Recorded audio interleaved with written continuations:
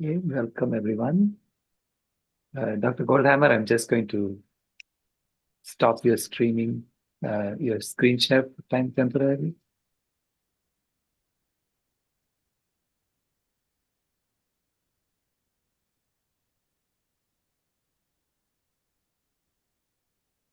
And Reverend Karen Cleveland, please start the meeting. Thank you. Oh, and with just a deep grounding, cleansing breath in unity, knowing that in the infinity of place that where I am right now, I know that all is perfect, whole, and complete because there is only one life, and that life is perfect. That life is the life of God. It's the life of the divine, and it's my life now. Knowing this life is a life of compassion. It's a life of order. It's a life of interaction and respect, that this one life that exists without there is the same life that exists within me, that there is no separation between a life abroad and a life within. That life is centered in compassion and love and respect. And if it doesn't look like that, then I know that deep, deep within there is a seed of compassion, there's a seed of respect, there is a seed of this very fundamental love of the universe, capable within every being.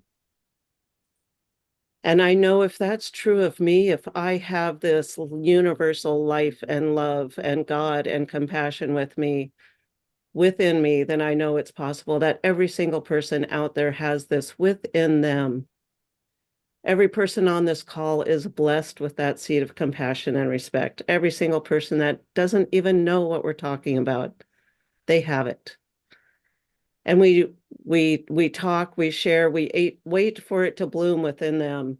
And through this, we can see a manifestation of a vegan world taking shape before us, knowing that it is built on the foundations of a vegan constitution, vegan institutions, vegan infrastructure, vegan currency.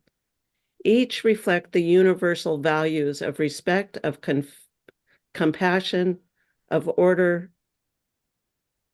of balance. All these structures are not merely functional, but expressions of our deepest convictions, embodying the core shifts that guide us through this life.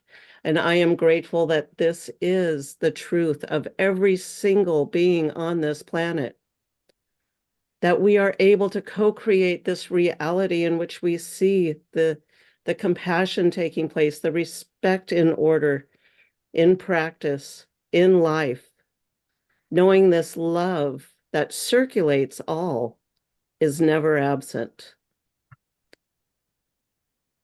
So I release this knowledge into the universe, into the laws of God, into the creative force, knowing it's there, knowing it's possible, knowing we are the truth showing up. And with that, it is so exciting to open this conference, open this meeting, open this sharing and learning and teaching and being one in compassion and love in unity today. I am so grateful to open our time together. And so it is. Amen.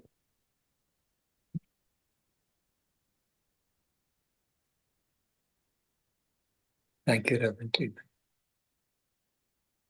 Dr. Goldhamer, the founder of True North, the quintessential American, in my opinion, one who solves problems.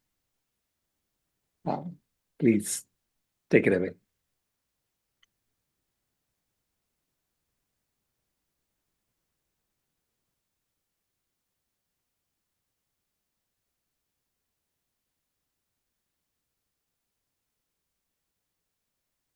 Okay.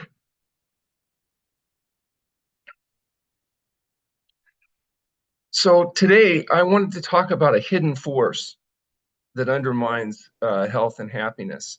We call it the pleasure trap. It involves the artificial stimulation of dopamine in your brain. Dopamine is the neurochemical associated with pleasure. Dr. Goldhamer, Yeah. excuse me for interrupting, but your PowerPoint is not on the full screen, and I thought you might want to start over. We'll edit. Okay. Let's see if we can, does that look better? Yes, thank you. Okay.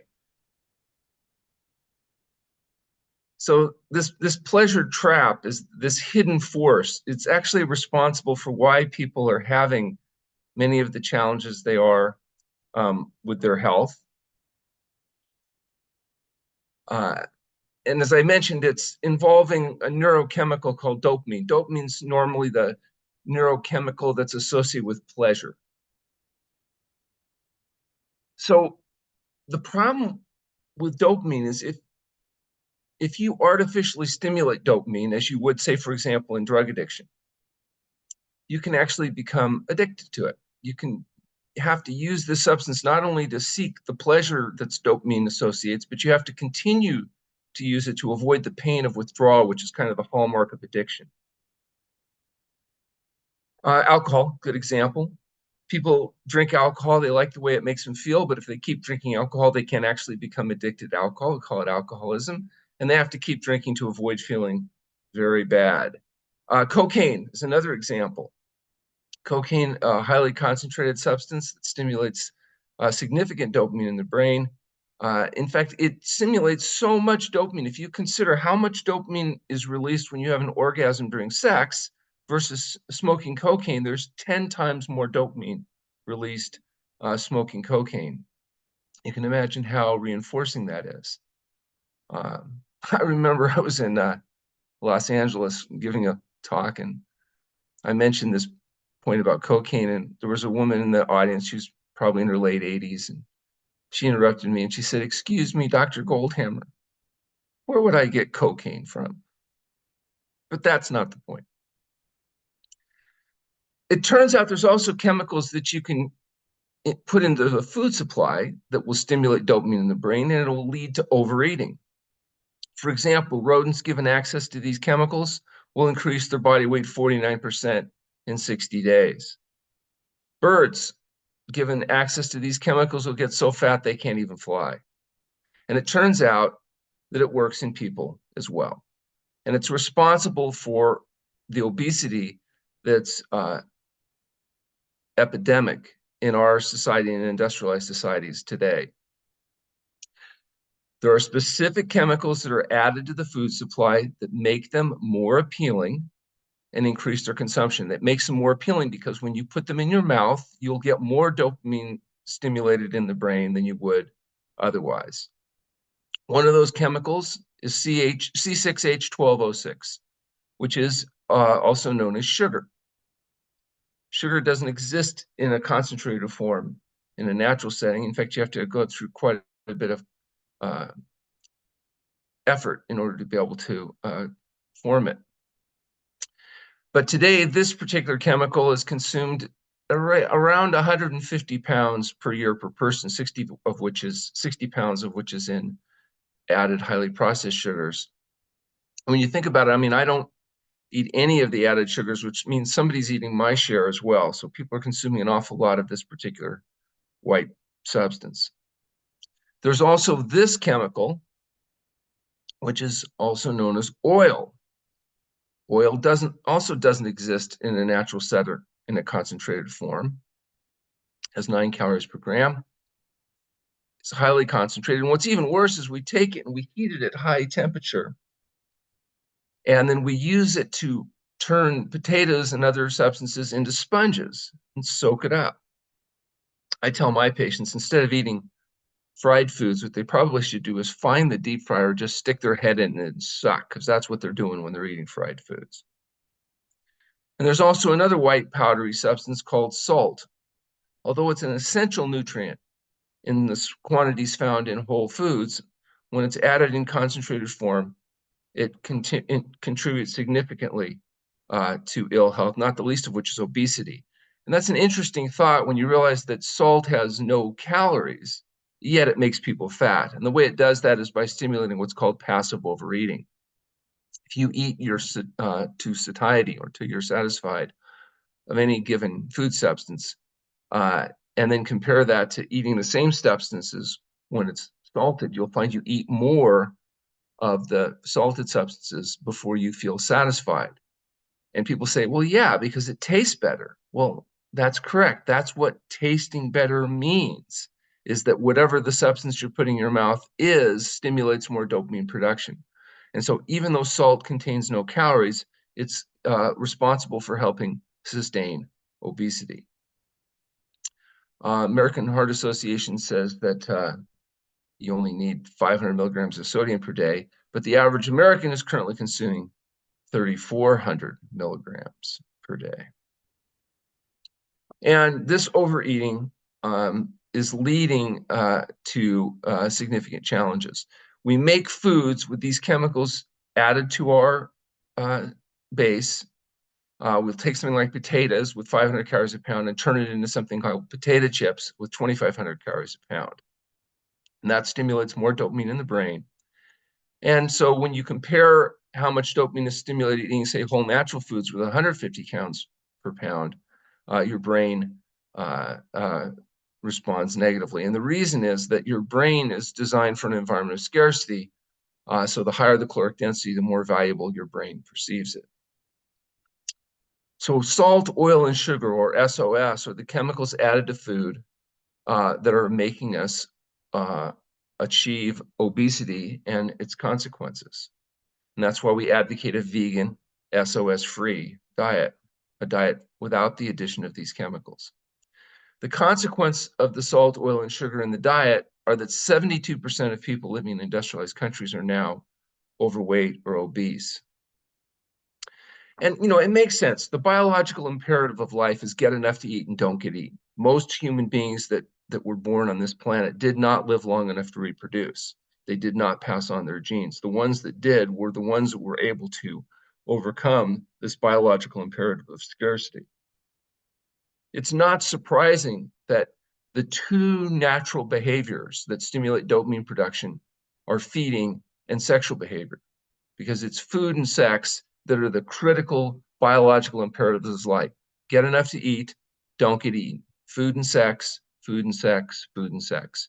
Unless you're a male, of course, then it's entirely different. But regardless, you get the point.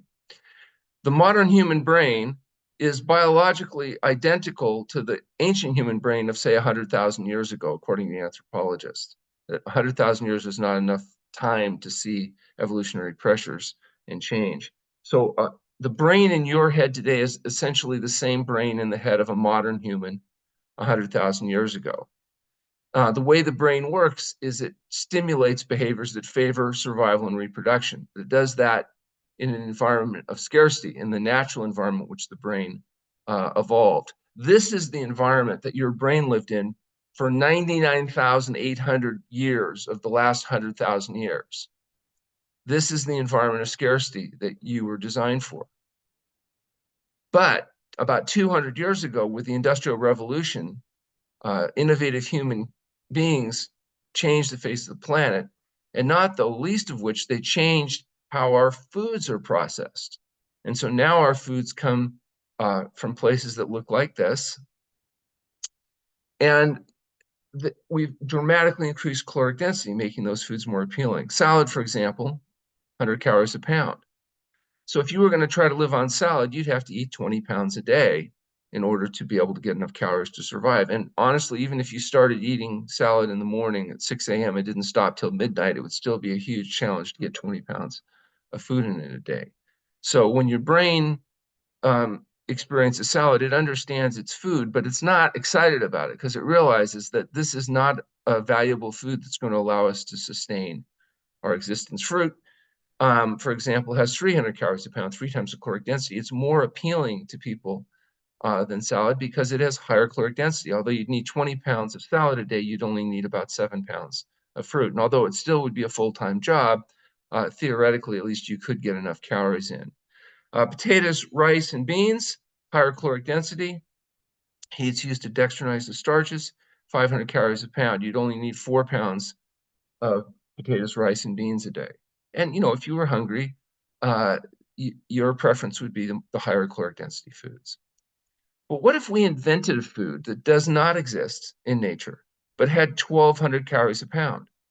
So you can imagine your brain would respond favorably because you would only need less than 2 pounds of food of this food a day in order to get enough to survive. So it would be perceived as very valuable by the brain. And that food, if it was introduced in the 1800s at the World's Fair, would receive rave reviews, and it did. And that food is called ice cream.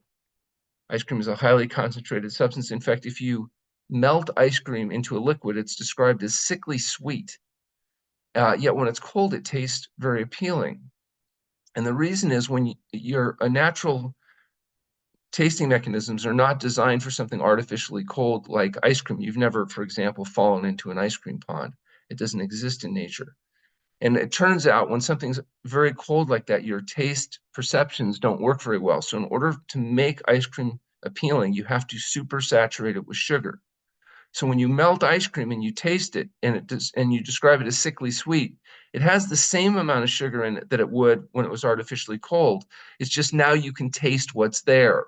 It's just as concentrated when it's cold. You just don't know it because your taste mechanisms have been fooled by its consistency.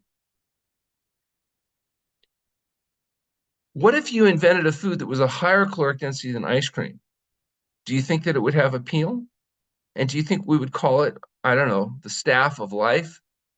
Bread has 1,500 calories a pound because what you've done is you've taken a 500 calorie a pound grain and then ground it into a flour, dehydrated, added oil, salt to it, and you have a very concentrated substance. And that's before you turn it into a butter boat and spread coagulated cow pus over it, increasing caloric density even further.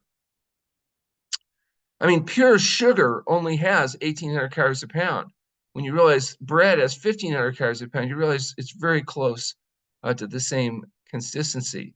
And yet you don't go into a restaurant and find the sugar on the table and take 10 of those packets and eat 10 packets of sugar before you order your food. And yet, people, how many teaspoons of sugar do you think are in one of these? That's right, 10. In fact, the new Coke, which was even sweeter, has 11. I think they used to have trouble getting more sugar in it without it coming into solution, but figured out, I think it's more phosphoric acid or something allows them to put even more sugar in. And the sweeter it is, the more valuable it's perceived by the brain. And then, of course, if you add, they used to use cocaine, but now they've got an even better drug. It's called caffeine that they put in there. It's highly addictive. You make this very appealing beverage. And it used to be that a 12-ounce Coke was a special treat, but no more. Now we have the big gulp, the super big gulp, the double gulp, and the express gulp with free refills. And I'm pretty sure soon we're going to need an even bigger substance in order to be able to get our fix.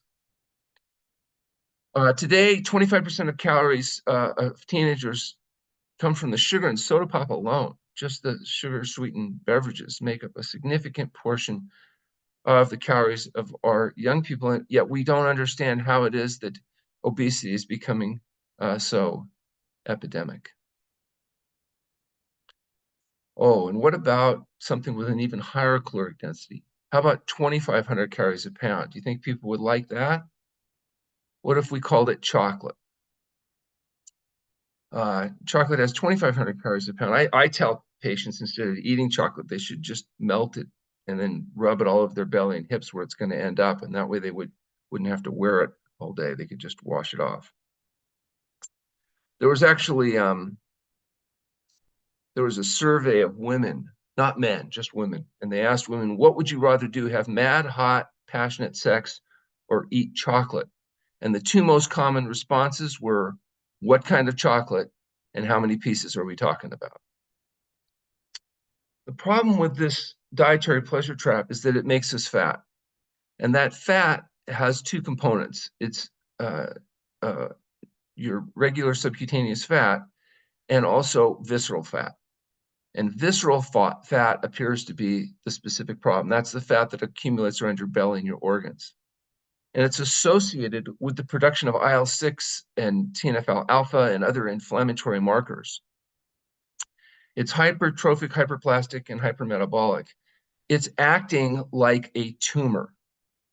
So an individual that has significant pounds of visceral fat essentially has a several pound tumor in their body.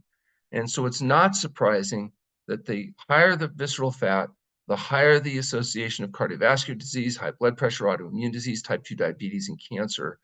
The more visceral fat, the more vulnerable we are to infectious disease. For example, in our most recent COVID issue, one of the biggest predictors of vulnerability to COVID, that is dying from being exposed to that particular virus, was obesity. The more visceral fat you had, the more vulnerable you appear to be. It's called the pleasure trap, a hidden force that undermines health and happiness. And the dietary pleasure trap is the major factor responsible for obesity and all of its downstream consequences. And it's very difficult to escape a pleasure trap. It's one of the more difficult things that patients will ever do in their life, is attempt to escape this trap. For example, alcoholics. 18% of recovering alcoholics are able to abstain drinking for 1 year. If they go to an inpatient program, go to 90 visits in 90 days, have family support. That means 82% will fail in their focused attempts to quit drinking alcohol for 1 year. Heroin addiction, for example, only 10% of heroin addicts are able to abstain from the use of heroin for 1 year, even going through the most successful treatment programs. But if an individual wants to lose 5% of their body weight, so a relatively modest body weight loss, and maintain that body weight loss for 1 year, it turns out only 5% of people under any of the programs available are successful. That means there's a 95% failure rate in trying to achieve and maintain weight loss.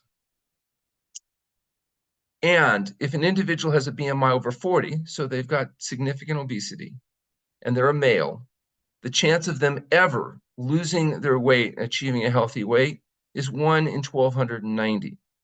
For women, it's higher, 1 in 667 can achieve and maintain a healthy weight. So a 99.99% failure rate. A heroin addict is more likely to succeed at quitting heroin than an overweight person is at getting weight off and keeping it off. If you look at the percentage of Americans that have these 4 fundamental habits, that is, being sufficiently active so they're engaged in regular exercise, they do not smoke cigarettes, they eat what's very broadly defined as a, quote, healthy diet, not necessarily as restrictive as what you and I might be advocating. That is a whole plant food SOS-free diet. And have a healthy body fat weight, so 10 to 20% body fat for a male, 20 to 25% body fat for a female. The percentage of people that currently achieve that is 2.7%. This is a chart of the United States that presents self-reported obesity.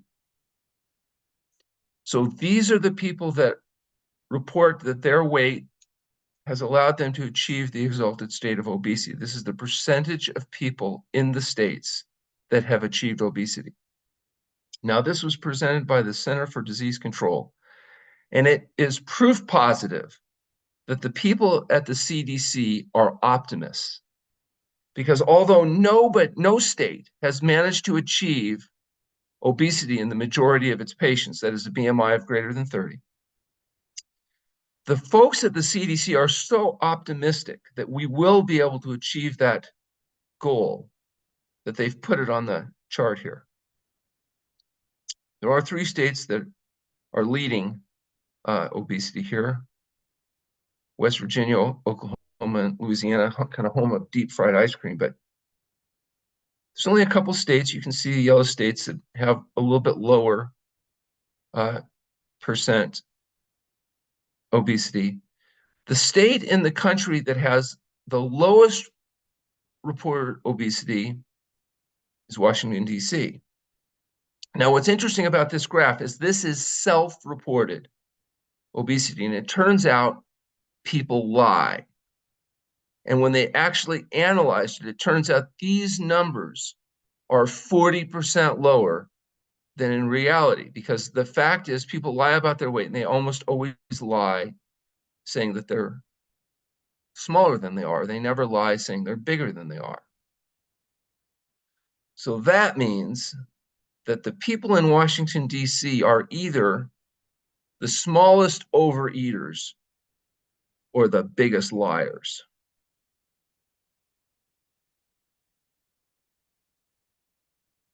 "93% of people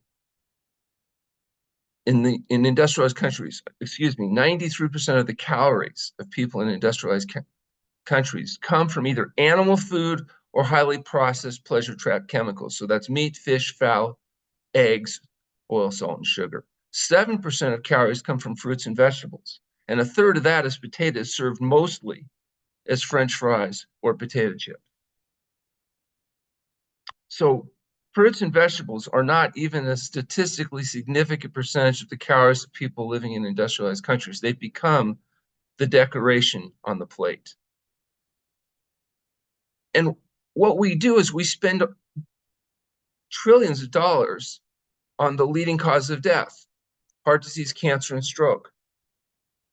We spend tremendous amount of resources on everything from stents and bypass to various pharmaceuticals, surgeries, with very disappointing results, having limited effect on all-cause mortality and certainly on morbidity. So we aren't making people necessarily live longer or necessarily better, because instead of spending our money on the leading cause of death, what we might consider doing is focusing on the actual causes of death, the reason people get heart disease, cancer, and stroke.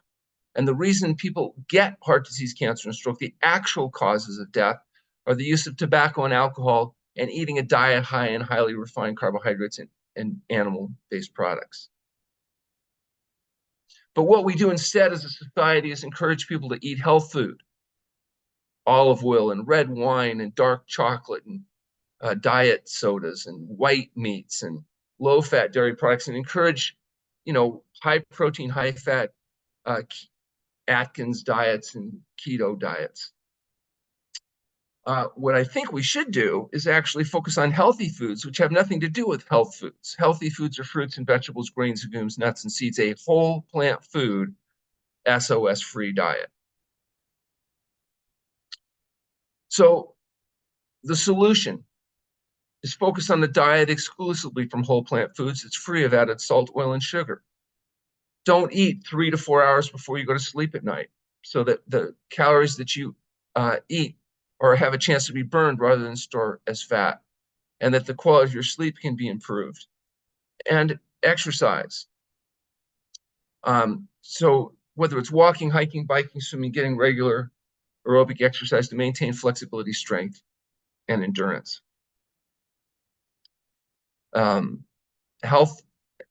Healthy diet would include, as we said, fruits and vegetables, grains, legumes, nuts, and seeds, a whole plant food, SOS-free diet. This is the type of food that human beings have eaten for 99,800 of our modern history. And this is the type of diet that we've been eating for the last 200 years, progressively. Now, I want you to look very carefully. Can you tell a difference? Because if you can tell a difference between our traditional diet of whole natural foods and the modern diet of highly processed foods, you will be able to understand why we have an epidemic of obesity, why we have the visceral fat, and why we have the heart disease, cancer, diabetes, and autoimmune diseases that are dominating our population. This is the difference. It's what we put in our mouth. So we have a problem of addiction. It's addiction to chemicals we put in our food. It's chemicals we take in our substances like alcohol, various drugs. We've already demonstrated statistically it's exceedingly difficult to escape that pleasure trap. There is one thing that we advocate, it happens to be the topic of our new book, Can Fasting Save Your Life, is that fasting turns out to be an effective tool at helping escape the pleasure trap. For example, smokers that utilize fasting often by the second day of fasting report no withdrawal cravings. Fasting is also effective at helping break the dependence on salt, oil, and sugar, the dietary pleasure trap. And so, it can be a very helpful tool. It's what we do at the True North Health Center is promote medically supervised water-only fasting. We also provide remote support for people that aren't able to attend a facility. And so I think I probably should break here and allow the opportunity for questions you might have.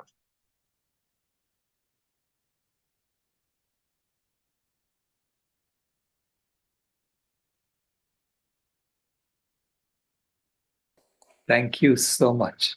You packed a lot into that short presentation. I had a question for you before I ask Ray to ask his question. You said that we grew up in an environment of scarcity. That may be more appropriate for you people who went to Europe, who went to North America, where it was cold for a substantial portion of the year. Whereas people who went to tropical climates perhaps did not have the same environment of scarcity. So I have been, postulating that this is why we talk about the pursuit of happiness, because when you're in an environment of scarcity, you're looking for happiness outside, you're hungry most of the time. Whereas people in the East were always talking about happiness being within us. There's nothing to pursue. Well, it's interesting. For example, humans have a particular issue of challenge because of the brain. The brain's a huge bulbous neuronal net. It's our biggest burner of glucose. Chimpanzees, who may be our closest relatives, have large brains, but not as large as ours. They, nonetheless, will never leave the tropics. They will live in the tropics their entire existence, because if they wander away, they become vulnerable to starvation when spring comes late. And so they have to live in an environment of constant available food supply. That's why you'll never see chimps, wandering around different environments. Humans wandered all over the planet, and all the humans that didn't have the ability to change their brain from burning sugar to burning fat, that is the ability to fast. That's essentially what fasting is the ability to transform our brain fuel from sugar to fat. All the humans that didn't have that capacity died. This is a biological adaptation. Being able to burn fat was such a critical need because we wandered away from the tropics that now all human beings living anywhere on the planet have this capacity to do fasting, to change their brain fuel. And so a human being that didn't have the ability to fast would last about a week or so without food, because then it would enter gluconeogenesis, it would burn its protein reserves and die. But a 70-kilogram male can go about 70 days without eating because of this ability to switch to burning beta-hydroxybutyric acid in the brain. So this biological adaptation of fasting was so necessary to human survival because of our ridiculously large brains that we all eventually developed the ability to do this. Those that didn't have the ability didn't make it. Now all we're doing is taking this very natural ability to fast and using it in a very unnatural situation where people have access to unnaturally concentrated, high concentration food. So even in the tropics, the food still had low caloric density. So, you spent most of your energy trying to get enough to eat and not get eaten. It's only when we increase the caloric density of foods artificially that you can get into this situation of obesity and the disease of dietary excess. That's why these diseases used to be called the diseases of kings, because it was only the wealthy elite kings that could eat these highly concentrated substances that would allow them to become obese. People living in a natural setting were eating foods consistent with the types of foods we suggest people eat today. Mhm. Perfect. Ray? Thanks, Dr. Goldhamer. It was an amazing presentation. You know, I'm a big fan of your book. I read the book and handed it off to other people, and in the meantime, just refresh myself with the audiobook. And I recommend it to everybody, especially activists who are involved in the food space. My wife is involved in vegan outreach, and it's an interesting paradigm to introduce the idea that when we are indulging in even, you know, vegan junk food, vegan standard American diets, that we're essentially setting a trap.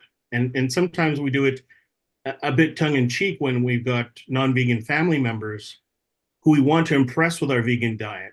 What do we do to it? We load it up with the pleasure trap. We're essentially setting a trap. Is this a useful metaphor?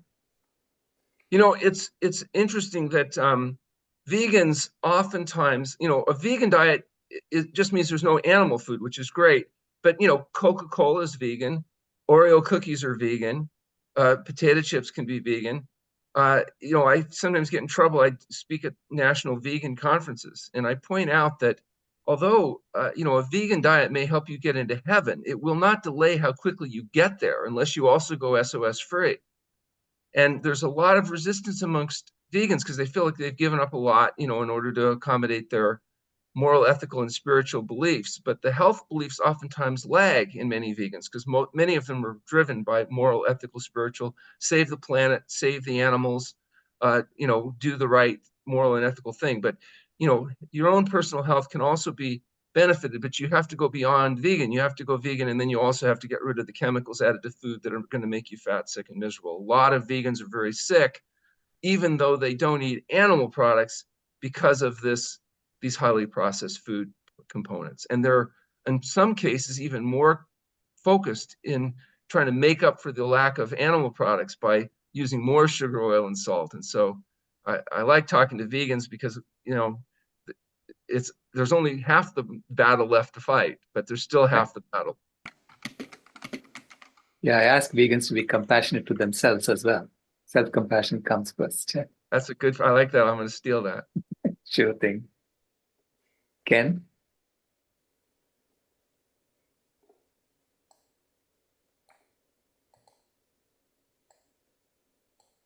Can you unmute yourself? Yeah, Okay. it is. Okay. Thank you so much. Really wonderful, wonderful. I'm a long-term vegan and 88 years old, and I need it. It's important. How do you compassionately guide people who are under tremendous work and time pressure with the questions of preparation of foods? Yes, you know, that's a very important point because most people are essentially hiring other people to prepare food for them when they go to restaurants or they buy highly processed foods. But let's go through a whole plant food SOS-free typical menu, and let's just see how if time is really a limiting factor. There are these places called grocery stores that actually sell products ready to eat. One example might be a banana. So banana preparation is pretty simple. It's peel and eat. So you peel the banana and then you eat. Now you just eat the inside. The skin's kind of nasty. And some people say, but I want variety. I don't just want to eat the same food the same way every day. And that's fine. So I say Monday, Wednesday, Friday, you take the banana and you peel it from the top down. And then on Tuesday, Thursday, and Saturday, you flip it over and peel it the other way. It's a completely different experience. Salad materials can be, you know, you wash and chop, you know, and then you eat them. So again, don't take a tremendous amount of time in order to have salad or fruit. Steamed vegetables. You can take starchy vegetables, put them in a steamer. It takes about 10 minutes. You can be doing other things while they're cooking. So again, probably not a big limiting factor. Potatoes, sweet potatoes, starchy vegetables. They take a couple minutes to cook in a microwave or 10 minutes in a steamer. Again, pretty simple. Even I can make those. We have 3 cookbooks at the Trinity Health Center. The Health Promoting Cookbook, the Bravo, and the Bravo Express cookbooks. Bravo Express cookbooks, no recipe has more than a half a dozen ingredients. All of them can be prepared in 5 minutes or less. So you know, it is possible to come up with very simple whole natural foods that are simple to eat. And also the cost of calories is very low. For example, there are several billion people on the planet that make less than $5 a day equivalent, and they tend to live on rice and beans, except on the weekends, beans and rice for variety and local vegetables. And so the cost per calorie for rice and beans is very, very low. So it's not really a time limiting issue. It's not really a cost limiting issue. It's really an addiction issue. We're addicted to the artificial stimulation of dopamine, and also the motivational triad for humans is pain avoidance, pleasure seeking, and energy conservation. So we're highly motivated to expend as little energy as possible to get as much pleasure as we can.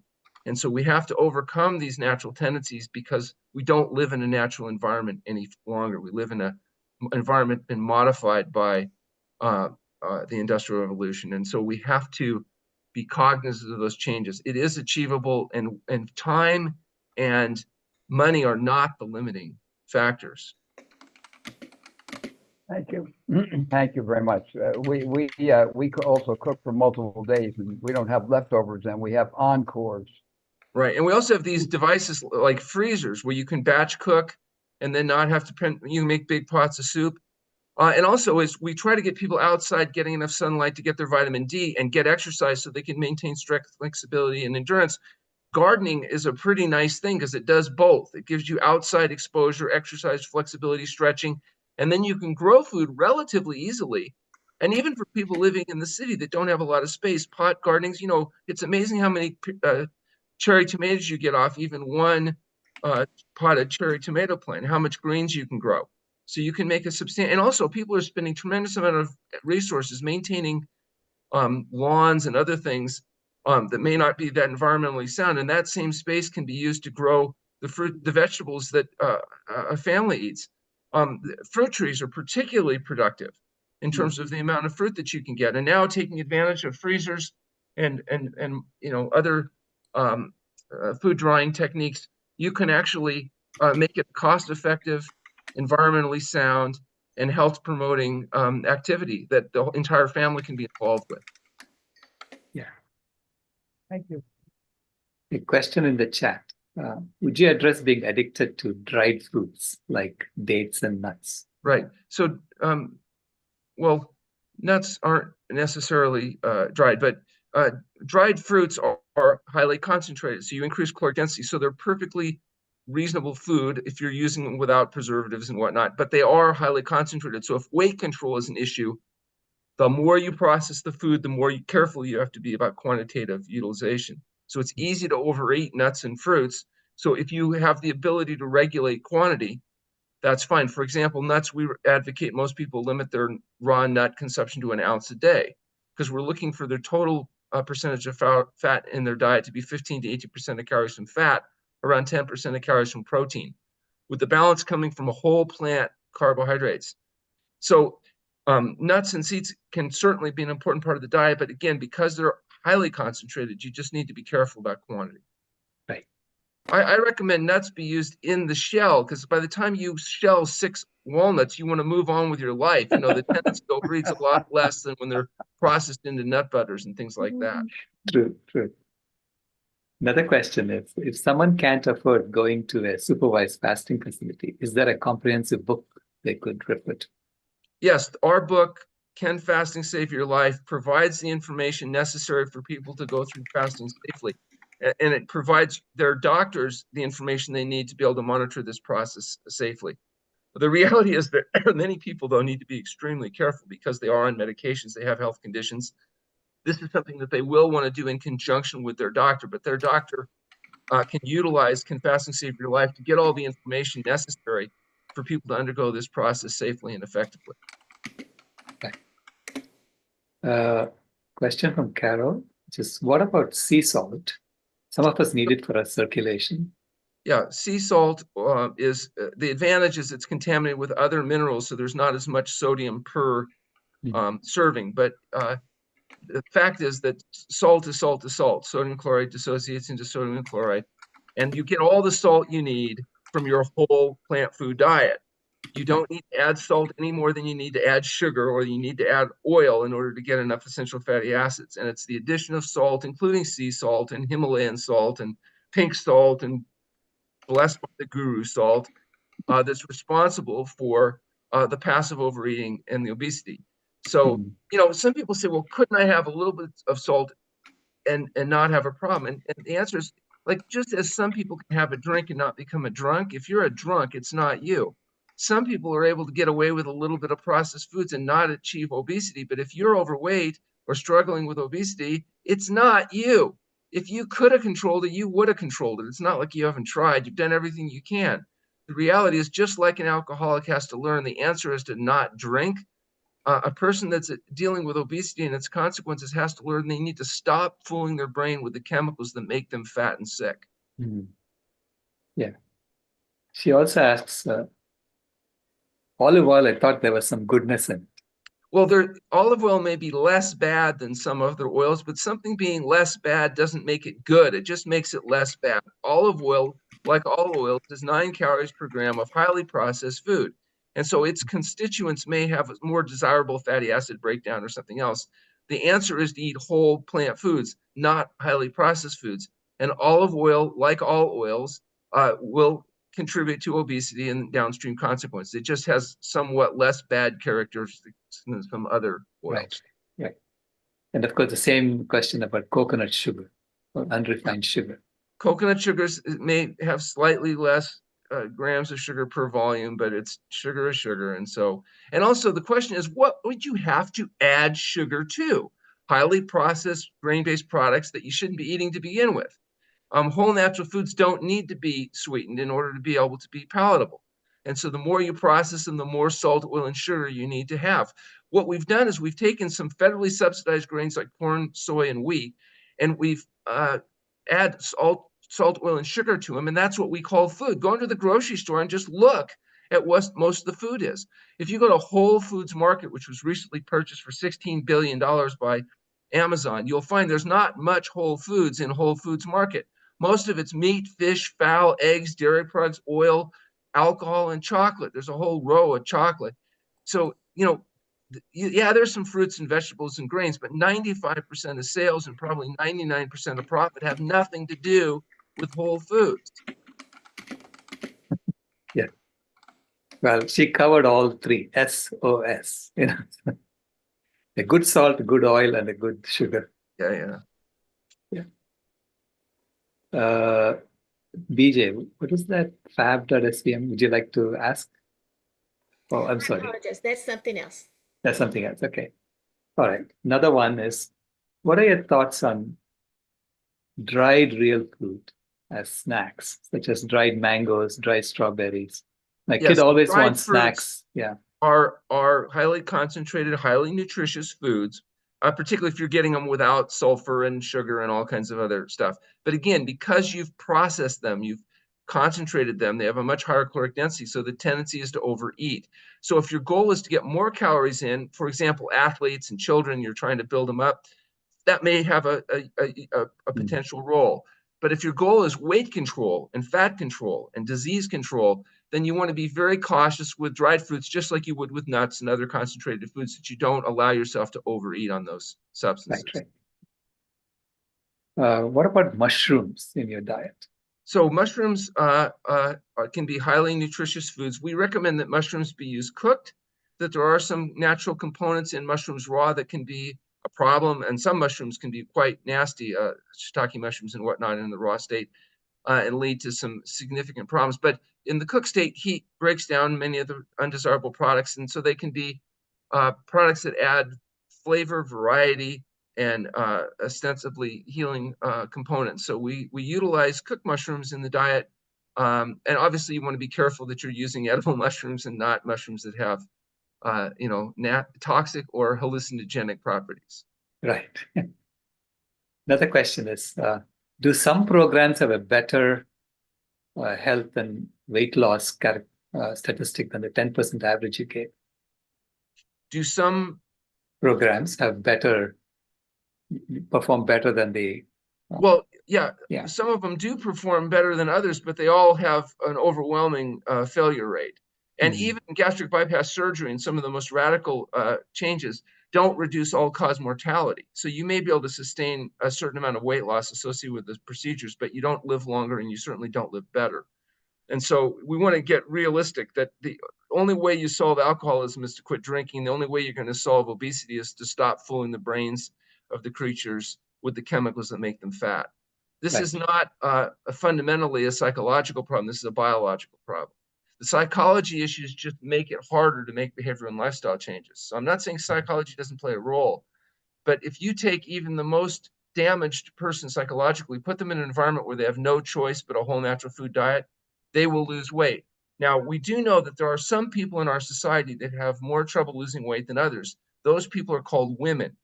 Women are full of estrogen, which is a fat storage hormone. And so when women go on the same weight loss program that a male does, a typical woman will lose about 2 pounds a week, whereas a male will lose about 3 pounds a week, about 50% more, because the male is full of testosterone, which is a fat burning hormone. That's why if you inject women with enough testosterone, their fat melts off them. But then they get hairy and get cancer and die, so it's not a good strategy for weight loss. Men, on the other hand, if you inject estrogen into them, they'll get fat, they'll grow breasts and have hips. These are biological changes, not psychological changes. So what does that mean if you happen to be a woman? And a woman with good plumbing, that is, if she has healthy plumbing, that means when you think about it, the women that gain fat easily came from people that gained fat easily. They were what we call the winners. They were the survivors. They were the person that went on a long boat ride and survived and didn't die from starvation and get eaten by everybody else.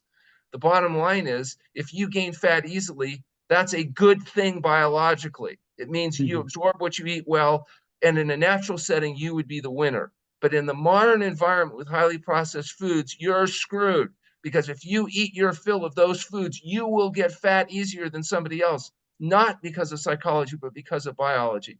And the consequences is you have to work twice as hard for half the results. And so, I don't make the rules, so don't get mad at me. Yeah. One question, water fasting is a cure for follicular lymphoma. How many patients that have come to True North are cured, and why does it not work with everyone who conforms to an SOS? Okay, well, first of all, I don't believe in the concept of cure. You can't cure obesity. You can lose the weight and keep it off, but if you go back to eating the greasy, fatty, slimy, dead, decaying flesh diet that made you fat, you'll get fat again. You're not cured, you're managed. You can't cure hypertension. We did a study, 174 consecutive patients with high blood pressure achieved normal blood pressure without medication. But they're not cured. If they go back to the salty processed foods, they'll get their blood pressure back. They're managed. And so this is strictly about management. Now, in the case of follicular lymphoma, this is a type of lymph cancer that we've published papers in the British Medical Journal showing the resolution of follicular lymphoma. One particular patient was a 42-year-old woman, had stage 3 follicular lymphoma, 2 years of progression, underwent 21 days of fasting at True North Health Center with a resolution of her tumor. We have 3-year and now 10-year follow-up data confirming that she is cancer-free. We've recently published a cohort, or a case series, looking at a number of follicular lymphoma patients, showing that they're able to manage this condition with fasting and a whole plant food SOS-free diet. We actually have a couple dozen patients that we're studying right now, looking for long-term follow-up outcomes. And so we do believe we'll be able to do a prospective assignment with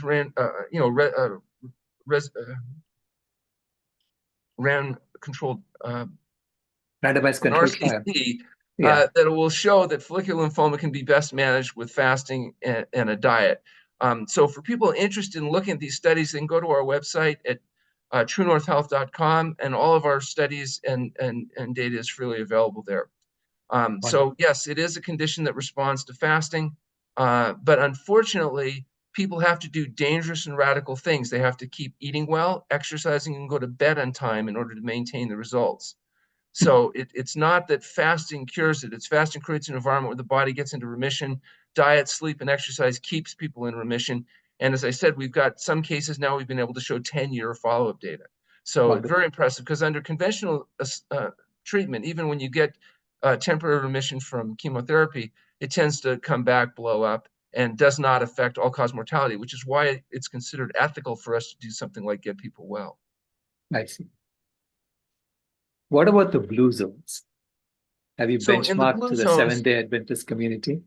yeah, blue zones, typically, they may not be vegan SOS free, but they typically, on average, have better health habits. And the closer they get to vegan SOS free diets, the healthier they're going to be. A lot of times people misattribute the benefits to, oh, they happen to have olive oil in the diet instead of eating as much meat, or they drank some red wine instead of eating as much meat. The fact is, as bad as meat is, there are some things that might be even worse than that. And that, these highly refined carbohydrates and highly processed foods. So the fact that you are less bad doesn't necessarily mean it's the olive oil, but the overall integrity of the diet, the fact that people are still eating some plant foods, getting some exercise. If you look at it more objectively, you realize the blue zones are just areas where people on average have better habits than in others. And when those individuals with those same genetic backgrounds adopt the diets of industrialized societies, they develop exactly the same problems we do. Sometimes it's even more dominant. So, is the motivational triad that moves us towards pleasure, away from pain, and conserve energy an important human tendency that applies to life even beyond food? Yeah, the motivational triad is the driving force of all human behavior. So we want to seek pleasure, i.e., things that naturally stimulate dopamine. Remember what those things are: food, and sex. We want to avoid pain because pain tells us, oh, there's a problem. And we want to do it with as little energy as possible. The reason we're designed to conserve energy is we evolved in an environment of scarcity. So the people that lived long enough to reproduce were the ones that didn't waste their limited energy, because getting enough to eat and avoid being eaten was the biological imperative of life. Right. Well, any other questions? Yeah, is good, clean coffee okay? No. Coffee contains a highly addictive nervous system stimulant called caffeine, which has a 7-hour half-life. It disrupts the sleep quality. It irritates the heck out of your stomach, not just the caffeine, but the 2,000 other chemicals associated with coffee. Now, because some people don't eat any plants, it may be the only plant-based food that they eat, and may be a source of antioxidants and other things for them. And people love good news about their bad habits. So they'll take something like coffee and say, oh, well, there's something good in it. It's not. Or red wine. They'll say, oh, there's resveratrol. There's a powerful antioxidant. If you don't drink, you should start. When in reality, the resveratrol comes from the skin of grapes. If you want resveratrol, just eat some grapes. You don't have to drink wine in order to be able to get the nutrients you need. Okay. That chuckling vegan, would you like to answer your question? Ask your question? Unmute yourself.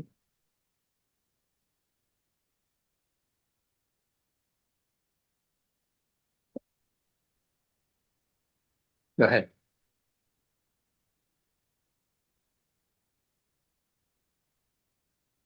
We don't hear you. One more question from the chat. How about juice that's high in natural sugars?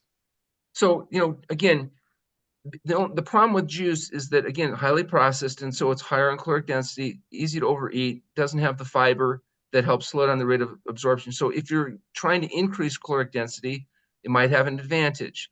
But if you're trying to lose weight, probably better to eat whole fruit than processed juices. Right. Then Paula had a question. I think I missed. Oh, yeah. What about weight in terms of duration of fasting? Someone who's ideal or at low end of weight range will not be able to stay on fast as long as someone who has weight to lose. Yeah. A thin person is going to fast a shorter period of time than an overweight person. Sometimes we have to do several shorter fasts. But what's interesting is when the closer people get to optimum weight, the lower their weight loss is. So people, for example, as they get into fasting, will be losing as little as 2 pounds a week, whereas people that are overweight in the beginning of fasting may lose as much as 2 pounds a day. So you'd be surprised how long we can fast people safely in an environment of rest. But at Children's Health Center, where we do medically supervised fasting up to 40 days, this is done in a medically supervised setting. There's history exam, lab, twice daily monitoring. And we've done this 25,000 times over the last 40 years. So we have a lot of experience at helping people identify if they're a candidate for fasting, how to fast, and how to recover after fasting. Refeeding after fasting is one of the most critical periods because you want to avoid refeeding syndrome and other things that can result in damage or death.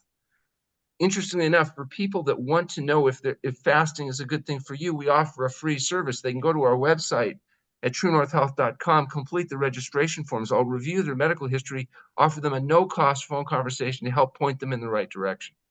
Wonderful. Thank you so much, Dr. Goldhamer. It's been amazing. HD, are you ready?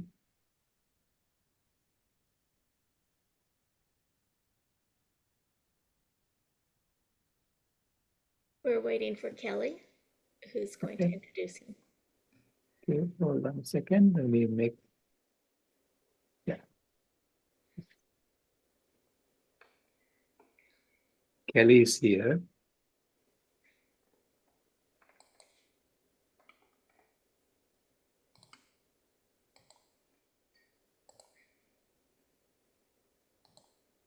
Okay.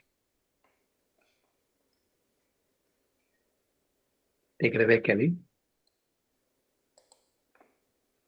Great. Thank you so much, Shailesh. Hello, everyone. I'm Kelly Kerr, and I've been working with Goldhamer for the past 3 months, leading the U.S. operations. I am so honored to be part of this organization and witness firsthand the incredible work that Goldhamer is doing around the world.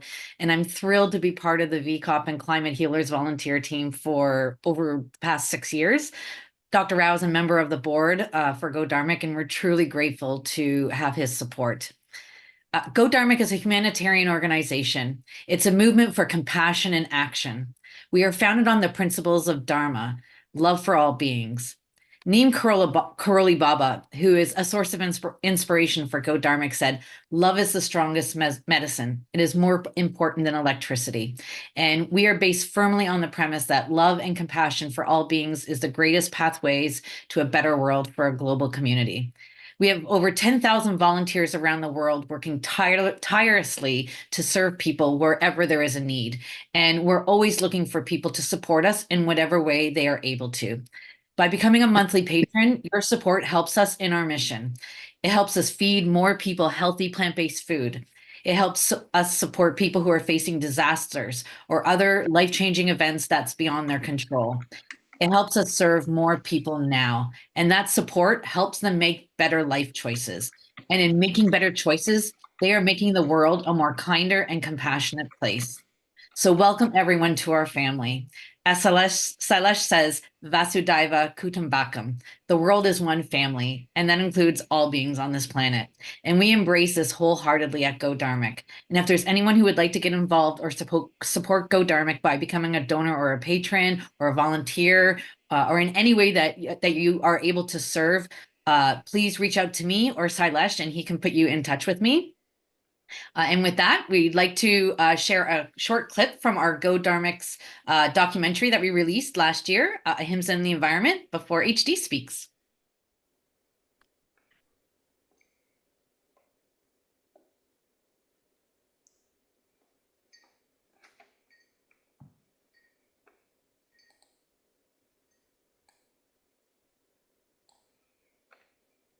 Will that be me that shows it?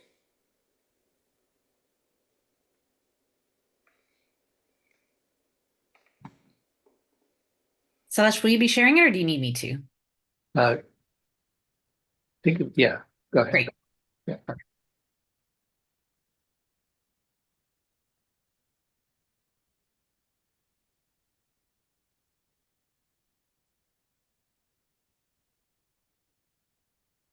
We're not hearing the sound, Ray.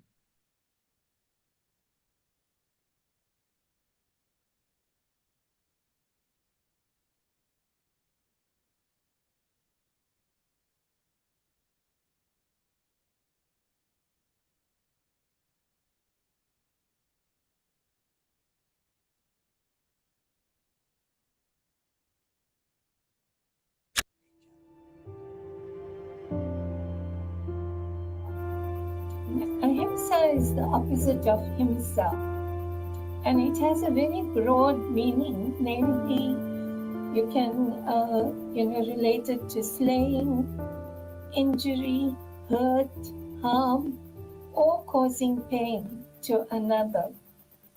Not necessarily human beings only, because another can mean anything in the universe. Therefore, ahimsa is not only non-violence, but is also an all-embracing philosophy which incorporates positive action towards protection, preservation, conservation, and love, or agape. Ahimsa is therefore not just the absence of violence, and does not only pertain to physical violence, but to all forms of violence. Moreover, it actually places a responsibility to take action towards building a positive energy towards a climate of oneness with the universe. And this is how Gandhiji would have defined it.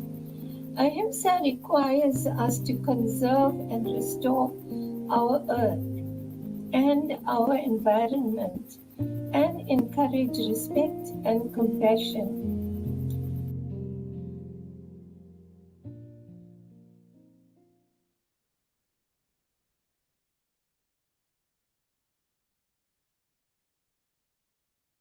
Namaste, everyone.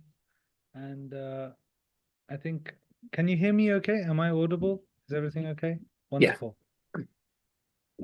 So I'll begin. I can speak something about ahimsa and the connection to the environment. And firstly, I'd like to caveat what I'm saying by there are far more wonderful and intelligent speakers like Dr. Sailesh Rao and all the wonderful guests you have on this show that you can learn much more from a scientific perspective, from an environmental perspective, all perspectives, in fact, spiritual perspective also. But that being said, I'd still like to share something from the heart, and deeply appreciative to be with you all, and deeply thankful that you are all here on a Saturday for this important event, important cause, and making that effort. So with that in mind, you know, the topic is ahimsa in the environment, and hopefully we can leave some time for engaging on questions and discussion also if we have the opportunity. But initially, I'd like to share a few words that might be foreign to some of you, might be very known to some of you, and the meaning. And initially, we'll start with the names of our organization. So our organization is called Goldhamer. Now, the English word go, in what context do we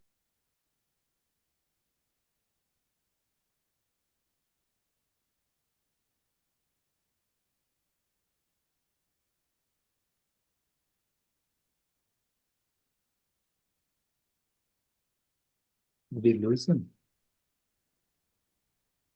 Yes, it appears we lost him.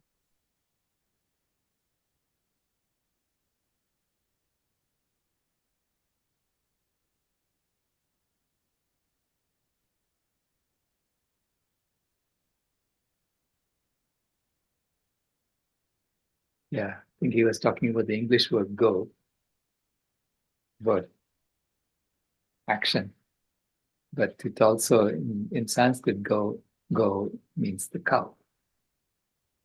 Go mata. It's mother cow. So I think maybe that's where he was going. And dharma means what is the right thing to do. And we wait for him.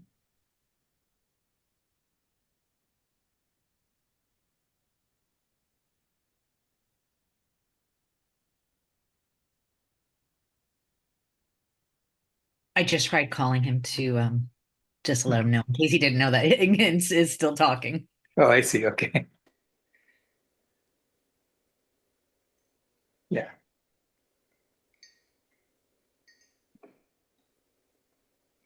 Well, Kelly, did you want to continue sharing something about Goldhamer? Sure. I mean, sorry, there's a bit of an echo. Yeah, we'll turn off my.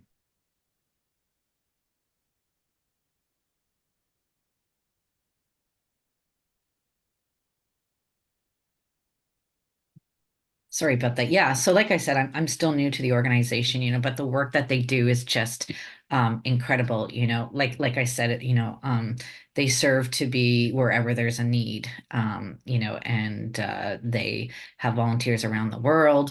And you know, we give out thousands of healthy plant-based meals every week throughout India, the UK, and in LA. And you know, on top of just we have many campaigns, and that's really what drives Goldhamer, because our social action campaigns. You know, so you can join and, you know, participate in whichever campaign that that might move you to want to participate in. But the love all, feed all, serve all, and HD Sailesh likes to say heal all as well, which I love. That is something that we're doing across 3 different countries now regularly. But we also, you have planted hundreds of thousands of mangrove trees in India. We've done digitalization of for libraries in India. We've helped when the war started in the Ukraine. We were at the border giving out humanitarian packets. So we really do aim to be wherever there's a need. So from I know that HD was going to get into the meaning behind it.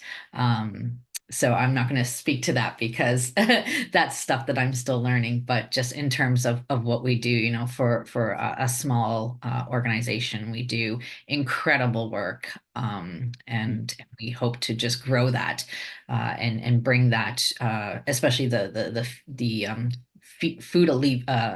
poverty alleviation campaign to the US as well, which is what my goal is with joining Goldhamer for the US. Thank you, Kelly. Yeah. So I resonate with the organization very much so, because the idea of dharma, which is dharma, is what is the right thing to do at any given time. And this is, you can see so much chaos happening around the world.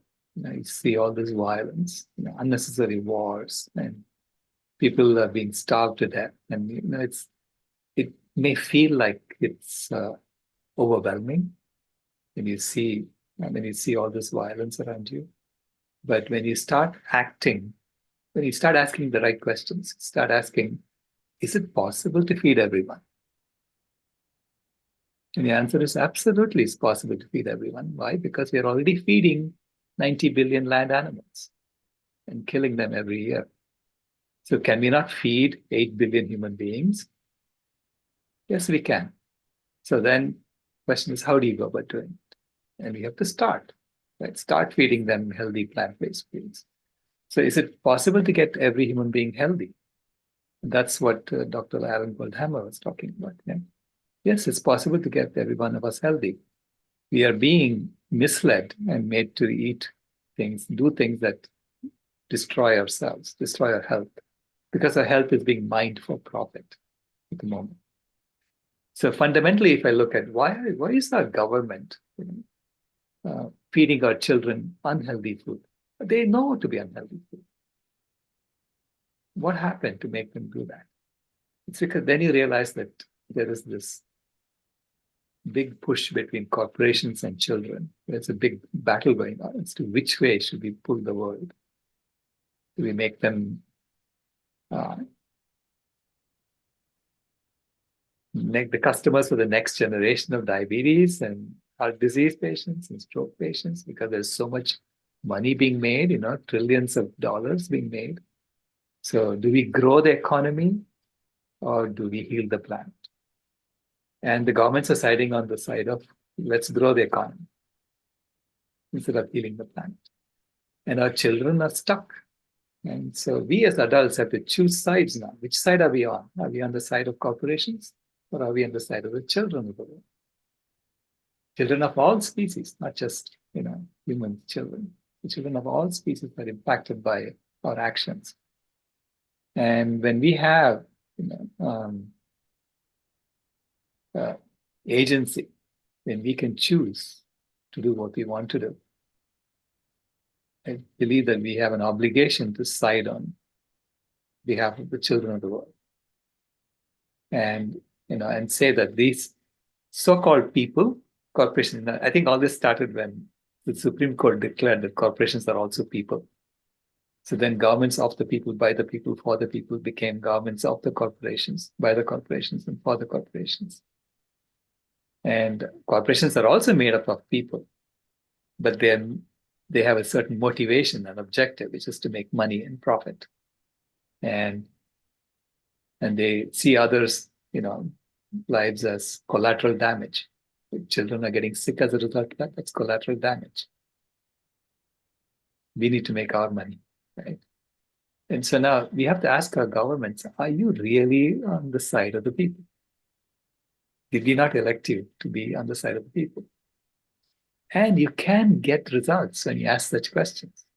This is what Dotsie Bosch is showing at Switch for Good, by basically asking the USDA, why are you feeding our children unhealthy food? And now, they are beginning to turn around and say, okay, you don't have to feed them this dairy. And dairy is the key, if you ask me, because without dairy, you won't have cheap beef. Without dairy, you won't have cheap leather. It's like persuading people to consume dairy, that we are persuading them to pay for the upkeep of the cow on a daily basis.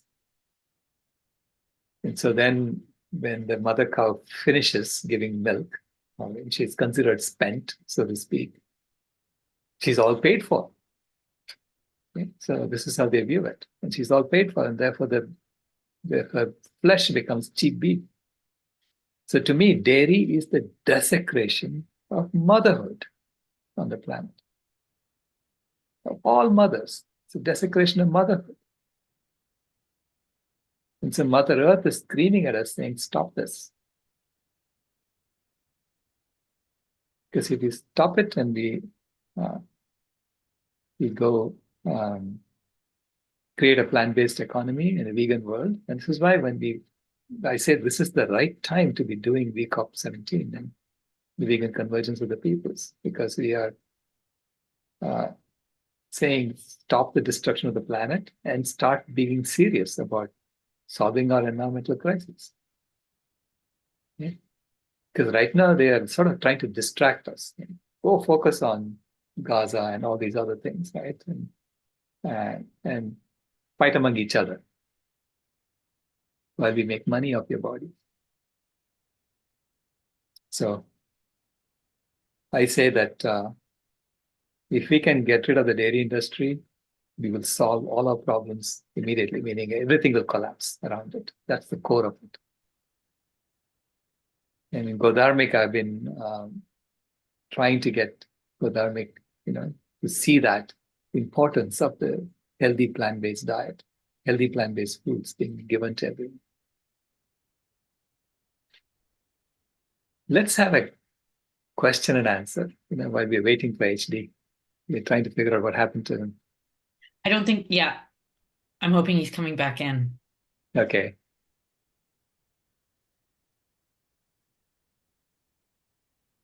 Ken, go ahead. Yeah. So why is India so resistant to getting rid of dairy? Why is dairy buried so deeply in the lifestyle of India, with special foods that we don't even eat in the U.S.? So can you talk a little bit about that? Because I think it's rather fascinating. I really feel like India has a huge influence on the world at this point and the direction we go. Absolutely. Before we get to that, HD is back, but I will answer that question for you, Ken, later. HD is back, and let me see. Are you ready, HD, to continue? I don't want to take up your time.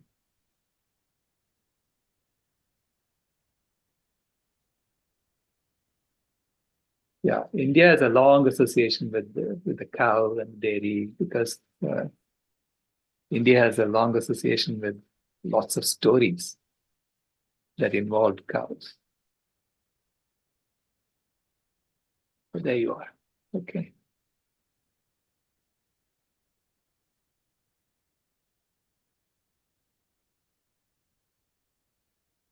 Continue. Oh, no. You got muted again. Okay. Can you hear me now? Yes. Okay, wonderful. I'm very sorry I lost connection somehow. I was speaking about the idea of ahimsa and its connection with dharma and how it's such a vital ideological idea for all advocacy and for coming together around peace, peace advocacy. There is a verse which says ahimsa paramo dharma. I would also like to share something, Dr. Rao, perhaps something on what you was just mentioning there as I just joined, which is an interesting point, is that all of these scriptures of the world, I personally think we need to look at them, and if there was a standard that is not acceptable to our current day understanding of morality and ethics, then we should discard or disregard that idea, because it does not meet our current understanding of the application of those values. We shouldn't throw away the baby with the bathwater. So for me, ahimsa is a beautiful idea. You know, it's a wonderful concept for reducing harm, both used by Mahatma Gandhi for civil resistance and, you know, to fight injustice of racism and colonialism and, you know, kind of foreign domination. It was used by Martin Luther King Jr. to stand up for civil rights, and now should be used in the environmental movement to support people, and to be used as a way and a tool for reducing harm. Ahimsa paramo dharma means ahimsa is the highest dharma in Sanskrit. And for me, we have to become patrons of this idea to really be able to take this forward as a global society. As we know, the world currently has trillions of dollars spent on military and warfare. Maybe 35 to 40 trillion dollars a year is spent in this regard, but only maybe about $4 billion is used for peace building. So for us as a peace society, as somebody that's promoting peace through environmental action, through non-violence, for animal welfare, we must increase investment into this space. We must increase attention into this space, media-wise or monetary-wise, and we have to, you know, kind of organize in a way that can increase the understanding of what it means to go vegan, why to go vegan, what is the real intention behind the shift, and also to reduce suffering in the world. So for me, Mahatma Gandhi is speaking about a philosophy that transcends just you know, physical violence.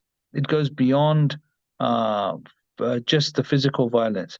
It's also our thoughts. It's our words. It's our deeds. So even through our advocacy, we should not be violent. Even through our thoughts, we should not be violent. And then through our actions, we should not be violent. Reducing harm, treading gently on the earth.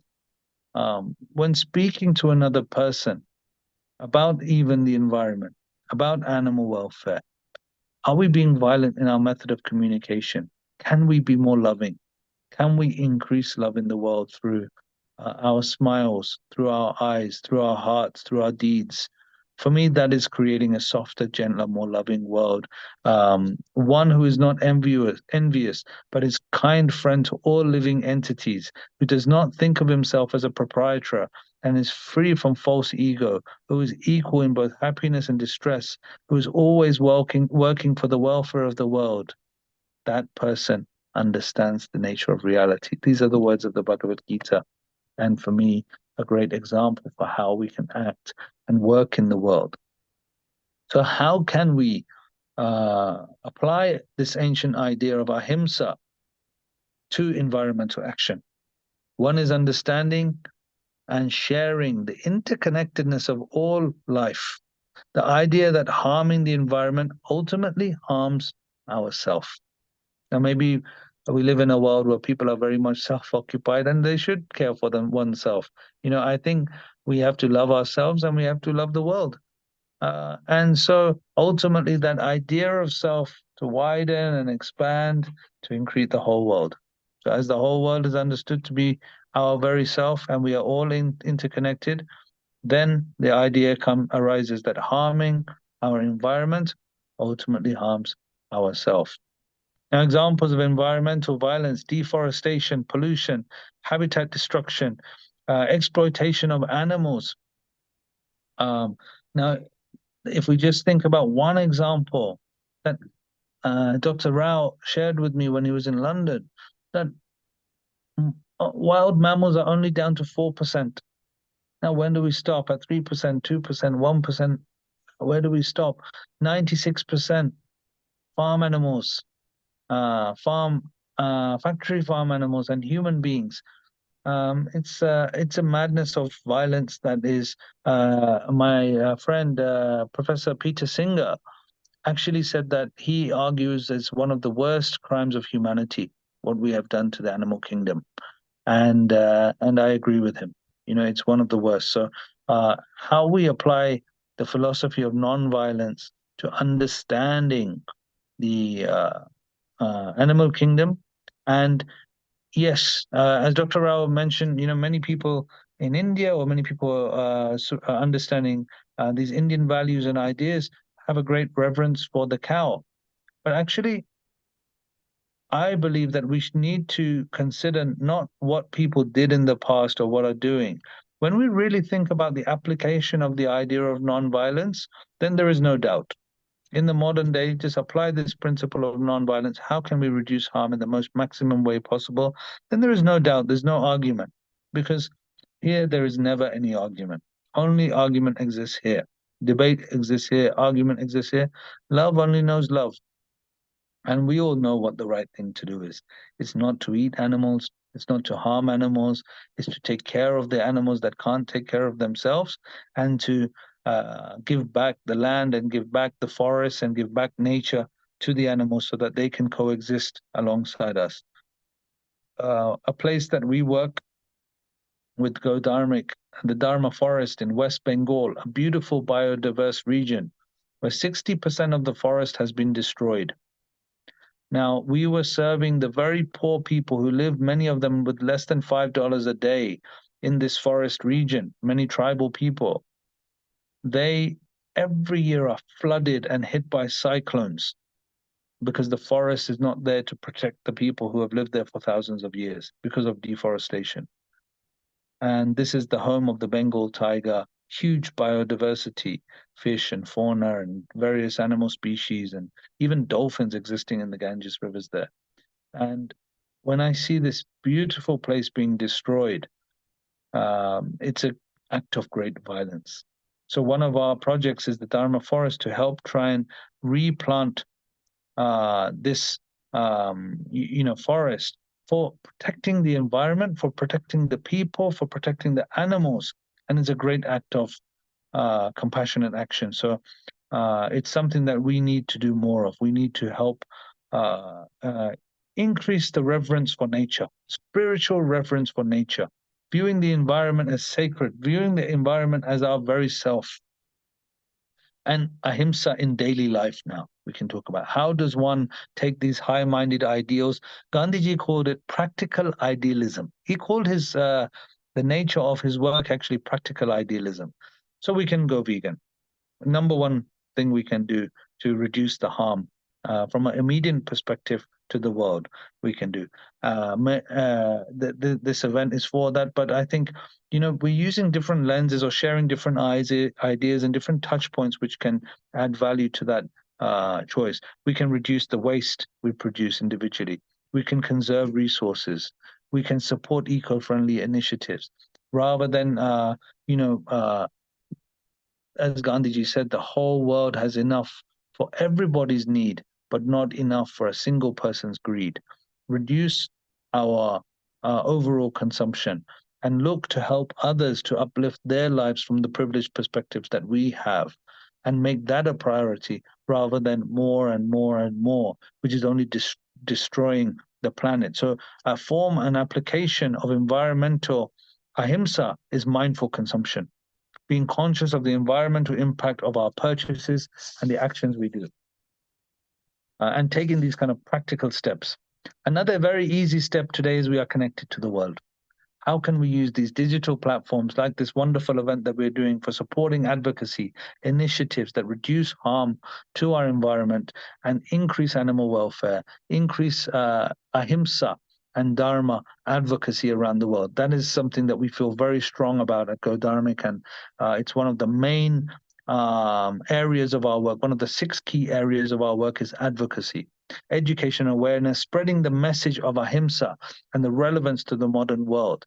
I really believe that we take a lot from the spiritual traditions of the world, from the wisdom traditions of the world, but we don't share it enough. So just like we inbreathe this wisdom, let us share it wider to the world, and keep sharing it with love and compassion as the plates for this wisdom. Because if we don't use in love and compassion as the tool, then we are actually, in one way, increasing violence.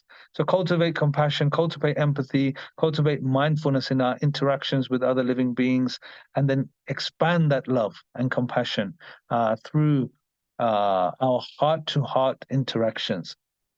My spiritual teacher was Ram Dass. Many of you who may be in the US will have come across his name as a spiritual teacher. And when I sat with him, he was such a happy, loving being. When I sat in front of him, you know what he said to me? He said, Hanuman Das, I will give you my everything. I will give you everything I have. And to you, my friends on this call, that's my promise, that I will give you my everything. Whatever resources, tools, energy we have at our disposal to share this message of animal welfare, compassion for our environmental action, let us give everything we have towards this cause, but with love and compassion, so that we are all truly realizing Vasudeva Kutumbakam, that the world is one family. This personal transformation of cultivation of compassion and mindfulness in our interactions. Let us remember this, because we can be led to anger. Why is this not happening? We can get frustrated. We can get angry that this is not happening quick enough. And yet we must try to remain in the heart and spread love. Gandhiji till the end, it took him longer to achieve the goals, but he did it with love. So I just want to perhaps conclude at this point and kind of share that, what I consider Go Dharmic to be is a part of the peace army of the world. In Sanskrit, we call this word Shanti Sena, an army of peace. Now, armies are there all over the world, very angry, ready to act in terms of warfare, very necessary somewhat to defend one's borders or to defend one against, attack. But more important is the peace army. And peace army can do wonderful things. Mahatma Gandhi achieved so much for Indian independence through non-violent means, through compassionate action, and he was a lawyer. He didn't have training in politics or anything like that. Vinoba Bhave, there is a beautiful book called Shanti Sena, Peace Army. And Vinoba Bhave, a beautiful activist who I love, he walked barefoot around India, telling the rich landlords to give up a bit of land for the poorest people that you could find, like literally the landless, people who had no food to eat, no nothing. He would say to the richest people, can you give up a portion of your land? And can you also help the poorest people to farm that land? So not only did they give up land, he taught them to farm on that land, to produce vegetables, so that they could sustain their living, they could live, they could get support from them. And this one humble individual, Vinoba Bhave, he managed to get donated the land the size of Scotland, an entire country, individual walking barefoot around India. What is possible through our advocacy, through our work in such short lifetimes? So, there's that famous phrase that, people overestimate what we can achieve in such a short time period, but underestimate what we can achieve over the next 5-10 years of, impressive advocacy and hard work and, walking and sharing. And, I'm so inspired by Dr. Salish Rao, who travels incessantly to share this message of love and activism with all of you and all of the world. And, I just welcome you all to be a part of Goldhamer, to be a part of this, effort for, based on these kind of ancient spiritual values, increasing love in our world. I want to end there and, maybe open up to discuss with you, or rather than talking, because I'm here to learn more than anything else, and recap the importance of ahimsa as a guiding principle in our lives, but also emphasize the urgency of applying this ahimsa to the critical environmental situation that we currently have. So we should be urgent, but we should also be here now. We should be love now. We should be compassion now. And we should do whatever we can, like that captain for the Titanic when it was sinking, and we go and do whatever we can to make a difference. Thank you, everyone, and apologies for the connection being lost. No, it was beautiful. It's worth the wait, HD. It really was.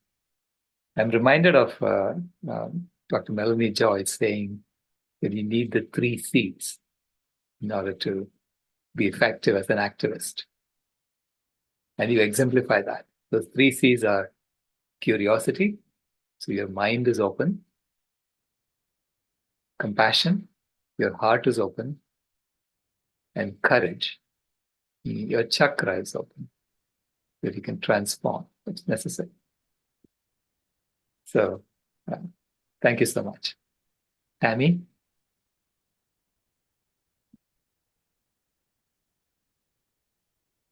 You're on. Please unmute yourself. Thank you. I look a little disheveled. I'm doing yoga right now. I'm listening to your talk because I'm very kinesthetic. So if I actually do something while I'm listening, I absorb more, which is part of loving, that loving act of self-knowledge, right? So thank you. The examples of other individuals who have just chosen to take their grief, their awareness, and turn it into creative action is powerful. And the thing that I grapple with periodically, which I'd really love some feedback on, is that I don't always feel that the most loving thing to do with someone or to speak with somebody is always necessarily calming them or making them feel, sometimes it's like, no, this isn't okay. I'm not okay with this, or this doesn't feel like just speaking out, even with my granddaughter, because they absorb. My granddaughter's 5 and they're not being raised vegan. And she said, "Oh, my friend Avi loves animals." I said, "Oh, so she's a vegan?" And she said, no, she's not a vegan. I said, "Oh, but she eats some animals and loves animals. So that's kind of weird." And then I just leave it at that. And I could see the wheels turning. And if I just didn't say anything, or I said, "Oh, she loves animals, that's nice." So I struggle with this a little wee bit at times, whether does love always, so there's my question. I just feel that love doesn't always feel fuzzy and sweet and soft. So there we go. Sorry for taking the long way around that question. Well, that's a beautiful question. And the Bhagavad Gita, which is a text on yoga, which Dr. Rao speaks about often, it says this is as hard as catching the wind. I love that comment. Can be both gentle and muscular. Like, this is not an easy path that we're choosing. But how many people in the world actually choose love? How many people will choose that? There's so many, like if we look how divisive social media is, or how the world is acting in a certain way, the very definition of the term yoga in the Yoga Sutras of Patanjali is yogas chitta vritti nirodha. Yoga is the stilling of the mind, the calming of the mind. So when we are like a water, if that water is muddy and the mud is flowing all throughout that water, when the water is very violent and moving around, then we don't actually understand. We can't see the clarity of the water. But if the water is still, then we can actually, all the mud drops to the bottom automatically, and we can see clearly what we are trying to achieve. So I think there's my friend, Professor Peter Singer, he said to me, he's creates ethical arguments for veganism and animal welfare, and wants to kind of teach people about animal welfare. He wrote Animal Liberation, but he said, somebody was telling him, Professor Singer, I loved your talk. I absolutely agree with every argument you said.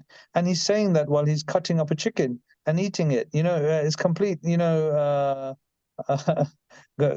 against what he was arguing. So I think we maybe cannot change everyone outside what they are going to react, but certainly we have a control over our inner faculties, and that's yoga. Actually, is that it's the control of creating our letting that water drop so we can actually do clear work in the world, and otherwise, I'm fearful that we need to not bring violence into the world. We have to bring more peace, which is love, which is the animal welfare that we are speaking for. Not necessarily fuzzy. Yeah, I agree with you. It doesn't need to be fuzzy or soft or something. It can be compassionate, and it can be fierce love, but it shouldn't be harmful.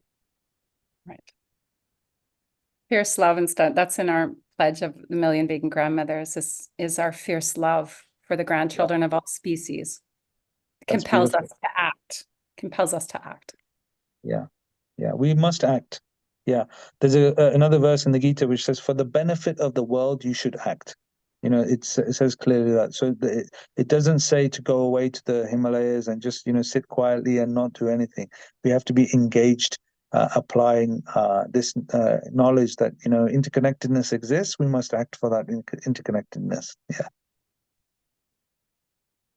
DJ?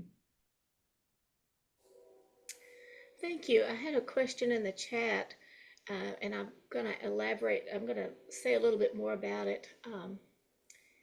But first, thank you so much. I loved your talk, and I loved how you connected even to non-religious and people of other religions. And I was contemplating how you did that. And then the other thing I wanted to ask was, have you been to war-torn countries? Have you been around the poorest of the poor? Because I think, does that mean, because many of us have not, and so how do we speak with the compassion that's needed? So I think that's my question. Yeah, war-torn countries. I've been in on the borders of Ukraine and Poland. So not on Russia, but I was on the border of Lviv in Ukraine when 35,000 refugees a day were pouring through the borders, and seeing grandmothers and grandfathers and women carrying their young children and their pets in small cages and kind of boxes, rushing across the border and walking across, and seeing that suffering of 30,000 people every day running out of Ukraine. Admittedly, these were not people who were the poorest people in the world, but they were war torn, and they were in a disaster zone, and they were incredibly fearful and scared. And one of the things I took from that experience is sometimes just giving a child a small piece of fruit, or a small gift can bring a smile from ear to ear and bring that spark of joy even in the most difficult circumstances. I've extensively traveled in India, where there's very, very great poverty. In some places there's great wealth now. It's a fastly developing nation, but there is 1.3 billion people there. And there's great environmental damage and great poverty still in many places where people, earn and live less than $5 a day. So like the Sundarbans, where I travel to in West Bengal, which is cyclone ridden, and you see the effects of cyclones with people living waist high in water, and it's tremendously difficult to stomach. When you see children not being able to go to school because they're waist high in water, there are no jobs, there is no food.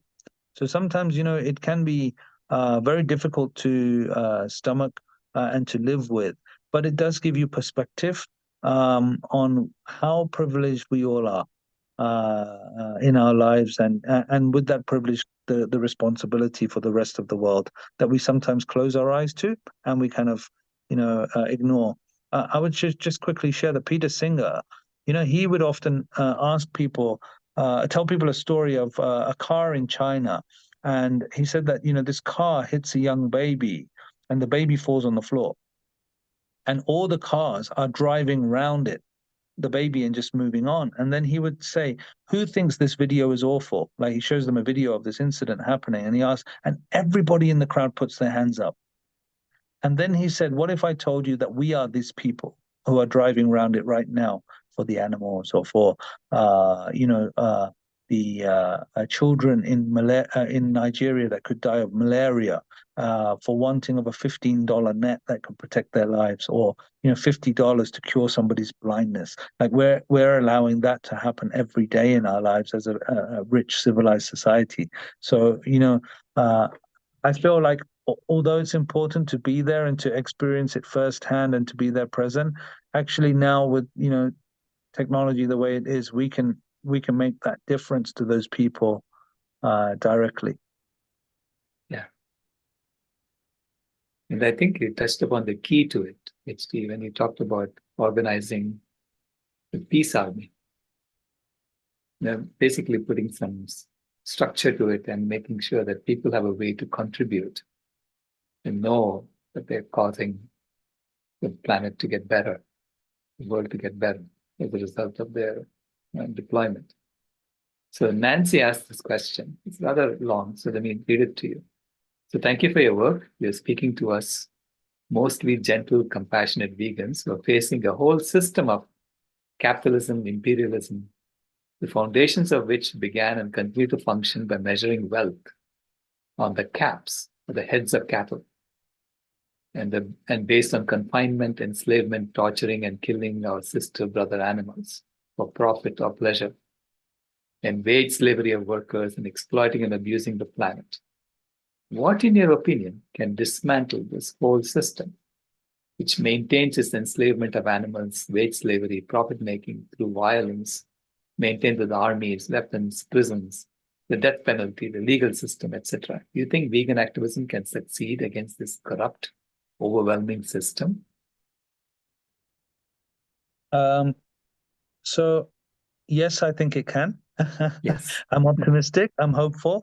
I also think, reframing it ideologically around ahimsa, so that it's holistically more inclusive. Like, vegan activism is a form of ahimsa in action. And, so just to share, like Mahatma Gandhi, he was sitting on the edge of the riverbed, and he recognized that there was a tax that the British were charging of salt in India, and it was 7,000% tax on salt. Now, Gandhiji recognized that all of the beaches in India produce salt for free, and yet they were charging this thousands of percent tax on salt in India. Now, what he decided to do is he decided to get everybody in the country to make salt. And he said, I'm going to walk 450 kilometers from Ahmedabad to Dandi, and I'm going to make salt, and I want every single person around me to make salt. And then there'll be so much salt, will fill the prisons of the whole country. They were rather than extracting millions of dollars of wealth from India, it will cost them to look after us in the prisons, and then they'll have to leave. So there are non-violent ways of achieving the objective, but we'll have to be creative. We'll have to come up with interesting campaigns and novel ways of producing the results without harming another living being, and it can be done with love if we are smart and creative and wonderful. So I always think of that salt ride, and in fact, if anybody wants to cycle with us or walk with us, we take people on this salt ride trip every year from Ahmedabad to Dandi. Yeah. There is a move to create the equivalent of the salt march, but this time for health and hunger. Eliminate hunger. Food is available, so give away food. Yeah. Before we get to you, Tammy, there's one other question in the chat I wanted to ask you, HT. Why is India one of the top exporters of beef, while maintaining cows are most sacred, and most of the Indian population does not seem aware of this? What is the best way to raise this awareness, and what is a good goal to work toward? I agree that most of India is, not aware. In fact, I was at the World Economic Forum earlier in February or March, and it was actually celebrated at one of the India houses that India's buffalo meat is largest exporter in the world, or one of the top. I saw it on a pamphlet with horror, being there. And so look, it is what it is, right? We are taking the ideal of ahimsa and applying that to the best of our ability, using the greatest ethical scholars and wonderful hearts and minds of our time. Now, there's 1 billion people who have suffered from 1,000 years of domination and struggle and poverty and colonialism and domination that is perhaps not allowing them to concentrate on these important ideas, and they've been fighting for poverty and they've been fighting for a little bit of upliftment, and that's led them in a different way. I would say we shouldn't focus on what the existing situation is. We should focus on what we want, and what should be the desirable outcome based on our logic, based on our understanding of ahimsa and non-harming and interconnectedness and global compassion and understanding, and we know what we need to do. So India is what it is. The world is what it is. UK is what it is. Our job is to love all, feed all, serve all, and figure out how we can make this world a better place. Ram Dass, on his puja table, when he would struggle with George Bush at the time of the Iraq War and all of this kind of stuff. So what he would do is he would have a picture of Jesus, he would have a picture of the Buddha, he would have a picture of Neem Karoli Baba, and he would have his old saints and sages and Krishna, and he would bow down to all of the Buddha and Jesus and Krishna and Ram and all of the saints. And then he would put a picture of George Bush next to them, and he would say, "Hello, George," in a loving, gentle way, to try to extend compassion even to the people who are creating such violence. So let us bow down also to those people who are causing violence, and pray, hope, and wish, and do what we can to encourage them to change their ways. Tammy?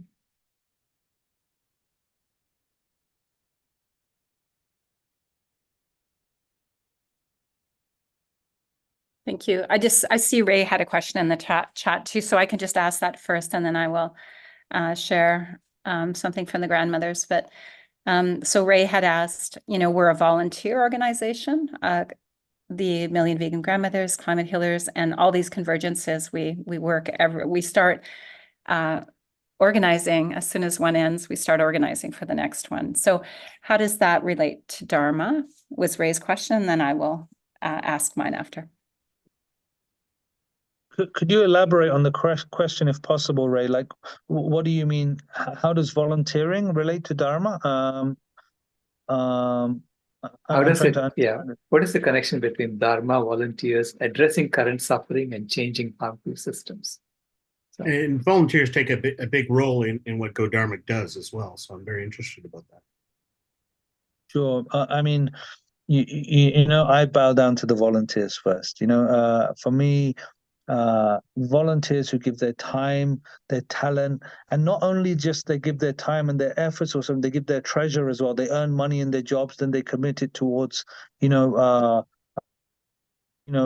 in the world and making a difference. They're living out their dharma, giving whatever we can. Obviously, we do need to sustain ourselves as well, and our livelihoods and our families and life and so on. So I think, both are very important.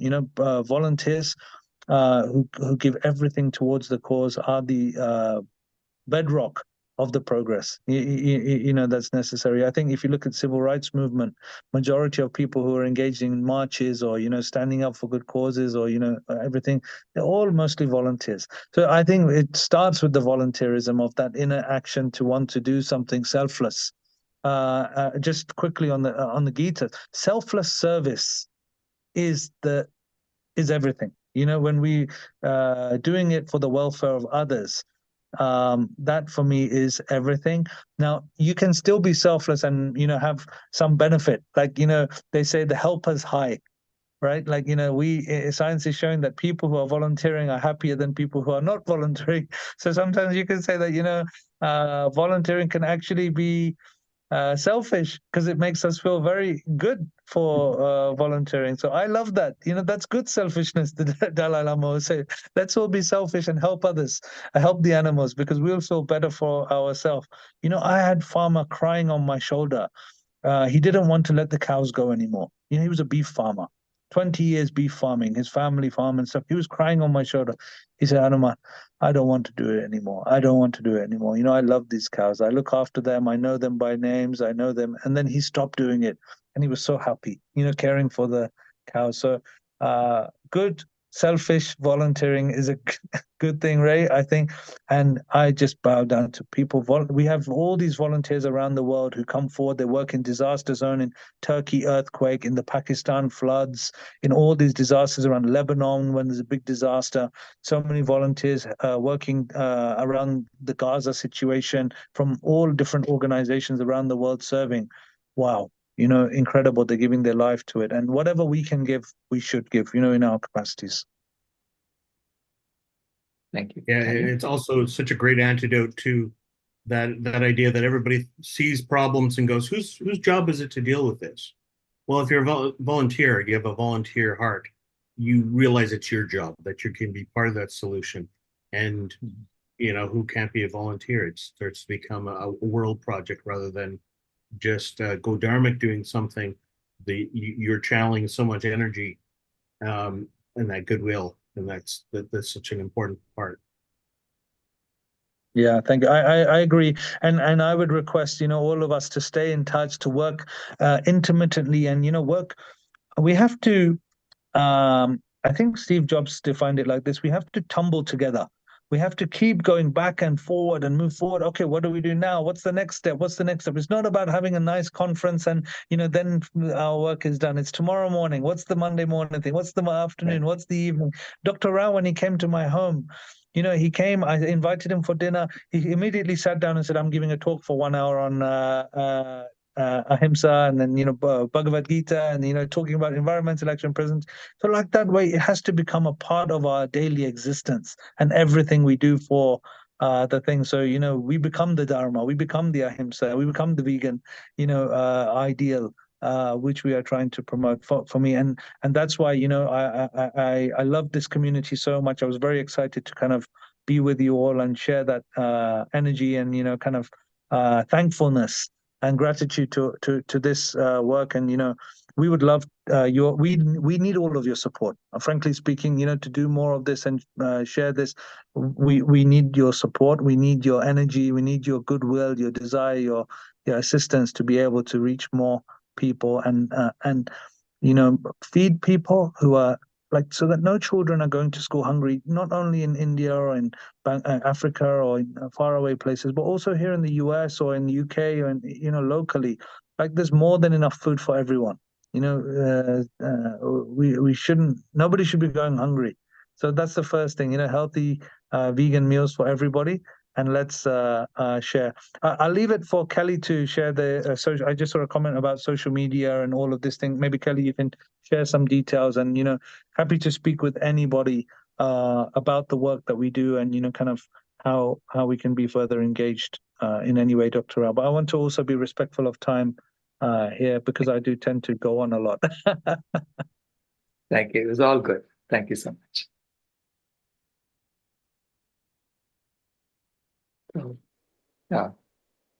Patrick, it's going I just wanted to mention.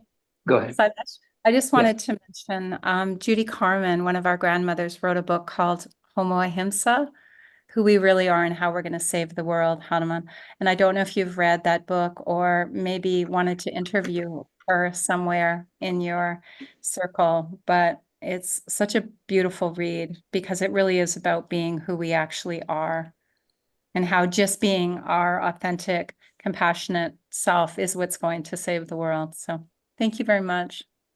That would be great. Please do connect us. We'd love to kind of understand that. Yeah. Thank you. Now we have the world's strongest man and vegan speaking about creative activism. Patrick Bogumian, welcome. VCOP17. And take it away.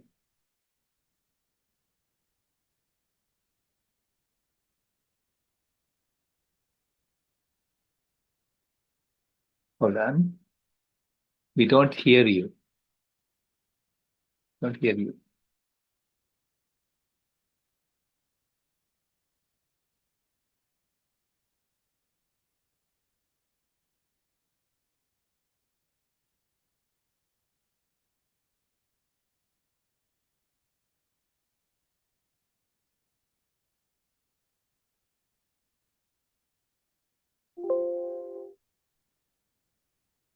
Yeah, I think we hear you now.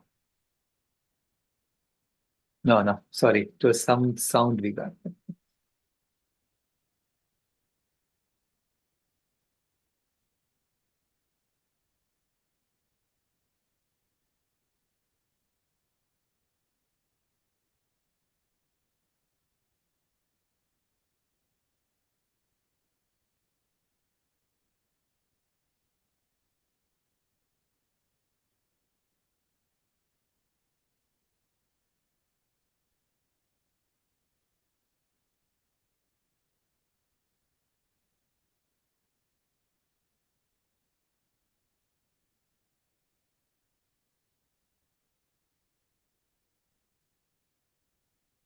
No, it's still not. Yeah, we still don't hear you.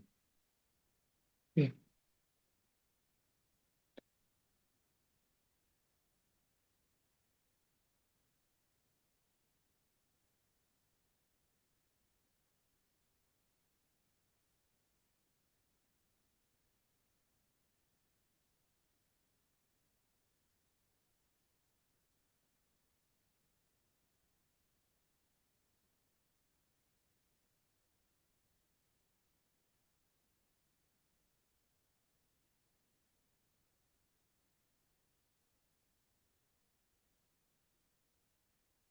No, not yet.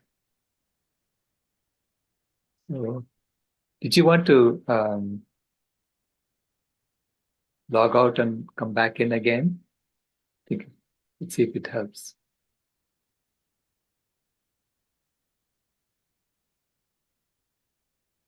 Can you hear us? Okay. Yeah. It seems he can hear us because he went off screen. Yeah. Right. Yeah. So Patrick is amazing because he won the Germany's Strongest Man competition. Let's see, we'll admit him again. And he set a world record by carrying like 1,200 pounds, 33 feet. And he was an ethical vegan at that time.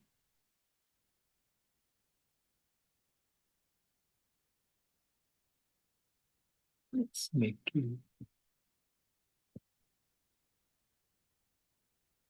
Vijay, can you make him a co-host?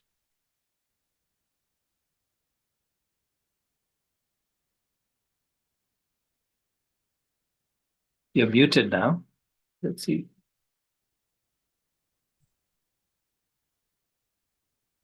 Oops. Okay, I made him a co-host now. Okay, so perfect. Now we hear you. Yeah, it wasn't allowing me to unmute myself. Sorry, everybody, for the delay. The delay also put me a little bit in a pickle because I wanted to object to something you said, but I couldn't because I was muted. So I don't know what you told everybody while I was gone, but I'm not the world's strongest man. Okay. I am the world's strongest. I was at the time when I became a strongman. I guess I was the world's strongest vegan, and I was Germany's strongest man. And I have multiple world records that I set as a vegan. I set one lightweight world record when I was still vegetarian. That was before I went vegan, but then all my heavyweight world records are when I went vegan. So because of the delay, I guess, and with respect to the other speakers, I'm going to try to get my screen share up so that we can. Does that work if I try to share my screen? It should work, yeah. Okay, You're and a sorry. co-host. No problem. Awesome. And sorry, everybody, for looking weirdly above the camera. It's because my screen is up there, so I tried to align everything as good as I could. But sorry for having me look awkwardly above the camera. Okay, so I'm gonna try to share my screen now. It's great that I can now talk to everybody, so that at least if something is not working, I can communicate with you all. So let me see, how does this work? Screen share. I think there's a button for the screen share somewhere, right? Yeah, it's down there. So we're gonna do this, and for sound. okay. So I'm still audible. Yes. Wonderful. Then so I have a little presentation, which is mostly so that you have something nice to look at, and I can have a little bit of a structure, because I tend to go on tangents very often. So the slides just help me to stay on topic and not go on too much of a rant. So that's the only reason we use them. Otherwise, I could easily just tell you everything with words, but I think this way it's maybe a little bit nicer. So just see, how do I start this? Okay, so it's don't worry, it's nothing too I'm not gonna bombard you here with infos or anything. This is as I said, so I'm mainly gonna just talk about my own work and what I do since I went vegan. I should probably talk a little bit about my own story and when I went vegan. So I went vegan at the end of 2011. That was after winning the title of Germany's Strongest Man. Yeah, I think I can just use the first slides that we have to talk a little bit about this. So after talking about that, I'm going to then talk about what I do right now, because the last competition that I did was back in 2016. So that's almost 8 years now since I stopped competing. Obviously, I don't know how visible it is, but I'm in my mid-40s, and I started working out very early. So I was 14 years old when I started working out, and you cannot stay competitive for basically your whole life. I mean, obviously you can train as long as you want, but at some point your body just tells you that it had enough. If you do extreme competitive sports, it's just very demanding for the body. So at some point I had to make a decision if I wanted to go on or not, and that was basically when I approached my 40s. I decided that it was time for me. So that's going to be also in the slides in the beginning. From there, then, as I said, we go to my current project that I do now, where I'm not a competitive athlete anymore. And mainly right now, my whole focus for the last 3 years has been an animal rights video game that I'm trying to make, which brings us to the topic of the conference. So I have been since I think I should go through the slides. So otherwise, I'm going to tell you everything, and we're still going to be on the first slide. So basically, as I said, I've been a strongman. What you see here right now on the slide is this is actually a picture of so I'm going to start with everybody on the implement that you see there. It's called a yoke. So basically, like the yoke that you use to exploit animals to pull implements or to pull basically a wagon or something. That's what you use there is called a yoke, and this is also called a yoke. So it's basically you take it on your shoulders. And when I was thinking about doing a world record, and it was actually my first vegan world record that I did, the yoke walk was something that came. I found it to be specifically interesting because it symbolizes basically a form of exploitation that we put animals through when you use an oxen or other animals to pull a wagon. And I used that as my first world record to kind of prove that you can be strong as a vegan. I think that was mentioned right before before I got my sound to work. So that was that over 1,200 pound yoke walk that I did. So what we see here then is me doing that as a little bit of a gimmick at the Berlin Film Festival, and the guy in the front is basically someone from Vegan Film Festival. Back there, you see Dotzi Bausch of Switch for Good. I think Switch for Good is also part of the conference, right? So that's Dotzi right there. And then Louis Cejoyas, who directed the Game Changers, and James Wilkes, who produced the Game Changers. I'm just being very uplifting, obviously, as you can see. So this is strongman. This is basically the sport that I do. So strongman, just to quickly give you an idea, because I think a lot of people probably have never heard of strongman, and just to give a very quick intro to what it actually is. So the idea of strongman is really to bring different athletes from different sports together and find out who's the strongest. And obviously, back in the 70s of the last century, when it was invented, the idea was to create a completely new sport, because you wanted to have weightlifters, bodybuilders, wrestlers, and all kinds of strong athletes come together and test their strength against each other, and to have some kind of neutral ground so that nobody would have an advantage over the others.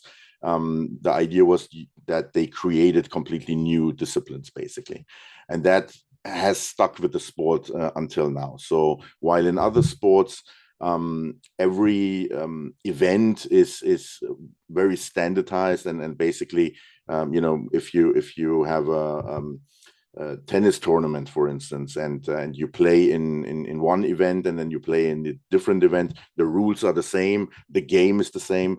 The interesting part about strongman is that every event is basically completely new, because we have almost unlimited amounts of different disciplines, and per event we use something like it can be 5 or up to 10 different disciplines from that huge pool, so that every competition can be, from one competition to the other, it can be very, very different, and even from one year to the other it can be different. In one year you can have disciplines that suit your specific strengths, and then in another year you might have other disciplines that where you have weaknesses or whatever. So it always stays kind of interesting, and makes it not as easily comparable, though, from event to event, because everything changes all the time. So this is one event that we call the tire flip. We use tires that can weigh up to half a metric ton, so very heavy tires. And what you see here is obviously this was for a photo shooting, so this is my training tire that I have at home, and it's somewhere around 300 kilos, so it's not as heavy as some of the heaviest ones that I've done at competitions. This is me starting off very early. So what you just saw with the tire flip, we do that with cars as well. So as you see, I started training for that very early on. This is me, I think I might be around 1 year old here, or no, I think it's just 6 months or something like that. And this is how it looked in later stages of my career. So this is the car flip, and this is actually taken from the Game Changers documentary. This was one of the scenes, I think, when they introduced me in the documentary. And I talked a little bit about my backstory and losing my dad in a car accident, and then kind of having these, as a kid, having these fantasies of if an accident or something would happen, to be strong so that I could help other people and I could kind of save them if need be, and be strong enough to lift the car, basically. And then and they cut it in a way where I'm just telling about that story, and then you see me actually lifting a car. So that was good editing on their end. So going from strongman and kind of these fantasies of being strong and being able to protect others, in my childhood to then actually becoming a strong strength athlete. If we go one step further, and we take into account that I've always loved animals, it came naturally that at some point, while I was going through my career, I decided to go vegetarian. And going vegetarian was really just because I've always loved animals, and at the time when I made the decision, I was actually putting a lot of time and energy in rescuing a lot of wildlife. We were basically living near a forest, and there was so many wildlife rescues that we had, and there was basically some rescue animals in the house all of the time. So at that stage, at some point, I just made the connection, and I just asked myself if I would have to kill all the animals that I eat, if I would have to do that myself, if I would do it. And the answer was no. I knew that if I would have to, like at that time I was eating a lot of chicken, for instance, and I just thought, well, if I would have to kill these chicken myself, I wouldn't do it. So why am I paying somebody else to do it? And that was really just the only reason that I went vegetarian.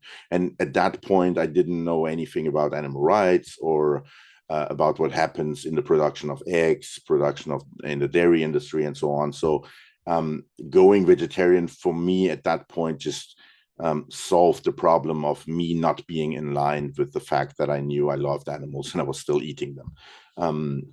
I didn't go vegan at that point, and I didn't make the connection that, oh, going vegetarian is probably not enough. It's if you really want to avoid animal suffering, you should probably go a step further.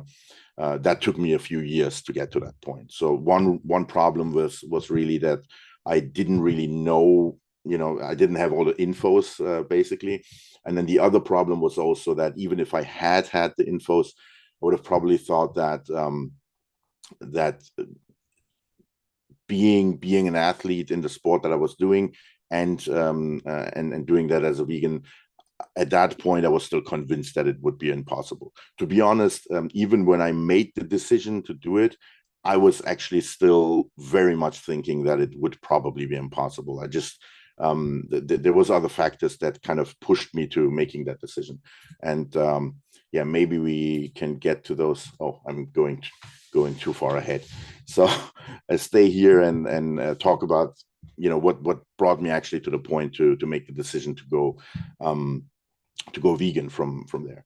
So it was me winning the title of Germany's Strongest Man, because when that happened in 2011, and that's 6 years after I went vegetarian. So I was vegetarian for quite a while there, and then I won the title. And what I realized is,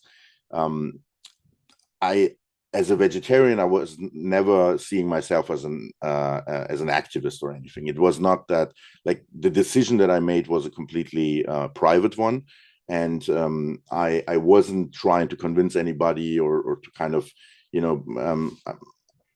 you could say I was outspoken about it in the sense of that I was, I wasn't trying to hide it. So when we would have competitions, for instance, usually, I mean, not only usually, but pretty much in 100% of the cases, I would be the only vegetarian athlete. So when we would have a host who, would introduce the athletes, I would always let them know that I'm the vegetarian, so that they knew, because my idea was so that people would know that, oh, there is actually a vegetarian who is also able to compete with these guys. So that was the degree of outspokenness that I had. Apart from that, I wasn't really doing anything.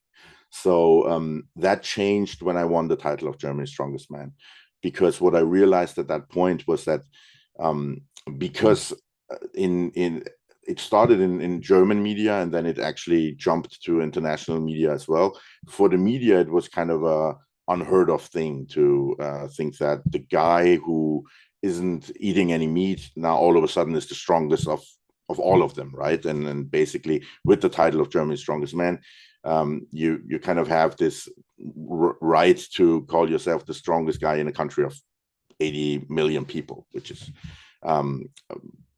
what was created basically a whole media circus around me. So I was in all kinds of different newspapers. I was in all kinds of different, I was invited to a lot of talk shows. And what I realized at that point is that all that media coverage and all that attention just gave me a huge platform to actually reach a lot of people and potentially influence a lot of people. So I realized that what I was doing at the competitions when I was mentioning that I was the vegetarian, that was now happening on a much bigger scale, because the media was just amplifying that idea that the guy who is not eating meat can be even stronger than all these other guys who eat a lot of meat. And that's maybe the premise that I should have mentioned actually in the beginning, that and this is obviously now 13 years ago, and when I went vegetarian, that's almost basically two decades ago.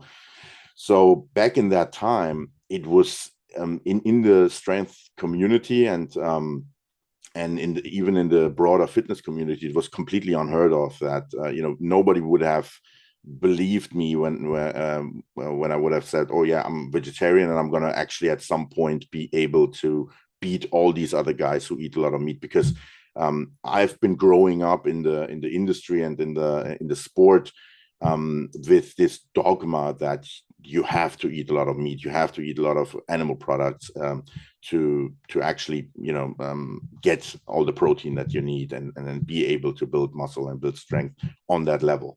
So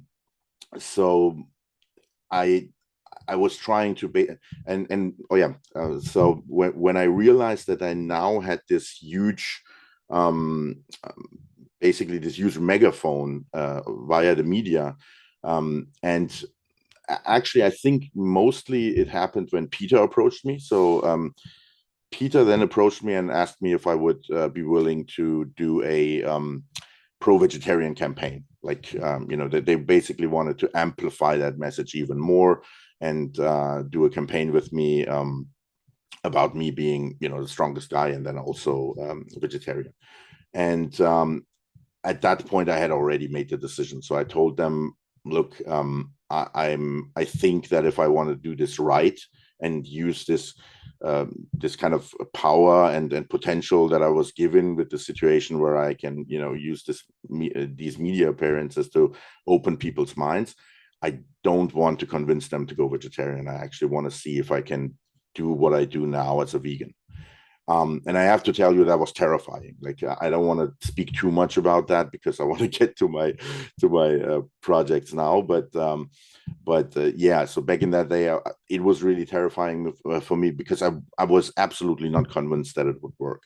And of course, my motivation to do it was that I wanted to show everybody that you cannot even you can be on that level as somebody who doesn't eat meat, but it's even possible to not eat any animal products and still be on the same level and still be able to succeed in the sport that I was doing. And that was my biggest fear, because I thought, well, if it doesn't work out, then I'm going to do the opposite of what I want to do. I want to convince everybody that you can be vegan and be as strong. But then if I fail, I'm going to basically have this huge megaphone and then use it to show the exact opposite, because then everybody's going to see me fail on a big scale. So I was really nervous. And I have to say, just after a few weeks, after I then finally did it, I was really frustrated, and I was kind of really angry with myself that it took me 6 years to get to that point, because the effect was just really. So I already had a positive effect back in the day when I stopped eating meat, because that was already way better than my meat-heavy diet that I had before. But as a vegetarian, I was still having an insane amount of dairy products. And when I actually got rid of them, a lot of problems that I had as a vegetarian, for instance, chronic iron deficiency, I had that even although I was supplementing iron. I was actually getting iron supplements from the doctor because I was deficient all the time. And that completely went away after going vegan. So what I didn't know at that time was that I understood that after going vegan is that the dairy products and the big amounts of dairy products that I was actually consuming every day were blocking my iron intake. So even if you supplement, when you have something that blocks your iron intake, the supplements don't really do anything because they don't get absorbed. So so that was the reason, and it just completely went away after going vegan. And that was just one thing. My blood pressure improved by a substantial amount. I was recovering faster. That there was a whole host of things. But yeah, so that is the second important aspect to my work. It's basically that I've been someone who has been fascinated with strength and the potential of using your physical strength to do good in the world, and then my love for animals. And when I went vegan and when I became an activist, and really the reason that I became an activist was because out of that frustration where I thought, well, you could have done this like half a decade ago. Why did you wait so long?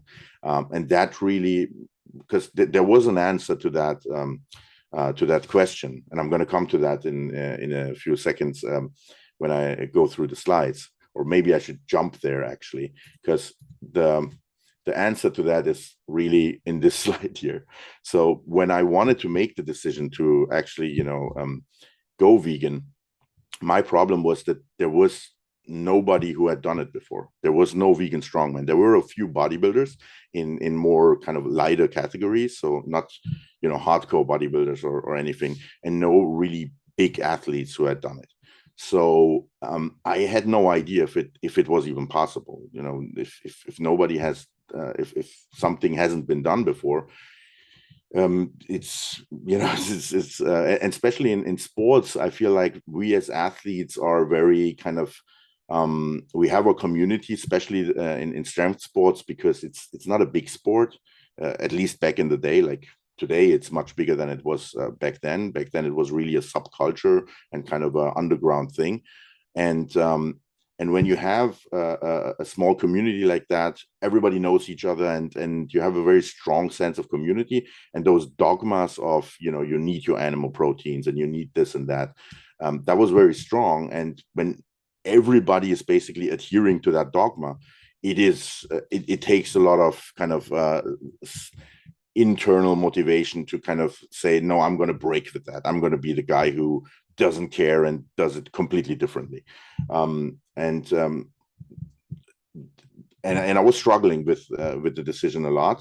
And really what made me go for it was that I just thought, well, I have already won this title of Germany's Strongest Man, and if you would have told me that a year before or 5 years before, I wouldn't have thought that was possible for me. So I thought, well, if that was possible, why wouldn't somebody like something like this be possible? And it came down to me thinking that the potential would be huge if I could set that signal, if I could do that first step and be the guy who does it, because I knew that you just have to look at the way that world records, for instance, change kind of the trajectory of all the other athletes. Like you have one athlete who does something for the first time, and then what you see is that a lot of other athletes then come afterwards and kind of are then able to break through that imaginary barrier. And there are barriers like that in all sports, like some kind of world record in the sprint where there is a certain barrier where everybody thinks, oh, this is impossible. It's impossible to be faster than that. And then somebody comes and does it. And then all of a sudden, a year later, you have several athletes doing the same thing. So I thought that there would be a huge potential if I could if I could prove it, to then make it easier for other athletes to kind of not be afraid and not have the same kind of terror that I was feeling, and be able to go for it. And really, that's what happened. So so when we look at it today, there's a lot of strength athletes who are vegan in strongman, in powerlifting, in weightlifting, bodybuilders, and not only in lighter categories, but in the heavy categories as well. So the plan worked out, basically. The idea that if you just prove that it's possible, then you're going to open up the floodgates, and you will have thousands of athletes doing it. That totally worked out. So if you just basically have to look at the data, right? Going from almost nobody worldwide, at least in the elite ranks, to today basically tens of thousands of athletes out there in all kinds of different strength sports. Obviously, there were other athletes like sprinters, and I think the endurance athletes were the first who actually understood that it is possible to actually excel as a vegan, because in endurance, the effects of the of the quicker recovery and so on are actually much stronger than in strength sports. And I think also because this whole protein kind of dogma is not as strong for them. So this is something very specific to strength sports, and I can still feel it. Like if I go out and I speak before non-vegan athletes, non-vegan strength athletes, there is still so much skepticism. And it's not as bad as it was in the beginning, because in the beginning there were actually people straight up thinking that I was lying, like thinking that I was just telling everybody I was vegan, but in reality I was still eating meat or whatever, because they were so convinced that it is not possible. And that has changed. Like, at least it's not happening at the same degree, because obviously we now live in a world where, if you have thousands of athletes doing it, at some point it becomes not plausible anymore. Like, if it's one guy, you can say, yeah, he's just lying. It's not the truth. He's not really vegan. But then if you have thousands of people, then it becomes at some point not really plausible anymore to think that they're all lying. So yeah, so there's a lot of change happening there. And now let's get to the point of what I'm trying to do now. So let's go a little bit back. So after stopping with competitions, I was at a point in 2016. This is so my last competition was the World Championships in something called the log lift, where it's basically, you can imagine it like weightlifting, but instead of lifting a bar over your head, you have a metal implement that looks like so originally it was a wooden log, and then you would press that wooden log above your head. So weightlifting with a log, basically. And there's a World Championship specific to that one discipline, and it is actually historically it's been one of my favorite disciplines. So my best placing that I had at the World Championships was actually in the log lift. That was also in 2011. And it was a 4th place at the World Championships. So and at that point, that was my first year switching from lightweight to heavyweight. So and I did the 4th place at heavyweight. So that was pretty no, actually, yeah. So that was a pretty great result for me, and something that I'm still fond of remembering. So the idea was that I would do the log lift World Championships in 2016. It would be my last competition. I had made the decision before the competition, but then unfortunately, 1 week before the competition, I actually had a minor injury to my pec. And because I had worked so much for the championship, and because it was also meant to be my last competition, I still went there with the minor pec injury.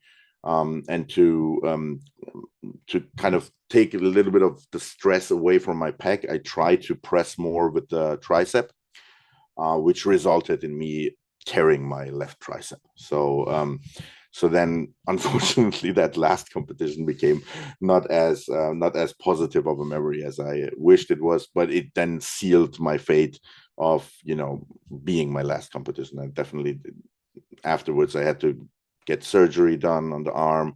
Took me half a year to actually even be able to move the arm again.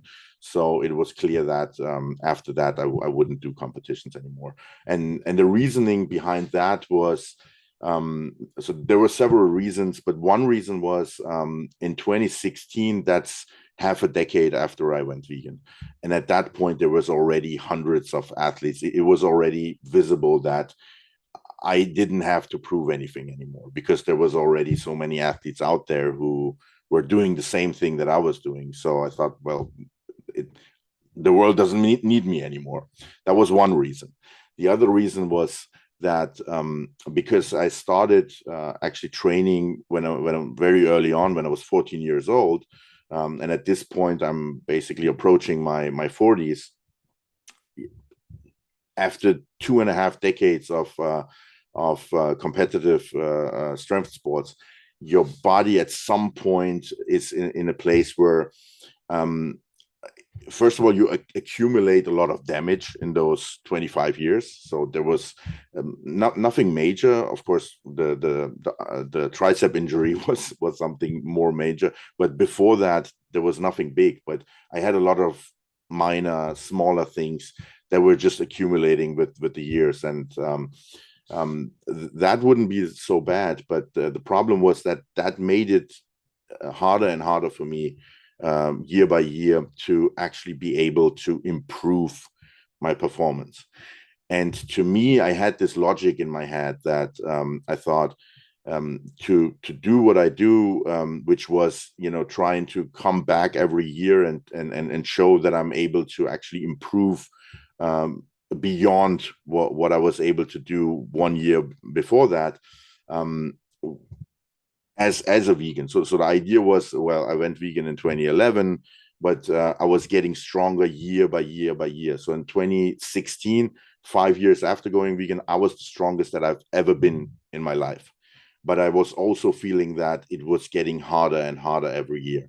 And the damage that I had accumulated over the years, that got more and more in the way of me being able to actually improve year by year. So to me, it felt like if I wasn't able to improve beyond where I was, that it didn't make sense to go out, because at that point I was not able anymore to, you know, to write the story that I was trying to write, right? So because I was using my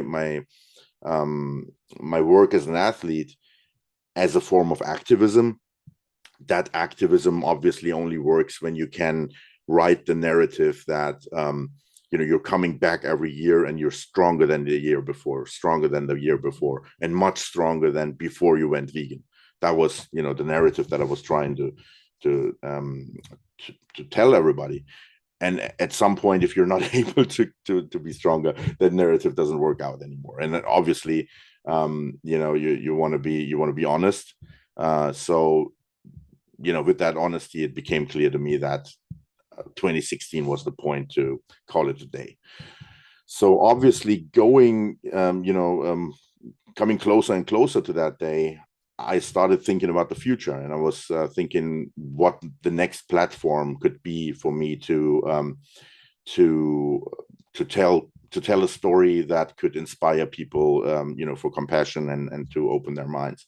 And one thing that I was really dreaming of was basically I wanted to make a movie, because one of my inspirations basically as a child have always been superhero comics and superhero the animated series and everything, because and this is something I don't want to go too deep on this, but it has a lot to do with my childhood and the experiences that I had. I was born in 1979. And right in that year, and I was born in Iran, and right in that year, a war broke out between Iran and Iraq, the neighboring country. So my early childhood, while I was still in Iran, we migrated to Germany when I was 7. So those first 7 years basically were, there was war. That was one thing. Then I also lost my dad in a car accident when I was 4. So there was a lot of chaos and a lot of like negative stuff happening around me that I had to deal with as a kid. And my escape, basically my kind of relief to escape from what was happening in my reality was to escape into a fantasy world, basically. So I was doing that with my superhero comics and with my animated series that I was watching and so on. And I was kind of creating that fantasy world in my head, where I was, and that was one of the first seeds of me later wanting to basically become like a superhero myself. It was that I was in my head, I was imagining myself to be powerful and strong and be able to stop the bad stuff that was happening around me, basically. So when I was thinking about, how I would use a new platform to tell these inspiring stories, I just came back to my childhood, basically, and the idea was I wanted to create some kind of movie or some kind of story that would inspire compassion. Obviously I had never done a movie before, so I felt like nobody's gonna give me the funds that would be needed to do this. So I put the story into a comic book first. I basically put a little bit of a story together, and it took me actually 4 years to come up with something, because every time I was trying to come up with something, I was starting off with my own perspective as an activist, and it would always end up in something that wouldn't really work out. And it took me a while to actually get an angle where I thought it would actually work for a non-vegan audience, because obviously you don't want to tell a story that appeals to all the vegans, but then not to the non-vegans, because obviously those who you want to really reach are the non-vegans. So you have to have a story that is appealing to them. So that took a while. And then we actually did a Kickstarter campaign back then. We got a few really great artists together. Their names are on the cover, actually. And we made this comic book. So I wrote the story, and then I had illustrators who did the illustration and everything. And we did the comic book, and from there I actually started to work on getting that movie that I was dreaming of from the comic book made. And it turned out that after working on that for a year, so the comic book basically came out 2021. We started working on it and finished it in end of 2020. Basically, it was something that I started off when the pandemic hit back in the day, and I was sitting at home, and I couldn't, before that I was mainly going out and speaking at events, and now all of a sudden I was sitting at home, couldn't do any events anymore. So I thought, well, that's the perfect time to start this creative thing that I want to do. So we finished it until the end of 2020. And then after working on it for about a year, I decided to switch from going for a movie to going for a video game. And the reason for that is, well, let's not go for the reason, or let's maybe rather try to think why you would even want a movie or a video game. Because and this brings me a little bit back to that, to that slide with strength athletes when I was trying to make the decision to go vegan. Because when you look at us as a movement, the animal rights movement, basically as a whole, when you look at it, and you look at what we have out there in terms of storytelling, or in terms of kind of how we use media basically to convince the general public of the idea of this is that one. This is where I wanted to be. So so when you look at it, we have this pretty big number of documentaries basically. And it's great. Like there's, obviously I was also part of one with the Game Changers. So there's some really, really great stuff out there. Some of it, like the Game Changers is basically trying to take a little bit of a detour to get to the point of, getting people to go vegan. But then there's documentaries that go right into the actual argument of the ethical argument. There's documentaries who go from the more of a climate perspective or a environmental perspective. So there's all these different angles, and we have great documentaries for that. But while we were working on the Game Changers, I remember that there was a point where I was visiting the production in the States, and we were actually in a car together with Joseph Pace, who is the main writer of the documentary. And I asked Joseph if he and James, if they had ever, contemplated the idea of maybe, first of all, making another film. And he already said like, he first wants to finish this one. It was, there was a lot of work that went into that, and I feel like that was at a point where they were just about to wrap up the production. So I think they were really not they were probably looking forward to just getting everything done and not to the next project. But I was already, I was in that stage of thinking about what I would do next. So I asked them, have you ever thought about actually making a movie, an actual movie, and not a documentary? Because I knew that when it comes to inspiring ideas and kind of seeding basically planting the seeds of inspiration in people's head, at least for me it had always been like that. Storytelling can be so much more powerful than just giving people information.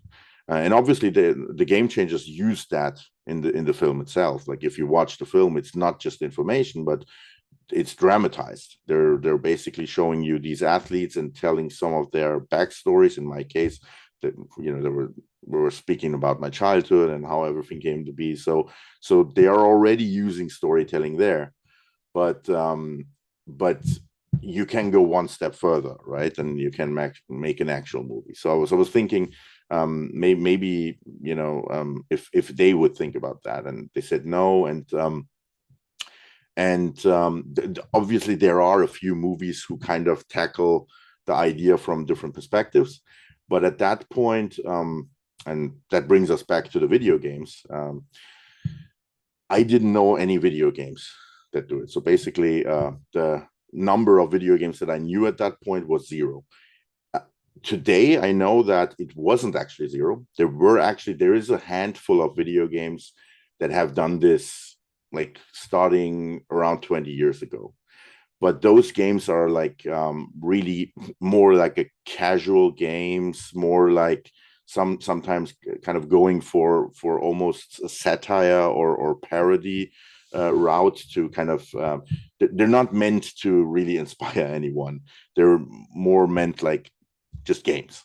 And what I was thinking about was really something that would have the potential to actually open people's minds and actually kind of inspire people to see the world more from the perspective of animals. And that doesn't exist. It still doesn't exist. And although there are some games who do it like partially, there are some good games that came out in the last few years who do it partially. So when I made the decision to, instead of for a movie to go for a video game, I was basically at that point again for the second time in my career where I was trying to do something that I felt nobody had done before, because I felt like it was really powerful. And now the question is, why is it powerful? Why is this something that the movement would need? And there are several answers to that. One of them is, I'm trying to, in this slide, to basically give a little bit of a continuum of how you can use communication to basically get as much of an effect in your receiver as possible. So how you can basically communicate ideas, and we as a movement, what we're trying to do is really just communicate ideas of compassion, of being respectful with the environment, of ethical arguments, and also nutritional facts and so on. We're trying to use that information and those ideas and try to get it out to as many people as possible. That's really what we do as a movement. So the first step and the least effective is to just give people the information. And when it comes to media, that would be a documentary. So just an actual classical documentary just gives people information with audiovisual content. The second and more powerful way would be to weave some stories into that. That's basically where the game changers is. So now you bring in personalities and you weave their stories into the information, and that way you get something that actually already comes very close to a movie. Obviously, a movie would be the next step. So that is an actual story that that you're using to communicate those ideas. But the most effective way to actually inspire behavioral change are interactive stories. So that means and that can be video games, but it can be also something like a tabletop role-playing game, right? The idea there is games and role-playing is nothing else than a story where, instead of passively sitting there and watching the story unfold like you do it in a cinema, you are within the story. And what that does to your brain is basically that, because really, when you look back to the last thousands of years of our evolution as a species, for most of the time, like the last 10,000 years, most of the time we were not using the classic way to convey ideas from one generation to the other is not in written form. Like written information is something that is pretty recent. You go back a few thousand years, obviously it depends on where you are. Like in Europe, it probably just takes 2,000 years and everybody's illiterate. But in other continents, you can go way more. Basically, you get written documents way earlier. But if you go back far enough, you find that for thousands and thousands of years, we've been using stories, legends, myths, mythological storytelling, and that also basically weaves into the religions that then came out of those stories that were really meant to give crucial, important ideas from one generation to the other. So having that for thousands of years, what that really does is it sets us up and it sets our brains up in a way that our brains are much more effective when we want to remember something, or when we want to actually have ideas that then turn into behavior. If you want to have that, it's way more effective to do that with stories instead of doing that with just with giving people information. And you can see that because the facts and the data why everybody in the world should go vegan, they're there for such a long time. Like if you look at the data and if you're honest to yourself, you can, I think you can go probably back to even the 60s of the last century, and you already see that there's obviously not all the data that we have today, but there's already pretty much enough to know that it's the way to go. And if your reasons are ethical ones, then you can, the data has basically been with us for thousands of years.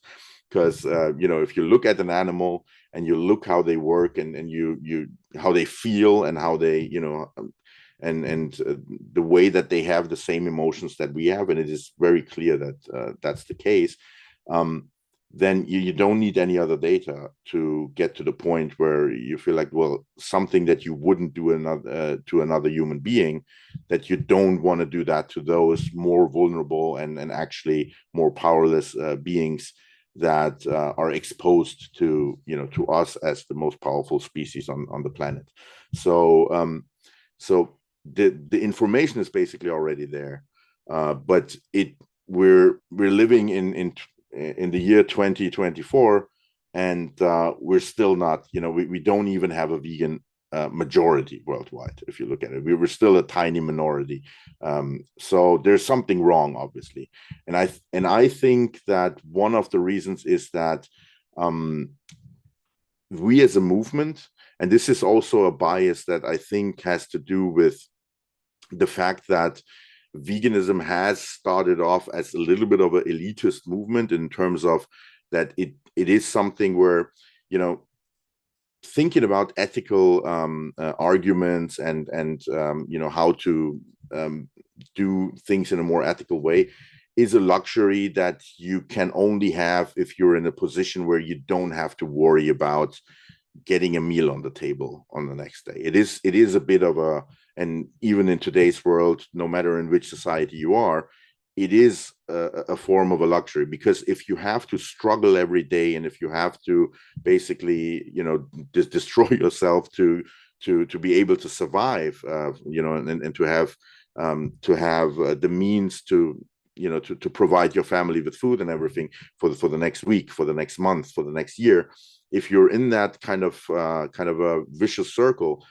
you just don't have space to think about, ethical considerations and so on. Obviously, there's still people with great capacity who still do it, but the likelihood that you start thinking about those things becomes way higher if you're not struggling with survival every day. So that means that a lot of the of the pioneer vegans and a lot of the basically the trailblazers of the movement, they're very highly educated people. They're usually people who are not as much in that struggle of survival and caught in that poverty trap, basically, and that leads to the fact that, at least this is now obviously just my opinion, so I'm open to being challenged on this, but in my opinion, that leads to a point where, if you have a high degree of education, which I am lucky enough that I started off, I left school after 10th grade, and then I actually just went and worked in different jobs. And then 6 years later, I went back and I actually got my A degree, and I went to university and studied and became a psychologist. So I know both worlds. I have been like mediocrely educated at some point in my life, and I have done jobs where you don't need any education at all, just physical jobs. And I have been in the world of academics. So I've seen both worlds. And I think that puts me in a very lucky position to kind of be able to contrast those things a little bit. And I know that as somebody with a university degree and with the education, with the academic education, I tend to see the world very analytically, and I am very receptive to data and to information and to statistics and just pure information. But that is not the case with everybody out there, and that wasn't, for instance, the case when I was a kid. When I was a kid and I wasn't as highly educated as I am now, and even I would say even in my early 20s, I was still at that point. I would have probably not even looked at the data. That actually would have told me that something is wrong. The reason that I stopped eating meat, for instance, was not any information out there that convinced me. It was just really basically me seeing myself, eating dead animals while I was rescuing other animals, and seeing that just my own everyday reality just showed me that there was something wrong, right? So so I wasn't really receptive to pure information, and I think that goes probably for the vast majority out there. So if you then have a movement where the way that the movement itself, basically, with all these,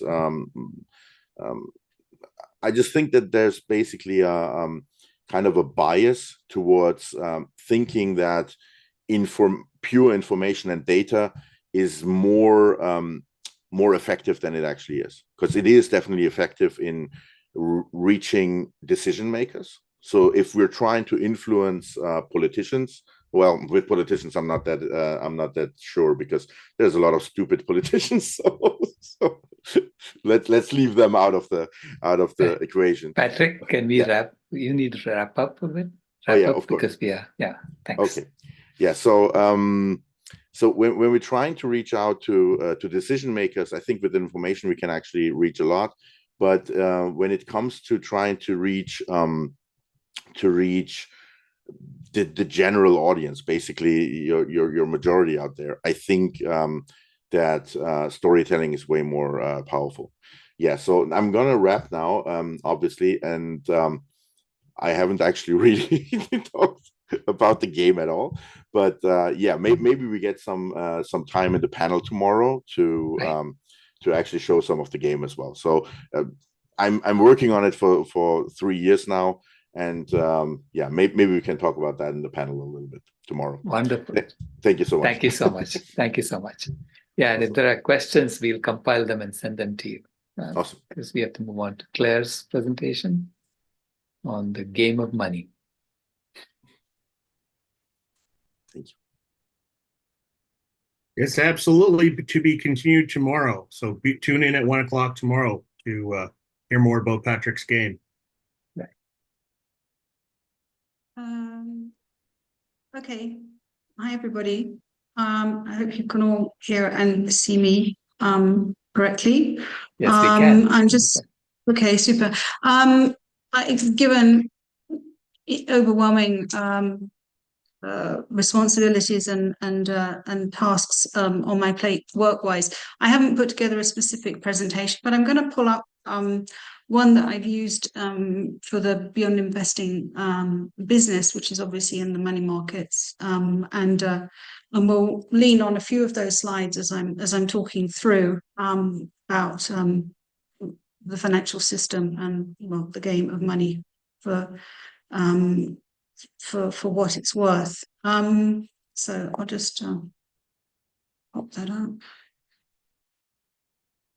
Okay. And I need to go to full screen. Okay. All right. Yes. So as I mentioned, this is originally a Beyond Investing presentation, but I will just adapt what I say to make it less promotional and more educational.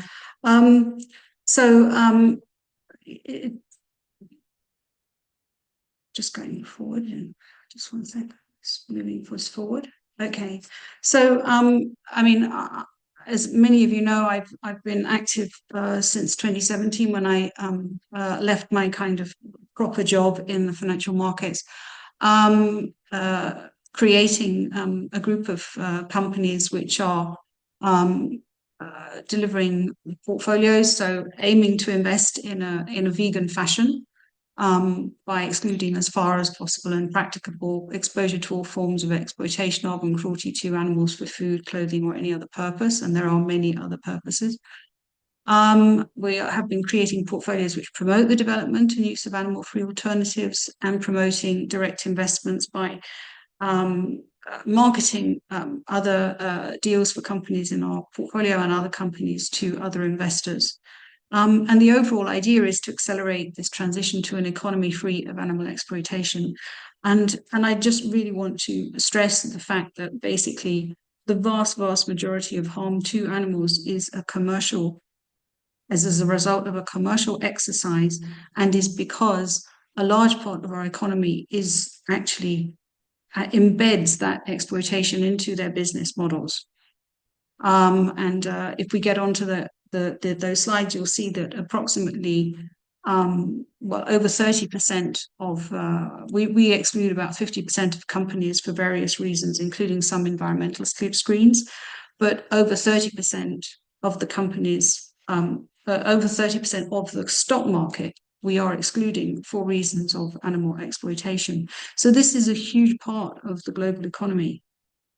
And it relies on funding, and it relies on various different types of funding, and I'll go into that as we go further on. So our vision, a kinder, cleaner, healthier world, and obviously the kindness extends to humans, but particularly to animals. That's me. I've had a lot of experience in finance, investment, in banks and investment houses. The vegan part of my financial career was really since about 2016 when I started investing personally. But prior to that, I was really in the kind of capitalism red in tooth and claw end of the market. Allborn Partners that I worked for from 2004 onwards was advising investors on investments in alternative assets, and particularly hedge funds. And if any of you have heard the word hedge funds or heard anything about them, then you probably think that they are the worst end of the financial market. And in some ways they are, frankly, because they are completely devoid of any kind of principles, let's say, in terms of whether they should or should not invest in certain assets. One of the reasons that I came out of it was because of some of the conversations that I was having. Particularly, there was one conversation with a hedge fund manager that had made money by bringing a coal business, which did subsequently fail, but he brought that coal business out of bankruptcy and enabled it to continue functioning for several years, thus, making money out of harming the workers because their safety records were very poor, and also obviously creating more carbon emissions. I would also say that a number of people in that industry are also funding such things as Heritage Foundation and other types of entities, which, particularly on the very right-wing end of the spectrum, which are hampering progress towards climate goals as well. So it's very important to note that a lot of people do make a lot of money in the financial industry, and when they've made money in the financial industry, they are not necessarily putting that money to beneficial use. There are some that do, and I could also list some examples in that direction as well. But there are some which are using that money in a very negative fashion towards the environment, towards animals, towards other human beings as well. So that was the Allborn Partners part of my career. Prior to that, I was at UBS in equity derivatives and convertibles marketing and structuring. And in that side of things, I was in the investment banking side. And that investment banking is essentially an activity which investment banking and capital markets. Investment banking is essentially activities which allow companies to raise money in the capital markets. And sometimes they have activities in the corporate finance where there's mergers and acquisitions between companies. Generally, that involves capital raising as well, because if you're acquiring a company, you don't have like a huge pot of cash on your balance sheet. You have to raise that money from the markets as well. So having been on both sides of the fence, both on the sort of buy side of the investor side, which is investing in those assets, but also on the investment banking side, which is raising assets for companies. And amongst weirdly, one of the companies that did come through when I was at SBC was a coal company, and so the company that I was working for at that time did raise money for a coal company. Off the top of my head, I can't remember if we were raising money for companies that were active in animal exploitation, but certainly had there been one of those companies that wanted to raise money, they certainly wouldn't have been refused. The bank would have definitely said, yes, you know, we'll take on this mandate. We will raise money for you so that you can, you know, invest in, you know, bigger and better factory farming facilities. So yes, that level of kind of principles is mostly absent in the financial market. It's starting to come forward in the form of ESG and impact strategies. You know, of which what we're doing is one type or a couple of types, because we're active both in the listed market, which is quoted stocks, and also in the venture capital market. But it is spreading across the financial markets to some extent, despite the best efforts of some people in the political spectrum, and also a number of the vested interests, particularly in those extractive and damaging industries that do not want to be do not want to see ESG strategies. ESG means environmental, social, and governance. So these are particular characteristics of companies that are being considered, environmental characteristics, social characteristics, and governance characteristics, which are being considered by investors when they decide if they want to invest in a company or not, or how much they want to invest in a company. And so, you know, the sort of worst end of companies clearly don't want investors to be considering those factors. Those companies are lobbying politicians to pass laws which make it difficult for investors, and particularly pension funds, to invest according to those principles. So this sort of game of money is about, you know, a lot of vested interest and a lot of companies that are doing bad things, that want to be able to keep doing bad things because they make money out of doing bad things, spending money in order to ensure that they can keep doing those things. This chart shows in some senses the scale of a problem.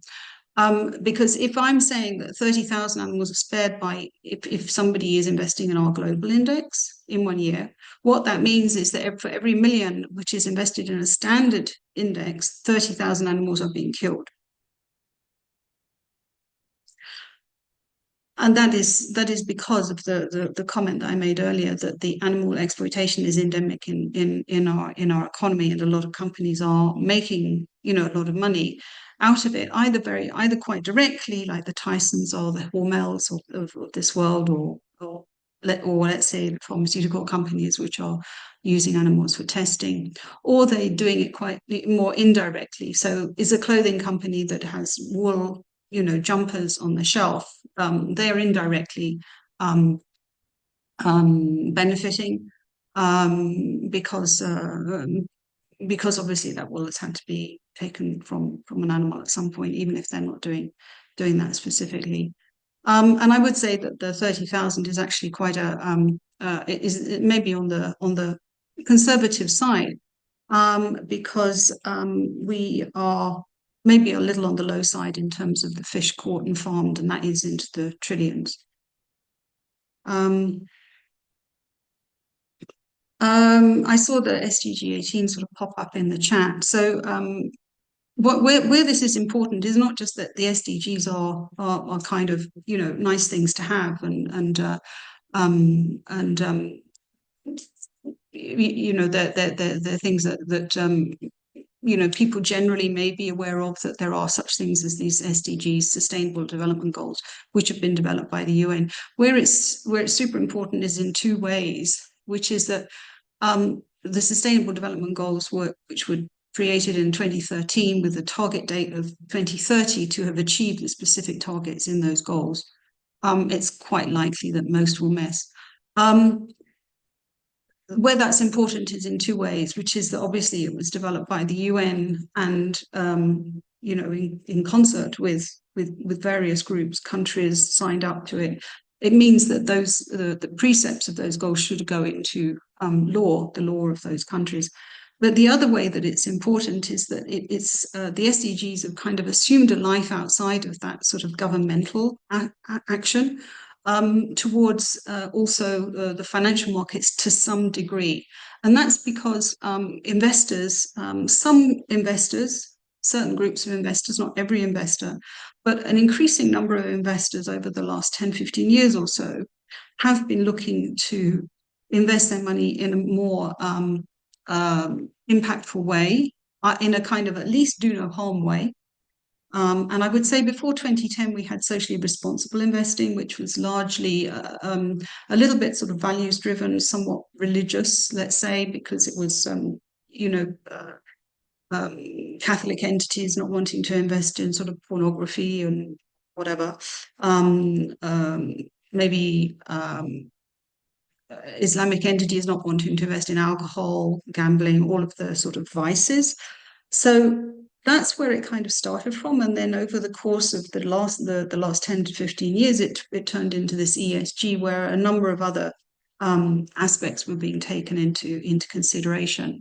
But since the SDGs, which was 2013, so just some 11 years ago, started and got promoted, and people became more aware of them, it's actually become important for some investors to consider the SDGs either as a whole, and there are some investment programs that are trying to consider all of the SDGs, or certain ones, or to be very targeted and say, okay, I want to invest in water schemes, or I want to invest in climate specifically. And there's been an enormous amount of money raised, but probably still not enough in climate tech funds in the last few years. And that's great, because it does mean that money is being directed in this slightly more positive way. It's being invested in a kind of more proactive way in certain of these SDGs. But of course, the thing that is disappointing about the SDGs is that they do not consider exploited animals at all.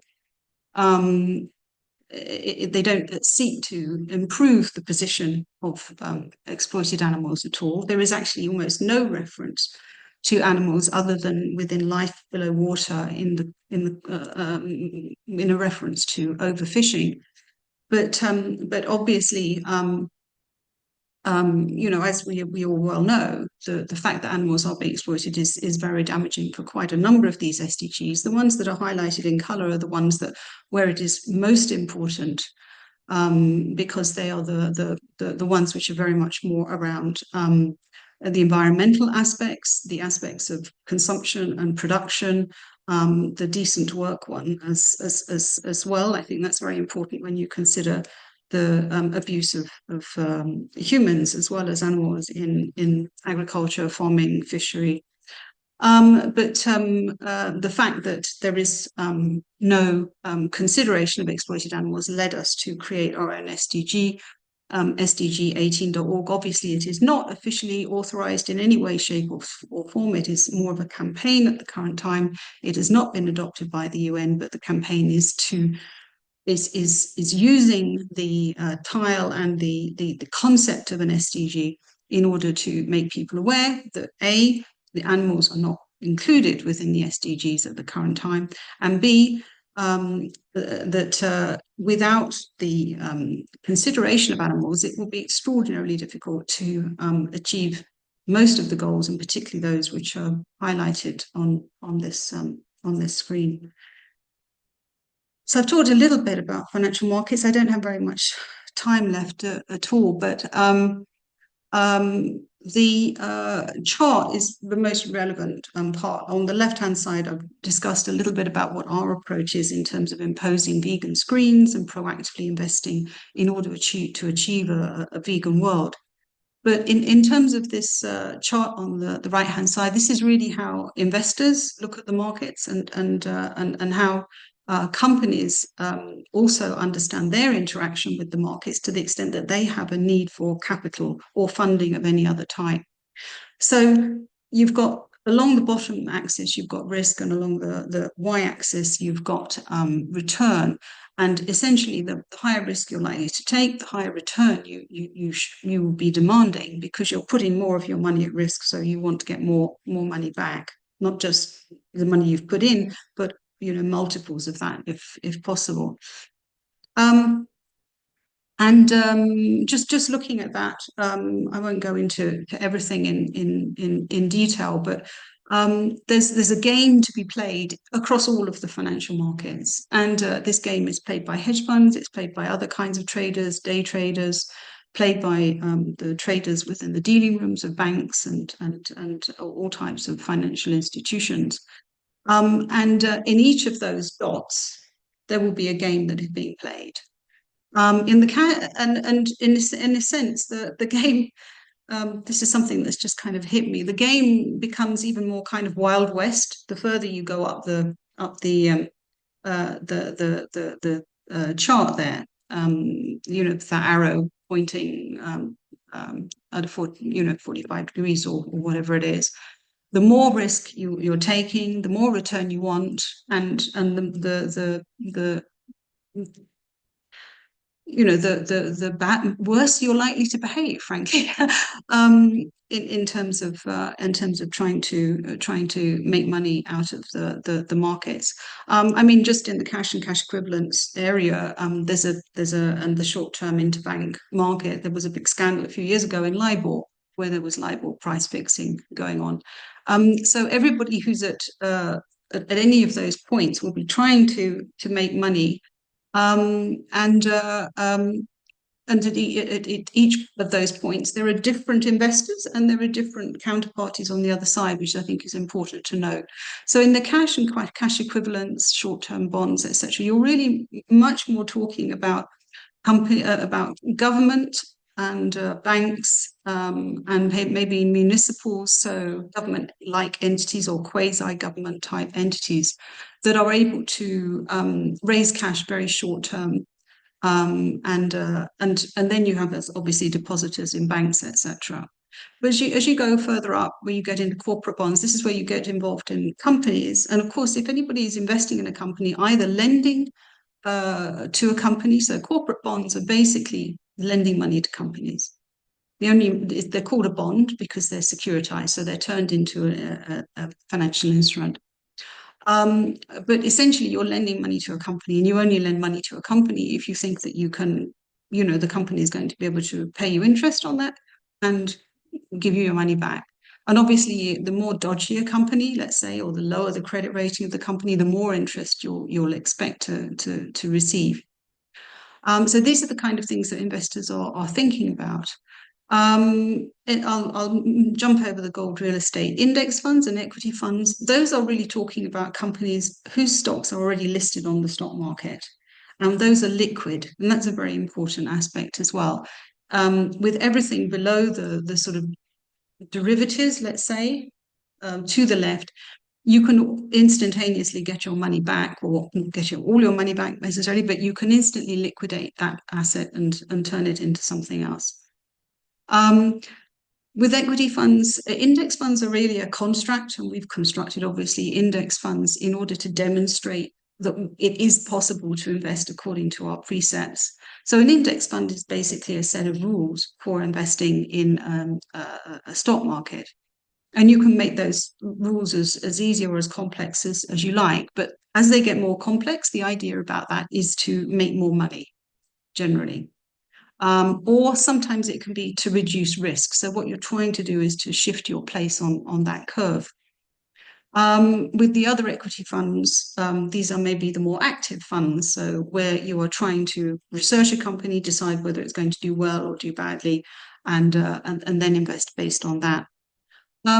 What I would say about that in respect of how it's impacting animals, etc., is largely a feature of, and I'll just show you quickly another chart that's further down. Is largely a feature, oh no, sorry, I went too far. Largely a feature of this, and you'll see that we've plotted out the SDGs in respect of our fund, and our fund is largely better than the S&P 500 on practically every single one of the SDGs. You'll see that because it's green. The green is outside the circle in the middle, which represents the S&P 500. But the thing that is important from this chart with all of the colors on is that all of these funds are supposed to be ESG funds, or they're indexes, but they're indexes which underlie funds. They're all based versus the S&P 500. So the S&P 500 is actually worse than pretty much all of these funds. To the extent that the number is below 100, the fund is better, other than in this one, which is environmental good, and the other one's social good. You obviously want to be better than the index, so above 100 in that sense. But to the extent that you're lower, you're better than the index. What that means is that the index, I mean, for example, our fund has 20% of the carbon versus the index. I've already said that we're removing 50% of the S&P 500 index. What that means is that 50% that we're removing is creating 80% of the carbon in the index. So there's a certain group of companies which are doing very bad things, let's say. They're releasing a lot of scope 1 and 2 carbon. They're releasing scope 3 carbon emissions through their supply chain. They're creating an enormous amount of waste. You'll see that our index has about 5% of the waste of the S&P 500. So the stocks that we exclude are creating 95% of pollution in the world. Again, about 5% for water consumption. So the stocks that we exclude are using 95% of the water that's being used in the world. But the problem is that those companies are not paying for it. I'll just go back up to the other one because I just want to touch on venture capital, and I see we're running out of time. So just going up that scale, as you get further and further into the risk perspective, you go towards alternative investments, which is hedge funds that I mentioned before, and then private equity, venture capital. Private equity really shouldn't be quite as far up the risk as that, because generally private equity is much larger companies that could potentially, a lot of them could potentially list on the exchange. Some of them are as large as companies which are listed on the exchange, but they've chosen not to, or they're held by private equity funds who own their capital, as opposed to investors that are stock investors on the exchange. Venture capital is a much more interesting thing, because the private equity, as I mentioned, is probably companies that are profitable. So they have a sort of sustainable, they're sustainable in the sense that they can keep themselves going through the money that they're generating out of their operations. Venture capital is quite a different thing. Venture capital is when you're putting money into startups that have no operations to date, or may have very, very small operations, in the belief that you think those operations will increase, that you think that they will be able to grow in revenue, that growth in revenue will lead them to have profit further down the line, and that the company will ultimately be self-sustaining. And then it may be able to get growth capital, which is a sort of less risky form of venture capital, because you're putting money into a company that is already profitable, as opposed to one which hasn't got any profits, is loss-making, and maybe doesn't even have revenues. And in respect of the vegan market, let's say, or the vegan economy, these are the kind of companies that you would be speaking about in this area. So companies that are replacing proteins that formerly derived from animals, ingredients in order to create better vegan products, cruelty-free products, animal testing alternatives, alternative materials, plant-based apparel. So everything in respect of the animal exploiting companies that we're removing in our index, those products need to be created in a different format other than from animals. But this, at this point, is a tiny, tiny amount of the market, as compared to the market shares, the markets that you see there, the 1.5 trillion in animal products, the 200 billion in ingredients, the 500 billion in personal care products, the 100 billion of animal-derived materials, just reeling those numbers off. The actual market in non-animal products is tiny. We're talking in the sort of single digits to maybe double digits of billions total across all of those. And that is the problem. Because what these companies need is they need more capital.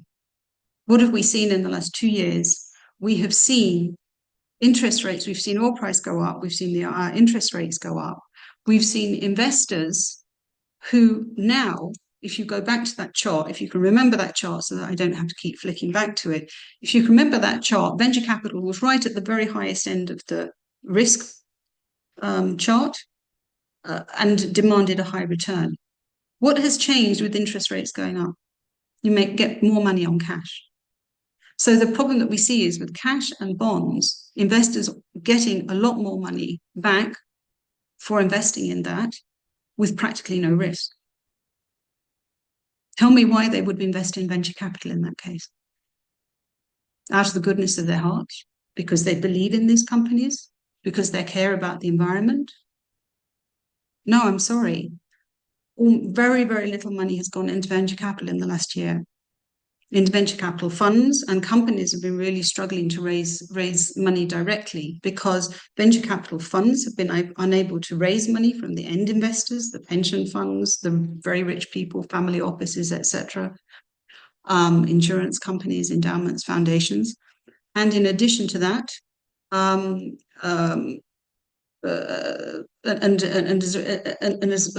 well as those venture capital funds not being able to raise money, because of that, those venture capital funds haven't been able to put money into these companies. So we are seeing companies failing. Right now, none of the companies on screen have failed, but I could reel off names and names and names, particularly companies in the plant-based arena that have failed in the last year and a half because of lack of access to capital, because they have not reached the stage where their revenues are high enough that they have and that they have high enough gross margins. So what they are paying in order to make their products versus what they're able to sell those products for. And this particularly gets even more difficult with the cost of living crisis, where people are not prepared to pay high prices for premium products and want everything to be cheap as chips. That means that those companies basically are not profitable. And if you're not profitable, then you need to be getting more capital in, because otherwise, how do you continue in operations? They have not reached the level of revenues that allows them to become profitable. They're still on that journey to get to that place in terms of revenues where they can become profitable. And investors at this have been unwilling to put more money into those companies because the point at which they become profitable has just become too far in the future. And there are lots of other things that they can put money into. As I said, they can put money into cash and bonds and they get an immediate yield, which is, I don't know, 5% for no risk at all, or put money into something like real estate. So this is where the companies in this space are having to compete. They're having to compete for capital. And without capital, they will go out of business. And I'm sorry, but that is the game. Hello, Claire. Investors will not invest unless they feel that they can get more money back than they put in. And especially with venture capital, they're not just wanting large multiples of the money that they put in, but they're wanting to know that that money they're going to be able to get out at some point, i.e. those companies are going to be bought out or they're going to be able to list on the stock market within a certain period of time. And that seems all very far away now. Finished. Thank you. Our next speaker is here, and so I think we'll have questions put in the chat, but that is fascinating, and you have excellent slides. I'm glad this is being recorded. So thank you so much. My pleasure.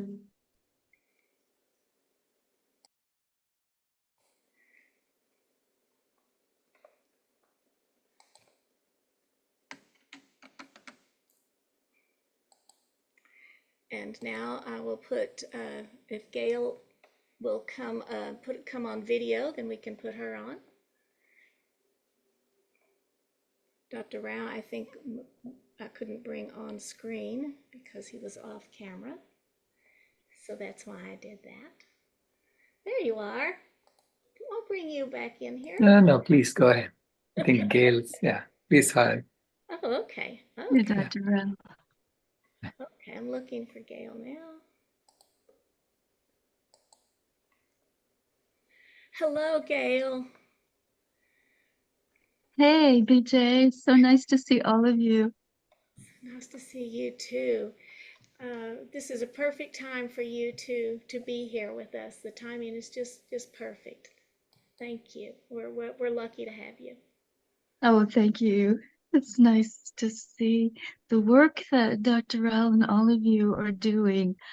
I remember when I first met him, I think he made the comment, or someone made the comment, that I might be one of the only Native American vegetarians and vegans that they knew. But I'm happy to share our ways of supporting the work that you're doing, which is singing and dancing. So I'm happy to be here with an opportunity for all of you to get up and dance together in community, because that's what we do. It's a basic human need to gather in the ritual of a transformation dance so we can share that transformation energy out into the world and bring more people to a plant-based lifestyle and a chemical-free lifestyle, please. So in doing that, we hope that we can encourage people to journey home to nature. That is our home. And also, I'm grateful to Marco for running tech for me today. He's gonna play a song to get us in entrainment in our native ways. We begin our gatherings with song, and this is a song that came to me from the dream world. It's called Return the World to Circles, and it says, two-leggeds, four-leggeds, wings, fins, and crawlers coming together with one with another. This is how we return the world to circles. So Marco, is it going to be easy for you to play that song, or shall we talk a little bit? I can do either. I'll have it up in just 1 second. Okay. Maybe share this. Oops, share some.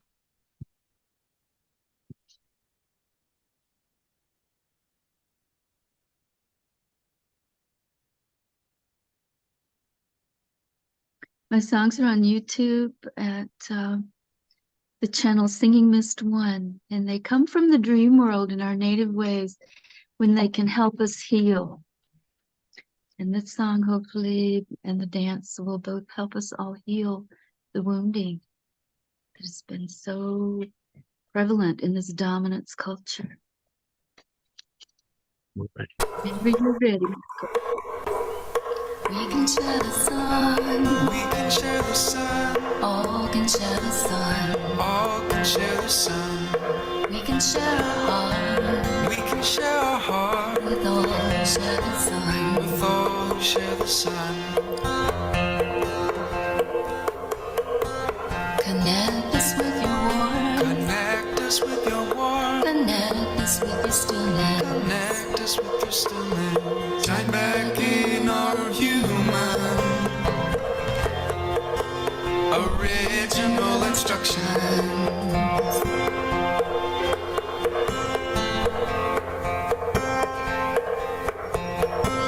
Light in our work with stars. Light in our world with stars. Return the world to circles. Return the world to circles. We can share the wind. We can share the wind. All can share the wind. All can share the wind. We can share our heart. We can share our heart. With all who share the wind. With all who share the wind. Blow away the hatred. Blow away the hatred. Blow away hierarchy. Blow away hierarchy. Breathe back in our human original instructions.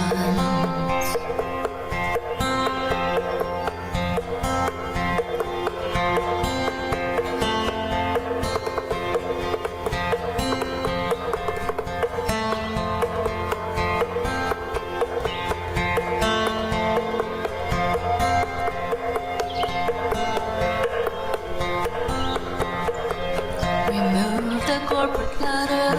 Remove the corporate ladders. Return the world to circles. Return the world to circles. living spins and crawlers, coming together as one with another, living in love. There are no others. Spirit to spirit, heart to heart. Can anything really keep us apart? We can share the water. We can share the water. All can share the water. All can share the water. We can share our heart. We can share our heart. With all who share the water. With all who share the water. Wash away the tears of genocide and slavery. Wash away the pain and fill the space with love. Wash away the pain and fill the space with love. Flow back in our human original instructions. We can share the earth. We can share the earth. All can share the earth. All can share the earth. We can share our heart. We can share our heart. With all who share the earth. With all who share the earth. Mountain valleys make river basins. Natural ways of sharing locations. Ground us in our human original instructions. Spin us into threads. Spin us into threads. Return the world to circles. Turn the world to circles. Two-leggeds, four-leggeds, winds, fins, and crawlers, coming together as one with another. Living in love. There are no others. Spirit to spirit, heart to heart. Can anything really keep us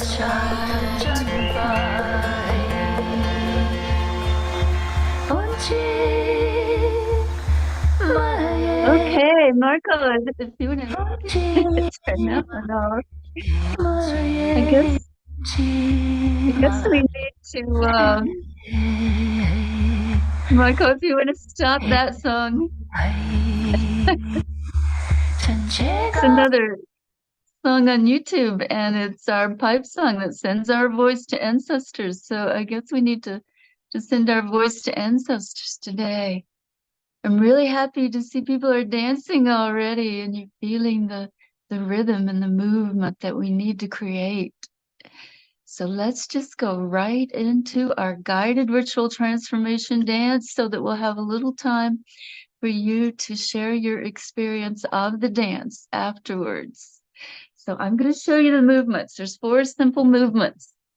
And again, we become one when we all do the same thing.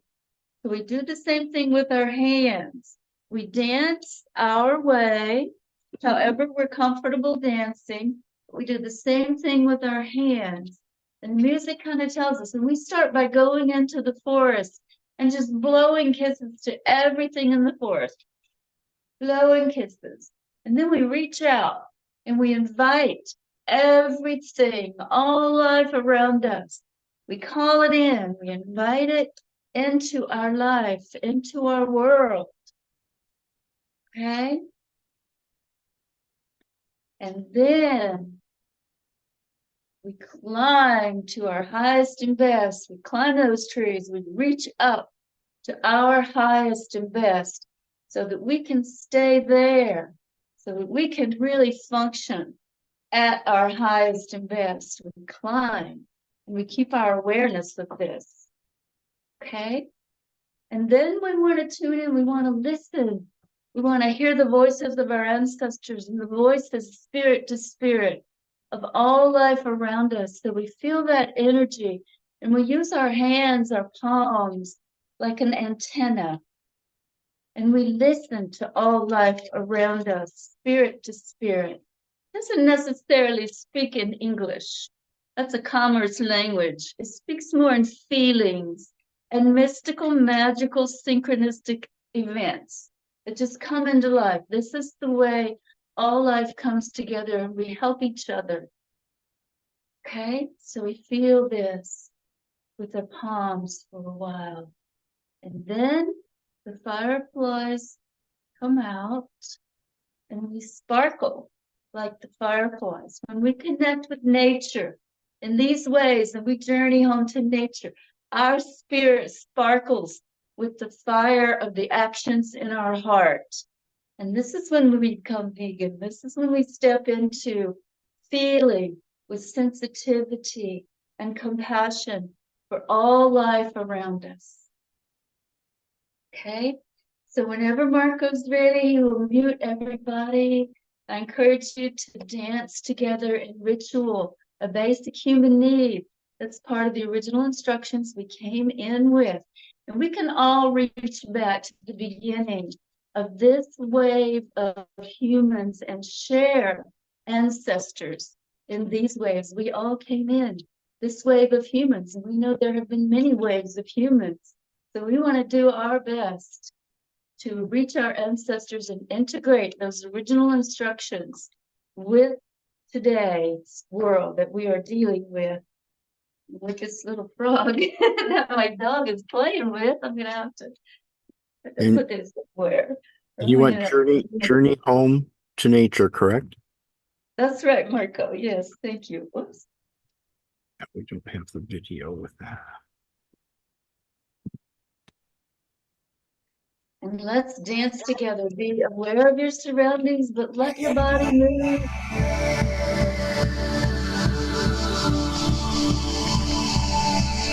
In the darkest hour preceding dawn, we gather the symbols and images from the dream world and invite our soul to guide us in each moment, connecting to eternity. As sun rises over sacred mountains and our moon sets, we enter the forest with kisses greeting all of the luminous healing spirits.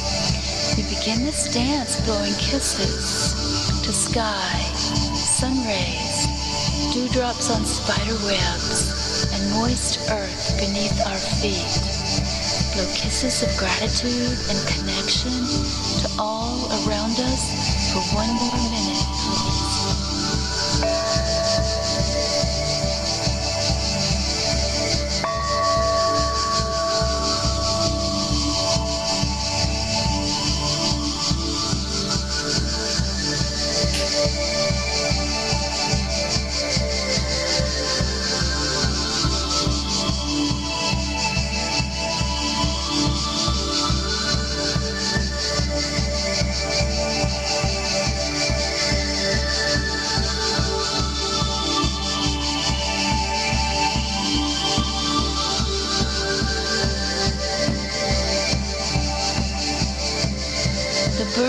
Begin their song at dawn, and we add our voice to the grateful chorus around us, swaying with the winds of change and sending heartfelt energy to join the ethers moving through us, reaching out to ancestors, the eldest being stones who have been here from the beginning, have done their work, and can help with ours. We learn to listen deeply within the marrow of our bones. Each sunrise acknowledges renewal, radiating all around us. May we cleanse and clear as we merge the waters everywhere with all that flows within us. Dance with the winds of change and reach out to all for 2 minutes now.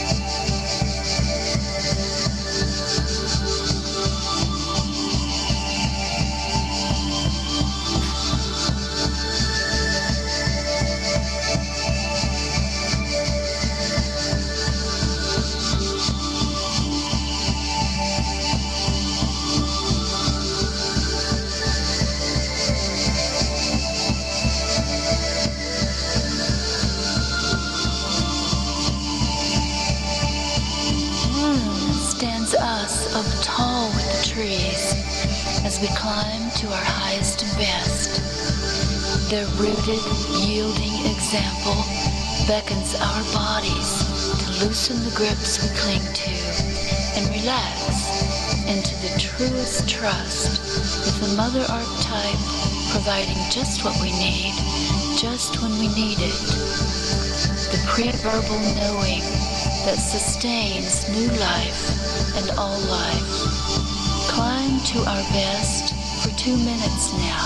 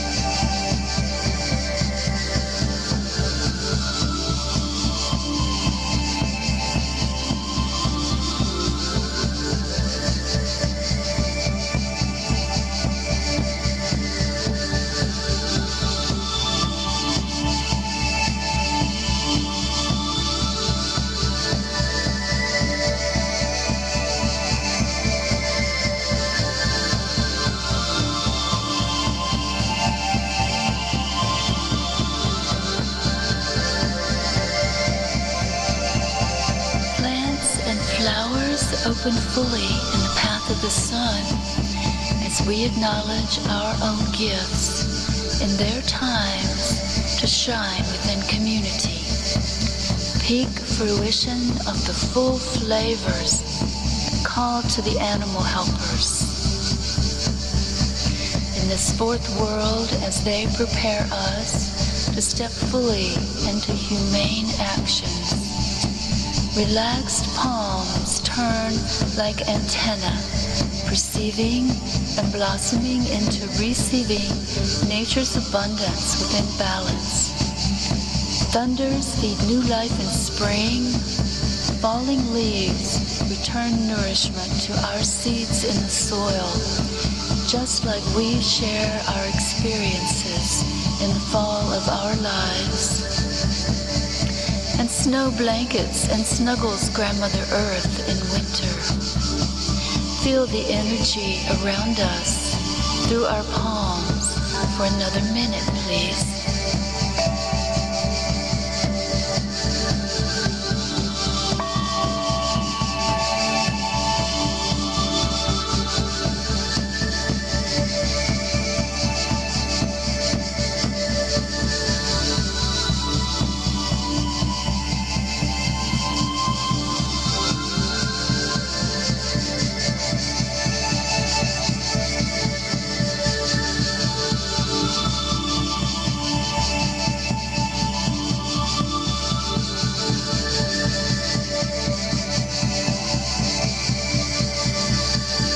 Twilight mysteries bring the magic of the stars back to us, and fireflies flicker, lighting untruths that lead to momentary truths within this universe. Cycles of sweet moonlight teach us appropriate choice in place and time for the actions of the fires fully felt within our heart. Nature heals us within the mystical numinous majesty of the fullness of life. We transition again and again back into the restful night for the guidance from our soulful connection to eternity.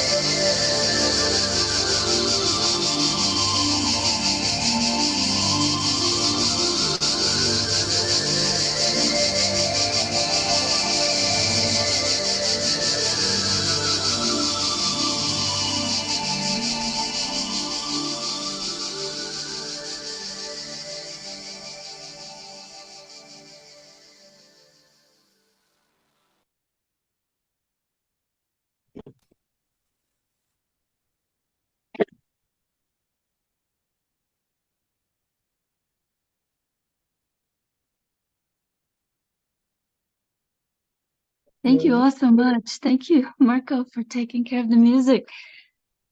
That felt wonderful. I don't know when I've had so many people in the room for a transformation dance. So I'd love for all of you to join me whenever you can. That was so beautiful, Gail. That was so beautiful. Thank you so much. Yes, thank you, Dr. Rao. I'm happy to be able to share in this way, and I'm open to anything that anyone experienced that they would like to share during the dance as well. So just open up your mic and share with us, speak with us, however you wish to, ask any questions, however we can aid in your transformations. Just let us know. It was so much needed after all the serious talks we've had, and then watching your dog participate in that with you. It was amazing. Yeah, all the animals. You gotta love them. They're the sweetest. Go ahead, BJ.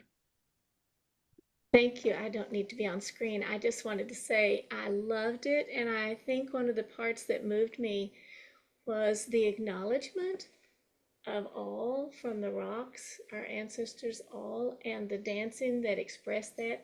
And then when you said, and we're all doing it together, it's like Dr. Rao said, it was needed. And I think that's a dance that I could do it again and again. Thank you. Thank you. That's beautiful, BJ. You can go to YouTube channel Guided Ritual Transformation Dances and dance anytime you want to. There's almost 20 songs just like that there, and the guidance and the videos of many people dancing are there as well. So please dance whenever you feel like dancing, and join us every other Tuesday in the gathering room to dance together as a community. Wonderful. Thank you so much. Yeah, much love and gratitude to all of you. Thank you for allowing me to be here with you. Now we have Dr. Richard Schwartz. Hi, how are you all doing? I hope you were dancing as well. I know you celebrated your 90th birthday recently. Yeah. You're amazing. So it's an honor and a privilege to have you here. Please. Speaking of amazing, you are super amazing with all you're doing, and wish you much success in trying to get a vegan world by 2026. And hopefully all these talks will really help that. Okay, Yeah. I'm going to try to set up screen sharing, and let's see, oops, why don't I have, boy, not seeing the option of screen sharing. There should be a green button on your Zoom. Yeah, but it's, I'm not, wait a minute, not seeing anything besides what I usually have at the bottom. That's strange. Let's see, maybe if I, Well, look in your menu for Zoom. I There's a start share. right, actually this was blocking it. Okay, so I have the screen share, and now I have to find the play button. I know the play button should be up near the top. Whoops. Let's see. Oh, maybe I have to choose one maybe first. Right. Oh, okay, I got that. You got it. All right. Okay, now the play button. Now we can see your screen. You just Right. have to maximize it. The Right. screen. I want to move it over. Wasn't there a play button that you need? Or maybe it's, oh, I see it. Okay, 1 minute. There's some. Okay, we get over to the left side. And I did see it a minute ago. Wait a minute. Oh, okay. Hopefully, I'm not experiencing this kind of thing. Okay. There you go. You got it. Peter's great. Okay, so I want to thank Salish for this opportunity, and again, wish you all much success and welcome to many people watching. So here is one of the biggest issues: veganism. Best for you, every individual in terms of health, etc., and best for the planet. And I'm going to try to explain why that is and why it's so super important that there be major shifts to vegan diets today. And let's see, oh boy, why is it not advancing? We have to go back to the play button. Thought I had pressed that.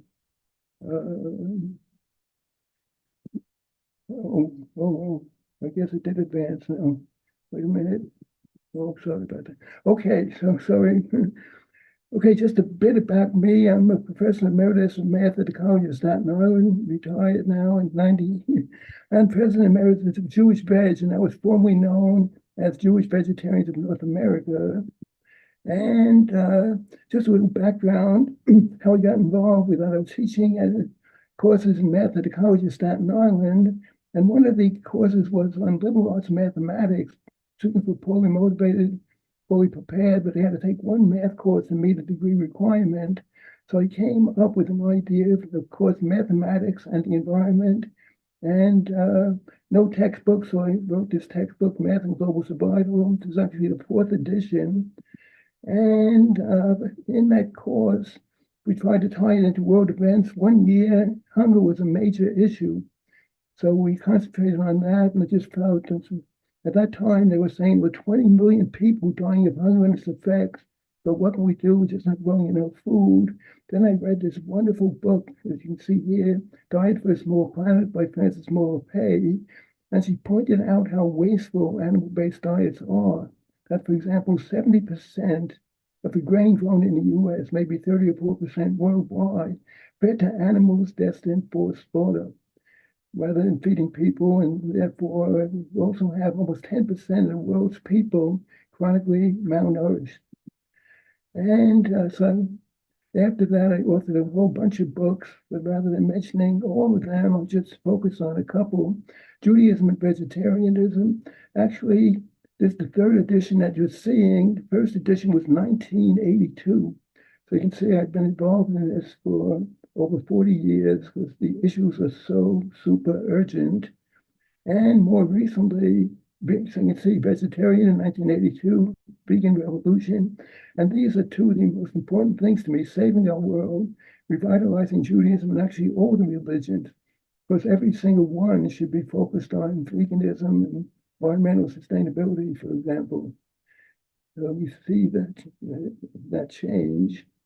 And also made a video with a multi-award winning producer, Ronald Friedberg, at Sacred Duty, applying Jewish values to help heal the world.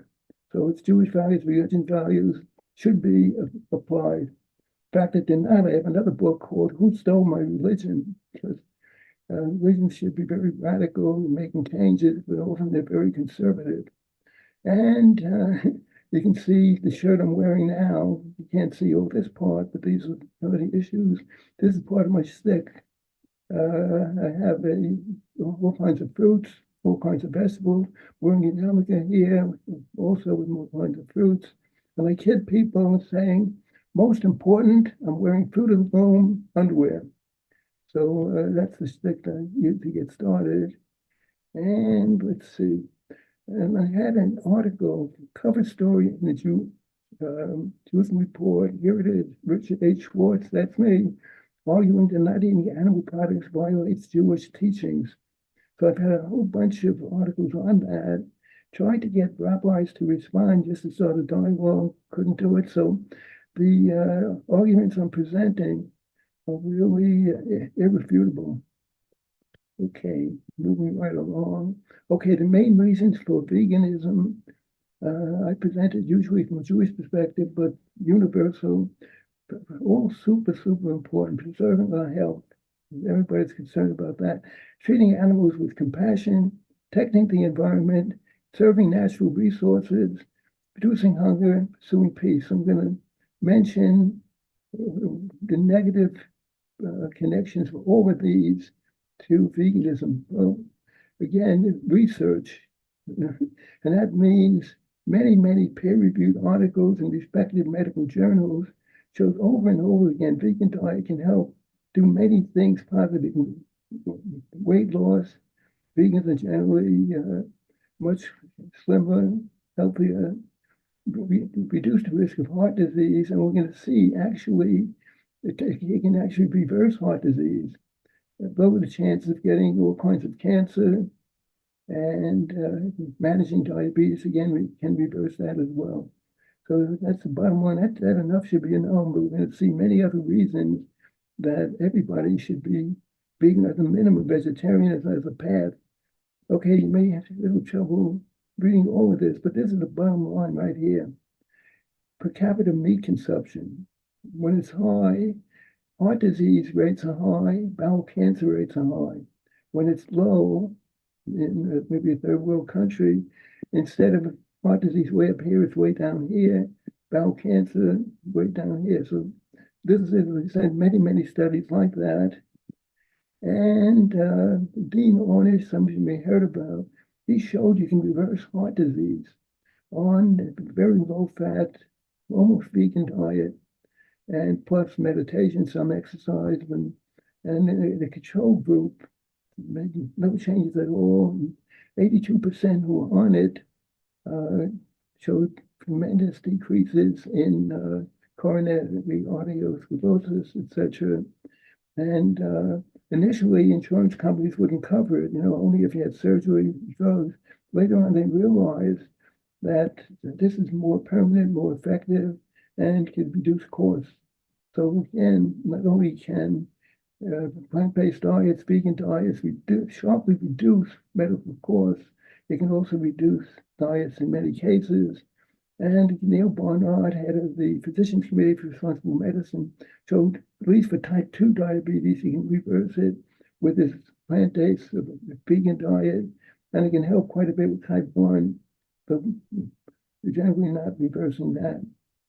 And many studies. Here's a whole book by a breast cancer physician for 30, 40 years, who tried to see what's really the main cause. He looked at many different studies, and he concluded that the animal-based diet is the main cause of breast cancer.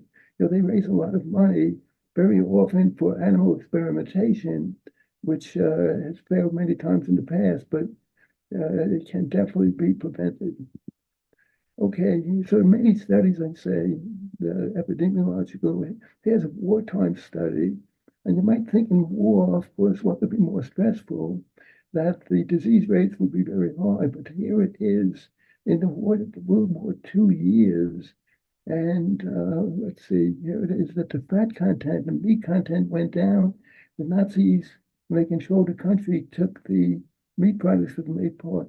So a sharp decrease in animal consumption, and almost parallel, the death rate actually went down, only to increase again as the war ended and people started going back to their animal-based diet. And here is a couple of graphs on heart disease, more cholesterol and more heart disease risks. So we might wonder, what are the sources of cholesterol? What plant foods have cholesterol? And here they are, whether it be grains, vegetables, nuts, seeds, fruits, legumes, or vegetables, actually zero. Sort of kid the students when I used to show this in classes, say this is the homework assignment to memorize all these numbers. But take a look at eggs, the greatest concentrated source of cholesterol, and beef, butter, oysters. These are your sources of cholesterol, and the body, of course, manufactures its own cholesterol, so we don't need it from any food. Okay, so why is it that plant-based diets are better? Actually, we were created as vegetarians. In the first chapter 1, verse 29 of Genesis indicates the human being's diet was initially vegan. Okay, but we don't have to depend on that. Science agreed. Look at the difference in teeth here from human being to a carnivorous animal, omnivorous animal here. And it's not just our teeth, but of course, look at the difference in hands. We don't have the claws to tear apart an animal like, of course, a carnivorous animal has. And in addition, many other factors, one of which is, we have a very, very long winding intestinal system compared to carnivorous animal. And this is really wonderful for fruits, vegetables, plant-based products, because there's plenty of time for all the wonderful nutrients, vitamins, minerals to be absorbed. But when meat is here and it goes slowly through it, many problems result. That's why so many products are necessary to overcome those effects. So we have many other things like the way our teeth move. And actually the acids in our stomach, in the human stomach, is only about 1/20th as strong as that for carnivorous animals. Okay, so again, here's the thing, because of our diet being so unnatural, the age of puberty in girls has really gone down sharply world over, worldwide. And you know the famous saying, a picture's worth 1,000 words. So here is a graph showing that. Look at this.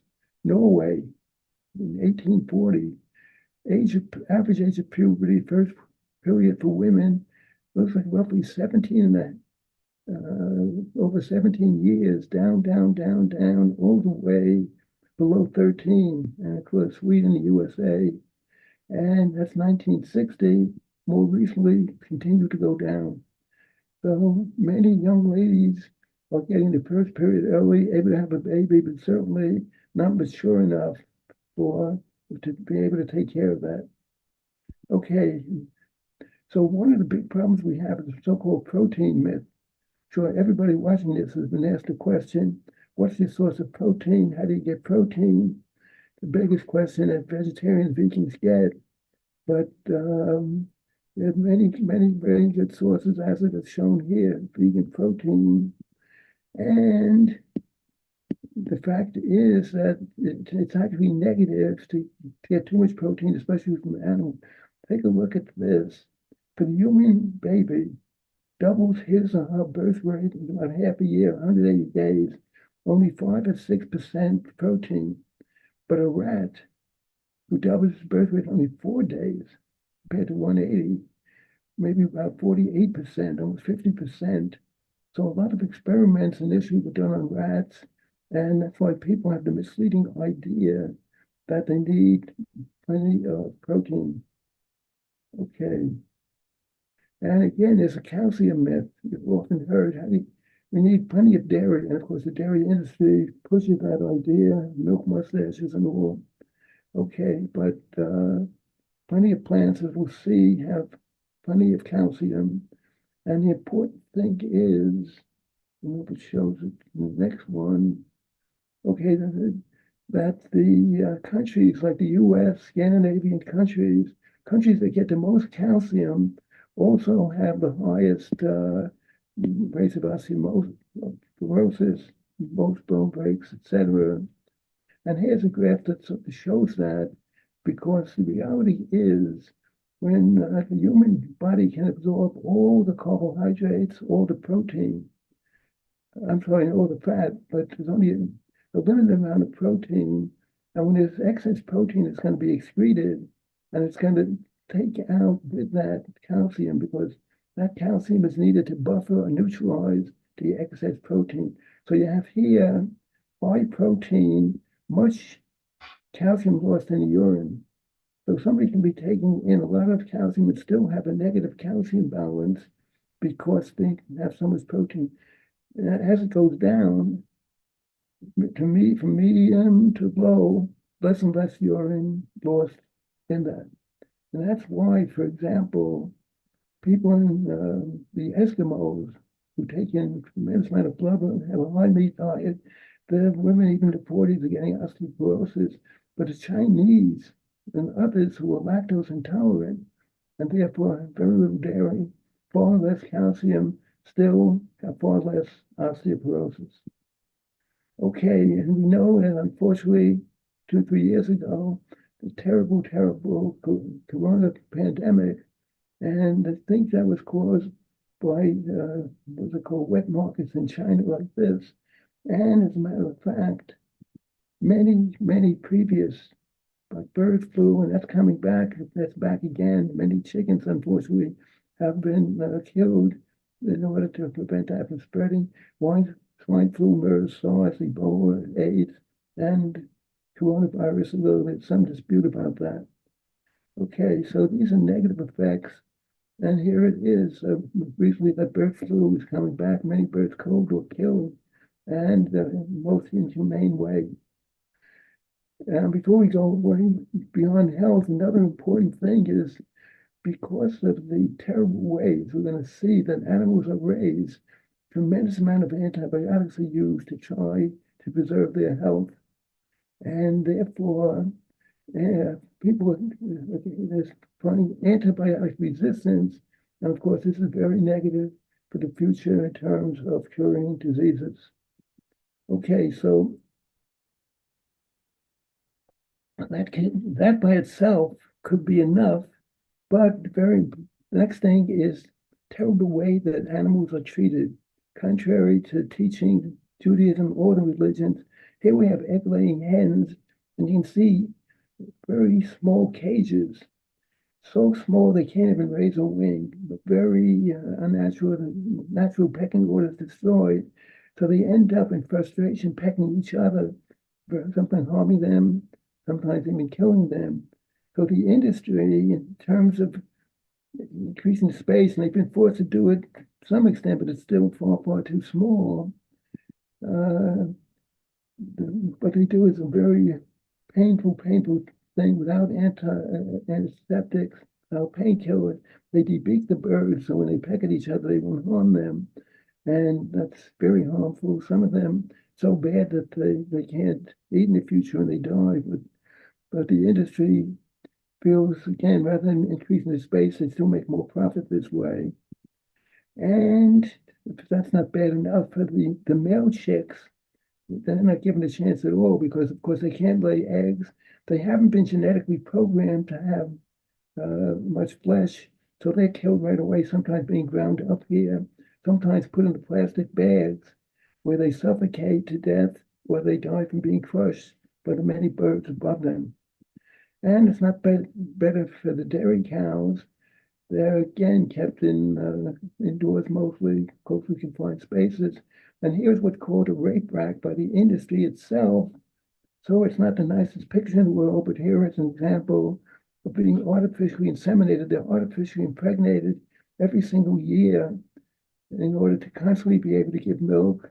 And again, that milk is taken away from the babies right away, very painful and poignant for mother and baby.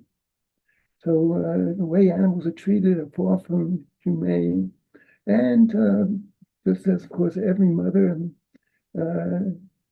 loves their children. I've been blessed living in Israel now almost 8 years with 8 great-grandchildren. And of course, it's a great pleasure, but the animals love their children as well. They don't have a chance. And well, in order to increase awareness of how terrible things are, what I've done is tried one of the 4 New Years in the Jewish tradition is an ancient Jewish name for animals. Unfortunately, this was used for tithing, for sacrifices. So my idea is to restore the holiday, but most important, transform it. So this is an ebook from a couple of summers ago, an idea whose time has come. And you get on the page, the picture's a little distorted, but hope you get the idea. And okay, so again, it should be enough negative effects on health, and certainly very negative way to treat animals. But perhaps most important is the environmental impact, which is seen more and more. Deforestation, as we speak, forests are being destroyed to create grazing land, land to grow feed crops for animals, soils being eroded and depleted by many cows, for example, water pollution from the waste of the animals, and a tremendous amount of nitrogen and oxygen. And they go to 6th age of extinction. And most important, that's why we're going to focus on climate change, the greatest threat to the world right now. And again, everything I say is backed up by a very strong scientific consensus. 70% of climate scientists agree on that it's a major problem. And every science academy that's taken a position agrees that climate change is a major threat and mainly caused by human activities. And most important, I can have an opinion, you can have an opinion, but peer-reviewed article means that that article has been checked by other experts, and there's thousands of them, almost all of them agreeing that this is a major problem.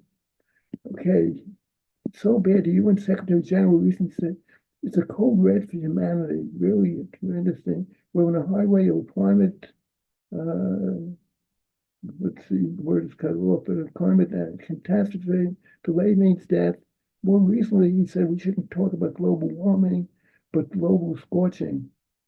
And the most important group on climate change, Intergovernmental Panel on Climate Change, and important because intergovernmental, many climate experts from many governments, so it's a consensus document, and they said in 2018 that we may have only until 2030 in order to make what they call unprecedented changes to have a chance of averting a climate catastrophe. But unfortunately, carbon emissions have increased like every year since then, continuing to increase. So it's really bad news, and it's a major issue, and we have to do everything about it, as we'll see. Okay, so issue now, heat waves, floods, and weakened security. But I'm hoping it becomes a major issue in the U.S. presidential election.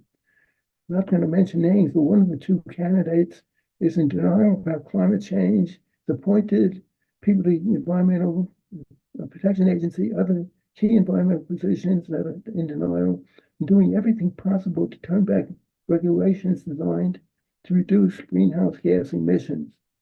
Okay, now to some important graphs. All 23 years in the top 24, I think that's moved to all 24. Let's see, we'll go back to this. So this is the average temperature for the 20th century. Below average, you have to have some below, some above average. But over here, turns out that the last 9 years are the hottest years in recorded history. That goes back to about 1880, when temperature records were being kept worldwide. And this is really, to me, super amazing. March 2024 was found to be the hottest March ever. But not only that, all 10 months from June 2023 broke temperature records for that month. And here in Israel, it's only April, but we had just a couple of days ago almost 100 degrees Fahrenheit. And if that's happening in April, you can wonder what may happen in July and August. And this Mediterranean area is heating up faster than worldwide. So this is a super important graph.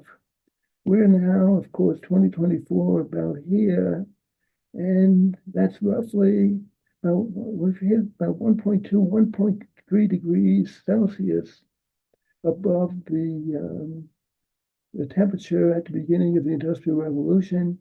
The experts are hoping to keep it on 1.5 degrees Celsius. They think above that, oceanic island nations may disappear, but actually not consistently, but we've already passed it. I think last year was 1.46. So they were hoping that we wouldn't, but certainly this decade and the next we're going to. And 2 degrees is another turning point. That, according to this, and depending on the situation, we have different graphs, but even at the lowest possibility, it's mid-century. And take a look, we see every day it was reports in the paper, floods, wildfires, storms, heat waves, and we're at 1.3 now, we'll hit 3, 4, 5 or more. So again, this is the existential threat to the entire world, and we have to really do something about it. Okay, so again, just as the person has a fever, side effects, coughing, and sneezing and headaches. Well, the world also, the heat waves are increasing. I just mentioned 10 months in a row. Well, again, this was done a while ago. I should update it, but this will be 9 and 9, all 24 years, among the hottest 25 now in recorded history. And this summer, they expect possibly to again break a record because they have what they call the El Nino, something that affects the weather and heats up the oceans. Okay, and of course, droughts are increasing all over the world. Rivers are drying up, lakes are drying up, and some cases, like in the Suez, it makes harder for ships to cross because it's so low, harder to get power, hydropower. And the wildfires are increasing all over, and we're going to see the negative effects of that. Hurricanes increasing. Now, there are 6 reasons. People say we've always had hurricanes, we've always had droughts, but we have things called 1 in 100 storms, etc. Now, these things are happening almost every year. Some of them are happening even more than once a year. So we've always had hurricanes, but more severe because the seas are higher. That means that the storm surge is going to be greater. And the waters are hotter, they give more energy, very important. Not too long ago, we had what's called a tropical storm, which is pretty severe weather-wise, but it ended up because the energy given by the water here made it like a type 4 hurricane. And also, the hotter air, things expand when they're hotter, it holds more moisture, so that when we do have a storm, it often has more rain, more snow. Okay, the floods have been increasing over, and well, the glaciers are melting, or ice caps are melting, permafrost, and the perma here means it should be permanent. It should be, but it's melting because it's getting so much warmer. This is extremely serious because below that, there's many greenhouse gases, especially methane, that are going to be released. And again, that's making climate change more dangerous. Okay, Greenland is melting, and you can see how big Greenland is, and that's severe. And you can see here to here how much more there is. And this could raise the oceans many, many feet and really destroy many cities that are near the oceans. Okay, as I said, seas are rising. There's many what they call sunny day flooding. Think flooding, okay, there's a storm, but some days just the higher tides cause more flooding. Okay, and many, many negative. Polar bears in danger. And the 6th extinction that's happening because tropical rainforests being destroyed as well, and coral reefs being threatened by global warming, and so many fish are there. There's one projection that the ocean could be almost devoid of fish by the middle of this century. Okay, and well, we ain't seen nothing yet. 4 reasons why things are likely to get far worse. And rather than reading this, we have pictures to illustrate it. Okay, this is the picture you just saw not too long ago. But why would things be worse? Well, the temperatures could be much, much, much higher. And even going from 1.3 to 2, that alone could be extremely serious. But by the end of the century, it could be like unlivable. Okay, now this is probably the most important graph nowadays, because this shows the atmosphere of carbon dioxide. And of course, that causes what they call that greenhouse effect. And what happens is that sun's rays come down, we're going to see more of that. But when it strikes the earth, when it's reflected, it's like a cloud with CO2 that prevents it from going back out into space. Anyway, if you went back more right down here, it wasn't increasing much. 285 parts per million ppm at the beginning of the Industrial Revolution, middle to late 1800s. And now it's gone on 420, increasing by 2 or 3 parts per million per year. It's got to drop down. And the experts think that 350 parts per million is the threshold, just like with heart disease, cholesterol. Doctors will tell you there's the threshold above which you're in danger. Okay, so it's way above that. So, and it's increasing. The only hope we have is to somehow drop this down, and we'll talk about it later, back below 350. So this is one of the great dangers, that atmospheric carbon dioxide is so high. Okay, now again, another reason things could get worse is because of climate change, we're going to have tens of millions of desperate, hungry refugees fleeing the effects of climate change, the storms, the floods, the heat waves, the droughts. And according to military experts, it makes instability, terrorism more and more likely. So this is what we're heading to. Now, this is extremely important, the fourth reason, and that involves vicious cycles, or what they call self-reinforcing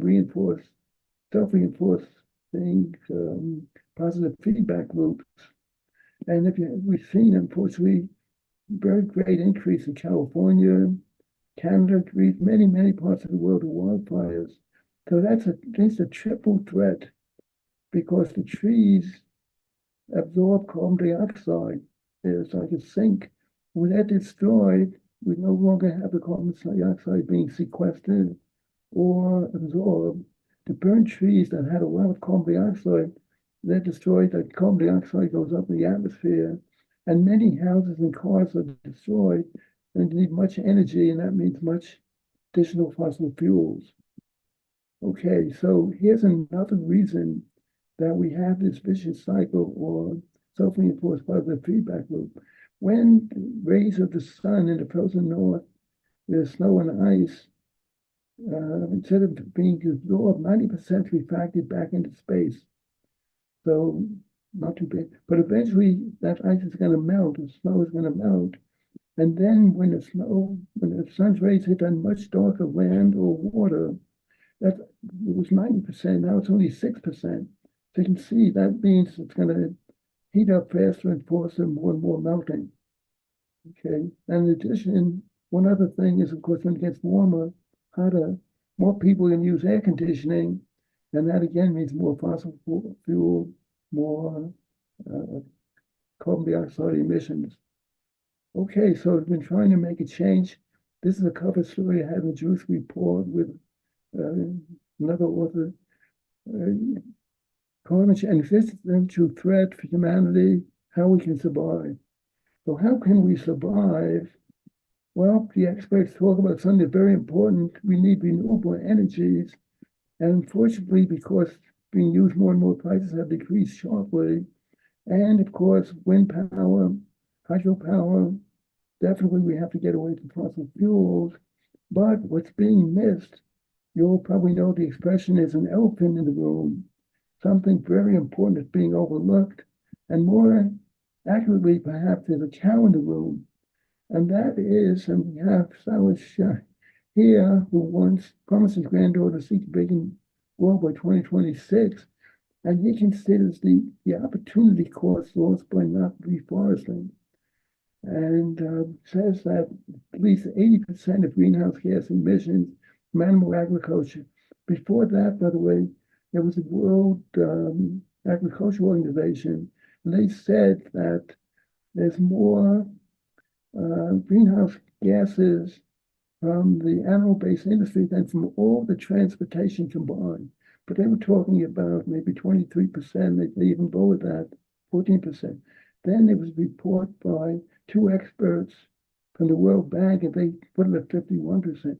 So Salish should put it at 87%. And here's a copy of his valuable paper that was peer-reviewed. And the bottom line is, it's really 43% of the world's ice-free land used for grazing, growing feed crops for animals. And there used to be 6 trillion trees in the world. Now, 10,000 years of animal agriculture, that's down to about 3 trillion. So that's been halves. And because of that, and we just have a couple of graphs showing that trees being destroyed and a major cause of animal agriculture burned, and especially older trees. It's wonderful to replant, but it takes many years to get back to that. And therefore, going back to this graph, again, as we said, of course, there's only 3 trillion instead of 6 trillion trees. Carbon dioxide, atmospheric CO2, has gone way up from that 284 in pre-industrial time to 420, again, way beyond 350. And it's increasing 2 to 3 parts per million because we're still burning fossil fuels and we're still cutting down forests. So this is, again, the example that instead it's like a car that's speeding toward a dangerous object. Instead of putting on the brakes, keep speeding toward it. Okay, so here is something from a film called Vegan 22. Only a quarter of the agricultural land, approximately, cauliflower, carrots, other plant-based products. And, let's see, sorry, going ahead. Let me go back. Okay, so here's the opportunity to reforest that. Because by reforesting, we're planting trees that can absorb or sequester that carbon dioxide, and we lower that carbon dioxide level. That's the only hope. Of course, other things have to be done. We have to get better transportation. I told people have to use mass transportation, better light bulbs, certainly reduce fossil fuels. But without this, there's no way we're going to really avoid a climate catastrophe. Okay, so I want to go on to other issues. Again, animal is terrible for health, certainly terrible for the animal, terrible for the environment, major cause of climate change. But another one is the misuse of resources. It takes far more energy, far more land, some could be up to 20 times as much land for an animal-based diet than a plant-based diet or vegan diet. And it takes far more water, mainly to irrigate the feed crops. So it can take up to 12 or 13 times as much water for a person on an animal-based diet than a person on a plant-based diet. So, and again, at a time when water is getting more and more scarcity, and people are even saying future wars may be fought over water, whereas in the past, and also petroleum nowadays, in ancient days, biblical days, it was over water to wells as well. And the fourth thing is a scandal of world hunger. There's really enough food to feed everybody. But as I mentioned before, one of the main reasons I became a vegetarian and then a vegan was the scandal of world hunger. That is completely unnecessary. Enough food is grown, but 70%, as I said, the food grown in the US is fed to animals destined for slaughter. And the thing that makes it even more scandalous is that we take healthy foods like soy and oats and corn, which have zero fiber and zero complex carbohydrates, but are very high in cholesterol and saturated fat. We feed that to animals, we come out with meat and other animal products with just the opposite characteristics. So this is it, a vegan shift could reduce world hunger, decrease food waste. And okay, so now we're getting into the last of the 6 issues: health, animal treatment, the environment, resource scarcity, hunger, and war, which many people may not see connection as easily. But as we indicated before, animal-based diets are very wasteful. And it turns out, this is from the word lechem in Hebrew means bread, and milchama means war. So the Jewish sages deduced that this connection, same root for bread and war, means when there's a shortage of grain and other resources, people are more likely to go to war. And unfortunately, this is borne out many times in the future. So my terrible pun, in a way, is that the vegan movement and the peace movement should both have the same slogan. That's all we are saying. John Lennon says, give peas a chance. So, and here is an example of peace on Earth and the whole world, North and South America, Africa, etc., based on peace. Okay, so I want to summarize and give you a little bit of time for questions. Let's see, not too much time, but I'll be happy to take questions and comments and see what you think.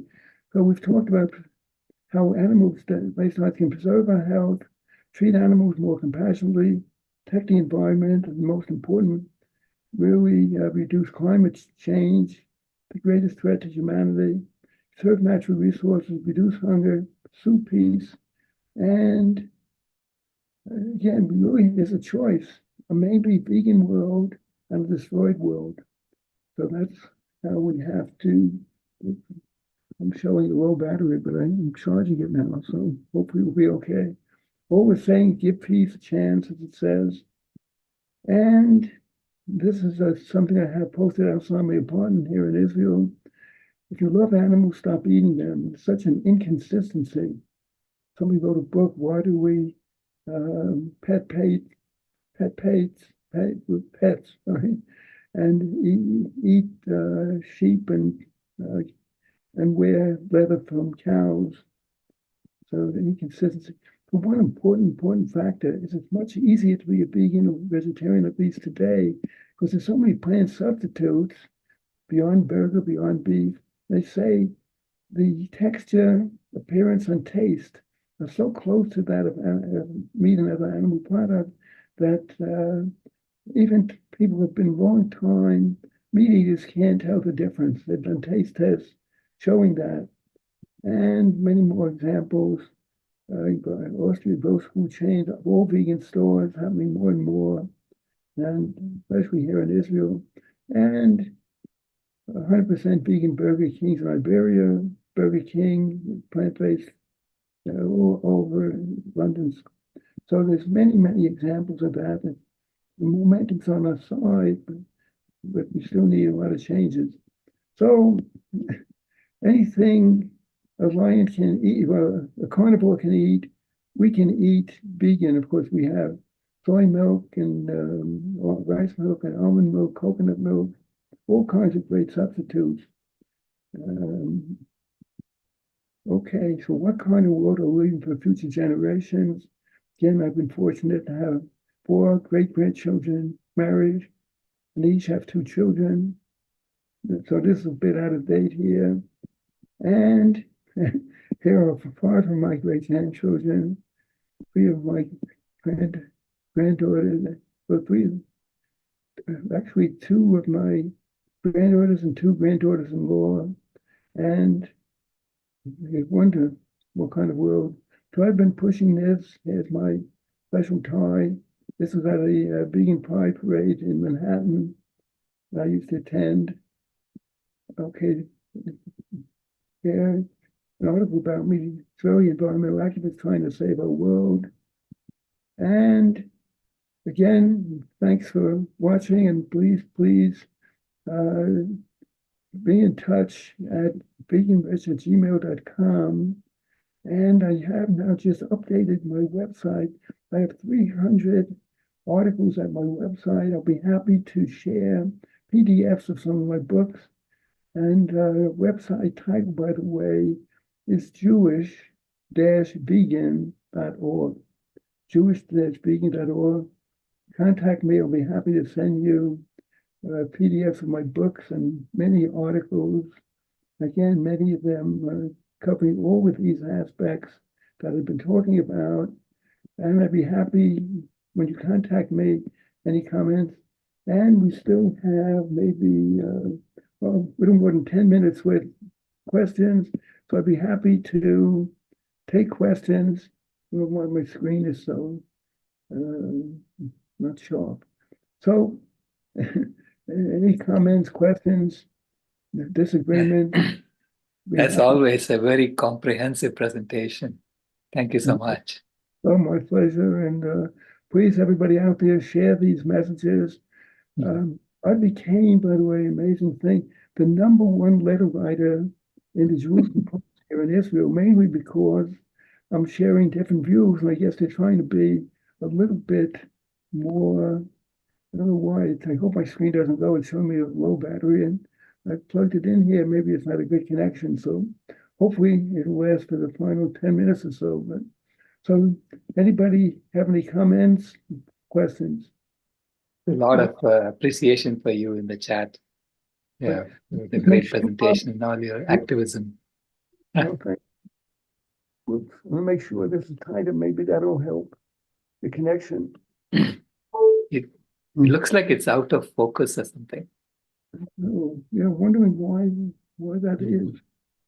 Let's see. I'm trying to wipe the camera in case. But okay, but I hope you were able to see the slides. Okay, that's the most Yeah, we important. saw the slides perfectly. Yes. Okay. Thank you so much. Okay. So anybody out there have a comment, suggestion, disagreement? Any questions for, yeah, Dr. Michael Clapper is saying great dedication and work. Okay, so I want to wish you continued success. What you're doing is amazing and to keep it up. And we should see we have truth, justice, morality, all the moral values on our side. And it's just we have to break through the ignorance, apathy, and resistance out there. Okay. Yeah, thank you for your blessings for gracing us every now and then. Okay. And, with all your great children, great grandchildren, and great grandchildren motivating you, you have been indefatigable. Thank you. So your wonderful wishes for your granddaughter should come true. Vegan world by 2026, because again we have a choice between the vegan world and almost a destroyed world. It's incredible that what's happening. Okay, Yeah, so to me it's like we are we are in a house that's on fire. Yeah. And people are squabbling about something that happened, yeah, 10 days ago. I said, wait, your house is on fire. What are you doing? yeah. Well, people have to realize. Unfortunately, there's many other issues, but this is the existential threat. If we're seeing now in 2024, the tremendous temperatures, the heat waves, the wildfires, and getting worse every year, what kind of world are we leaving for future generations? And got to get people to realize that. And again, it's so much simpler to be a vegan today with the substitutes, or at least hopefully be a transition food. Not the healthiest, but at least temporarily they can get at least a taste and all.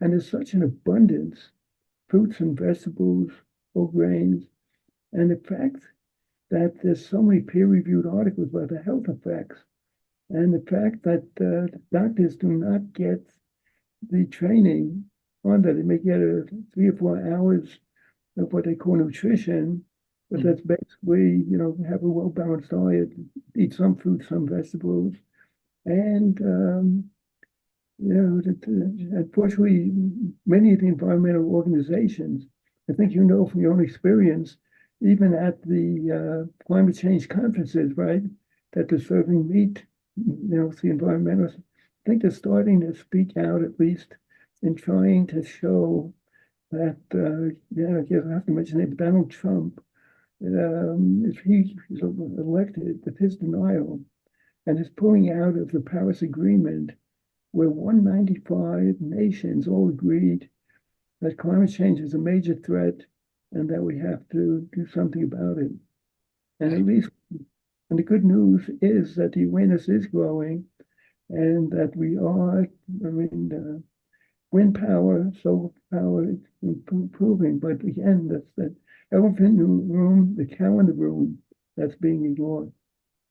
Okay, so many thanks for the opportunity. I'm going to sign off and wish everybody shalom from Israel. All the best. Thank you. Thank you, Richie.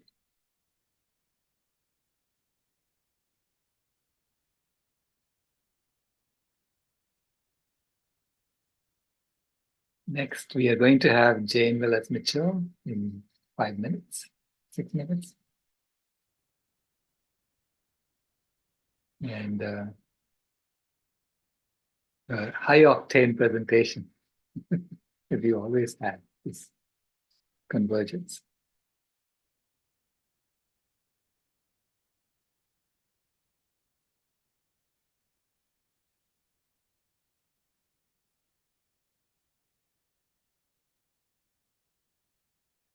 So all of you take a few minutes to breathe.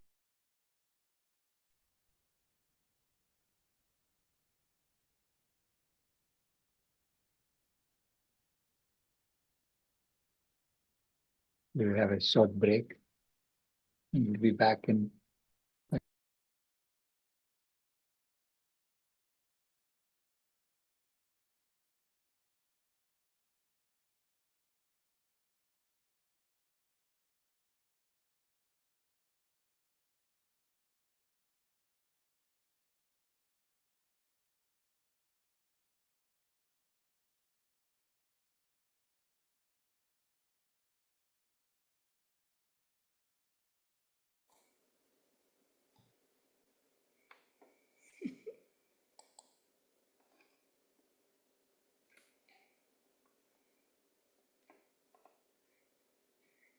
Jane will be here in about 5 minutes.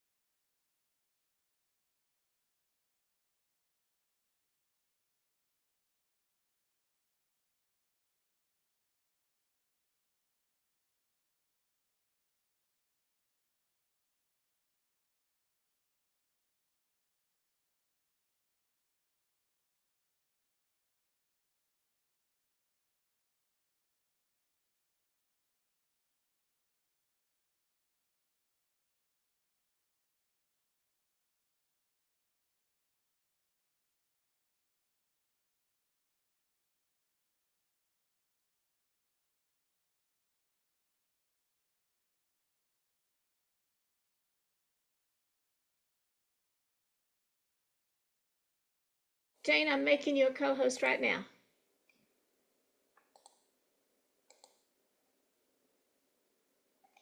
Myself. Yeah, and Dr. Rao will be right back. Okay. Hello, everybody. Can you hear me? Yes. Oh, wonderful. Yes, we can hear you. Oh, hi, Dr. Rao. How are you? Good. Yes. Should I take it away? Yeah. Okay. Well, first, I would love to say thank you, Dr. Rao, and your entire team for putting this together. I think it's really important that we have conversations right now. And what I'd like to figure out is how I share it. Yes, I'm going to share my screen right off the bat. For those of you who don't know, I'm the founder of Unchained TV, which is the world's only vegan streaming television network. You can see it right behind me if you, let's see, make your full screen. It's right there, and I'm going to show you a little bit of it. And what we do is an end run around the mainstream media blackout on veganism. And right now we're under attack. Our entire movement is under attack, and we have to figure out how we're going to respond to that. And I definitely don't have the answers, but I think we have to talk about it, and we have to be realistic about it. So I just want to start by sharing my screen and playing a little bit of Matthew Glover. He is one of the, I think, smartest people in our entire movement, and he does advocacy, Veganuary, and undercover investigations. He's also with the Vegan Food Group that has acquired a bunch of companies and using economies of scale. So he was interviewed recently by one of our hosts, Najashi, and I would like to play a little bit about what he said, and then we can take it from there. Now, I would like to share my sound, and just tell me if you can share screen. Here we go. David and Goliath type of. Let's see here. Give me 1 second, guys. There we go.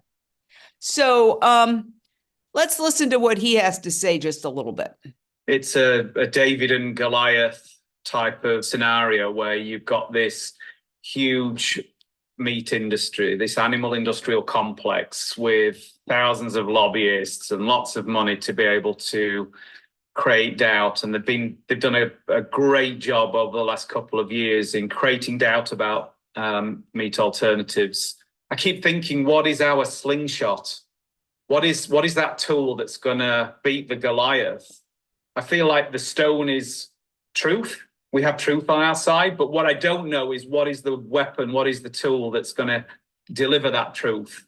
I'd never heard of Tofu Town either, being honest with you, but we've acquired the business. It has 2 facilities.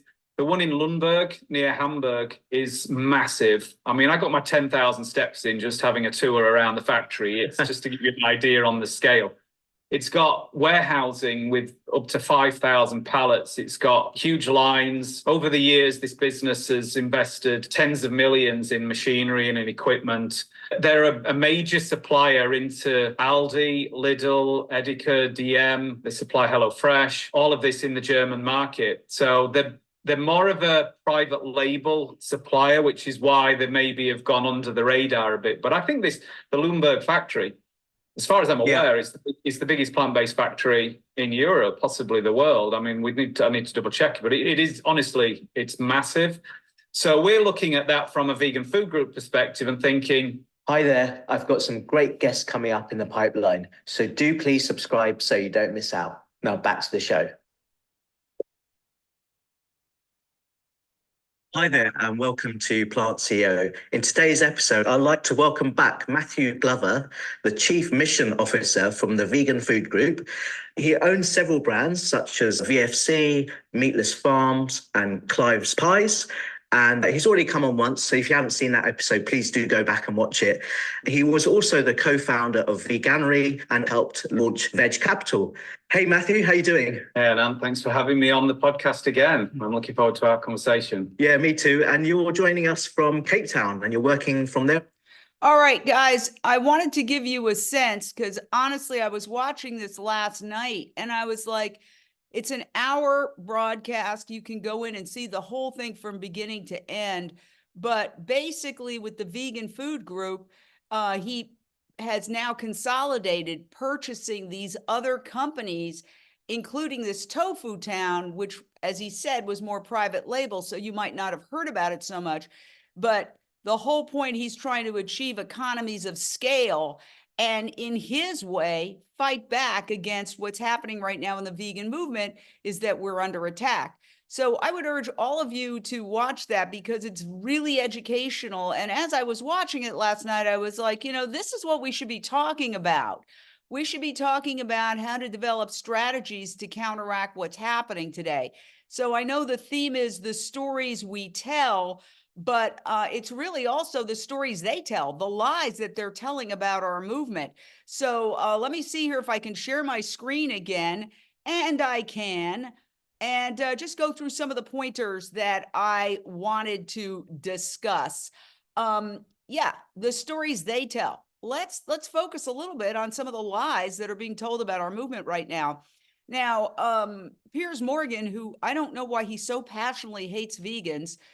Maybe he had a very bad date with a vegan once. I don't know, but he is on the warpath against us. He recently did this show on Sky News, Is Veganism Dead? A vegan restaurant is offering meat to attract more customers. Jamie Logan on the left did a great job. She's an amazing activist who's featured extensively on Unchained TV. She has Jamie's Corner. She also works with Gen V. She did when she could get a word in edgewise. I mean, between him and his cohort, they barely allowed her to speak. But when she could speak, she made a good point. So you have those kinds of attacks. And then this article, I'm trying to get this a little bit smaller here so we can see it. This just came out the other day. Inc. This Michelin star chef switched to a plant-based menu, then it blew up in his face.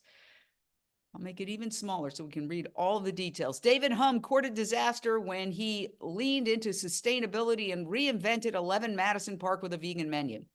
Now, actually, the article itself is not as bad as the headline, but 90% of the people just read the headline. I could cite dozens of examples of articles like this that are happening now, all right? And as far as the good news stories, these are just some of the exciting companies that are coming up. Meatless Farms is owned by Matthew Glover's Vegan Food Group. There's plenty of others. Those stories aren't being told. I recently had the honor of interviewing Ethan Brown, the CEO of Beyond Meat. And, you know, he is just an amazing, amazing guy. And he acknowledged that our industry and his company in particular is under attack right now. And what he said was, strong winds make the strongest branches. And we are going to respond to these attacks that were, ultra processed, et cetera, by just making a better product. So they've just come out with, and I'll take this back to 100% so we can see it. They've just come out with 4.0 Beyond Burger with avocado oil, has 75% less saturated fat than your average burger, and is packed with protein. We got a chance to sample it. It's in the stores. I urge everybody to go out and buy it. It's delicious. It's healthy. It answers a lot of these ridiculous criticisms about being processed. It has even fewer ingredients. And, you know, nobody mentions when they're doing these stories that processed meat is officially cancer-causing, according to the World Health Organization. So any plant-based product is healthier than processed meat. But yet that never gets into the conversation. So what we have is a situation where our media, which is advertiser-based, and look at the advertising, it's the fast food and pharmaceuticals for the most part, they've co-opted the media, and we're under attack. That's one of the reasons I started Unchained TV. I was in the media for 38 years. I know how they work, okay? I've been behind the curtain, and we need to do an end run around the mainstream media's twisting of our story. So how do we do that? That's what I don't have all the answers. I'm asking everybody to put their thinking caps on, and this is why it's great to have these kinds of convergences where we have conversations. So let's just recap and review. This was 2019. Beyond Meat when it came out, and you know, just human nature and media, we love to build up, whether it's a corporation or an individual, a star, build them up and then tear them down. Well, there was a huge amount of positive publicity when Beyond Meat first had its IPO in 2019. It was the most successful initial public offering since the 2008 financial crisis. You see here CNBC reporting the stock surged 500%. Of course, that's not sustainable. Beyond Meat's, New York Times, Beyond Meat's share price surges on first day of trading. Nothing goes straight up forever. We all know that. So we have to also put this whole issue into context and step back and take a big picture approach. It doesn't matter what technology, what new innovation we're talking about. Nothing has ever gone straight up. And so I started thinking about looking back in recent history at some of the ups and downs of other innovative technologies, because really this is food technology. As somebody said, and I thought it was brilliant, everything else has progressed. How we drive, how we move around. We're no longer getting to from point A to point B on horseback. We're not lighting candles. I have 2 lights on me here that are electrical. So the only thing that hasn't really evolved with modern times is food, in terms of how we're eating food. It's gotten industrialized in a horrible sense, and vis-a-vis factory farming and concentrated animal feeding operations, but the essential technology has not evolved. And I thought, brilliant. Yes, that's exactly the case. So let's look back. Now, I remember seeing the documentary Who Killed the Electric Car, came out in 2006. I actually know a couple of people who had that initial GM electric car. So it was under development for many years, and then it came out, mass production, 1996, and then they shut it down in 1999, and they actually had to drag the car screaming. People were screaming, hanging on to it. No, don't take my electric car. It's a great documentary, and I want to actually look it up and watch it again. But of course, it didn't ultimately kill the electric car. It just wasted a lot of time and energy, and we had to wait, okay, till the documentary. So the electric car was 1996 to 1999. That's the GM, I think it was called EV1. Then they killed it. Then the movie came out in 2006. And in 2010, what do we have? The Tesla IPO. The rest is history. Now we have electric cars. They're the coolest thing on the block. Who had the last laugh? Electric cars. But the sad fact is we had to wait because of short-sightedness. And I think I read somewhere, I don't know if I should quote anybody, but the person who made that decision, I read an article years ago, and it stuck with me that he said it was the worst decision of his life. Okay, short-term thinking. That's what we're talking about. So I was also around for the dot-com bubble. I'm sure you were too. Actually, it was crazy. Right before the bubble, I live near Santa Monica. I'm in Marina Del Rey, and there was this sort of event that they used to have all the time where all these dot-commers would go and hobnob, and we would have fun. It was a big party. And I went with my friend at the height of the dot-com, and she wore a tag that said selfhell.com as a joke.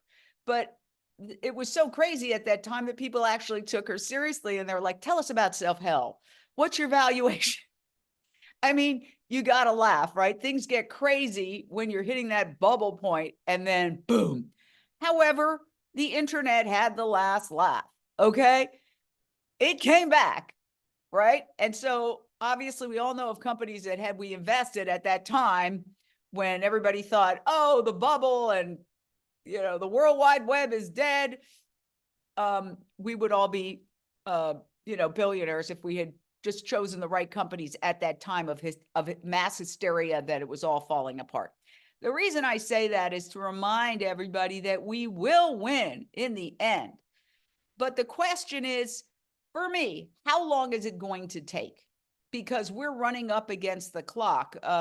With Dr. Rao, I produced a documentary called Countdown to Year Zero, which basically profiles Dr. Rao's assertion that we have to switch to a global plant-based culture by 2026 in order to avoid a climate apocalypse. Well, guess what, people? We're almost halfway through 2024. So one of the big problems is that we may not have the luxury of waiting for something to come back in the number of years that it's taken for certain other technologies, to have that bounce back. So I was just thinking of all the different factors that we need to consider. This is just a potpourri. There's no really rhyme or reason to it, except I made a list of everything I thought we needed to discuss or think about in terms of how are we going to now get to the next phase.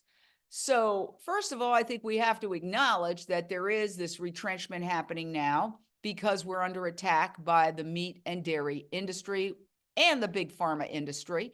I don't want to get too deep into the weeds about who, what, when, where, why, how is doing this exactly, but it was reported by somebody in the know who was on a panel at the Vegan Women's Summit in Brooklyn last year. And she said there's a war room the size of Fox News where they push out all this stuff about soy boy and meat. Plant-based meats are ultra processed and they're plastic. I can't independently confirm that, but certainly if you look at the media, it seems like, yes, that is happening. I know Robbie Lockey, who's an incredible activist, formerly with Plant-Based News, and he started his own organization, is doing a deep dive into the misinformation issue. But I just thought I would take a second to catalog a whole bunch of issues that flew into my head when I was thinking about this subject matter. What do we have to cover? Well, certainly a lot of people say, look, you can beat your chest all you want about the horrors of factory farming, and I spent a lot of time doing that. But when it comes to consumers, it all boils down to taste, cost, and convenience. So I think we do have to take that under consideration. We do have to think about taste, cost, convenience as factors. Then, obviously, our arguments, like Matthew Glover said, our stone in our, whatever you call that, boom, is truth. And so what we have, human health, we've got these great documentaries, You Are What You Eat, A Twin Experiment, The Game Changers, and we've got a lot of them on Unchained TV, Eating Our Way to Extinction, Forks Over Knives, Vegucated, the list goes on and on and on. We have documentaries and shows about health, climate, obviously climate, and Dr. Rao has made a very strong argument that animal agriculture is the leading cause of climate change. People dispute that, but he's offered to debate anyone at any time. And so far, nobody has successfully debated him on this issue. He debated at the Oxford Union along with Joey Carbstrong and a few others, and they won. Our side won. And I'm still trying to get the videos from them. They refused to give me the videos to post on Unchained TV, which says a lot, right? And then, of course, the issue of compassion, which motivates me most of all, along with climate, but certainly compassion.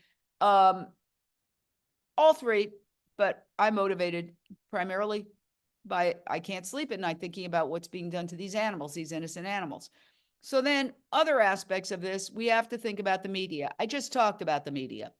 The government obviously subsidizes animal agriculture. The dairy industry would collapse immediately if it weren't for government subsidies. People aren't drinking milk. Liquid milk consumption has plummeted. So, that's a good fact for our side. But unfortunately, the government is propping up the industry. And then there's the corporations that have co-opted both the government and the media. I mean, if you think about it, the pillars of our democracy are, legislative, executive, and the fourth estate, the media. They've all been co-opted by I would call what has been described as the meat industrial complex, which includes big pharma, which has more lobbyists on Capitol Hill than any other industry. So, we have, in terms of finding our, what is that? I forget what they call that, slingshot. Our slingshots, we have these great businesses that are up and coming. And we have nonprofit advocacy. Now, when it comes to the businesses, yes, there is a shakeout right now, just like there was a shakeout in the dot-com bubble. My friend with her fake website, selfhell.com, did not survive. But the big good companies, the strong companies, the companies with something really good did survive. So when a shakeout occurs, the strong and the efficient will survive. And I think you're going to see that right now with some of the businesses. It's just a natural consequence of, exuberance, a lot of money going into different companies, and some of them are better than others. So we're going to see the really good ones survive. And the other thing I'd like to say is that a lot of the big companies, one of the stories that's not being told is that a lot of the most successful vegan companies have been bought up by conglomerates, and nobody talks about those. Silk, Violife, Gardein, Tofurky, the list goes on and on and on. Those are very successful companies. Funny enough, they don't get attacked. The ones that are bought up by big conglomerates are not attacked. It's only the ones that remain vegan, vegan companies that are not owned by big multinational conglomerates. Then you have obviously culture, trends, and celebrity. I bring that in because ultimately, as Dr. Rao said, this is a cultural issue. We have to switch the culture, and that happens through trends. We all know about the tipping point, Malcolm Gladwell's hypothesis. I think it's like 3.5% of the population. When we hit that, we flip. And then we live in a celebrity culture. Celebrity it's like when you're playing Monopoly, you've got that special card that gets you where you want to go. Celebrity is one of those things. So we have to really focus on that as well. And then, of course, it all boils down to money, money, money, money, money. Where is this venture capital money and big money going? Unfortunately, certainly animal advocacy does not get a lot at all. And if it does, a lot of it goes to dogs. Is very, percentage-wise, very, very little it goes into helping cows, pigs, chickens, turkeys, goats, and lambs. And the last thing I'll say is, let's never forget the law of unintended consequences and surprises that can come down the pike, good or bad. Sometimes when you think, what are we going to do? And then something will just happen and boom, it's a game changer. So I thought COVID was going to be that game changer because it seemed pretty obvious to me it was a zoonotic illness, and it probably originated in the wet market. And even if it came from the lab, they were torturing animals in the lab. It's our abuse of animals, but that didn't do it. Well, now we're dealing with the bird flu that has jumped to cows, and who knows what that's going to bring. And the final thing I want to say is, look at this smoking commercial. I keep coming back to it because I smoked as a teenager. I wanted to be cool. And then all of a sudden, one day, smoking went from being super cool to being, well, look at that lady. Do you want to be like her? So we have to come up with something that is the equivalent of this for meat eating, because they're describing it as family values and health, and for men, masculinity, and for women, it's the femininity of the dairy, and it's all this stuff. And actually, Matthew Glover was talking about a campaign that was run promoting lamb as a way to bring your family together. And he said, it was frustrating because it was so well produced. But everybody, put your thinking caps on. We need, because this killed, at least in the United States, smoking went from being very glamorous to being very unglamorous because of one very brilliant advertising campaign.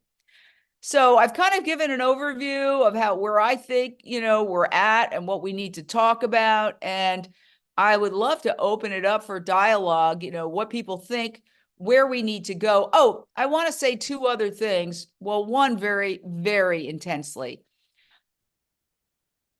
Stop infighting. I am absolutely up to here with it. On our website, we say if you have a problem with somebody in our movement, call the police, call a lawyer, leave me out of it.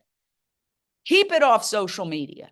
If you have a problem, keep it off social media, because the animals are the ones that suffer. We're all human beings. We're not all going to get along all the time, but we must cut out the infighting now. It is toxic and it is hurting animals. That is something I want to say in a very strong way, because I see how it's hurting animals, and we just have to stop it. So those are my thoughts. I'd love to hear from other people. I don't know if Dr. Rao wants to weigh in on some of these things. Where do we go from here? How can we bounce back fast and furious?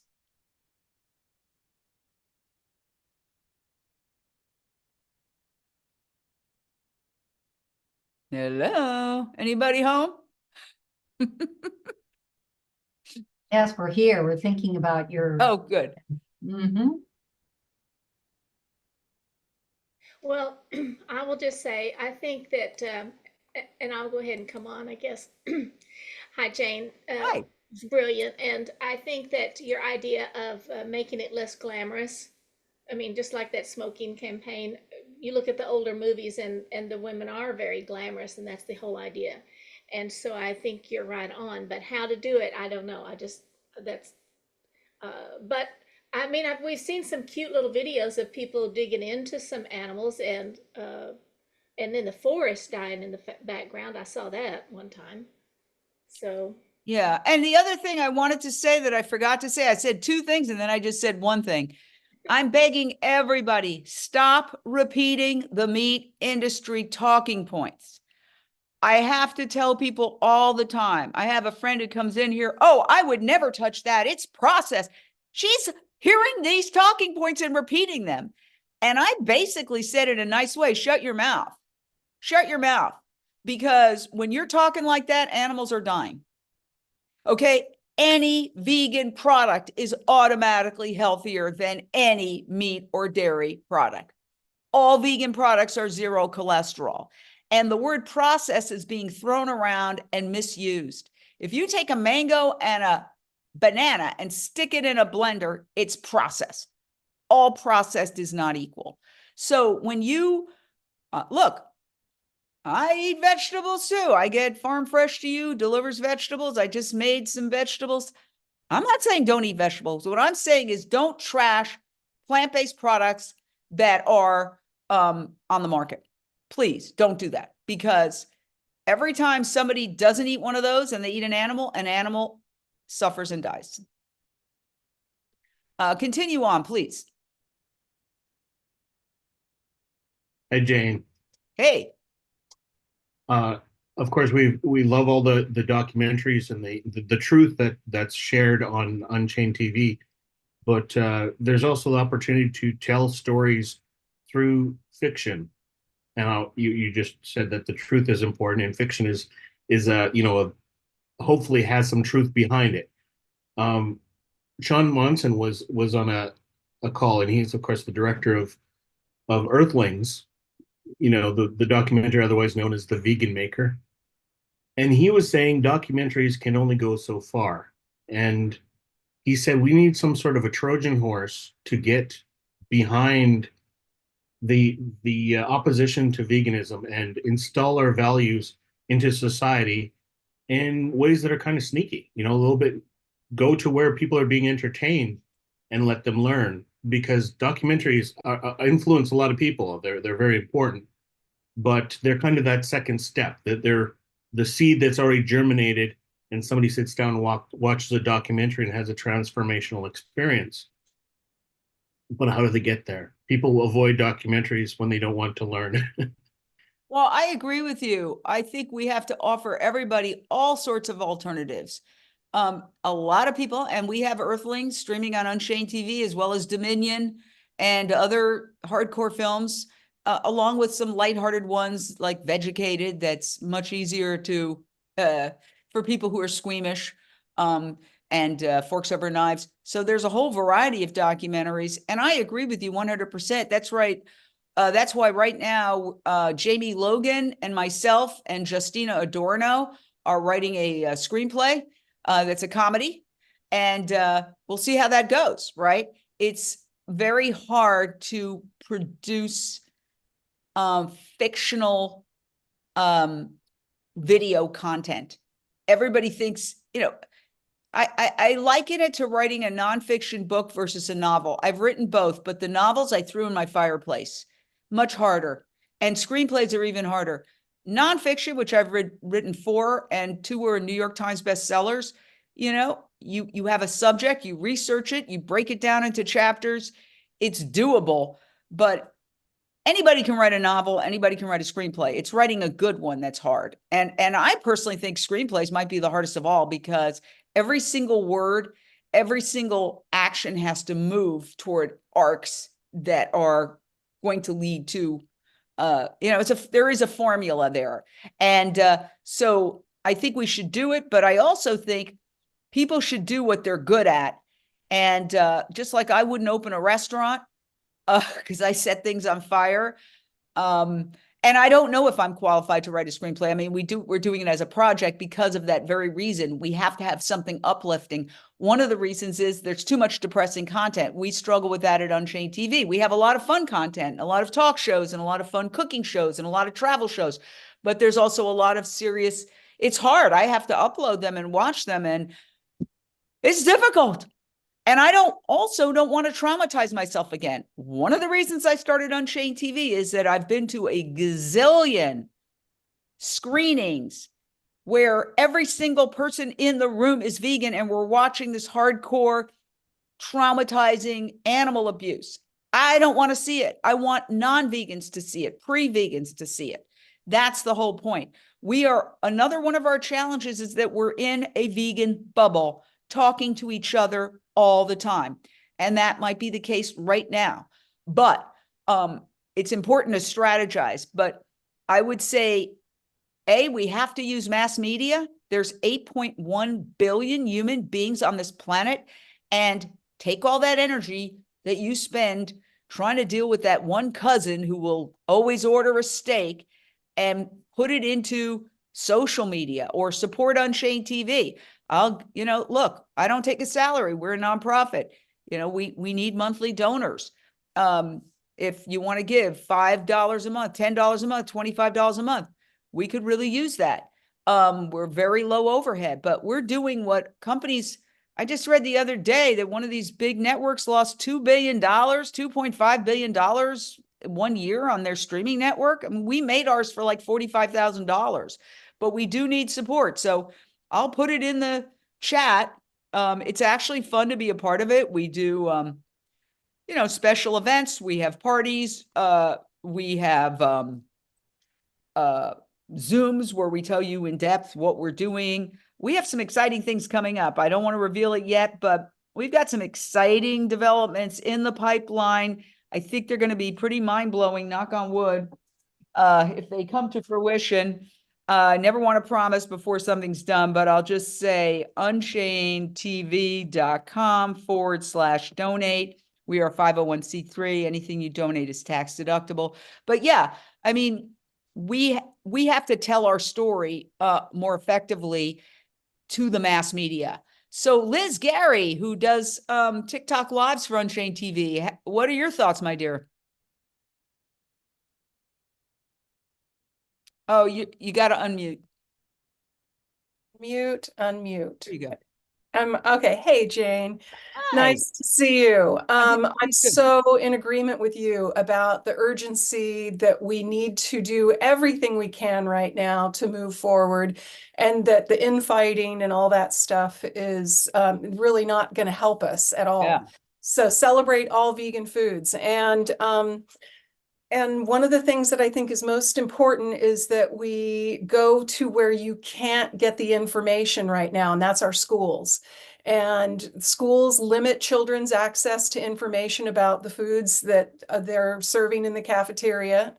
And what you need to do, we need reform in education. So I suggest everyone look up their local school district's board of trustees meetings and get onto the open mic opportunity to talk about what you can do to create change. So I'm looking forward to doing my part here coming up. All right. I got my black belt in tofu program coming up and some good things that I'm hoping to reform chef training programs and get to culinary schools and give people a challenge to learn how to cook alternatives for meat, seafood, eggs, and dairy.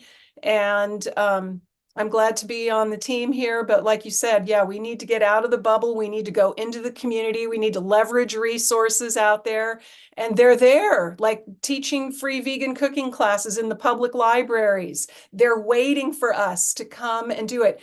And the best news of all, my 10-year-old grandson, kids swarm him at lunchtime because they're interested, they're ready. I've led the vegan clubs in the high school. The kids are ready.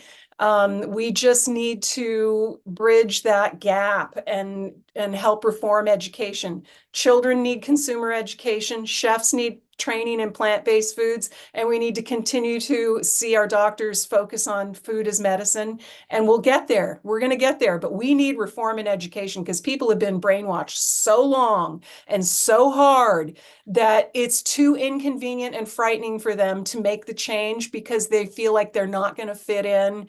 And it takes an effort to be vegan in today's world. You do a great job, and you also, just what I've noticed for Unchained TV, you took it upon yourself to go live on TikTok.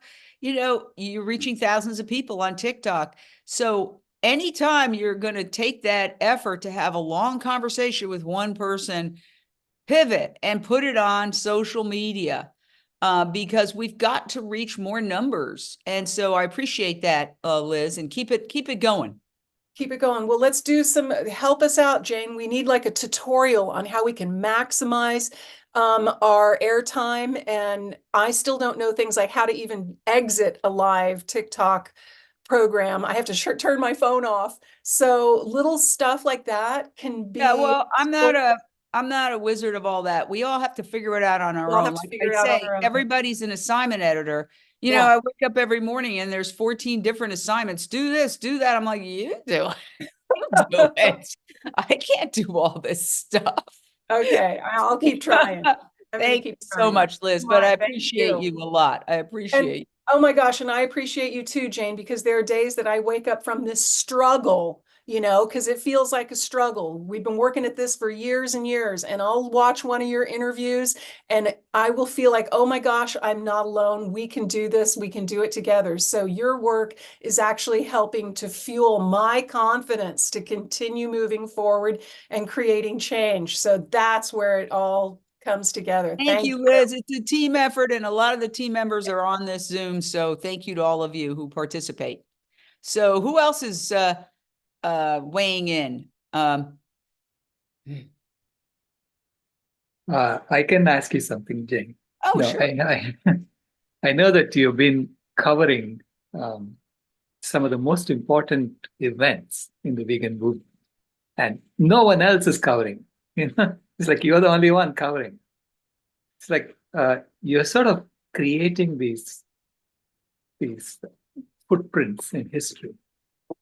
Oh, thank you. Well, I look up to you a lot, Dr. Rao, and any words of encouragement from you mean a lot.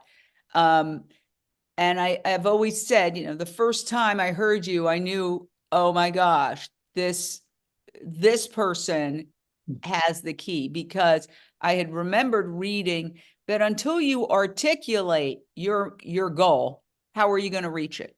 If you can't even say we want a vegan world, how the hell are you going to get there when you can't even bring yourself to say it? And I remember you were speaking at the Rowdy Girl Sanctuary and you said, we're going to have a vegan world. We know why we have to do it. We know when we have to do it by, and we're just going to figure out how we're going to do it. And we're still dealing with the how, but it was very important that you set that intention.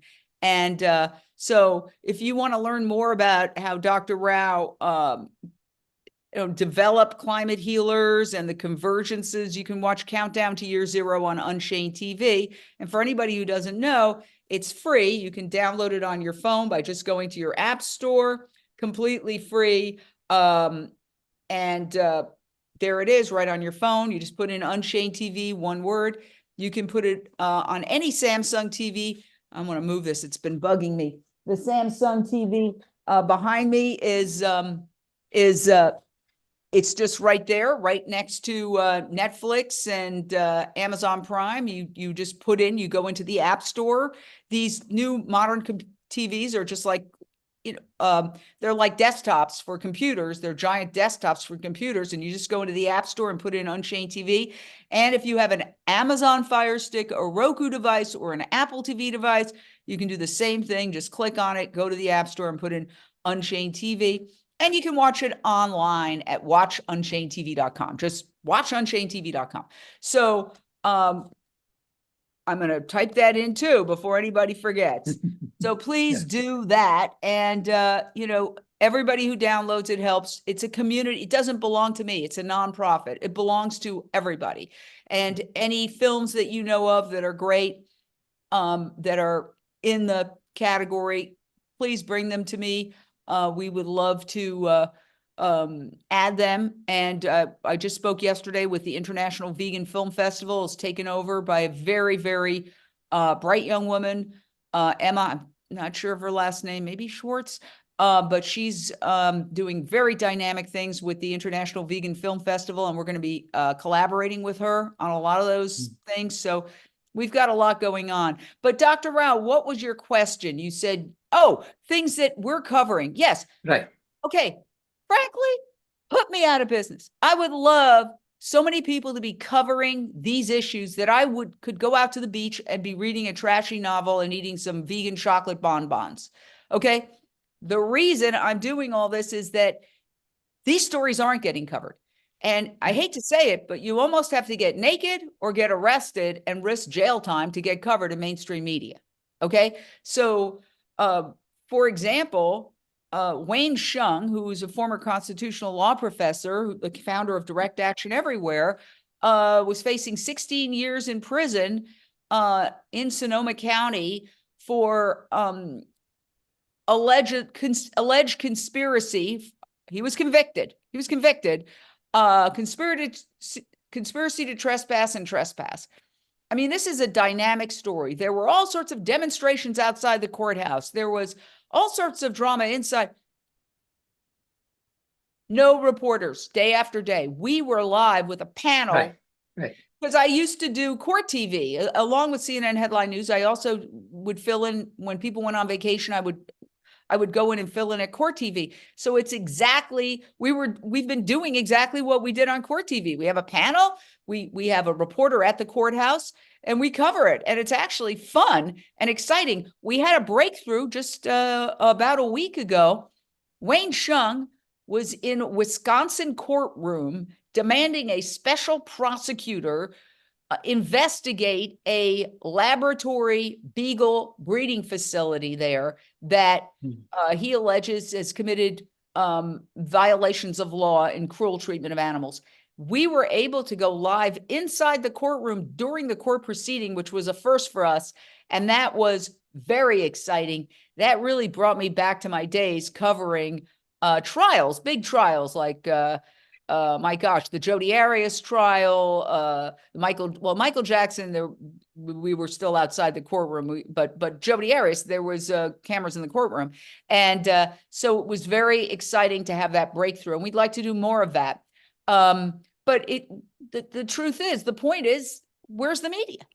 I know, but Jane, what you're doing, if you ask me what you're doing, it's like you are the only journalist who's covering Rosa Parks, sitting in the front of the bus. You're the only journalist covering it. So you know what? In the future, they're going to be looking to you. Oh. You are writing history.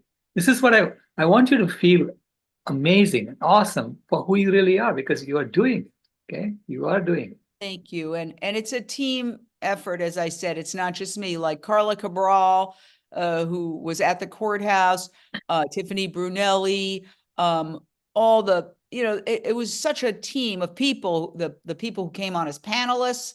Paige was a panelist, Paige Parsons-Roach, and various other people, including attorneys that we had. We had a member of the European Parliament who was so upset that Wayne was being prosecuted that he spoke to the European Parliament and made a speech. And our social media director, Michelle Celestino, tracked him down. And he was part of our panel from Spain or somewhere in Europe. But that was exciting as well. But yeah, we want the main. Now I'm not saying there's never any coverage.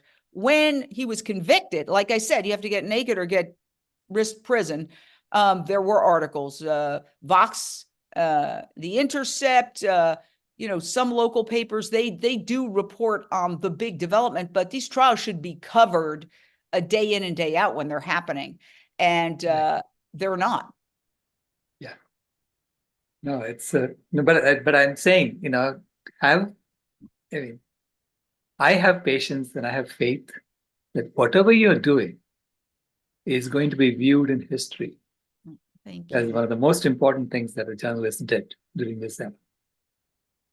Well, I hope you're right. And I hope Oh. that I hope we get to that point sooner Yeah. rather than later, where the mainstream media, the New York Times, every so often they have this thing where they go back and they apologize for Right.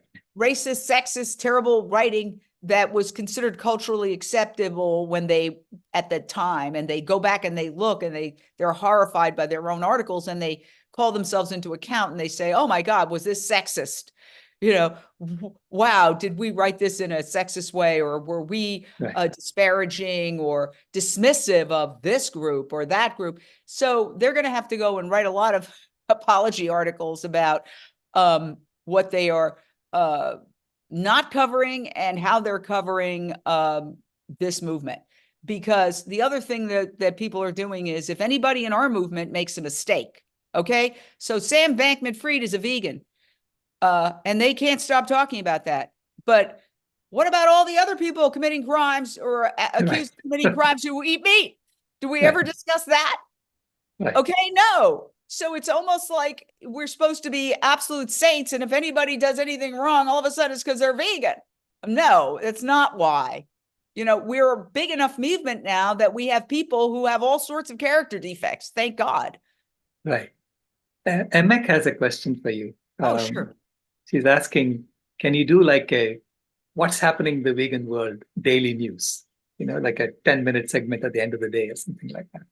Like I said, everybody's an assignment editor. Come on and produce it for me and shoot it and get the information and put it out there. And Emek, if you're willing to devote, okay. So I used to do like hour shows, and thank you, Emek. Emek isn't one of my heroes. I mean, she got tackled at the national football opener, the NFL opener, for protesting, and I'm kind of teasing you, Emek, but we did an hour show. I did an hour show every night for many years, and you're working from 7:30 in the morning right up until that show goes on the air. And it's 1 hour of content, and there's 30, 40 people who are putting it together. So a daily show, that would be great, but we need producers, we need writers, we need, there's a lot of things that have to go into that, because you don't want to do something badly. Now, we are branching out to try to do different kinds of shows. And we just did one called the Doctor Moms. There's 2 doctors who are vegan, who are moms. And we just finished editing the first one. And, it's good. It's good information. It's going to get even better in terms of production values as we go on. But you have to start somewhere. If we wait for everything to be 100% perfect, we'd never do anything. So check that out, the Dr. Moms. We also had a weight loss series. Also, one of the things that we say is dogs are a gateway drug to animal rights. Just yesterday, I was driving, listening to CNN, and apparently some politician, I never heard who, because I caught it halfway through, did something horrible to animals. She either shot goats or talked about shooting goats. And this entire panel was up in arms. And how could she do this? Doesn't she know that we're all animal lovers? And of course, what she did was horrible. If what they're saying is accurate, I condemn her as well. But the point was, they're all talking about, and we're a nation of animal lovers. There's a dash number of million dogs, and people love their dogs. And I'm thinking, oh my gosh, I wish I was on that panel saying, you guys are all animal lovers. What about the cows, pigs, chickens, turkeys, goats, and lambs? Do you love them too? Because we're killing 80 billion a year and you're eating some of them. And so, I had mixed feelings about it, because on the one hand, I was glad that they were talking about how Americans are animal lovers. but their understanding of an animal lover is very limited. So I do feel dogs, and I have 2 dogs, rescues, who are vegan, but I feel like we could do more with dogs to get people in the tent. That's why we're doing a dog training series, because my 2 dogs were frankly out of control and I needed a dog trainer, and I have a vegan animal rights dog trainer who is really a dog educator. And basically she says, anything that happens is your fault, Jane, never the dog's. And so the point is, though, that we're doing some of that to get people like, oh yeah, I want to do this with my dog. And then maybe they'll go to some other piece of content. Right. Good idea. Yeah.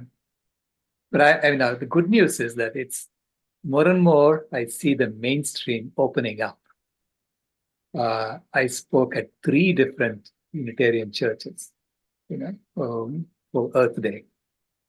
And a few years ago, I had gone to a Unitarian church and given a talk, and they just didn't want me to ever come back, right? It's like, I felt like they said, we don't want to hear this now, right? But now they're back. They're asking for it. The same church that I went to asked me to come back in June. Well, let me ask you, Dr. Rao. I mean, I think we all have to acknowledge that we are in a bit of we are back on our heels a little bit, right? At this moment. So looking at all those different factors that I mentioned that we have to consider, all the different things, where do you see us going? Where do you see us vis-a-vis your timeline that we have to go vegan by 2026? Right. So it's a matter of getting the public to say they want it. They want to save their children. They want to save this planet. They don't want to see it die off. They don't want to see their children suffering and their grandchildren suffering. Okay. As soon as they make the determination, it's just a determination. They just have to make the determination. The solutions are there right now. They're waiting for us. There's plenty of food on the planet for us to all go vegan. Okay. So there's plenty. So everything is there. It's not, so we have the refrigeration technology, the transportation technology to move food from here to there. We can feed all 8 billion people a healthy vegan food. We can do all these things. We know how to do these things. The UN is saying it wants to do these things, but they're not doing it. They're pretending to do it by just growing the economy. Now we are calling them out on it. So I say that, we have to keep at it. The solutions are there. So we don't have to think linearly, based on what has been happening and, say that it's going to go linearly like that. I say all transformation is nonlinear. All transformation is exponential. Once you make a determination we want to do it, we have the wherewithal to put our heads together and do it. Within a month, within a couple of months, you can do it. Okay. Wow. That's how dams burst. Well, right? I hope it's coming around the bend. I do want to say, Sarah mentioned Tony does go live. Tony Shale, amazing, goes live almost every day on TikTok and gets many thousands and thousands and thousands of views. We love you, Tony. Thank you for your hard work. But let me ask you this, Dr. Rao, and I'm not a fan, but Henry Ford did say, if I asked people what they want, they would have said faster horses. Right. So what do you make? How does that dovetail with your suggestion that the people have to ask for this? Because I think there's a big school of thought that say basically you program the people as to what they should want. Like right now, we're turning diseases into some kind of label that you wear. It's almost like, do you have blah blah? And the advertising is kind of like, well, you should be proud that you have this blah blah, and so you can take this blah blah pill, and I've got my this, and they're dancing around, I've got my blah blah blah, and it's just psycho. It's like, what happened? What planet are we on? Right. But yeah, so what are your thoughts on all that? Yeah, I'm at an age where all my classmates from college, they all have some chronic diseases or the other, right? So we are now, exchanging information what happened? How are you getting a Medicare? How are you getting a coverage? This sort of thing, right? And I tell them, no, I need nothing. I only have, and I only take my my B12 supplements, and I'm done. Right? So it is. And they ask them, so how are you doing it? And the conversation starts, and getting people to understand that there is another way, that there is a better way. And this vegan world, to me, is like Henry Ford saying, that they don't know what they want. I'm going to give them a car. So here we are saying they don't know what they want. You're going to give them a vegan world. That's what they really want. Okay? They think that they want something, just a little bit better than what they have. No, you need something that is based on health, not on diseases. It's based on, happiness, not on death and destruction for the planet. So it's creating this new vision and owning it. So that's what I say. That's what Henry Ford did, right? Owned it. And then people said, oh yeah, I want that. And then as more and more people wanted it, then he had GM and all the big corporations come along and build it for you. So people have to want it. And normally when I come to the Bay Area, I'm now in the San Francisco Bay Area, I barely get to meet my classmates normally because they know that I'm an outsider. I'm talking about these other things that's not in the mainstream. This time, I have 3 invitations in 5 days. Wow. Wow. Okay. Well, so it's I opening have to up. ask you another question. So you're in Silicon Valley because it keeps coming back. Like I ran into Matthew Glover at the Mercy for Animals Gala. By the way, we were the only Unchained TV, aside from Getty, which doesn't really, Getty takes photos and records video, but then you would have to buy it from them. It's not like NBC or CBS or ABC. So we were the only media there, except for one woman from a Northern California TV station who on her own dime came down because she's a vegan and it's shot something hoping that maybe her station would run it. But basically we were the only news media there. And the same thing with Christspiracy. Christspiracy's Skirball premiere was incredible. Celebrities, and it was incredible. It's an amazing movie. And yet where was the media covering that? Right. So, I keep thinking Silicon Valley, I am reading the Elon Musk biography now because I think it's really interesting. Just we have to stay on top of how these technological changes. He's obviously a very controversial figure and there's a lot. Neuralink, some of the things he said very much disturb me, and I'm just trying to get information. And so, I keep thinking there's literally like 10 people who, if they decided, and Bill Gates has kind of said, we have to switch to synthetic meat, but there's these maybe 10, 15 high-tech billionaires, you get 1 or 2 of them to say, you know what, Dr. Rao, you're right, we're going to do this. Boom. Literally, Bill Gates could turn a huge percentage of all farmland in the United States that he owns into reforesting if he wanted to. There's Sergey Brin, there's, Jeff Bezos. Apparently, Jeff Bezos recently gave some funds to alternative proteins.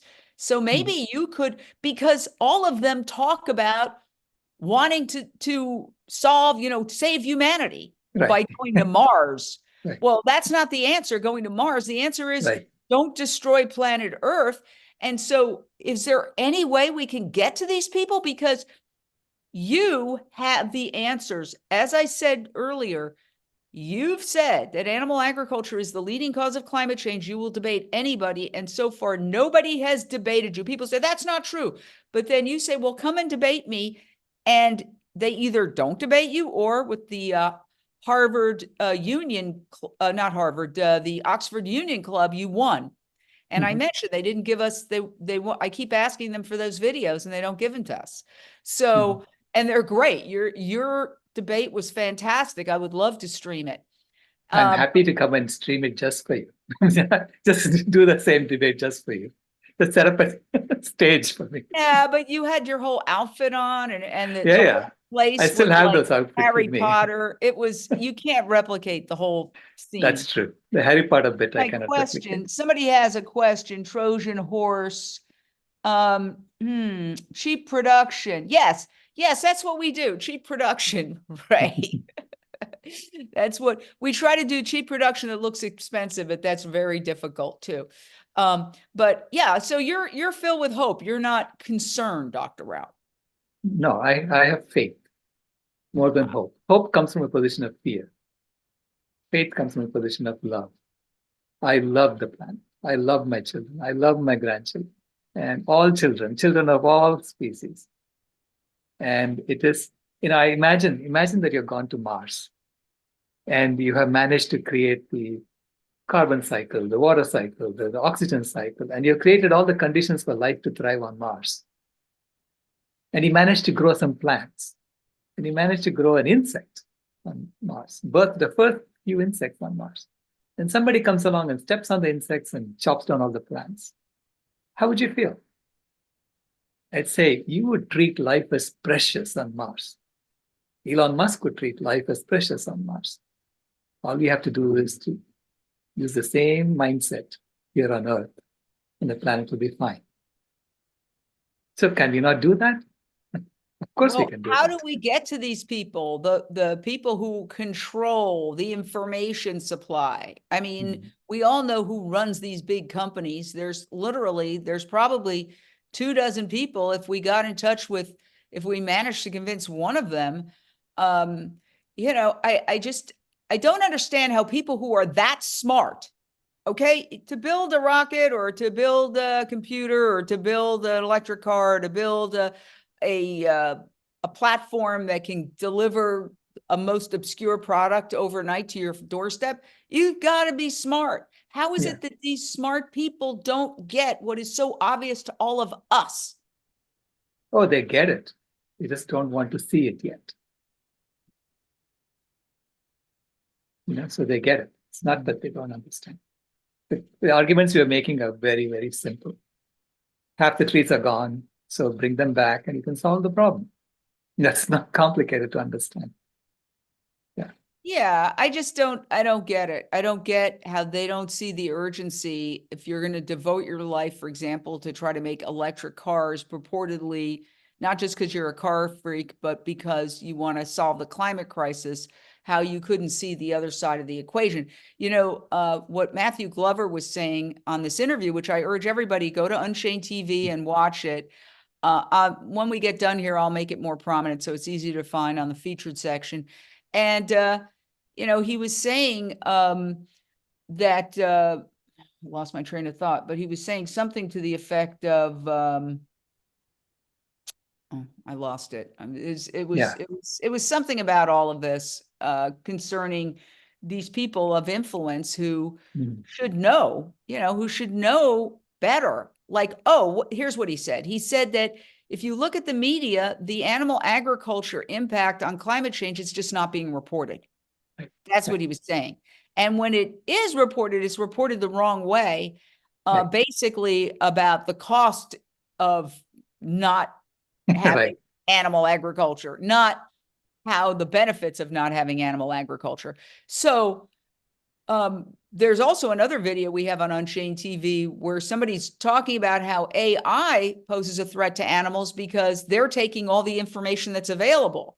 And if we don't start putting more information in to AI about what's really happening to animals, it could accelerate animal abuse and automation of industrialized animal agriculture. There's a lot of problems, but anyway, we're out of time. It was. Wait, I have a quick question for you, Jane.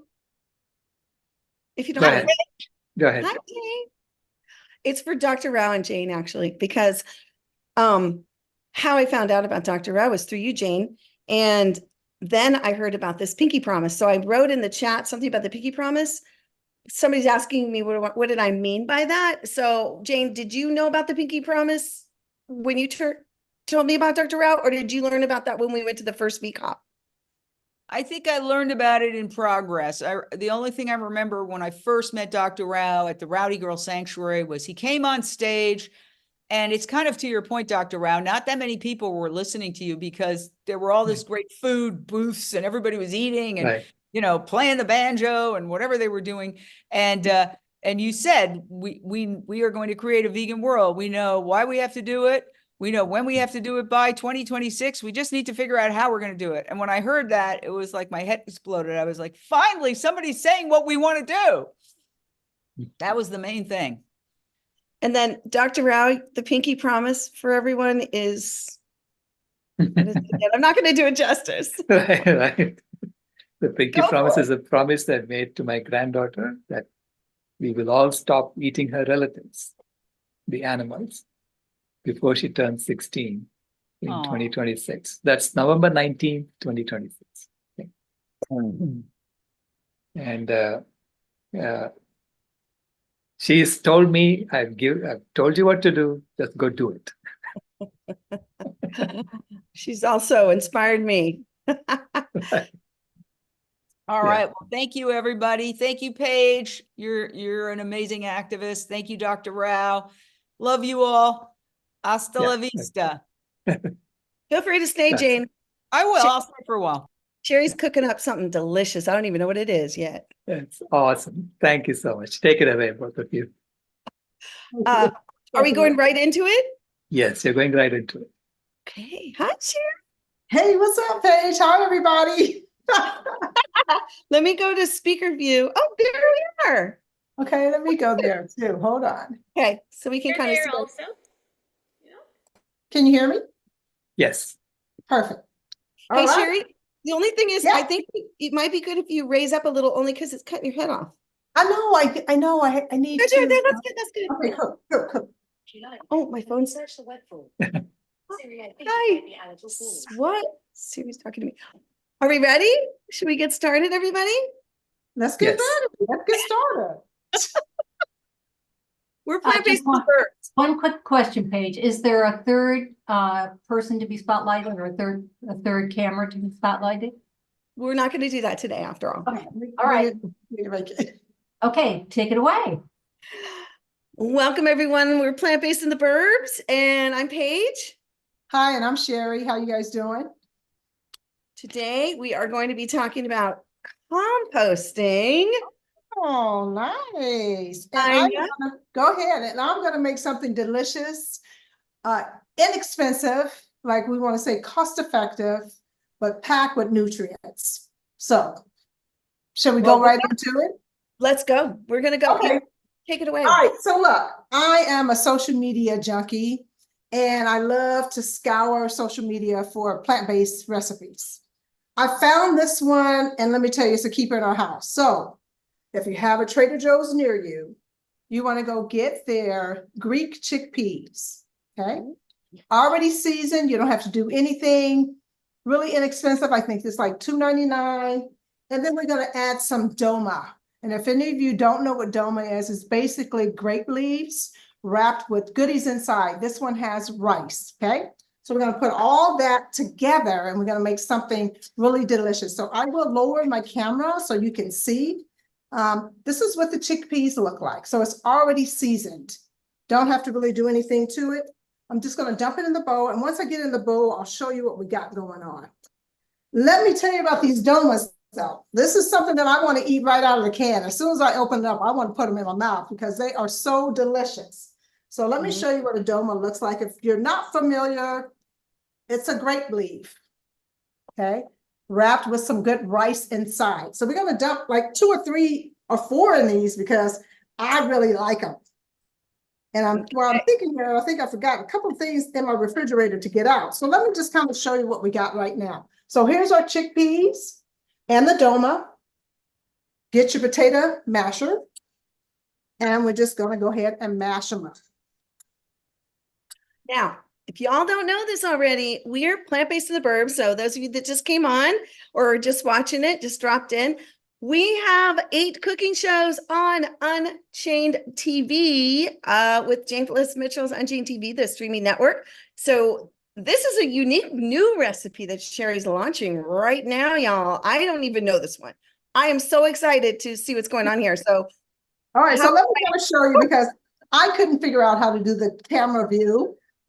So let me just show you what we have right now. So I'm just mashing these up really, really good. You know, we want to incorporate the doma and we want to break down the chickpeas, right? So similar to what you would do if you were making tuna, mock tuna, or just any type of salad using chickpeas. We know they're high in fiber and high in protein. So, you know, it's a win-win with this. So we're gonna go ahead and add that. Now, this is the best part. You're gonna add the feta cheese. And I'm crazy about this stuff. You can get this at Trader Joe's or I think this is a Trader Joe's brand. So if you have that in your neighborhood, you just go there. We're just gonna take some out. Vegan, of course. Girl, we don't mess around with no animals. Come on. Okay.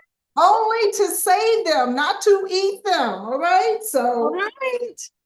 Listen, I gotta tell you, the background right now is college vibe. The neighbors at my daughter's house are having a party. So if you see me moving, they're having a gathering. So there you go. All right, so what I'm gonna do with the feta cheese, just gonna cut a chunk out. And you know, it comes in a brine. I can't show you because I want to spill it on my computer, but it does come in a brine. I just use my hands, ladies and gentlemen. This is a very easy recipe. We're just gonna crumble them up and put them in there and I'll show you what it looks like. And after I do this, it's basically done, right? So plant-based in the burbs, plant-based in the write this off. Plant-based in the burbs. It was a request. Let's go, everybody. Plant-based in the burbs, plant-based in the burbs. Boom, boom, boom. In the burbs, plant-based in the burbs. Jane! I had to make sure I had in, what does Jane call it, Paige, when we're cooking? Schmutz. I have to make sure I don't have no schmutz over here because I don't want to get in trouble with that. All right, so let me show you what we got. I'm just going to kind of take it all off my potato masher. We're going to sit that over to the side. And this is basically what it looks like. Super easy. 3 ingredients. The chickpeas, Greek chickpeas. We have the doma. Everything is already seasoned. I don't need to add any more flavor because it's full of flavor. And so what I decided to do today is I went to a store and got vegan croissants. Okay, so we're gonna make a croissant sandwich. Yeah, I know, Jane, I know you want one of these sandwiches. I know you do. But you have the option. You can use the sourdough or whatever type of bread you like. You can melt cheese on top. I chose not to do that today because I just didn't want to move all the way around, but I do love Violife. I like their smoked Gouda, which is really good on here, but I did buy some nice greens to put on it. So I'm excited about that. Oh yeah, excited about that. So we got a plate. I'm just going to open it up. I am a mustard junkie. So let me get my mustard and I'm going to drop this down just a little bit. Maybe you could see some of that. So we're going to add some mustard. Sherry, while you're adding mustard, I just want to give a shout out to Plant-Based Treaty has these incredible vegan starter guides, which you can access. There's also other organizations like PETA has some too.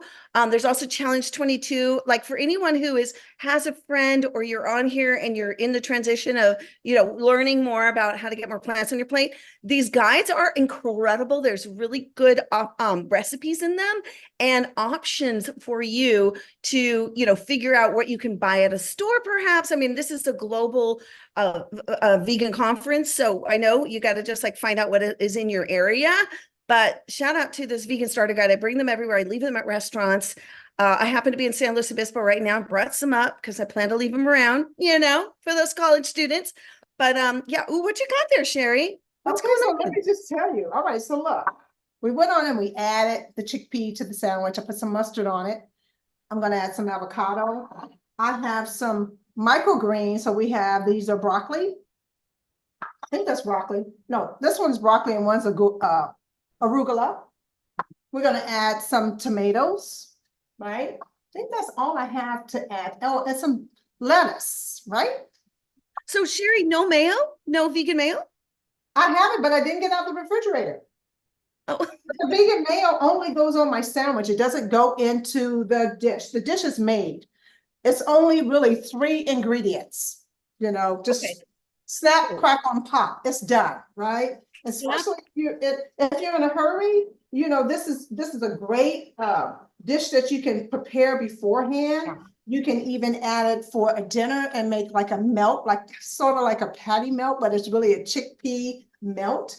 And then we're just gonna add all these beautiful greens on top because we want to get all of the beautiful nutrients that we can have on this beautiful sandwich, you know, and we're just going to add some tomatoes.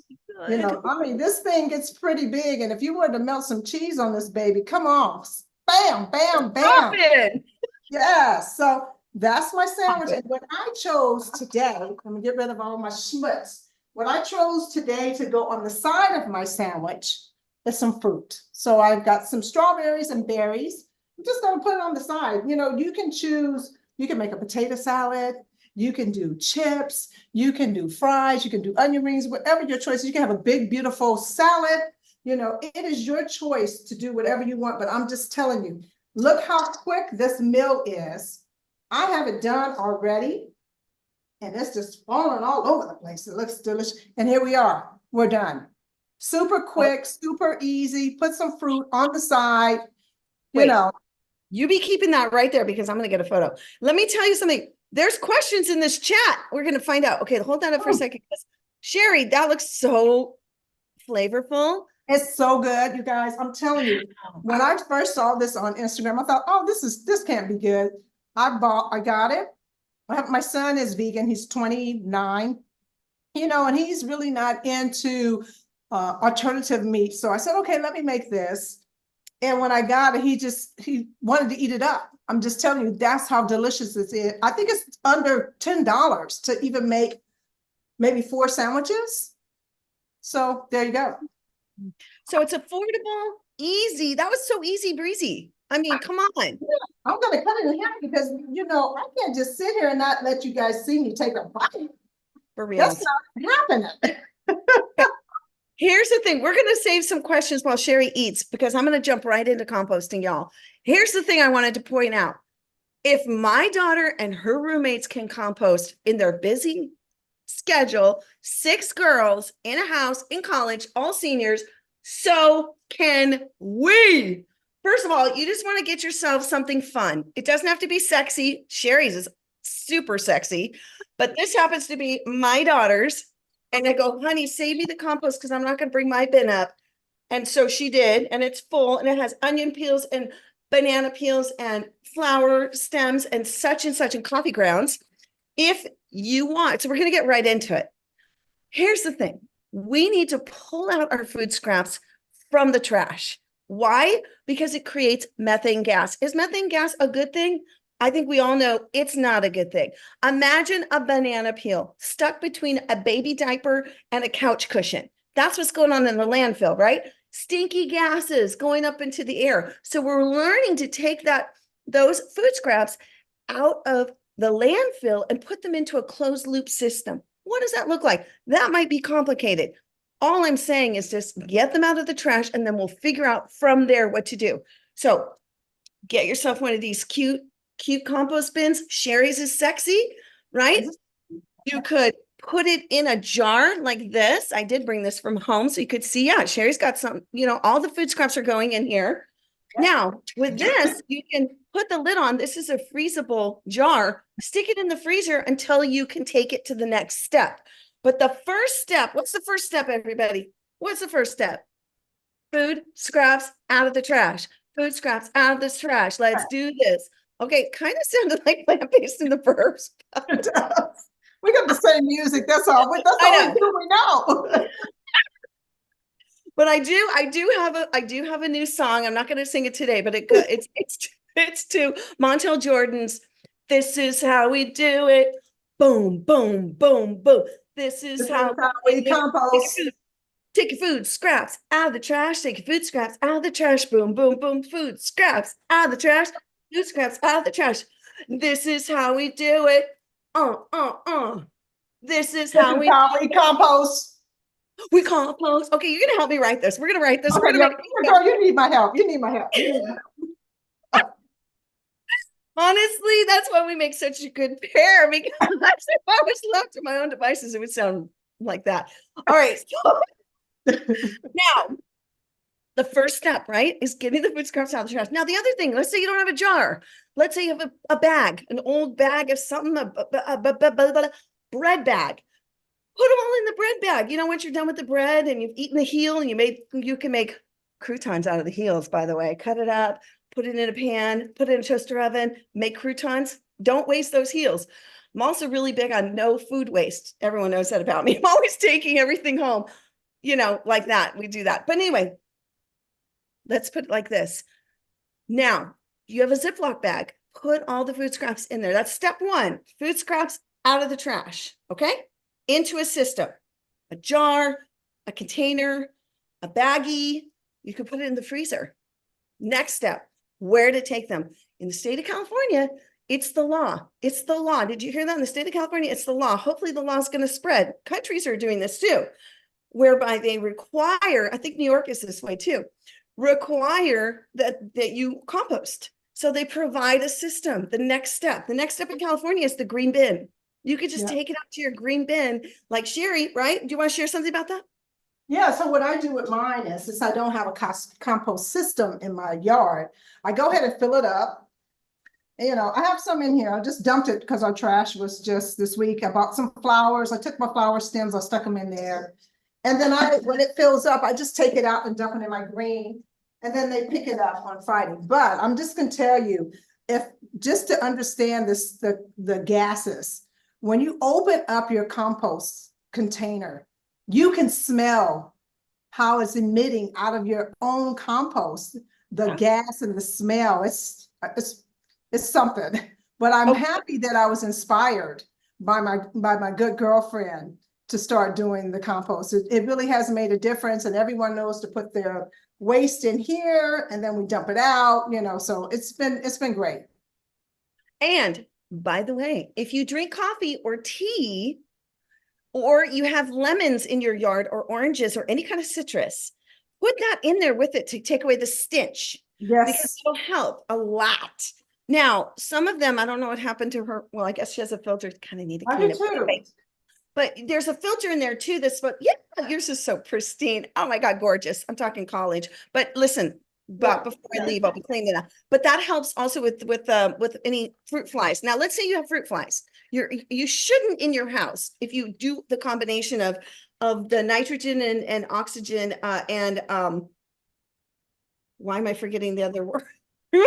The greens, the browns, and the acidics, which is like the coffee grounds or tea, right? You should be able to have layers in there, and it's not going to, but you don't want to leave this out on the counter for very long anyways. You're going to take it out to your green bin or into step 2, right? This one has a lid on it. I'm not going to, I will open it because it might get a little moldy. I'm going to take it to step 2, right? So, but if you do have some fruit flies, you need to add some more browns. So that could be leaves. It could be hair clippings, y'all. That helps.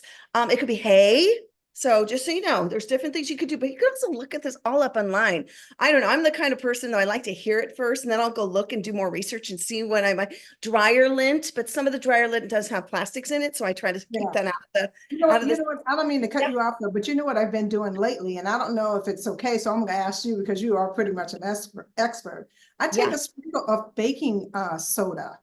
And I sprinkle a little bit of baking soda because, you know, if you put it in your refrigerator, you know, it takes away the smell in your refrigerator. So inexpensively, you can just sprinkle a little bit of that on the bottom of your compost and then throw everything else in. And that should also help absorb some of the smell as well. The other thing you could put is a little drop of vanilla. You could also use essential oil.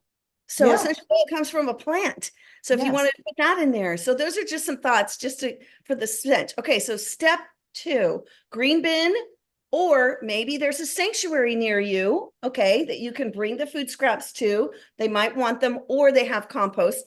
Or in certain cities, like when we were traveling in Europe this summer, I found there were places you could literally drop off your compost, public places. So we don't have to necessarily be the one for step 2, but you need to bring it to step 2. So you might need to physically drive it. There are companies here in the United States that you can they'll come and pick it up. So either the green trash bin, or there's companies that will literally come to your home, and it's a service. So you can do that. The other thing people do, they take it outside away from their immediate surroundings. Maybe they have a yard that they could do this. They dig a hole, bury them. they're organics. They're going to Yes. turn into soil eventually. All right. Now go enough below that you don't have critters in there. Or if you have a public place that you can dig and leave, the critters might get in there and have a little snack. That's okay too. So Yes. we got to think, close the loop from seed, right? We got some seeds here to soil. This is actual soil from compost. This is composted soil. Okay, so first you obviously plant the seeds. Then we're going to grow our food, right? So either you do or the farmers do. Thank you so much. Yes. And then we're going to take it to the food scrap situation. And then we're going to turn it into soil. And it doesn't necessarily have to be us turning it into soil. I happen to work with children, and this is the soil we created from their seed to soil. Essentially, that's what we're bringing it to. So without confusing you, I just want to say step one, food scraps out of the trash, right? Out of the trash, out of the landfill, out of a system that is not closing the loop. And you want to think closing the loop. It's like this. It's the loop of when you grow. This is the first step, right? Boom, seed, seed, plant, eat it, leftovers, and, moldy or stuff that you're not going to eat, to a system that becomes soil. Now, shout out to my friend, Erin Riley, because she has this amazing veganic, organic fertilizer, okay? The only one of its kind that I know of that's on the market. Somebody might be making it out there in a different country, but this is what's happening here in Los Angeles. Compost Me. So this is incredible, and you can get this on a large scale, or you can get it like this. I'm going to put this in my garden with the things that I'm growing, like onions and some kale. And you know what? I bought it also. I bought it for my house plants. So I have that in a little tube. I have that fertilizer, and I use that because I have a lot of plants in my house, and I never remember when to fertilize them. So I can use it pretty much every time I water, and I can see a difference in how they're thriving. So, it's amazing. I love that product. Thanks. So these are the games that we play in our kitchen as Plant-Based in the Burbs. We make food, we compost. We put up my little compost sign that my friend made. We had an Earth Day event last week that Sherry spoke at, and I had composting going on. I had a huge bag of composting going on. It was great. And we totally saved tons of, well, not tons, but pounds of waste, food waste, and paper things that we put back into a composting system. So here's what I want to do with the time left. I'd love you to show your sandwich again, because oh gosh, I just kind of gorgeous. Was it gone? I rushed it. No, it's not gone, but I can show you the half I did not eat on. That would probably be better. And I want to leave it up to any questions people have about the recipe, cooking, going more vegan, getting more plants on your plate, or composting. But look how pretty that is. Oh my gosh, Cherie. Yeah. And if you're wondering how to find us, we're on all the socials. Oops, upside down. Plant-Based in the Burbs. And we have cooking show 8 segments on Unchained TV. More to come. We may even have bloopers for you too. How fun and cute is that? And basically, we're putting only veganic, organic, not all organic, because it's hard to get all organic everything. It is. But basically, in mine, in ours is going to be the veganics. People can compost the other things, and you can look that up. Those of you that want to know, feel free. I'm promoting the veganic. So there you go. And I work with a company called Full Circle Compost in Los Angeles. And I'm so blessed and honored to be an educator for Full Circle Compost from K through 12, teaching the next stewards of our land that are already stewards, because they get to, participate in the closed loop. Yeah. Saving the planet, working together. That's what it's about. So what questions do we have? And anything else you want to add, Sherry? Go for it. Well, let's see. We made a beautiful sandwich. I do want to share with you guys that I am a fitness trainer, and I do have a brand out. So if anyone is looking for new leggings, please support a small entrepreneur, which is me. I would appreciate it. Everything here is designed and made right here in Los Angeles, California. I am the designer, and so if you need any workout wear, we are all inclusive for every shape woman. And so if you're interested, just go to www.w29activewear and just take a browse. So that's one thing I wanted to show, because if we're taking care of our planet, we need to take care of ourselves. And before further ado, though, you have to tell everybody, why are you calling it W29 activewear? Okay. So W29 activewear, the W is named after my mother, Wanda. She died at the age of 29 from a brain aneurysm. And I was a young girl. So for me to pay homage to her and just keep her memory alive, that's why I chose to name it after her. And it's something that when most people lose a loved one, they have something that they want to keep sentimental of theirs. And I didn't have that option. So this is mine. So this is what W29 represents: empowering women to take control of their lives so that they can share it with others, because it's very important to take care of our own temple as well as we're taking care of the earth. So that's what Sherry has this thing that keeps me going. It rings in my head every single day. Just 30 minutes. Just 30 minutes. Just 30 minutes. And I remember that at the end of the day when I'm tired, I go, nope, just 30 minutes. Get out there and walk. You can do anything. 30 minutes. 30 minutes. Yeah. So, anyway, so thank you for letting me share that. I appreciate that. Oh, all right. Well, listen, we are open for questions. So please, what are your questions? Here we are. First question for you, Paige. It's in the compost bin, do you also add paper and other browns? Great question. Browns, fantastic. Let's say you bring home a meal, you finish it like as a take home, and then it's brown, cut it up into smaller chunk pieces. If you have a napkin or paper towel, brown, cut it up. The white ones are all made with dye. So it doesn't have labels on it that say blah, blah, blah, blah. Ooh, this is another really good point. Peel off your stickers from your, avocado, bananas and so forth. If you do purchase from a regular market versus the farmer's market, if there's a label, just peel off the label as you're going through and composting your food scraps. So yes, browns are fantastic. We need the browns. So we need the leaves and we need the paper, comes from the trees and so forth. So we're putting it back into the system. Yeah. Yeah. Can you tell us what happens with the labels? I mean, what is there in the labels that makes it non-compostable? Well, the labels are made of plastic. Okay. So the plastic would be going into your composting, and you don't want to be ingesting the plastic. We don't want to put that into the loop, right? And also when they make a label, it's the glue and also the dyes that go into the label, like the black print or whatever colors that they add to it. That's all. Think about, what would I want to be putting back into my body? So that's what you're going to be putting into your compost bin. So if it's nature made, it's going to go in, banana peels, blah, blah, blah. And peels from all kinds of things, right? But not the labels. So peel it off. Okay. The other question I had was, when we eat, 30% of what we eat goes out as waste from our body. Okay. And then we have scraps, food scraps and stuff. Right? But the waste that goes out of our body, turns out that if we eat animal foods, our waste is highly toxic, and no one wants to compost that.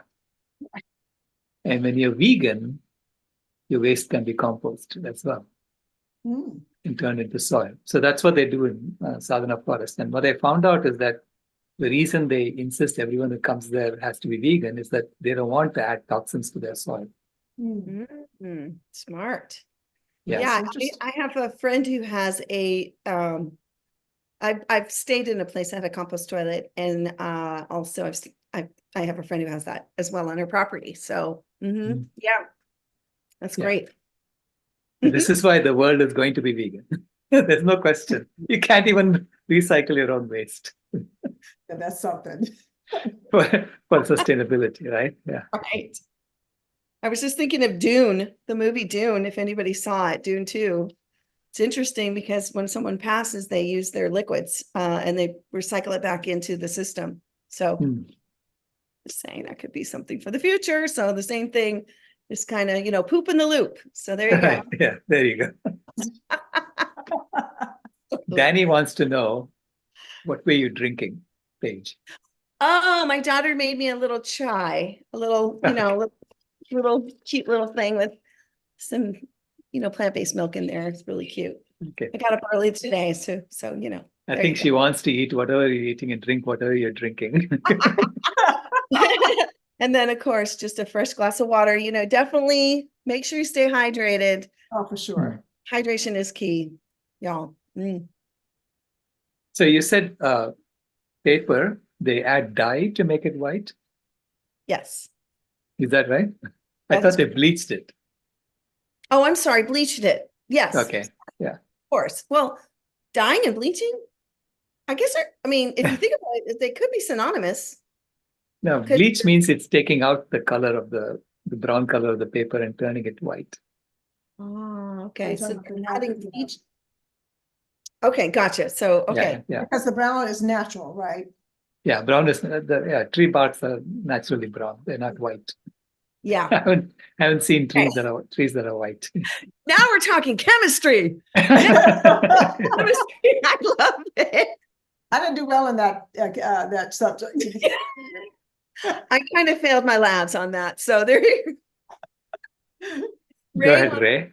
Ray. Hey, Paige, Sherry. Hi. Great talk, great food. And for the food that doesn't get eaten, we got something to do with it. That's the most responsible. I compost. I've got the city in Toronto gives you a big cylindrical device. I think it's made of PVC, and for composting in your backyard, and it's got a little sliding door in the front, so you can cycle it. So you can shovel from the bottom and put on the top, or just the compost that's the richest will be at the bottom. But you mentioned earlier that sometimes the critters get into it, and sometimes neighbors complain about compost and what's a good way to avoid the rats being attracted to your compost. I've got lots of yard waste too, so I know that layering in some of the leaves and yard waste helps to manage that. Well, I'm not going to give you the answer to that. I'm going to let you look it up, but I will tell you there was a little squirrel that is living in our compost at the school, and he took off when we came. But you're right, because we don't want to cause a nuisance in our neighborhoods. 100% agree with that. So I'm going to say, obviously not a poison to poison the rats. Of course not, because they're part of the ecosystem. So I'm just speaking to others, not you, Ray. So I imagine there's going to be a deterrent. We haven't had that problem here, but like with fruit flies and so forth, I was told just add more of the layers in. So I wonder if layering it more so that they're not attracted, because if you've got the food, that's what they want. They're not going to want the coffee grounds. They're not going to want the hay. So making sure that you're covering, like when it comes to even a smell, right? You need that. And if there's the flies, so you want to have that balance. So I would just say, make sure that every time that you are utilizing the compost, that you are adding those other inputs, the hay or the leaves and the coffee grounds, if you can. There's a lot of coffee houses that will bag up their grounds. So you don't have to be the one drinking coffee if you're not a coffee drinker or a tea drinker. They will do that for you. And if they don't, you can ask them, because they could be part of the loop. They could be part of the closed loop. But that's what I would do, is like you said, Ray, but I would really seriously just like throw it in. And also you don't want any of because our compost has wiring, that comes around at the bottom, so that, because you want air, you need to aerate it. And so I make sure the food's not right up, bump up against it. I put the food more in the center, and then we go whoop and whoop, kind of fold it in and all sides. So then it's more, so then they're not like trying to get in, like that. So we get to share the space and figure out how to share the space with those little critters. So thanks. That's a really good question. Thank you. Yeah, some rats have chewed through the little vent to the side of the thing, and I haven't blocked it up. If they want some, they can have some. I was going to say, maybe give them some food, other food, that you're encouraging them. I don't know. Oh yeah, put food farther Right away. in the corner of somewhere of your yard, so they could just stay in that little space. Yeah. So we have a composting service. Sorry, go ahead. Go ahead, Beck. Oh, go ahead. Yeah, I was going to say we use a composting service in Phoenix. They come and drop off a container every 2 weeks. And they pick up the previous container, and along with the container, they give us a bag of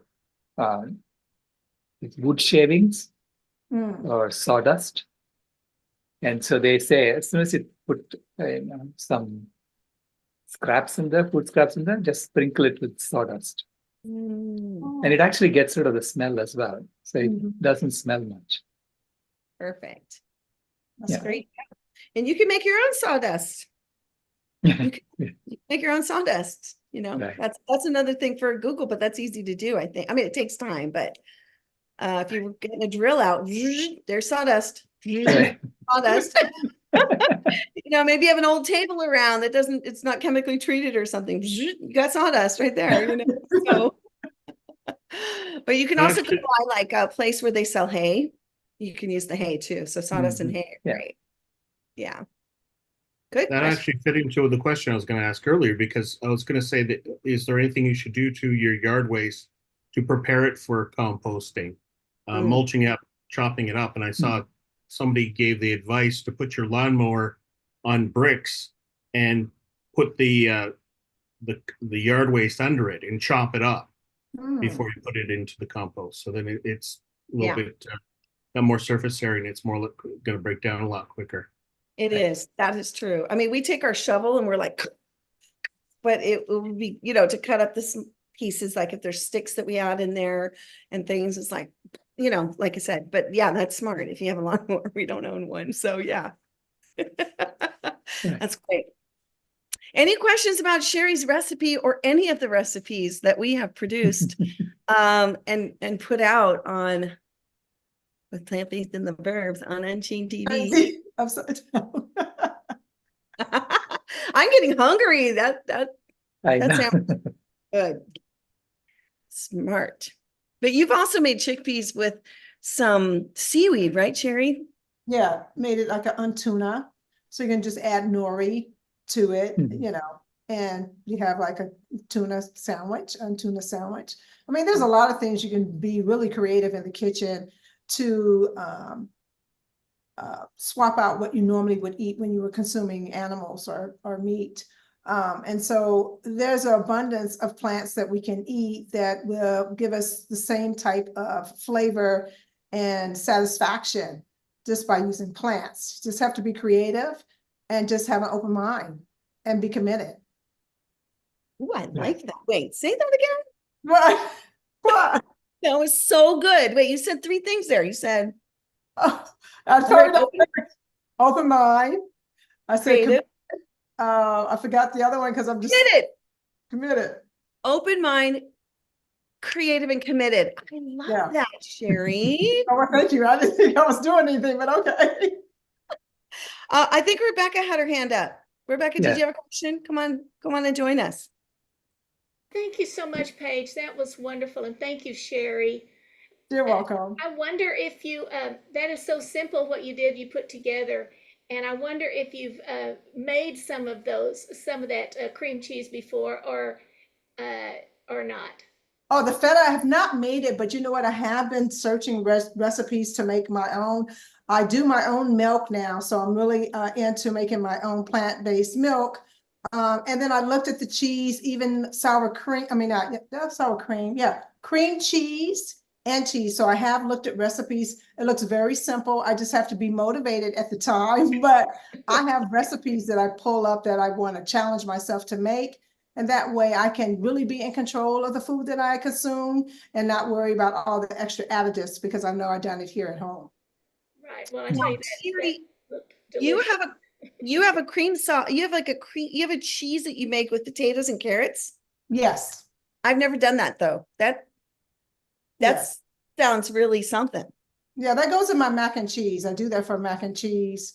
I do that, or sometimes I can use cashews. You know, cashews are really abundant on making cheeses and creams and dressings and tahini. So, I mean, and all of those are really beneficial to our health. So, that's what I really love about cooking and being plant-based, because, or vegan, however you want to change it, is because it makes you expand your mind to learn how to, like I said, make new things, eat new foods.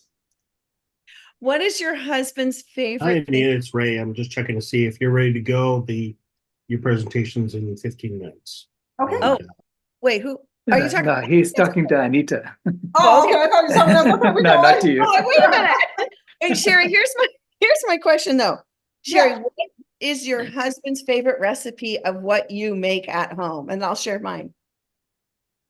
What's your husband's favorite that you make? Oh my gosh. You know what? He loves everything I make. I have to tell you that. But he loves when I make the fried oyster mushrooms. He likes that a lot. And I do that it's like a mock chicken, but it really is mushrooms.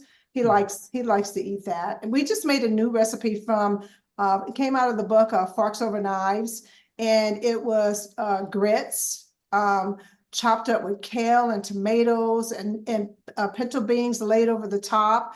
It was just really, I couldn't believe how beautiful and delicious it was, and filling. And that was out of Forks Over Knives. So I got a lot of books that I pull out recipes to try to minimize some of the things that I used on a daily. Love that. So BJ is asking, where can we find your recipes? On Unchained TV.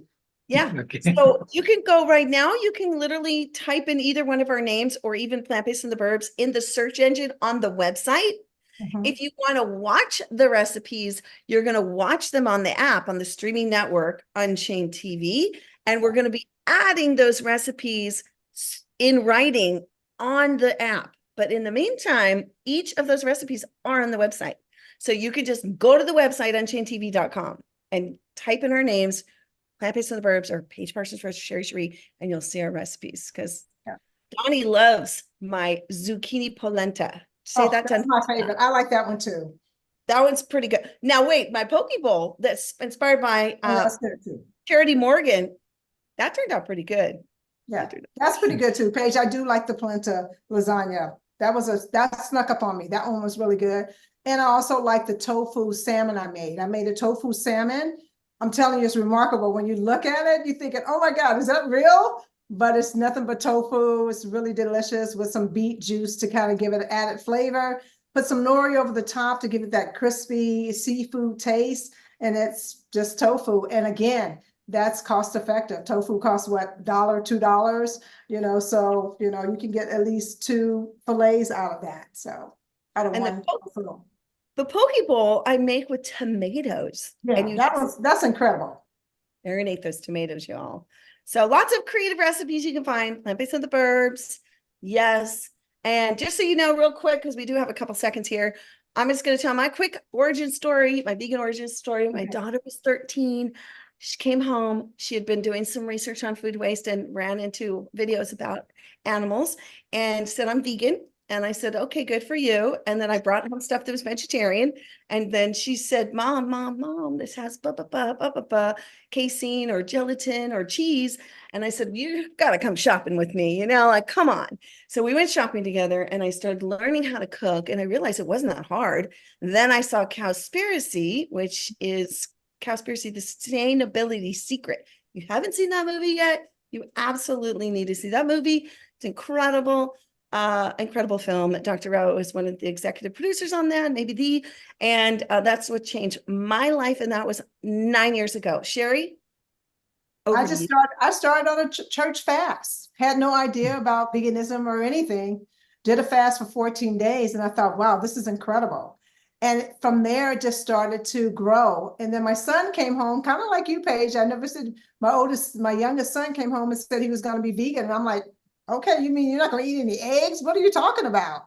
And eventually, when I started to do research, and I told my husband, who was very angry about going vegan at first, and then once we got into it, we realized eliminating the eggs, the dairy, and all those added things in our life we just start to thrive even more energy, more awareness of what's happening on our planet and what's happening to animals. I think that is the way that, you know, really once you get into this culture or this community, you understand what your part is in it. And, you know, and I think the documentary that really took us over was What the Health, because I'm into fitness and What the Health. And when I started thinking about consuming bacon is like smoking cigarettes, and I'm like, I don't do that stuff. So why would I want to put that in my body?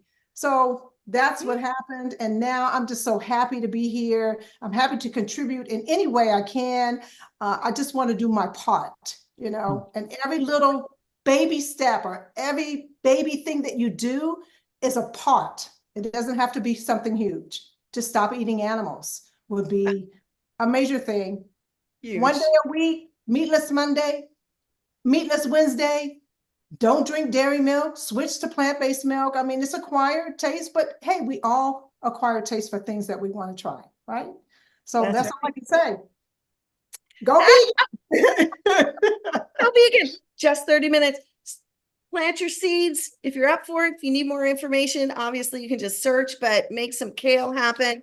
Once you eat, you're going to get some food scraps going and you're going to put them into a system, right? So you're going to take them out of the trash, get them out of the landfill, y'all. And then eventually there will be a closed loop of making soil. Maybe you're not the one, but when you get those food scraps out, you are helping to create a more sustainable planet by a composting system, food scraps out and into a closed loop to make more soil. So we're so happy you joined us today, y'all. Look at that sandwich, Sherry. Yeah. Come on. You can get these recipes from the Vegan Starter Guide and many recipes. We have ours and shows on Unchained TV. We also do have a YouTube channel if you prefer to go over there.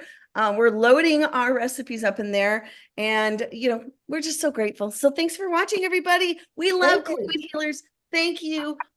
One more question for you, Sherry. Yes. What was the fast you went on? Was it a Daniel fast? It was. Okay. It was the Daniel and fast. Can you explain a little bit about the Daniel fast? You know, the Daniel fast is supposed to be biblical, right? Mm-hmm. And it was just fruits and vegetables.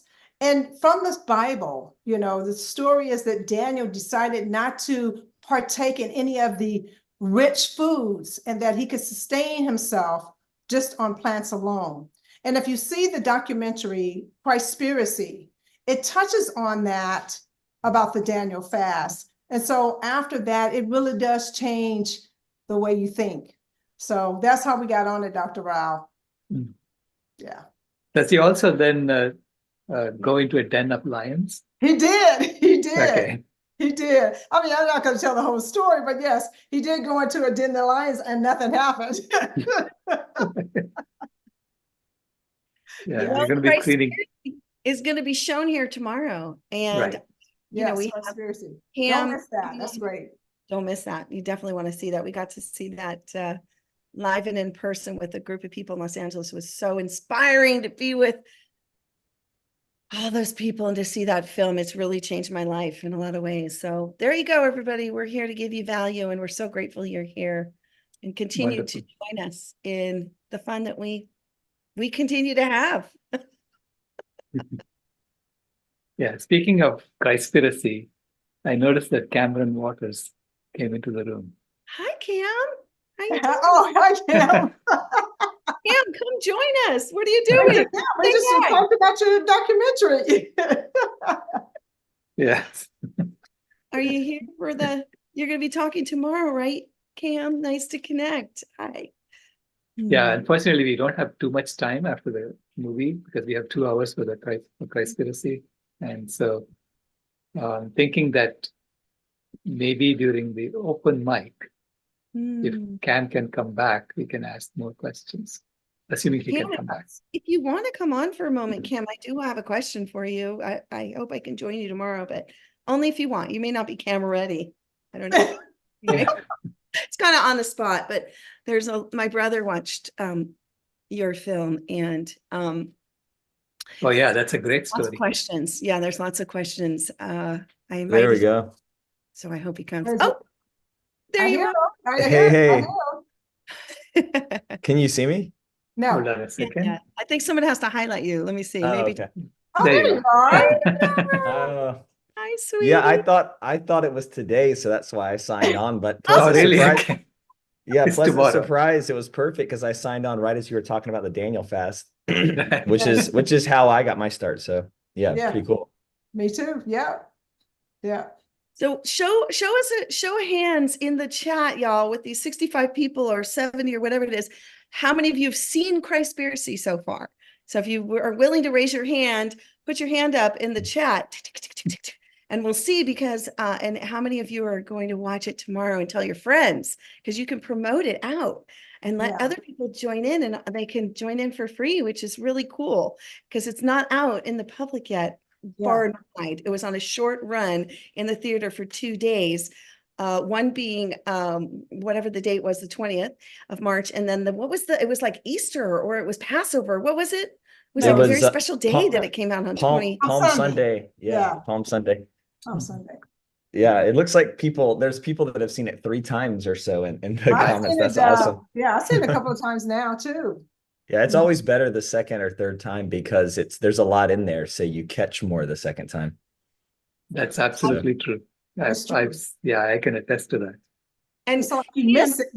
You miss good points. Like you're so caught up, you get so emotional that you kind of miss some of it, right? And then when I saw it the second time, I was like, okay. So that you kind of get ready for it, and then you get able to absorb that information. Because if you come from like a Christian or religion base, this blows your mind, and you got to really probably watch it a couple of times to really just like really absorb all of it, because all these stories that you were told are not what you think. Right. Just like eating animals is not what we think. And so it's like being educated or re-educated, or what's the word? You're indoctrinated with religion, and now you get to see things in a different light. Right. You know what I'm talking about, Kim, right? I know exactly. Yeah, I know exactly what you're talking about. I was raised, with some of that indoctrination, which to everybody's defense, like in my family or anyone else, I don't think they knew any better either, because this is stuff that's been tradition for so long that people don't know any better. But yeah, the Daniel fast specifically, and then subsequent study after that, based off of how I was feeling and some of the revelations that were coming through, I realized that this part of my life that I held so dear, my spiritual practice, had this whole other layer to it. And it's definitely, made my life 10 times better, I think, in my connection, my faith, my health. It's just been a massive upgrade for sure. For sure. I didn't know how I was going to share this, and it literally dropped into my heart, and I thought, because it really was for real for me, in that I shared with my brother, and I said, I fell in love more with Jesus Christ, the person, the man, from this film. And so he got himself his butt in the seat with 10 other people, because it was a very small theater in Tennessee, or the theater in Tennessee. It was, it was a Sunday afternoon on a holiday for Christians. That was a big deal that day, I think, so anyway, Palm Sunday. So he went, and he wants to watch it 5 more times. I think I told you that. And he also said there were so many layers to the film of coming from the born again Christian that he is 10 plus years, that that for him it was these truths that were taught to him that were blown up in a sense of like, wait, really? And so he wants more. So I hope he joins tomorrow. I hope he gets to have that chance, or at some point connect with you. But here's my question for you, because I know there's another something coming in about 3 minutes. Anita Krines, Plant-Based Ready. My question to you is, what's happened since you did the Los Angeles screening? I cannot even keep up. I just keep seeing there's like articles coming out and interviews and things. And then I dropped in real quick into something. You were having this amazing debate or conversation with like theologians or something.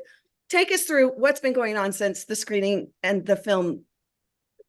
That was there's been different opportunities. I actually did another debate besides the one you're talking about, with a theologian, or maybe the one you're talking about. It hasn't aired yet though, but there's a guy called the Reverend Hunter that I did a debate with, and he uses theology to support his hunting and everything. And so we kind of had some back and forth. But right now we're just really geared towards our digital release and finding them. We've been building a platform so that we can make it as accessible to everyone as possible.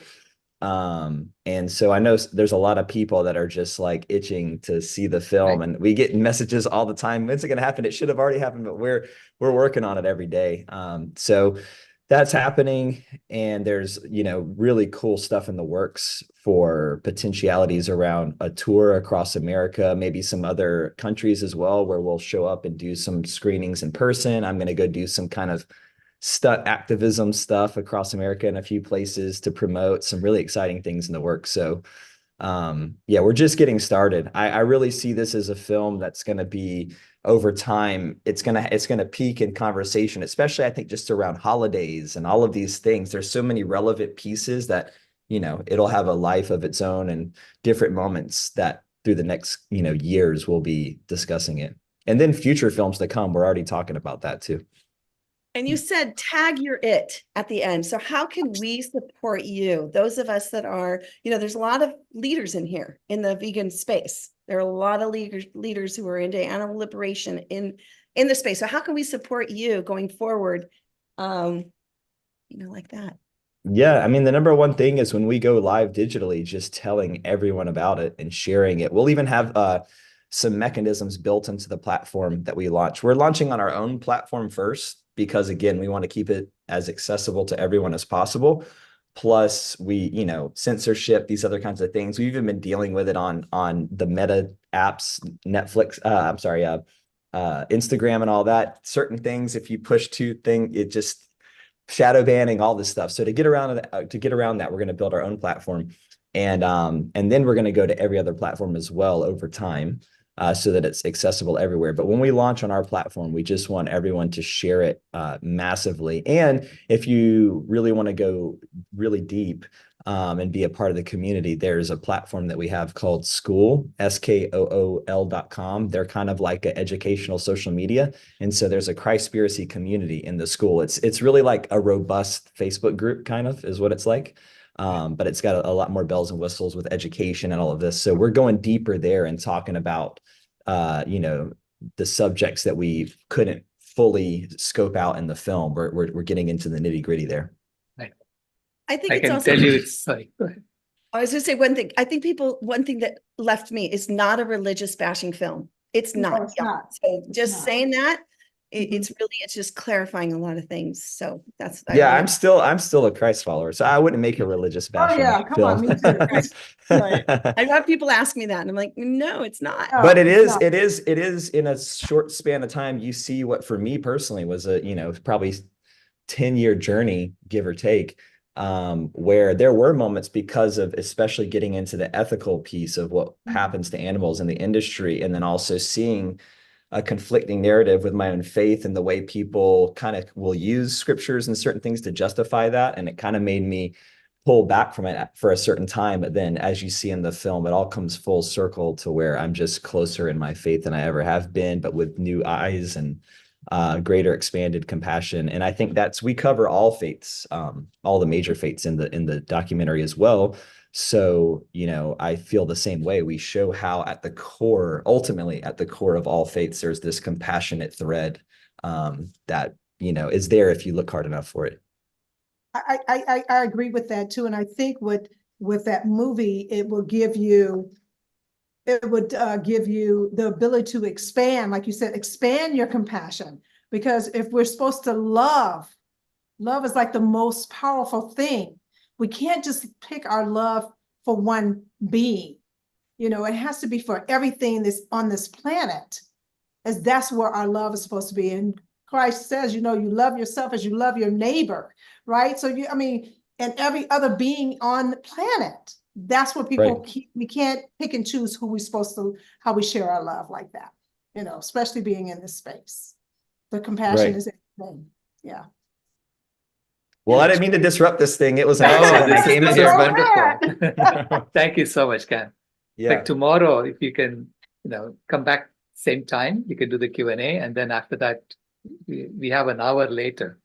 Okay. We have another hour slot you can use for Q&A. Okay, I'll be there. Thank you. All right. Thank you. And welcome. Take it away. Okay. Hello, everybody, and welcome to VCOP. If you just tuned in, we're here with Anita Kreintz. The theme of our VCOP17 has been the stories we tell and the games we play. And we've invited Anita to share her story because it's got a very textured kind of exploration of different approaches to activism, a recognition that we need to change to new systems. And as a doctor of political science, she's done a lot of things that haven't been very top-down oriented, very grassroots oriented. And so that's a very interesting story. I don't want to get too much into it because, Anita, this is all about you. But I've also got your slideshow presentation here when you want me to start sharing screen. Thanks. Yeah. Hi. Thanks everyone for being here and thanks for organizing VCOP. So yeah, I'd like to talk about two stories. One is bearing witness to animals at the front gates of slaughterhouses, and the second is the climate crisis and the rise of the plant-based treaty as a solution. So if you could share screen now, that would be great.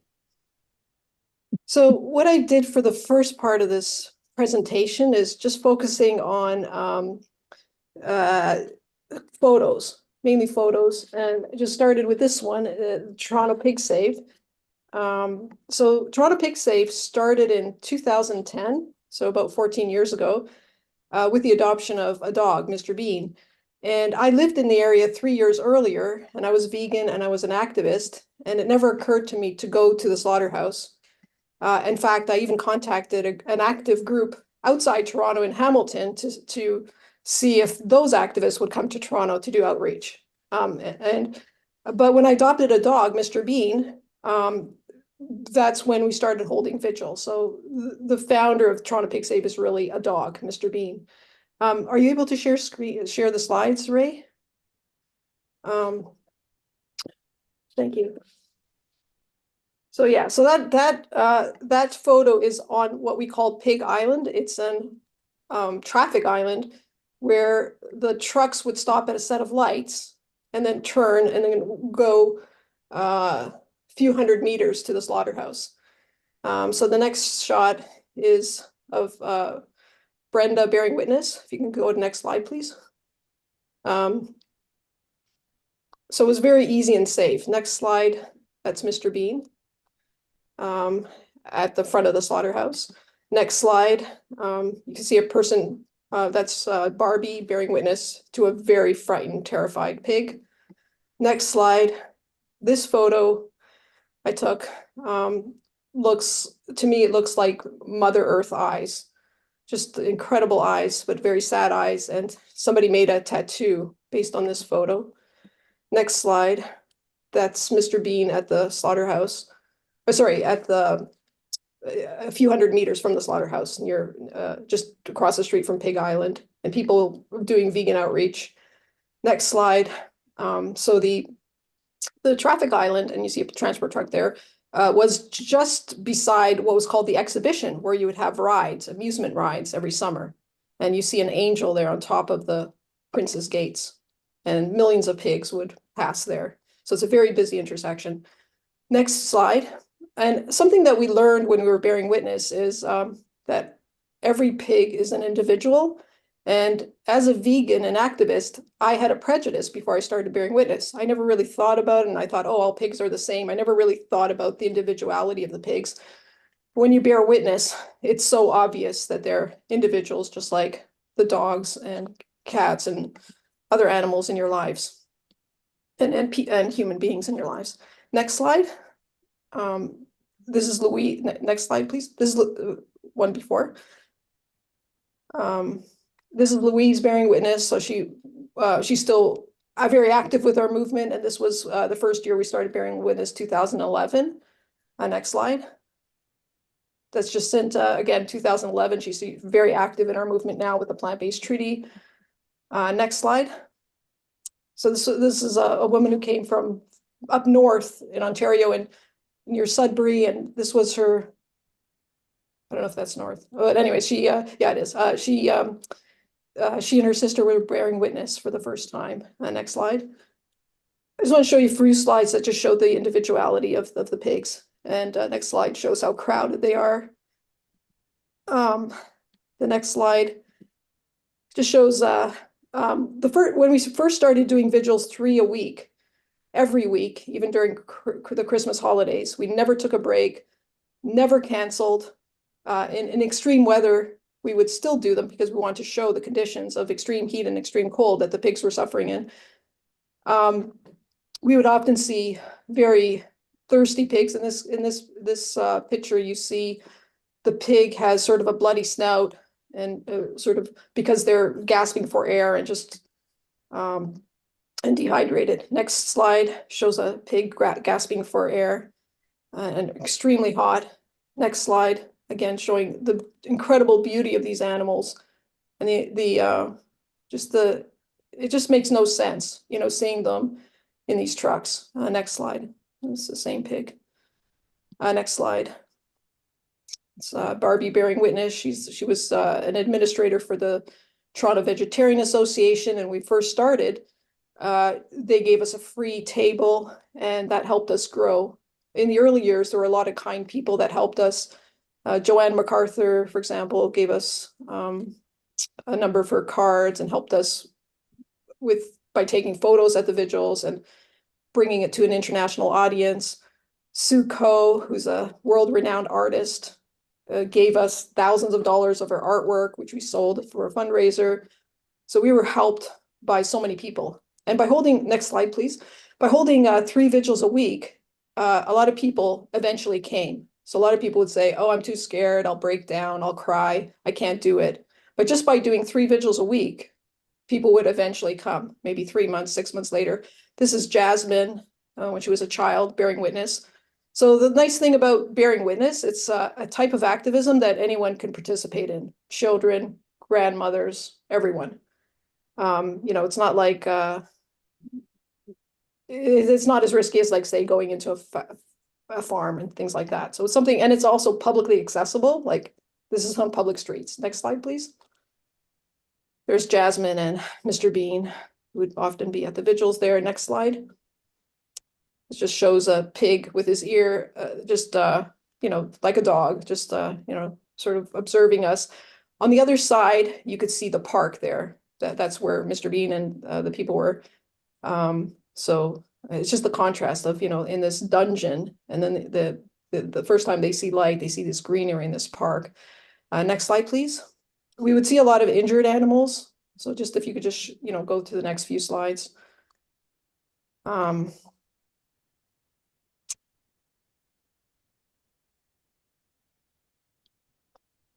then next slide, just the animals have each other. They're the ones that they comfort each other. That's what we found. And, you know, what we were trying to do is just offer, you know, a moment of comfort or giving some water, but it's really the pigs that are comforting each other. Next slide. It's bearing witness is life transformative. In the background there, you see Layla, who's still active in our movement now with the plant-based treaty. Next slide, please. This is a former chicken slaughterhouse worker who joined us. A lot of former slaughterhouse workers joined us. Next slide, please.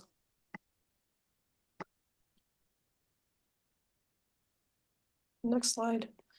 We then started doing vigils at the cow slaughterhouse, and the cows would not take water from us, rarely took an apple. I only had 1 or 2 encounters of that. Like when we would offer, I think once they took an apple from me, once some water, but most times when we offered it, they're too scared to do that, to even accept that. Next slide, please. This just shows the absolute terror of the cow. Cows can smell from 5 miles away, and when they're going to the slaughterhouse, it's extremely noisy.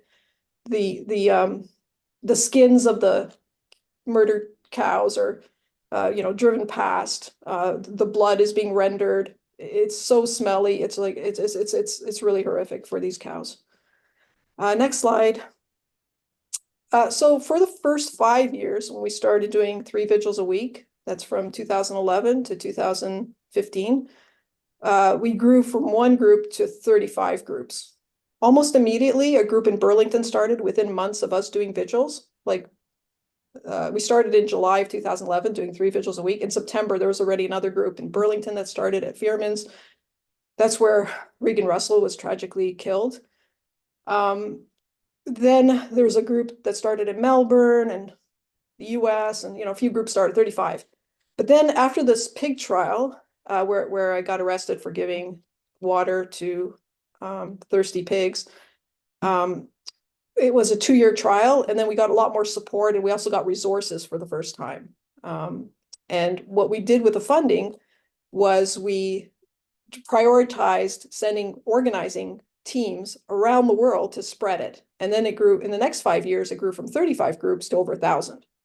So it just shows the power of, it's similar to the labor movement. If groups like Unite here invest 25% of the resources in organizing drives, and that's why groups like Unite here or SCIO, the Service Employees International Union, which represents security guards, janitors, doctors, healthcare providers, is the fastest growing union in the US because they put a significant part of their budget towards organizing drives. So we were, when I was teaching at Queen's, I sort of applied some of the things that we had learned about how to build a movement to Toronto Pig Save and the Save movement.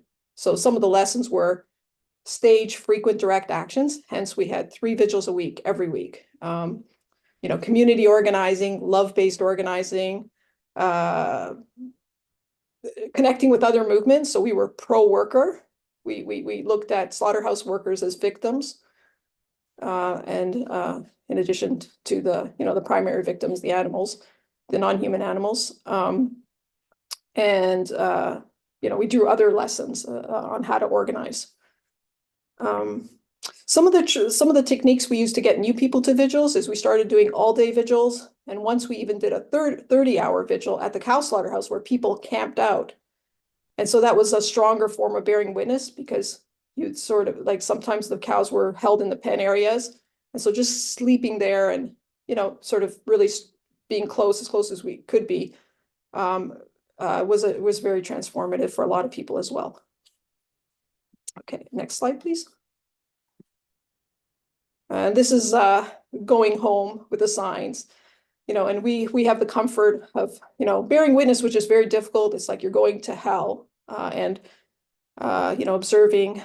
It's like a war zone. It's like a battleground where all these beautiful, innocent animals go to the slaughterhouse and don't come out alive. They come out in packages. And, as difficult as it is for everybody, and it's very traumatizing, it's just, we get to go home. We get to go to a nice home. We get to eat. We get to, it's an incredible privilege. And it's very difficult, to think about what the animals have to go through. So the next part of the presentation, I'd like to focus on is the plant-based treaty. So we pivoted in, I'd say at about around 2017. I mean, Ray Kowalczyk was part of that pivot. We started a climate save movement, and we were doing various actions, trying to get people aware of the climate crisis. But it was a bit difficult when we first started doing that. And maybe Ray knows the exact date, but it was around the mid 2015 or something like that. But it was difficult because there wasn't a lot of traction, and we started Health Save movement as well. So we had Animal Save movement, Climate Save movement, Health Save movement. And we were sort of finding it difficult to develop a strategy. And that sort of changed in April 2021, if you can go to the next slide.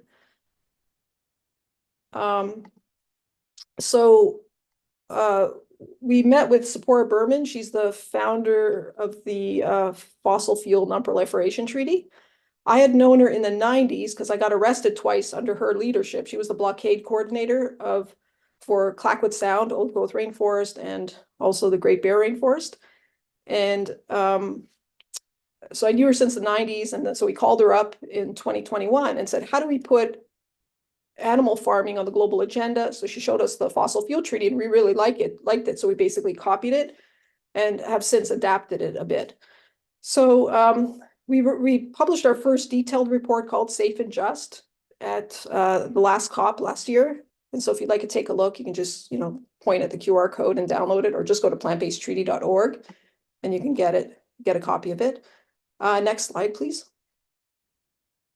I think is it zoomed? I don't know if it's zoomed in, or is it? Is it fine? I think it's okay. I don't know, Ray. Ray, do you know if it's zoomed in slightly, or there? It is. Okay. So yeah, so this slide. So what we did in our report is we used the donut economics framework to try to understand, how to move forward after assessing the problem in terms of two things: the planetary boundaries and also the social foundations. So the outer rim shows the planetary boundaries, the 9 planetary boundaries, and then the inner rim is the UN Sustainable Development Goals, but in our case, we put the food system there instead. And on the right of the photo, you see Kate Raworth, who wrote the book Donut Economics in 2017. She was very critical of neoclassical economics, which posits endless growth and doesn't consider climate and social justice in its models. It tends to think of them as externalities. So she developed this donut economics, which is more of a circular economy and is intersectional. Next slide, please. So the planetary boundaries are defined as environmental ceilings that are we need to respect in order to ensure the long-term survival of life on the planet. So it's about regulating stability and resilience on the planet. And 6 of the 9 boundaries have been breached, and 4 of them have surpassed the high risk boundary. So the areas in red. So you can see their climate, novel entities, biosphere integrity, and biogeochemical flows. That's phosphorus and nitrogen. Next slide, please. So this slide, it just shows that article that was published, journal article last year called Earth Beyond 6 of the 9 Planetary Boundaries. And so the authors include Johan Rockström, and the lead author is Catherine Richardson. Next slide. So Johan Rockström and his team issued 3 sort of assessments of planetary boundaries. So in 2009, they found that 3 boundaries were crossed, but the gray areas are areas where they weren't able to put numerical data. So they may have been transgressed then, but there was no data at that point. In 2015, 4 boundaries were crossed, and 2023, 6. By that time, they had numbers for those 2 areas that were previously in gray. Next slide, please. So I'm just drawing on a presentation that happened yesterday where Kimmy Cushman and SG presented on some more details from the Safe and Just report, and they sort of gave a visual representation of what Rockström and team have done in terms of assigning numbers to the problem. So in the case of land use systems, you see the first column, that is the global sort of status of forests. And the dot is in the yellow sort of zone where it's surpassed the boundary. It's beyond the safe boundary. And then the next few columns, you see different types of forests and different areas of the world. And in some cases, like for the tropical forests, you see in Asia, it's in the red zone. In Africa, it's in the red zone. And for the Americas, it's in the yellow zone. So it's past the boundaries. Same is true for temperate. It's past the boundaries, and the boreal forest as well. So that's the current status of land use change, planetary boundary. And these were quantified in 2023. The next slide, please. So this was one of the most important findings of Joseph Poor's research of where he looked at 40,000 farms and found that 83% of farmland is used for animal agriculture, but it only produces 18% of calories. So it's extremely inefficient. And in his words, moving from current diets to a diet that excludes animal products has transformative potential, reducing land use by 3.1 billion hectares or a 76% reduction. Next slide, please. So this slide shows the last 24,000 years, and the most recent 11,000 years are highlighted in green and are known as the Holocene, where human civilization began to quote unquote thrive. It's characterized by very steady temperature, but now it's being disrupted by human activity. In the very far right region, you see the rapid rise in temperature because of human activity. So next slide, please. So this chart appeared in our Safe and Just report, and it's a really, really important chart. So the green bar that you see there is the 1.5 to 2 degrees Celsius warming. And it shows that 5 tipping points are especially at high risk, even with 1.5 to 2 degrees Celsius warming. If you go beyond 2 degrees warming, you see the tipping points that are at high risk. So in this graph, you see 16 of the world's tipping points. There are more tipping points, but these are some of the key tipping points that we face. So it is because of these tipping points that Johan Rockström said 1.5 degrees is a physical limit, not a political target. Next slide, please. This just shows in more detail some of the tipping points. And in the red, you can see the tipping points that are more sensitive to climate change. And these are the ones that pose high risk in the near future. Next slide, please. So with the Intergovernmental Panel on Climate Change, it has 3 working groups. The first is on the science, and that's what we just covered, the tipping points and things like that. The second working group looks at impacts, and the third one looks at policy responses. So here we focus on some of the impacts of climate change and how it's experienced in different countries. The map shows precipitation projections by the end of the century. And some of the areas will experience more frequent and severe droughts. Other regions will suffer from heavy rains and flooding. According to the International Disaster Database, 1.6 million people have experienced flooding in 2023. Next slide, please. So this slide shows the status of climate change, again, with numbers. And so when you look at that original sort of planetary boundary diagram, it was broken into 2 for some of the areas, like for nitrogen, phosphorus. Also with climate change, it had 2 indicators that they were looking at. So here again, you can see that we're in the high risk zone in terms of the carbon budget, and then in terms of radiative forcing, we're in the red zone. Okay, next slide, please. So climate change and its relationship to animal agriculture is that, first of all, there are indirect emissions and the destruction of sinks. And we're losing the ability of trees to act as carbon sinks because of the deforestation from animal feed and cattle ranching. And then there are also the direct emissions, methane, nitrous oxide, and also carbon dioxide in terms of transportation and things. Next slide, please. So one of the biggest concerns is methane.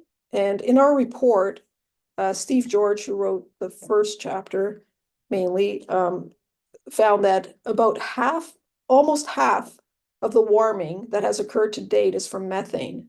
So almost half of the 1.1, 1.2 degrees warming that we've had is from methane. There are 3 billion cows and sheep on the planet. And 32% of all emissions come from animal agriculture. And when you add food waste and everything else, it's even higher, because a lot of the emissions from food waste is from animal ag as well.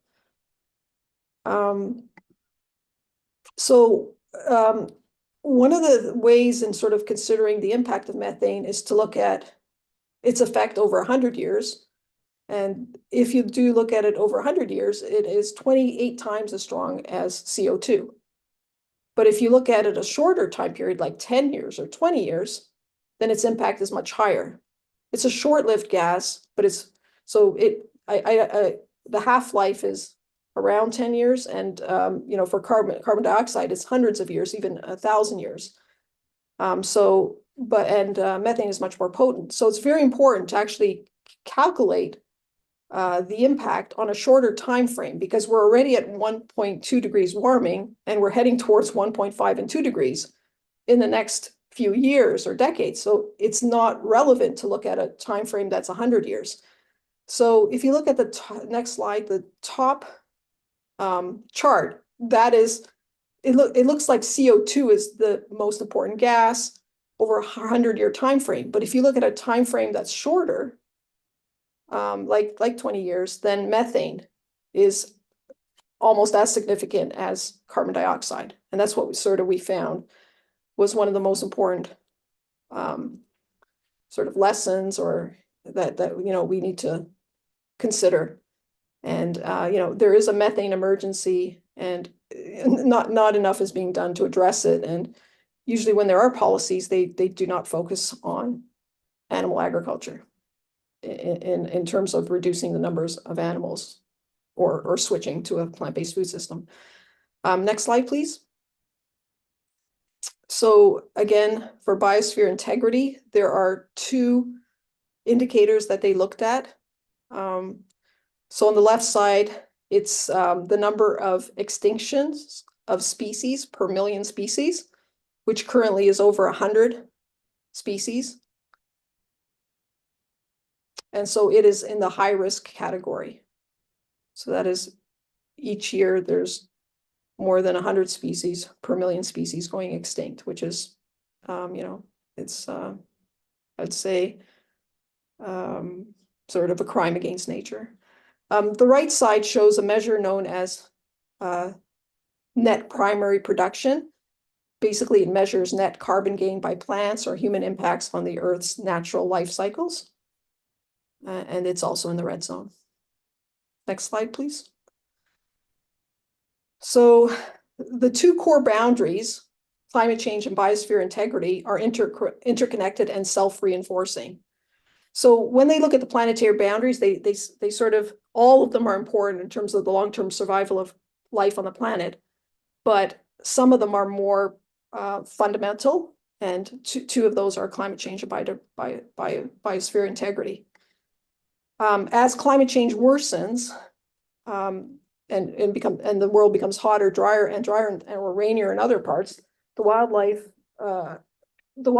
and species will also leave their climate niche and may not be able to survive. At the same time, the reduction in biosphere integrity can impact how well ecosystems can sequester carbon. So they're interconnected there. Next slide. So this is a now familiar slide to you at Climate Healers. So there are 8 billion humans, 92 billion land animals that are being bred and killed each year, 1 trillion or more, or some say over 2 trillion sea animals killed each year. And as you can see, the figure shows that only about 4% of all mammal biomass comes from wild mammals, whereas humans make up 8%, eight times more than that, and farmed animals make a staggering 62% of mammal biomass. So the vast majority of animals in the food system take a toll on the integrity of the biosphere as a whole. It's just shocking to, in our lifetime, you know, how those numbers have shifted. Next slide, please. And this just shows the other impacts, some of the other impacts of animal agriculture. So for example, its impact on fresh water use, how the fertilization of feed crops results in nitrogen pollution, contributing to the breaching of biogeochemical flows, you know, ocean acidification and eutrophication. And then it also shows how factory farms also pose a risk to health and biodiversity because of zoonotic diseases and antibiotic resistance. Next slide, please. So when we use the donut economics as a framework, we looked at the outer 9 planetary boundaries and the role of animal agriculture. And then for the inner rim, we used our 3 R's. So we have like 3 R principles for the plant-based treaty. Don't make the problem worse, relinquish. 2 is redirect, like redirect economic policies. And 3 is restore or reforest the earth and things like that. And we had like 40 detailed proposals, but in this case, we just picked 12 just to make it manageable. And Kate Raworth did the same thing. There are many sustainable development goals, but she just picked 12 to go in the inner rim of the donut. So, so in our case here, the inner rim represents the plant-based treaty social foundations of the food system. Next slide. So the first one is no land use change. So currently 4 billion hectares are being used for farming. But if people went plant-based, that would be reduced 75% to 1 billion. So that's an incredible, opportunity to reforest and rewild the earth. Next slide, please. And here's another example of that. And this is also from Joseph Poor. Producing dairy milk involves 10 times as much land as oat milk. And then the other columns show us also acidification, eutrophication, and land use, and water use, and greenhouse gas emissions. Next slide, please. In terms of Indigenous protection, Indigenous people represent 5% of the world's population, and they safeguard 80% of the planet's biodiversity. Yet they are disproportionately targeted and killed as land defenders. So we found the Global Witness nonprofit found that 43% of land defenders that were killed were Indigenous peoples. Global Witness in 2022 also found that agribusiness was the main killer of land defenders, the #1 killer, even above mining. Next slide. Another principle or another call to action is ban live exports. So about 5 million animals are shipped around the world each day. And that number has been growing since the 60s. So the trajectory has just been going up and up. And, it results in incredible exploitation and suffering of the animals. And they usually start their long journeys on a transport truck before going on the ship, and often without food and water. Inside the trucks and ships, animals are forced to stand where they urinate and defecate. Their bodies are covered with feces, and many develop a fever, diarrhea, and vomiting. And, many of them die on the journey. And what we found was that the reason that live export is increasing is because as more countries become water scarce, they are then going to countries that do have water, and the animals are bred and are grow to a certain age, and then they're shipped and then slaughtered as, at 16 months for cows, or in the countries where they're shipped, often to the Middle East. Next slide, please. Food security.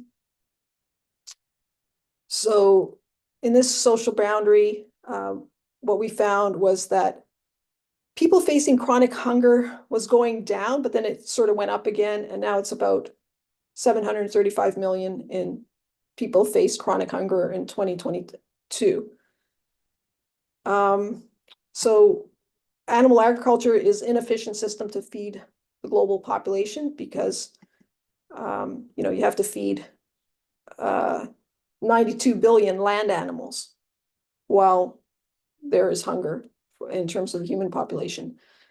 So for example, Greenpeace found that 62% of cereal crops in Europe were used to feed animals. Next slide, please. So when we were looking at food security, we also looked at the concept of climate niche. There are quite a few journal articles on this, and it's about climate migrants. It's about how at a certain temperature, it becomes unlivable. So the temperature, I think, is around 28, 29 degrees Celsius. And more and more of the population is living in areas where that's the average temperature. And so some of the issues that arise are water scarcity, crop failure, accelerated spread of diseases, and heat-related deaths from increasing temperatures. So we found one study that said it is estimated that crop failure will increase by 4.5, factor 4.5 by 2030.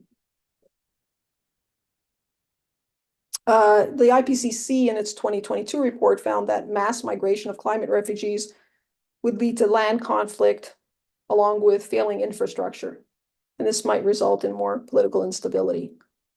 A 2023 report found that over 600 million people have already been displaced from the climate niche.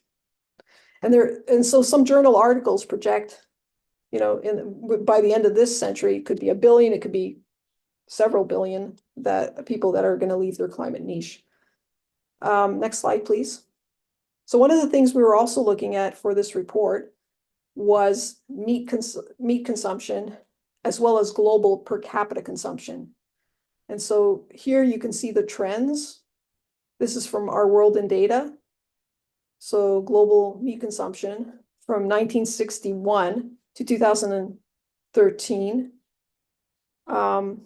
And then with projections to 2050. So you can see eggs, the orange area there are goats and sheep. Sorry, sheep, yeah, goats and sheep. Then you see cows, pigs, and birds. And then there was a recent study by the Harvard Law School Animal Law and Policy Program. It came out last month, and they suggested that animal agriculture emissions must peak by 2030 to avoid 2 degrees warming.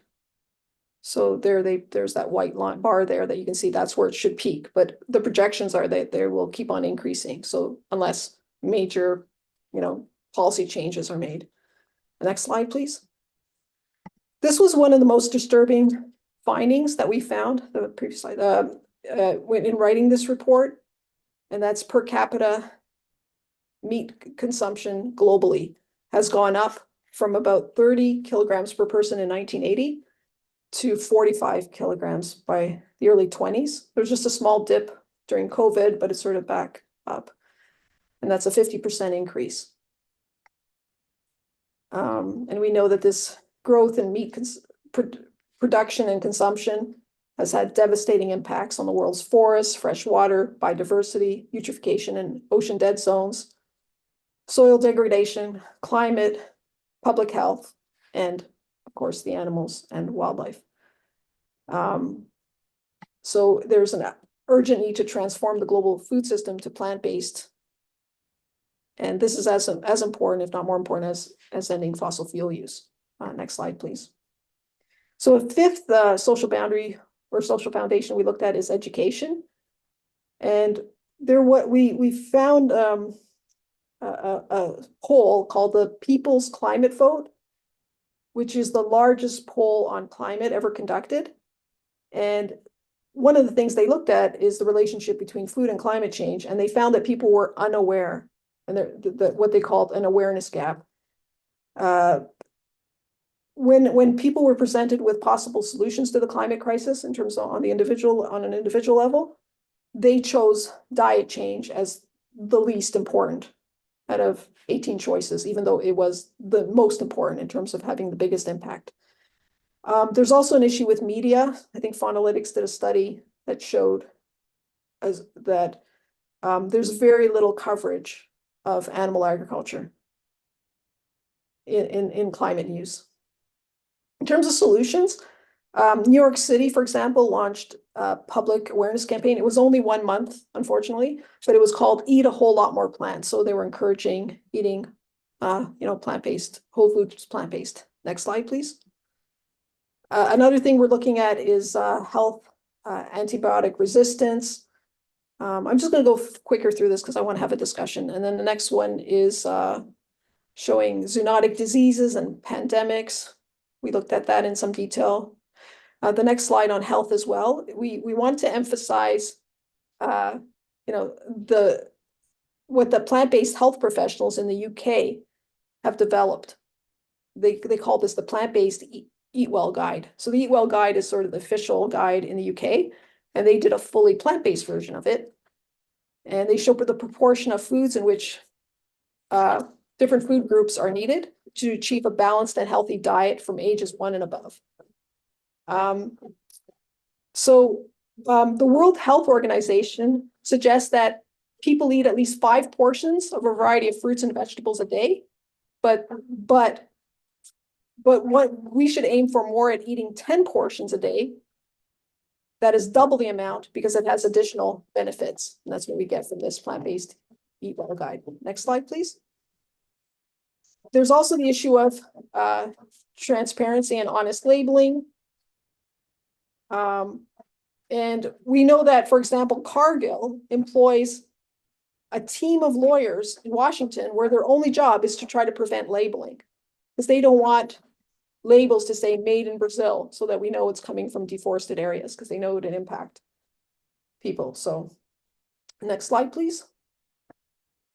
Financing plant-based systems. In terms of global subsidies, a report from the Food and Agriculture Organization and UNEP, UNDP, United Nations Development Program, as well as UNEP, found that 87% of global food subsidies are harmful to the environment and human health. And in terms of subsidies for plant-based, there was a 2023 study of the US and Europe, and it found that meat and dairy alternatives make up 1.5% of market share, but they only received 0.1% of subsidies.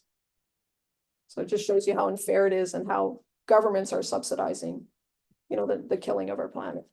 Next slide, please. Reforestation and rewilding. As mentioned earlier, if people switch to a plant-based food system worldwide, we could reduce land use by 75%. Next slide, please. Greening cities. So again, the Rockstrom team was able to develop or come up with some numbers in terms of what is required for cities for insects to be able to move from one area to another. And they found in their safe and just Earth system boundary framework that 20 to 25% of every 1 square kilometer of urban environments have to be covered in greenery. It's also important to have locally produced fruits and vegetables in cities. And currently, a lot of cities lack sufficient numbers of community and rooftop gardens. Next slide, please. Food justice is absolutely essential in terms of human rights, particularly with respect to animal agriculture. There are human rights violations. Slaughterhouse workers suffer from depression, anxiety, post-traumatic stress, one of the highest rates of injury in any industry. And according to the International Labor Organization, around 24,000 fishers are killed every year. Again, the solutions are to shift to a plant-based food system and provide families with healthy, accessible food. Next slide, please. Land equity is a really important issue, and Rockstrom and his co-author, they say in one of the final chapters that, you know, we need to work on expanding the global commons, or what is considered the global commons. And there is a serious issue of land inequity. Ultra-rich people and institutions often are corrupt and use coercion. So for example, 9% of Africa's land has been bought or seized since 2000. Today, 70% of the world's farmland is owned or controlled by just 1% of its quote unquote farmers, who are often absentee or just, you know, corporations. So we need to shift land ownership into community hands so it can be repurposed for reforestation, green space, and edible gardens. Next slide, please. So just the last few slides are just, you know, what the plant-based treaty is, its mission. Basically, it is to shift to a plant-based food system so that we can live within our planetary boundaries. And our long-term vision is to have a global treaty that's part of the UN framework. Next slide, please. And we have these 3R principles. And as I mentioned earlier, where we want to focus on preventing the planetary crisis from getting worse. We want to redirect and shift to a plant-based food system using economic instruments like taxes, subsidies, as well as public information campaigns and regulations. And then the third R is restore, reforest the earth.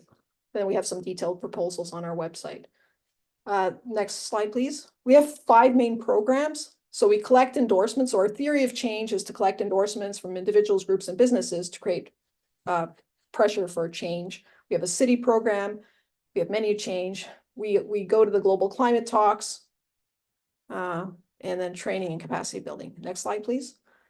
So far we have about 150,000 individuals that have endorsed, over 3,000 businesses and groups in 27 cities. Next slide, please. It's really easy to endorse. You just go to the homepage and you can endorse as an individual, group, business, or city there.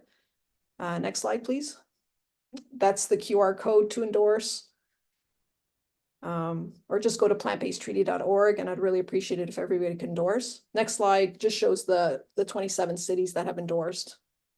So you see LA, Amsterdam, Edinburgh, Didim in Turkey, a number of cities in India. Next slide, please.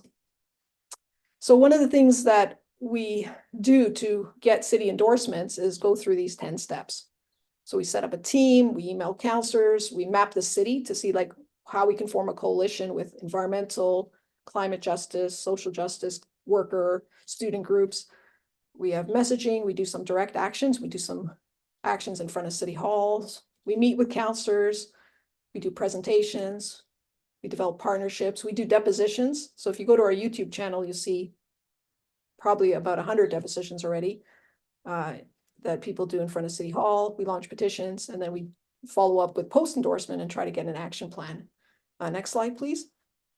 So we have welcoming calls every Friday, 10 and 2 p.m. EST.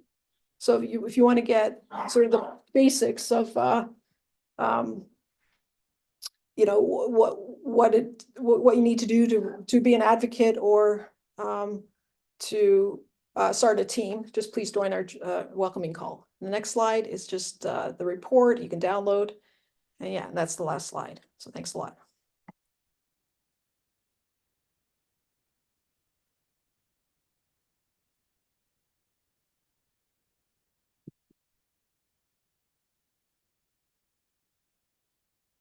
Thank you so much, Anita.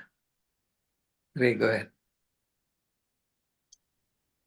Thanks so much, Anita. You presented the Safe and Just report with Stephen George a few VCOPs ago, and there seems to be a lot more here. You obviously have some people working to convey all this information, and I highly recommend people go and watch the previous one as well, because it covers a lot of ground. You managed to cover a lot in this hour. We have a few minutes left for questions. Does anybody have In the audience have any questions, just raise your hand. Willow jumped right up.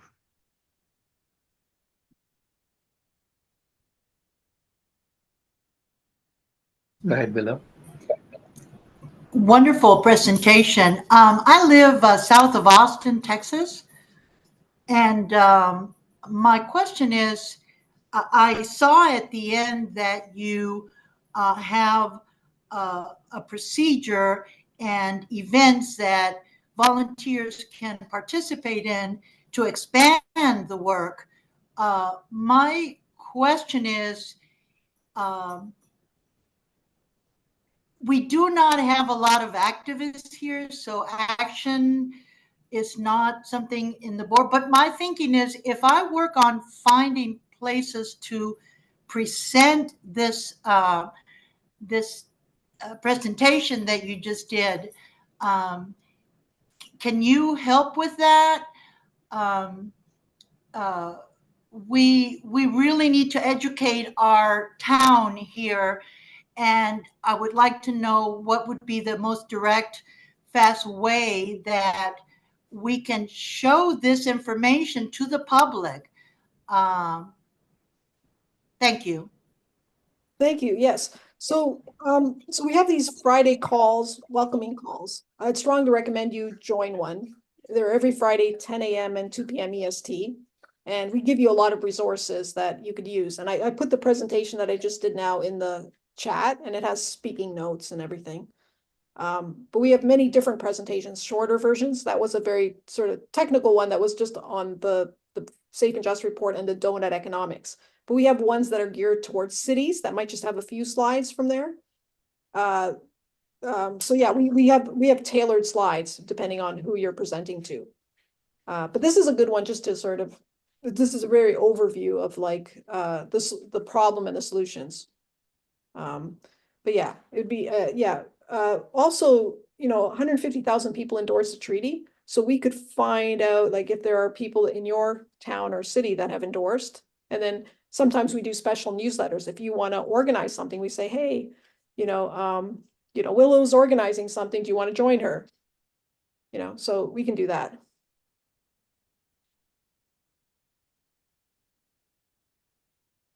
Just a quick observation that we're at the VCOP, which stands for Vegan Conference, Convergence of the Peoples, a bit of a riff off of the COP summits, the conference of the parties.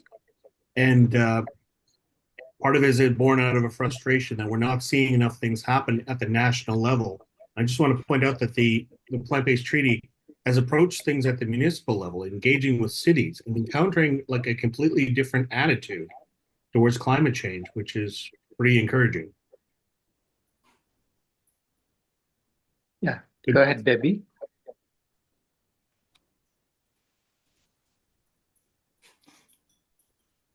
You're muted. Will it let me? Now it will let me. Okay.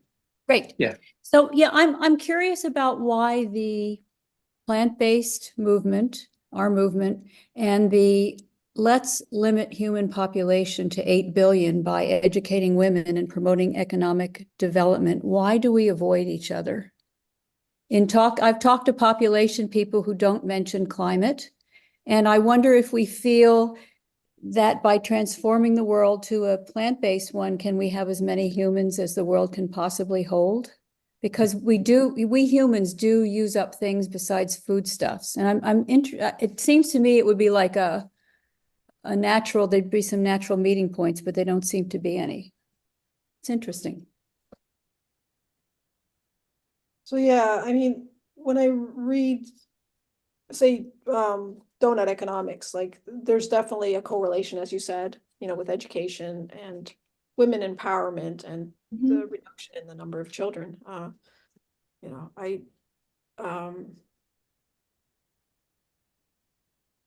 think Anita presented that data, no? You presented that data in, so when you show that 4% is wild animals, 32% is human beings, and 62% or whatever is farmed animals. Right, farmed. She's implicitly saying that there are too many of us, really, because Yeah, you have to get rid of the farmed animals. But even if you get rid of all the farmed animals, if you look at the total weight of human beings alone, one species, we exceed the weight of all the other mammals by a factor of 8, right? And even if you bring the mammals back to what they were 10,000 years ago, we are still double the weight of all the wild animals that lived 10,000 years ago. So clearly, in the long run, this human population is not sustainable in the long run. Temporarily, the earth will tolerate it because the earth has been actually feeding another 60, all the farmed animals she's been feeding, right? So she'll have relief from that. So I said temporarily we need a huge human population because there is a lot of cleanup work to be done. Yeah. Yeah. Right. Once you get our act together and do the cleanup, then we can start reducing the population. Yeah, do the cleanup, help all rather than build yourself a palace. Right. There you go. That's a good story to tell.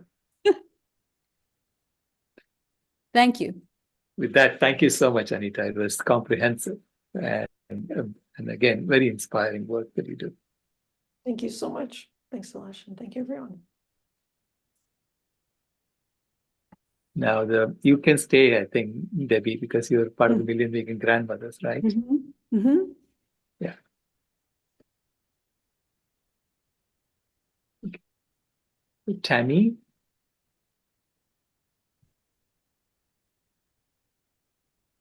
I'm here. Thanks, Silash. Okay. And let us know who else is the So whatever grandmother would like to come up, could you raise your hand and we can bring you up? Okay, perfect. Thank you. Yeah. Just raise your hand. And I'll start talking while the grandmothers are coming up. So welcome everyone to this amazing Convergence of the People again, where we gather together and share lots of information, but we also support each other, and that's what the grandmothers are doing. We're supporting each other with our wisdom and our fierce love for our grandchildren of all species. And we do this in many, many ways. We meet every week. We write letters, we share ideas, and some of those ideas are going to be shared today. And, grandmothers are always joining the Million Vegan Grandmothers, so you can find us on climatehealers.org and join our community. And it's a great support system to know that we have all this understanding of how things should be, how the grandchildren of all species should be treated.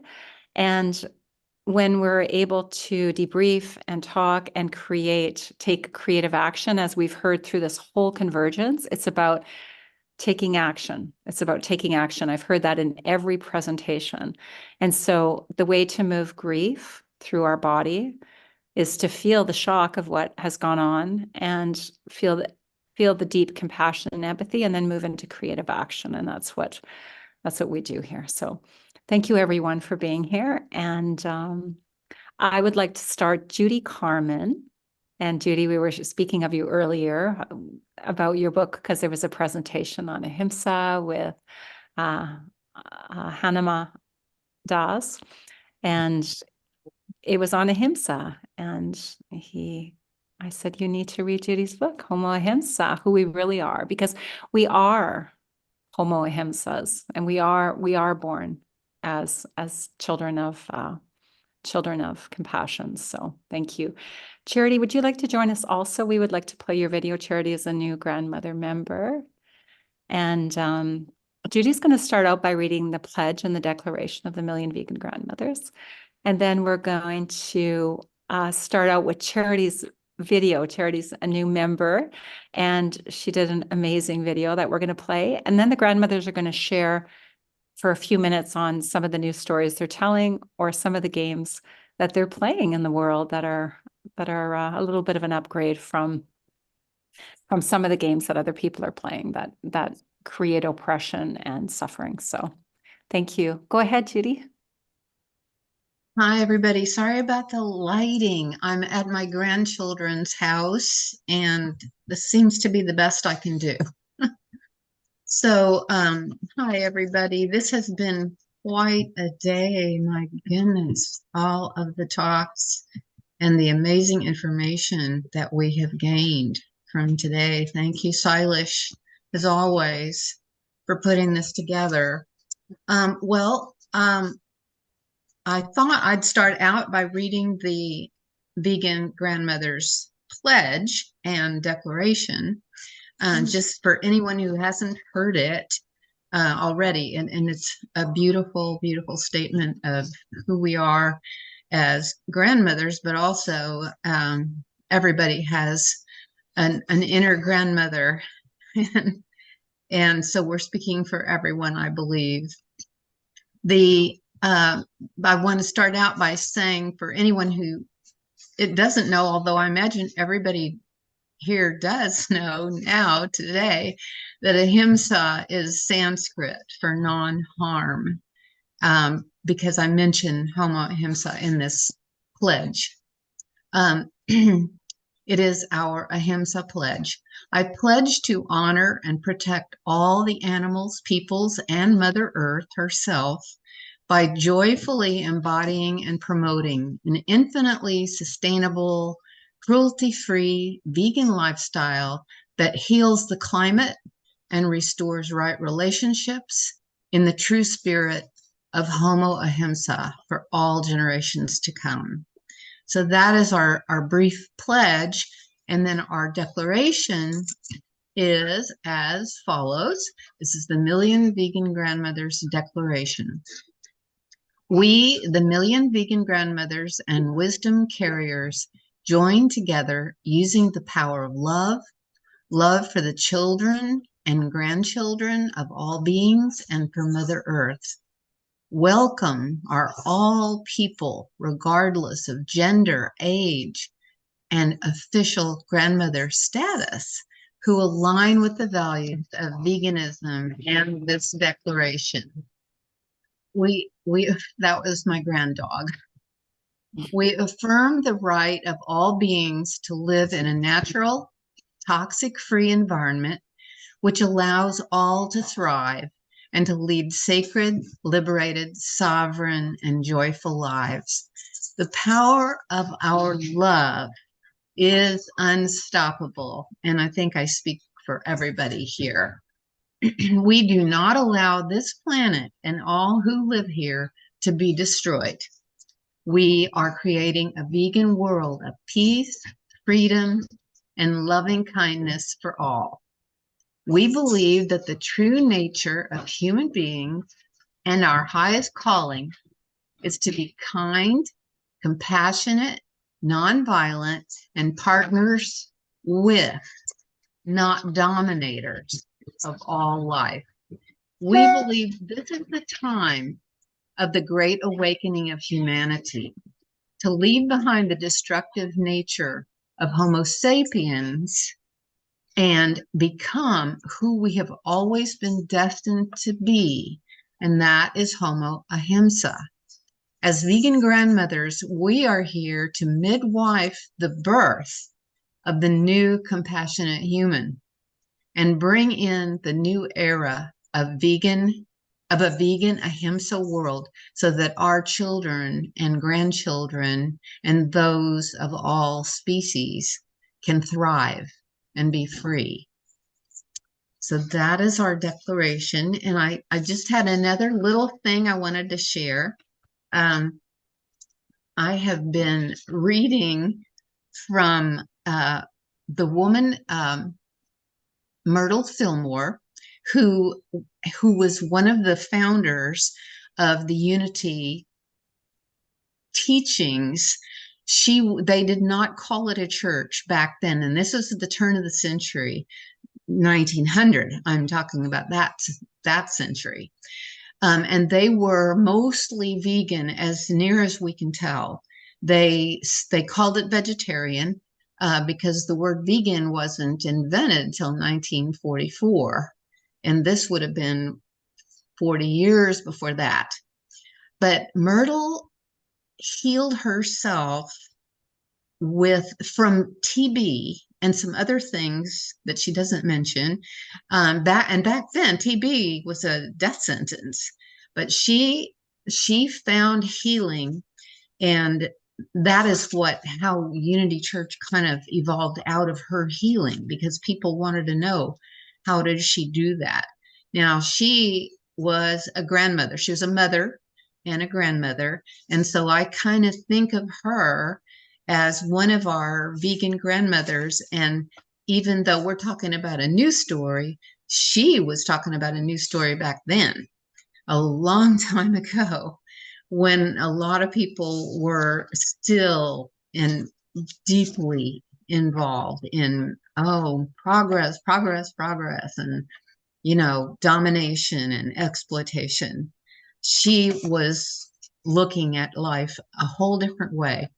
So one of the things she said is, and this applies to our grandchildren, your essence is divine. And I'll read this little paragraph here. This is written by someone about Myrtle. She said, Myrtle's fifth step, she's describing a bunch of these steps on healing, is the only destination possible.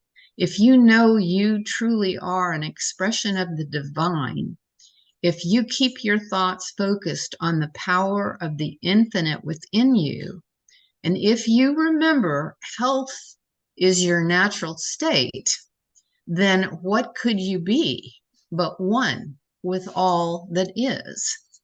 The more you practice this awareness of being one with all that is, Myrtle said, the more powerfully it lives in you. It becomes part of your self-image and your expectation for living. You feel at home within the great whole and absolute good. God as love and health reigns supreme in you, Myrtle said. It's who and what you are. And I think that she's describing Homo Ahimsa, and that part of what I'm talking about in the book and that we're all talking about is not just the physical actions that we can take, but also the spiritual growth that we are involved in now to understand what's really happening here on the planet, and take this divine power that we have and put it to work to save all life on the planet. So I just wanted to share that from a vegan grandmother from way back. So thank you, Tammy. Thank you, Judy. Would you like us to play your video you asked us to play right now, or would you like us to end with that, Judy? Maybe end with it, I'm thinking. Great. If there's time. Great. Okay. Thank you, Judy. We're going to start out with Charity's video then. Charity, could you just say a few words about your video and how it came to be? It's just such an uplifting, fun video, and a little bit about music therapy and working with children, because that's what us grandmothers are here for, working with the babes. And yeah, thank you. The babes. Yeah, hi everybody. So great to be here. I'm so glad I found the Million Vegan Grandmothers and Climate Healers. Yeah, so I'm a children's musician, and I write and record lots of music for young people and the big people who love them. And as you know, a vegan myself, I over the years have started putting more of that kind of intentionality and those messages into the music in ways that I feel might be, received and absorbed, and just, another version of kindness and compassion, as we know. And the video that I'm gonna play for you is off of my last album, which is called Creatures and Critters. And I every once in a while rewrite old nursery rhymes, sort of upgrade them. And I figured Old MacDonald had a farm needed a major upgrade. And so I rewrote the song to be about a sanctuary farm. And I just, yes, Rebecca. And I just wanted to say too that I literally on Earth Day put out my first all vegan song album for kids. So I'll put a link to that in the notes, and that has a whole bunch more songs about this stuff, and try starting this conversation, right, with children, but also with their grown-ups, and how can we make this an inquiry, and how can we make everybody feel included in the conversation so that it's actually we can have movement. And that's what I'm trying to do as an artist, is to use my those skills to sort of be a voice for the animals in the earth. So yeah, so we're gonna this video was filmed by Tony Segal, who his company is called Silver Reaction Media. He's an awesome vegan documentary maker in the Bay Area. I'm in the San Francisco Bay Area. And we went up to Charlie's Acres and got a bunch of footage. And also he had footage from other farms around the Bay. And so there's quite a lot of amazing footage of beautiful animals and just different amazing sanctuary farms around California. So you'll see some of that, and yeah, you'll know the song, but you'll hopefully appreciate the upgrade. So great. I'm going to share my screen. And Sailesh also has it to play it as well. Charity, do you want to? Yes, if he's got it ready, let's just do that. That would be great. Sure. And then when the first meeting that Charity joined the grandmothers, she was grappling with the cover of her new album, and she had it sorted after the first meeting. So, when two or more get together. Yeah. Thank you. Thank you for that. Yeah. So it would be lovely if we could see that, the album cover too, before we're done. Thank you. Sure. Yeah. Old MacDonald had a sanctuary farm, E-I-E-I-O. And on that farm lived her animal friends, E-I-E-I-O. Oh, she saved one here, she rescued one there, protected and took care of them, made a safe haven. Old MacDonald had a sanctuary farm,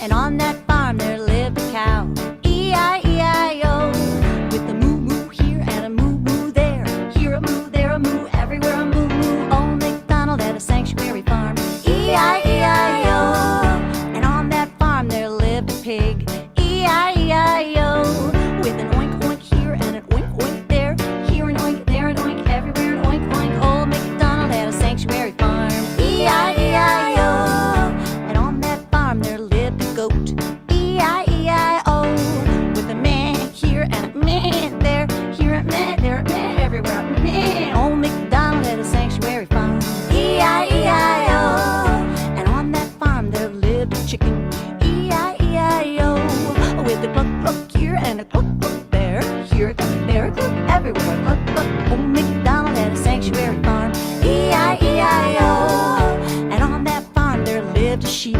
E-I-E-I-O, with a baa here and a baa there, here a baa, there a baa, everywhere a baa. Old MacDonald had a sanctuary farm, E-I-E-I-O, and on that farm there lived a turkey, E-I-E-I-O, with a gobble gobble here and a gobble gobble there, here a gobble, there a gobble, everywhere a gobble gobble. Old MacDonald had a sanctuary farm, E-I-E-I. Old Mac's farm is a magical place where the animals had plenty of air, light, and space. They are healthy and happy and safe and warm, and no one's gonna eat them or cause them any harm. They're free to love each other and run and play just like people wanna. We're really the same. Hey, maybe all farms could be this way. Maybe all farms could be sanctuary farms someday.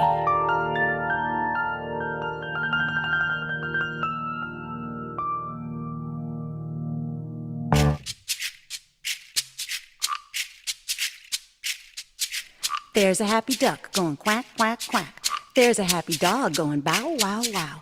There's a happy horse going neigh. There's a happy cat going meow. There's a happy donkey going ee-haw, ee-haw. There's a happy rabbit going nibble, nibble, nibble. There's a happy rabbit going nibble, nibble, nibble. With a nibble, nibble here and a nibble, nibble there. Here a nibble, there a nibble, everywhere. Nibble, nibble, hee-haw here and a hee-haw there. Here a hee, there a haw, everywhere. Hee-haw, meow here and a nee there. A bow wow here and a quack quack there. And a gobble gobble here and a bah there. And a cluck cluck here and a meh there. And a boink boink here and a moo moo there. Here a moo, there a moo, everywhere a moo moo. Old MacDonald had a sanctuary farm. E-I-E-I-O.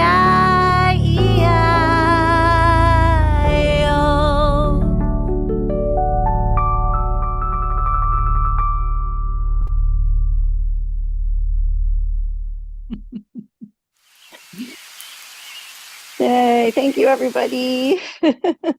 So much. So amazing. That was so Yay. uplifting. Thank you.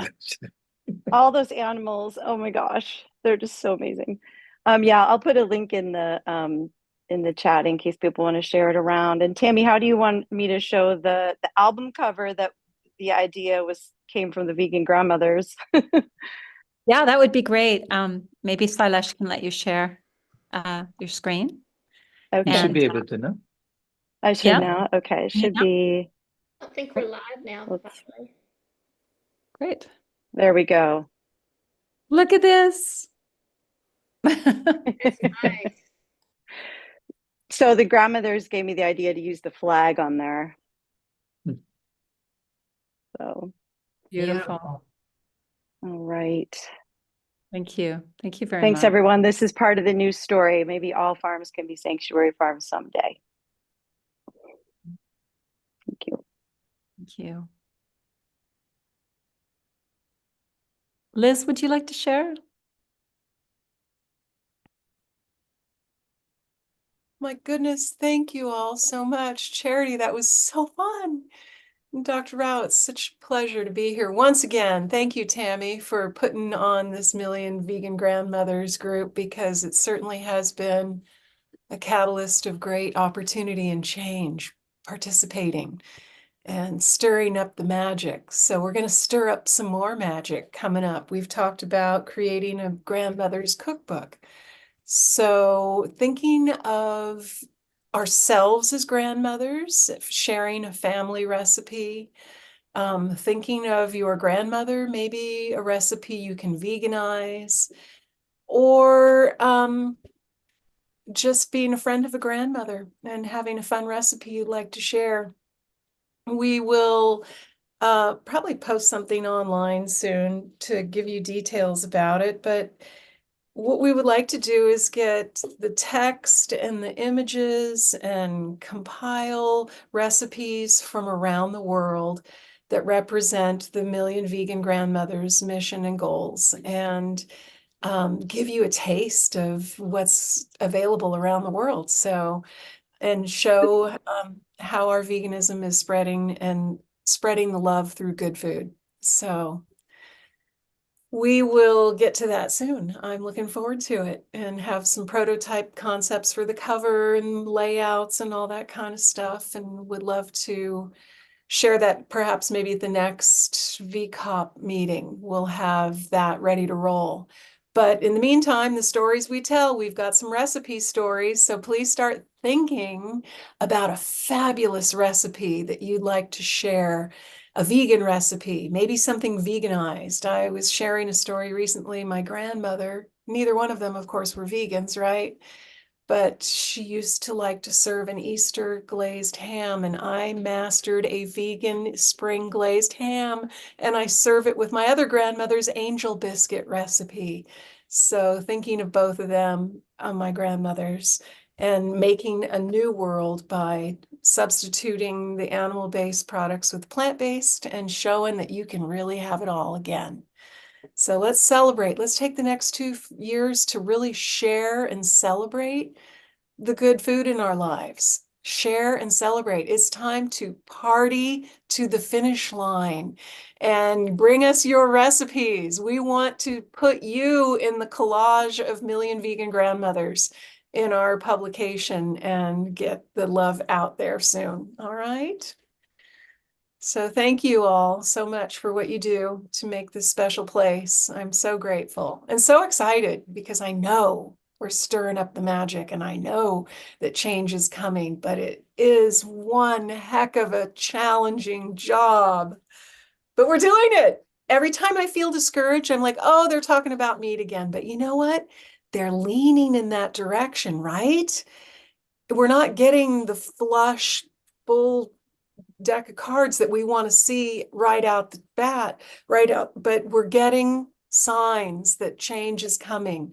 And it's not too much longer, and that third leg of the tripod's going to be knocked out, and the floodgates will open. So I believe, I see it coming, and change happens. You guys, my grandfather, by the way, was a tobacco broker. All right. And things changed. Things changed in a hurry. We used to buy cigarettes in cartons at the pharmacy down the street from here. Things changed. Maybe now you'll have to go to customer service because they're going to keep the animal products locked up for those people who still can't get what they need. They're going to have to ask customer service to access it. It's probably not going to go away in our lifetime 100%, but I believe when I walk in the grocery store, use that power of positive thinking and imagery, because when you look at the grocery store shelves, we've got to imagine those animal products, all that square footage being turned over for exciting, new, simple, healthy, plant-based foods. So lots of cooking lessons, lots of food sampling, lots of sharing the love in the kitchen coming up in the next 2 years. We're going to be cooking. Thanks, Liz. Yeah. Your excitement for food and veganizing food is so and very, very soon Liz is going to have a food book out, a black belt in tofu. We have a lot of grandmothers here that are foodies and amazing food preppers. And so we're just asking if there's an amazing recipe that your grandmother made that you veganized, share it, or just one of your favorite recipes, or maybe a favorite recipe of your grandchildren's, that you've already veganized. But yes, we're collecting recipes right now. And by the end of the year, we're hoping to have the first ever Million Vegan Grandmothers food book. It might be a series. And speaking of amazing chefs, Reverend Beth Love, I don't know how much you're missing food, but I know you've done a 2-week water fast at True North. And you're still sitting here with a great big smile in front of us. So we know that we don't starve if we just take a break from food for a little bit. We actually reset our epigenetic blueprint. And would you like to share, Reverend Beth Love? And if you haven't taken any food classes from Reverend Beth Love, please do. She's an amazing, tastes like love. Yeah. And she presents her food so beautifully. So thank you. Oh, thank you so much for that beautiful introduction, Tammy. And just really love what I've been hearing and love being part of this illustrious company. I kind of got set up for what I wanted to share. Thank you, Judy and Liz. In terms of stories we tell, one of the practices I do, I'm in my religious tradition is New Thought, which is in the same tradition as Unity that Judy was talking about. And I think one of the most powerful things that the New Thought movement brings to our community is that we do create our experiences and our reality through the stories that we tell ourselves, and the thoughts that we hold on to. The thoughts that just kind of move on through, we just let them keep going. That's one thing. But the thoughts we hold on to, the things we keep chewing on and talking about over and over, is how we create our experience and ultimately our reality through collective consciousness. And so, the story I keep telling myself when I find my mind going toward like this blaming posture about, animal agriculture, the corporations, or, kind of this blaming space, I just pull back and I start really thinking and visioning into, as Liz was saying, this human presence on Earth that our main goal is the thriving of all life within the habitable boundaries of our beautiful planet. And as I do that, I feel like I'm a better part of the solution than if I'm railing against it.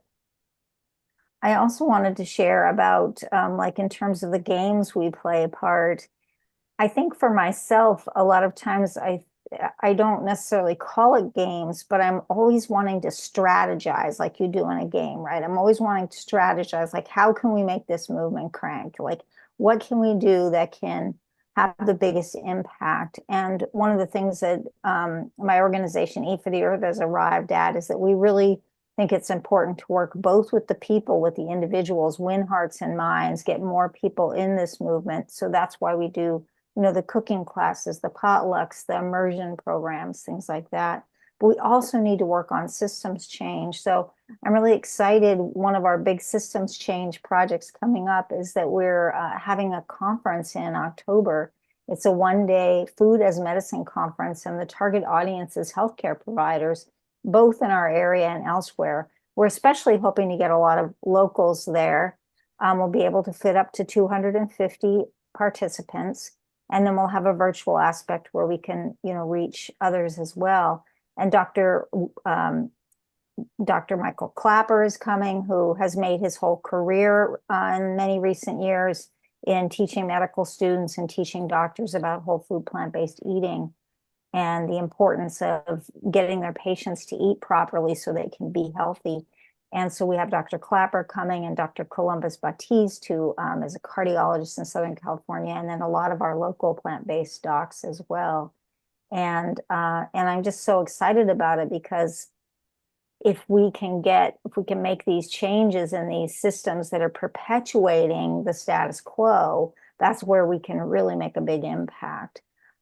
So yeah, that's a game I'm playing right now, is like, how many healthcare providers can we get there, and how can we, through getting a lot of local providers there, how can we really transform the way medicine is practiced in our county, and then see the health changes in our county as a result. So I just really appreciate the invitation to be here, Tammy, as always, and thank you, everybody. Can you put that link in the chat, Beth, for that one day? The conference? Yes. So is it going to be televised, or is it just for health providers?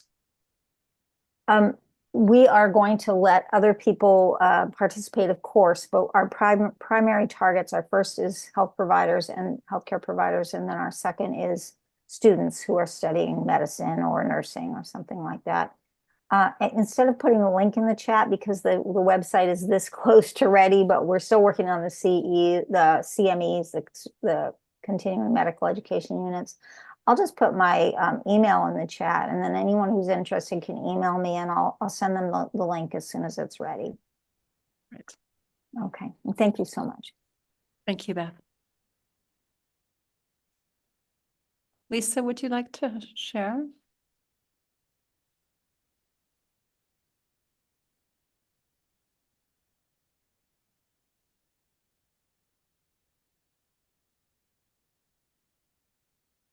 You're still muted, Lisa.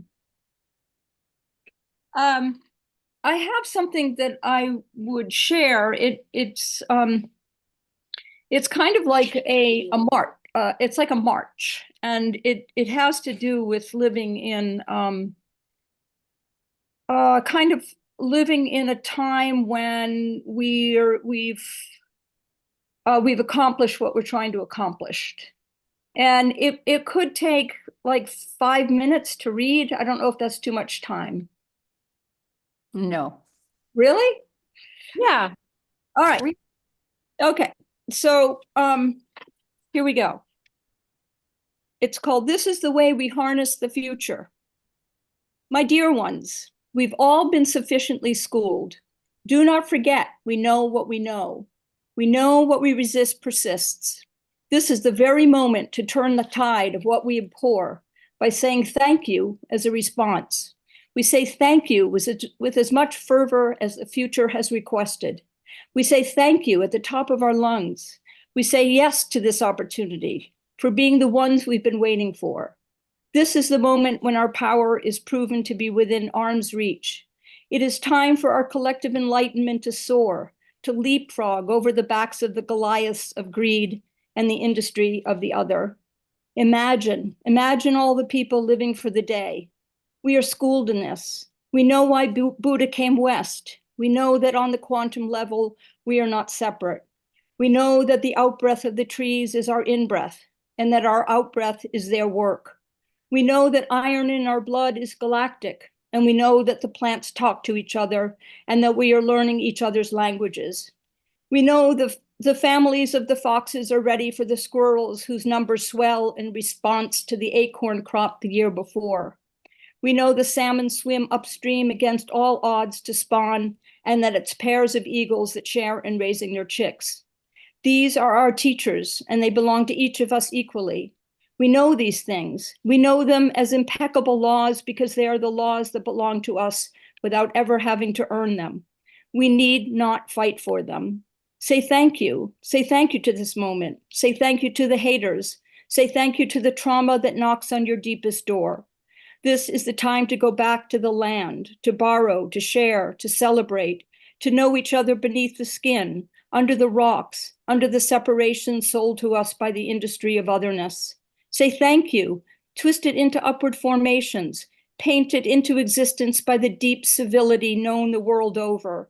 The land awaits for collaboration and for us, the people of all colors, to come to her. May new opportunities rise from our thank yous. May we create jobs and honor our mother. May city streets be lined with fruit trees planted for the people. We will learn the soil, design our gardens, shape with our hands, then lift our yields toward each other. May we apply what we have learned at the last lecture, the self-awareness retreat, the treatise, or the Kama Sutra.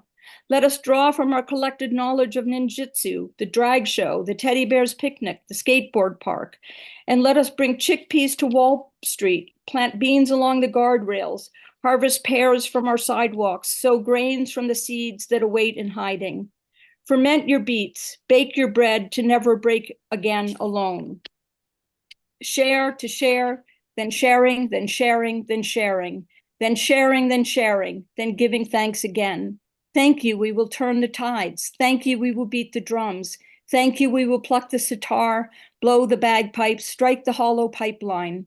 We will play the kazoo, whistle on the wind, sound the trumpets, slap the spoons on our thighs. We will keep moving, keep moving, keep moving forward, and tap, tap, tap into the future of our confidences together. Those who shall remain nameless will not know how to respond to the final and exhausted whiff of the age of greed coming to its end. They will not know how to recognize what has come and what has gone. Their party's over and their sanitized lawn is littered with plastic spoons and party hats. They are drunk and need to sleep off the poisons they've ingested. Let them rest. Those who shall not be named will be confounded. And my friends, this will buy us time to quietly turn away. We pledge to remove our attention from them. We pledge to turn off the TV, set down our devices, and get to work. We create with urgency what we know is possible. We pivot from the spell of unkindness, and we leave with sadness those that will not follow, those who choose for themselves the fallen remnants of another time. We blindside them by ceasing to acknowledge what they are selling another moment longer. We are going elsewhere to learn the skills of resilience. Let us make it sudden and with conviction, with the knowing we feel in the fibers of our being. Let us remember that there is something bigger and more amplified in its scope of positivity than history has ever known before. We will find in each other what we need to be happy. Look inside the person next to you. Look inside the animal you come upon. This is your reflection. Say thank you, say thank you, say thank you. At this instance, in the evolution of our spectacular species, we raise our glasses to our neighbors, to the animals, to the sky, to the perfect symbiosis of life on Earth. We've installed ourselves for this moment. Here we are in the streets with a direction home. We are schooled in this. The spell is broken, the spell of coming and of going, before and after, less and more. The spell of walls, the spell of lack, the spell of disparity, the spell of cynicism, the spell of injustice is over. We are aware, we are awake, we are aware, we are awake. Thank you. The future is ours. You can't take it. Wow. Lisa, where is that from? I sat up in bed like in the middle of COVID when I was going out of my mind with loneliness, and I literally woke up and typed it with my eyes closed, that verbatim. It was like I've never channeled anything, but I channeled it. Yeah. Thank you. Thank you. I can't believe you've been with the grandmothers after that time and I haven't heard it. We haven't heard it yet. So thank you. I It just was so beautiful and so perfect. That is the perfect story. Yeah, it's a good story. Yeah. I just ran to the car to fetch it. I thought, oh, for goodness sakes, just show up. So anyway, I had one copy in the car. So thank you. Thank you for allowing me and encouraging me to do that. Wow. Oh, thank you. Thank you so much. Deborah?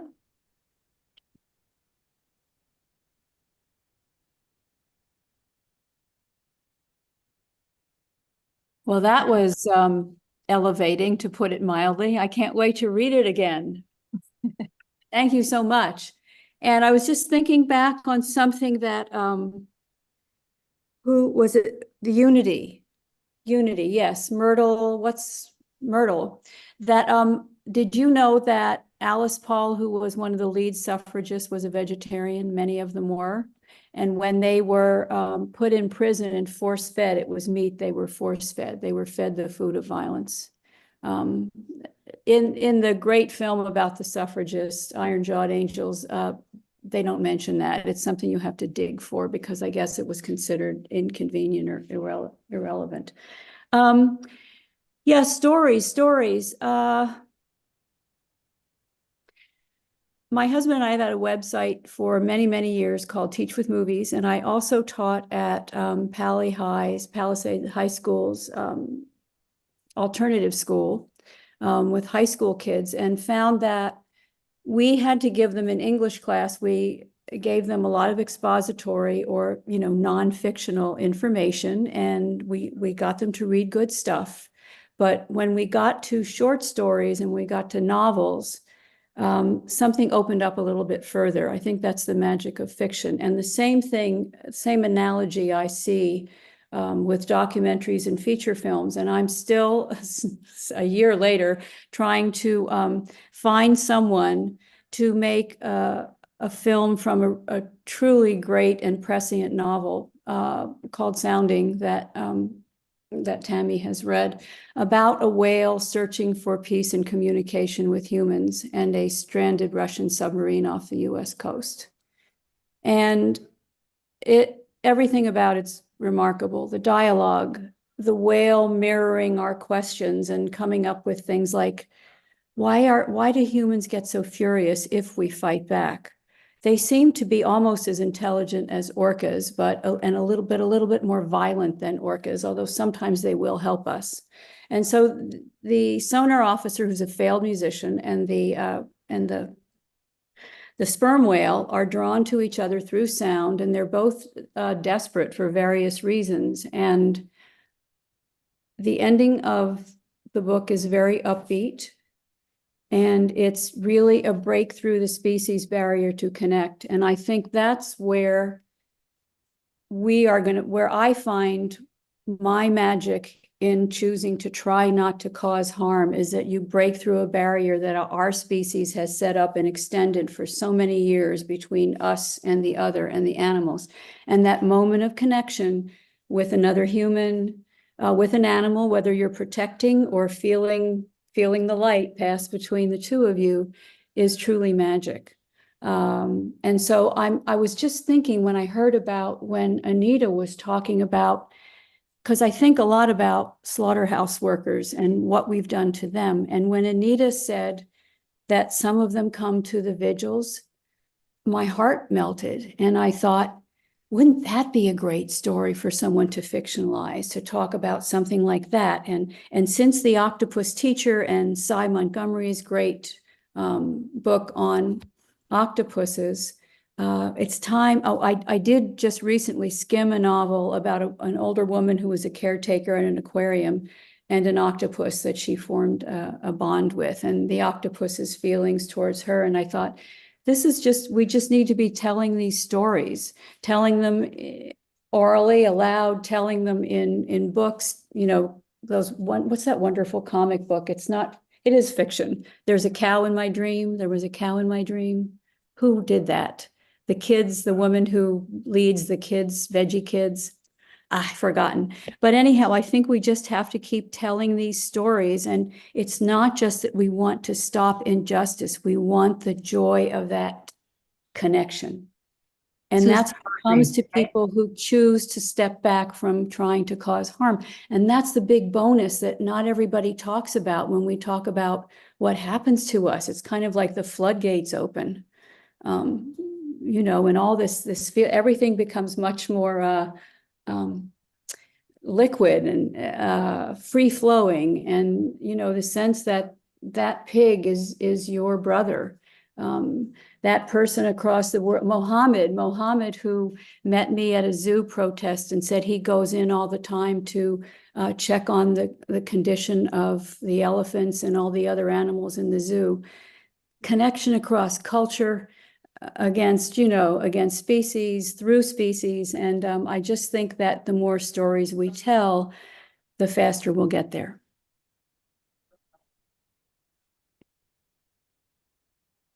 Thank you so much, Deborah. And Deborah has a website, Teaching with Movies. And Teach with Movies, right? With movies, and she's was a teacher, and the power of film. I mean, they say that more people have become vegan through film than any other way, film and documentaries. And yeah, and I think, and we've talked about this, that the fictional and the expository, or the documentary and the fictional film, feed and enhance each other. Both formats are really, really useful. And in fact, I did show a wonderful film to one of my classes called The Music Within, about the disability rights movement. And the kids had read some articles about it, but when we showed the film with these wonderful characters and, you know, what the change in societal attitudes, several of them said it was the best experience of their year. So yeah, film is very powerful because you're the protected participant in the action and you're in the fourth corner of the room. So it's a very interesting way to feel a lot emotionally. And for those of us who are text people reading, you know, and feel safe while you're trying out these new thoughts and reacting to these feelings. And I'm excited about the games. I didn't get to hear everything that he said, but literally video games, is that what's coming up? Video games for this, I mean, yeah, that's fantastic. Maybe some of us will learn to play video games. Grandmas, grandpas. with our grandkids, the real games. Right. Thank you. Well, we're going to end with Judy's video that she's asked us to play. And I will there's just a few moments for myself. And I just wanted to share a little bit about the story of the germ theory versus the terrain theory. So my first book, after I went away to a few wellness centers, including True North, I realized it was definitely the terrain theory. I didn't have to worry about the inflammation in my gut if I put in the right things and ate the right things and had enough peace, love, and what I call happy microbes. My body would take care of itself because the body is a self-healing organism. And Dr. Gabriel Cousins, who I had the honor to study with for many years as well, along with many other integrative physicians who are teaching whole food, plant-based, mostly raw nutrition, said that the number one thing, though, for any of this is self-love. And what is self-love? I mean, it seems very conceptual. But the other day, a friend of mine is writing a new book. Her first book was called Marrying Myself. She's a vegan. She has the the Vegan Posse podcast, I think it's called. It's really great. But I was thinking about self-love, and I knew a self-love that was far beyond concept at one point. And I just wrote this little song. So I just wrote this little poem. So I think I'll end with this, and then we will end with Judy's video, and there might be a few minutes for Q&A. Mother Earth, a self to love. I have a distant memory of a non-conceptual self-love, a non-thought form love of self, a freedom, if you will, an inner compass of care.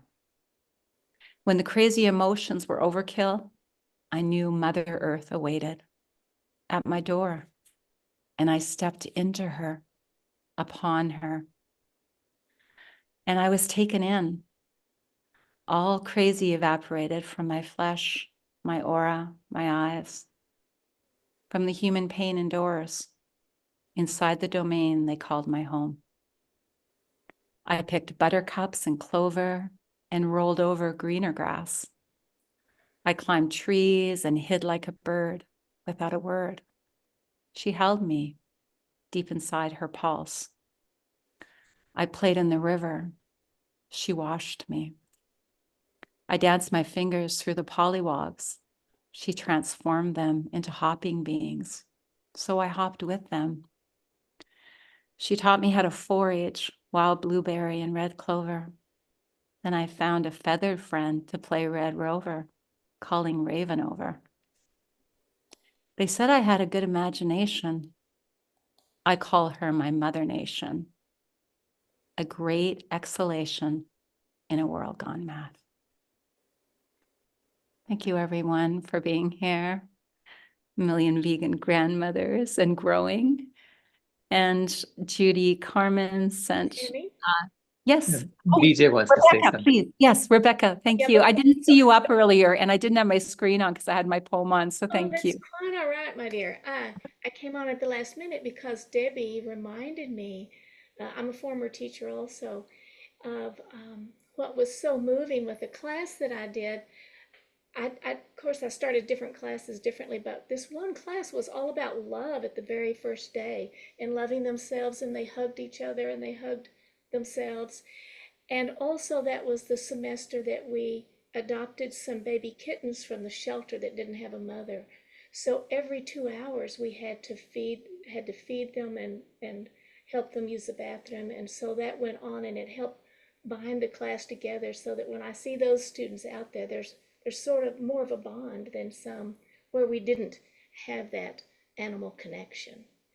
And I just wanted to share that. Thank you, BJ. And BJ is one of our grandmothers. We don't have to be a biological grandmother. We just have to show up with maybe a few years of understanding things a little deeper than we might have in the beginning. So, and Silash is a million vegan grandmother, grandfather. Would you like to say a couple of words, Silash, before you play the video? Sure. I mean, these stories reminded me of Glenn Mercer. He's writing he's written a fictional screenplay, to promote a movement, but it's very subtle. He's done it in a beautiful way. I'm sure he's going to talk about it later. But reading it, there was one sentence that the character says that stuck with me.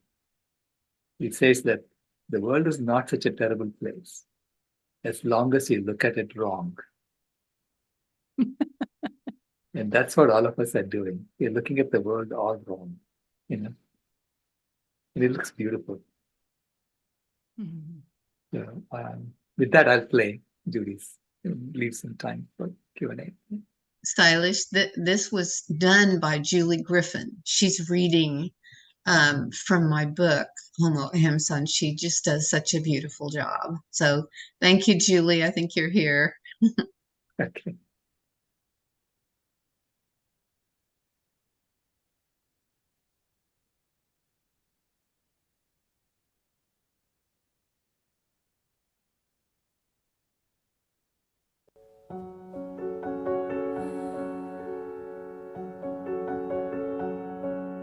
Hello, greetings, and welcome to The Golden Rule in Action, a message of hope from Judy McCoy Carmen, author of Homo Ahimsa, Who We Really Are and How We're Going to Save the World.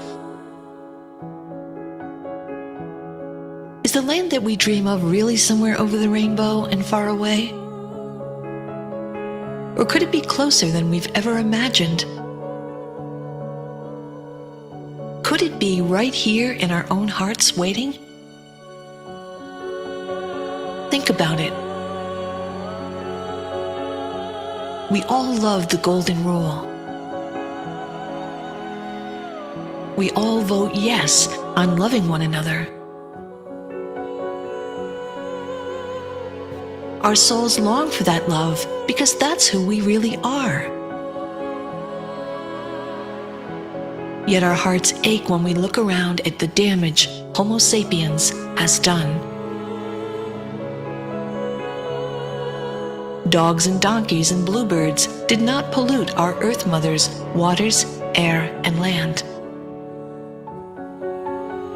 They did not cause the extinction of millions of beings. They do not slaughter trillions of animals of the land and sea every year for food. No, Homo sapiens does that. We do that.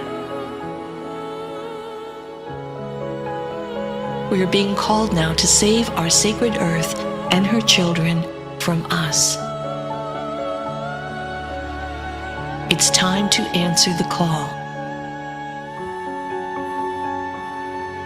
The earth-saving news is this: we are in control. If we cause the destruction, then we can choose to change and become the healers. But only if we awaken to who we really are. Our true and holy nature is ahimsa, the Sanskrit word for non-harm. We are Homo ahimsa, and we have the power to stop the violence and domination for good. But to do that, we have to liberate our inner ahimsa and give it full, free, fiery, and joyful expression. We are golden beings of light, with the golden rule to illuminate our path. We are here now to be the prophesied new humanity coming into form. Ours is the way of beauty, universal motherhood, infinite compassion, and selfless unconditional love for all sacred life.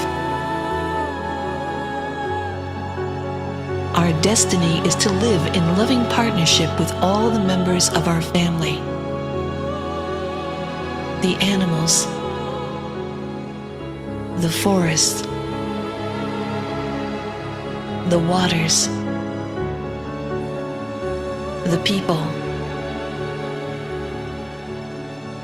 Homo ahimsa says no to tyranny,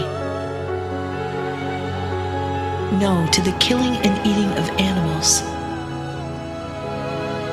no to slavery and war, and yes to loving and treasuring every leaf, every stone, and all of our relations. Vegan ahimsa living is the golden rule in action. It is divine love in action. Let us come home to our true hearts and be who we really are. Homo ahimsa. Amen. And namaste, vegan.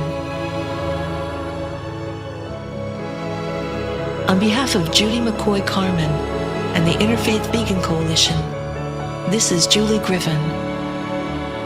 We bid you peace.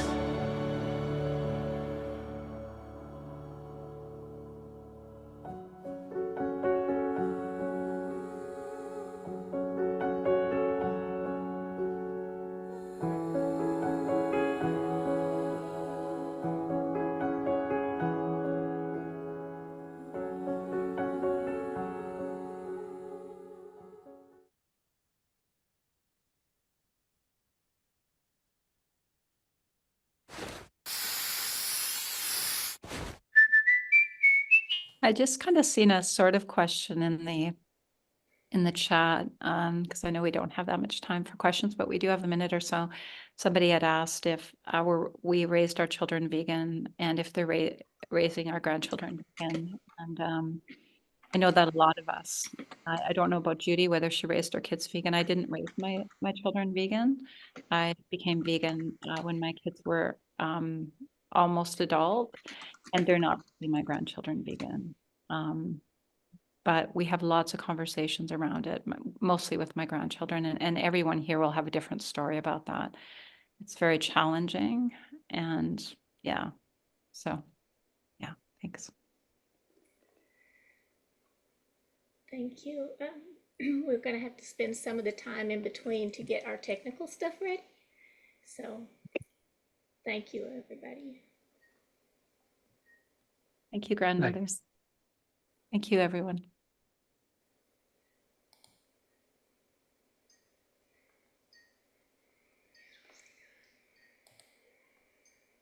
Wherever Hello. you are, it looks so beautiful.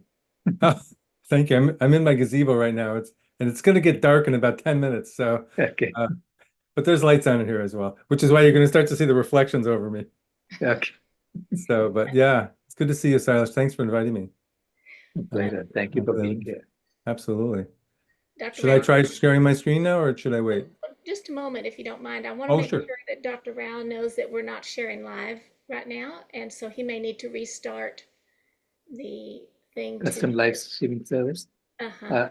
Apparently, it's only on Facebook. They have an 8-hour limit on the video. I think they cut it off. Oh. I think we're still live on YouTube, from what I can Okay, understand. then. Okay. Yeah. I just didn't want to make sure you knew. Yeah, that's fine. Well, welcome everyone. This is the last and certainly one of the more anticipated talks. So thank you for being here. Dr. Ted Barnett he's been vegan a lot longer than most of us, and he and his wife have done an amazing job with the Rochester Lifestyle Medicine Institute. So take it away, Dr. Barnett. Great, thanks. That's a hard act to follow. So I never had to follow vegan grandmothers before, but let me see if I can share my screen. Let's see, I got it. Where's the sound thing? Oh, did they move the sound? Yeah, it should be in the middle now, on the right. In the middle? Share sound. I see share, but I don't see share sound anymore. Oh, there it is, share sound. Yeah. Okay, it's kind of in the middle. You're right. Okay, good. All right. And oh, I need a password to do this, huh? What? It says I need a password to share. Was that 1, 2, 3, 4, 5? Was that what it was? 1, 2, 3, 4, but I don't think that's what it is. Is Yeah, it that's asking what for that? it's Oh, no, you're trying to share on my screen, I think. Trying to share on your Oh, screen. hold on a second. Let me see if I share. Yeah, you're sharing. Oh, is it sharing now? Yeah. Okay, perfect. Okay. Well, I do have some sound, and if it doesn't work, just let me know and I'll skip it. I have a couple of videos, but I got plenty to talk about. So yeah, thank you for having me. I'm so excited to be here. This is really wonderful. I have a lot to talk about, so I'm going to go kind of fast in parts of it and kind of slow for other parts, just so I can get through the whole thing. This is a little bit about Rochester Lifestyle Medicine Institute. We have our own wellness wheel, which is which we developed, probably back in 2017 or so. If you let's see here, I got my thing working. There we go.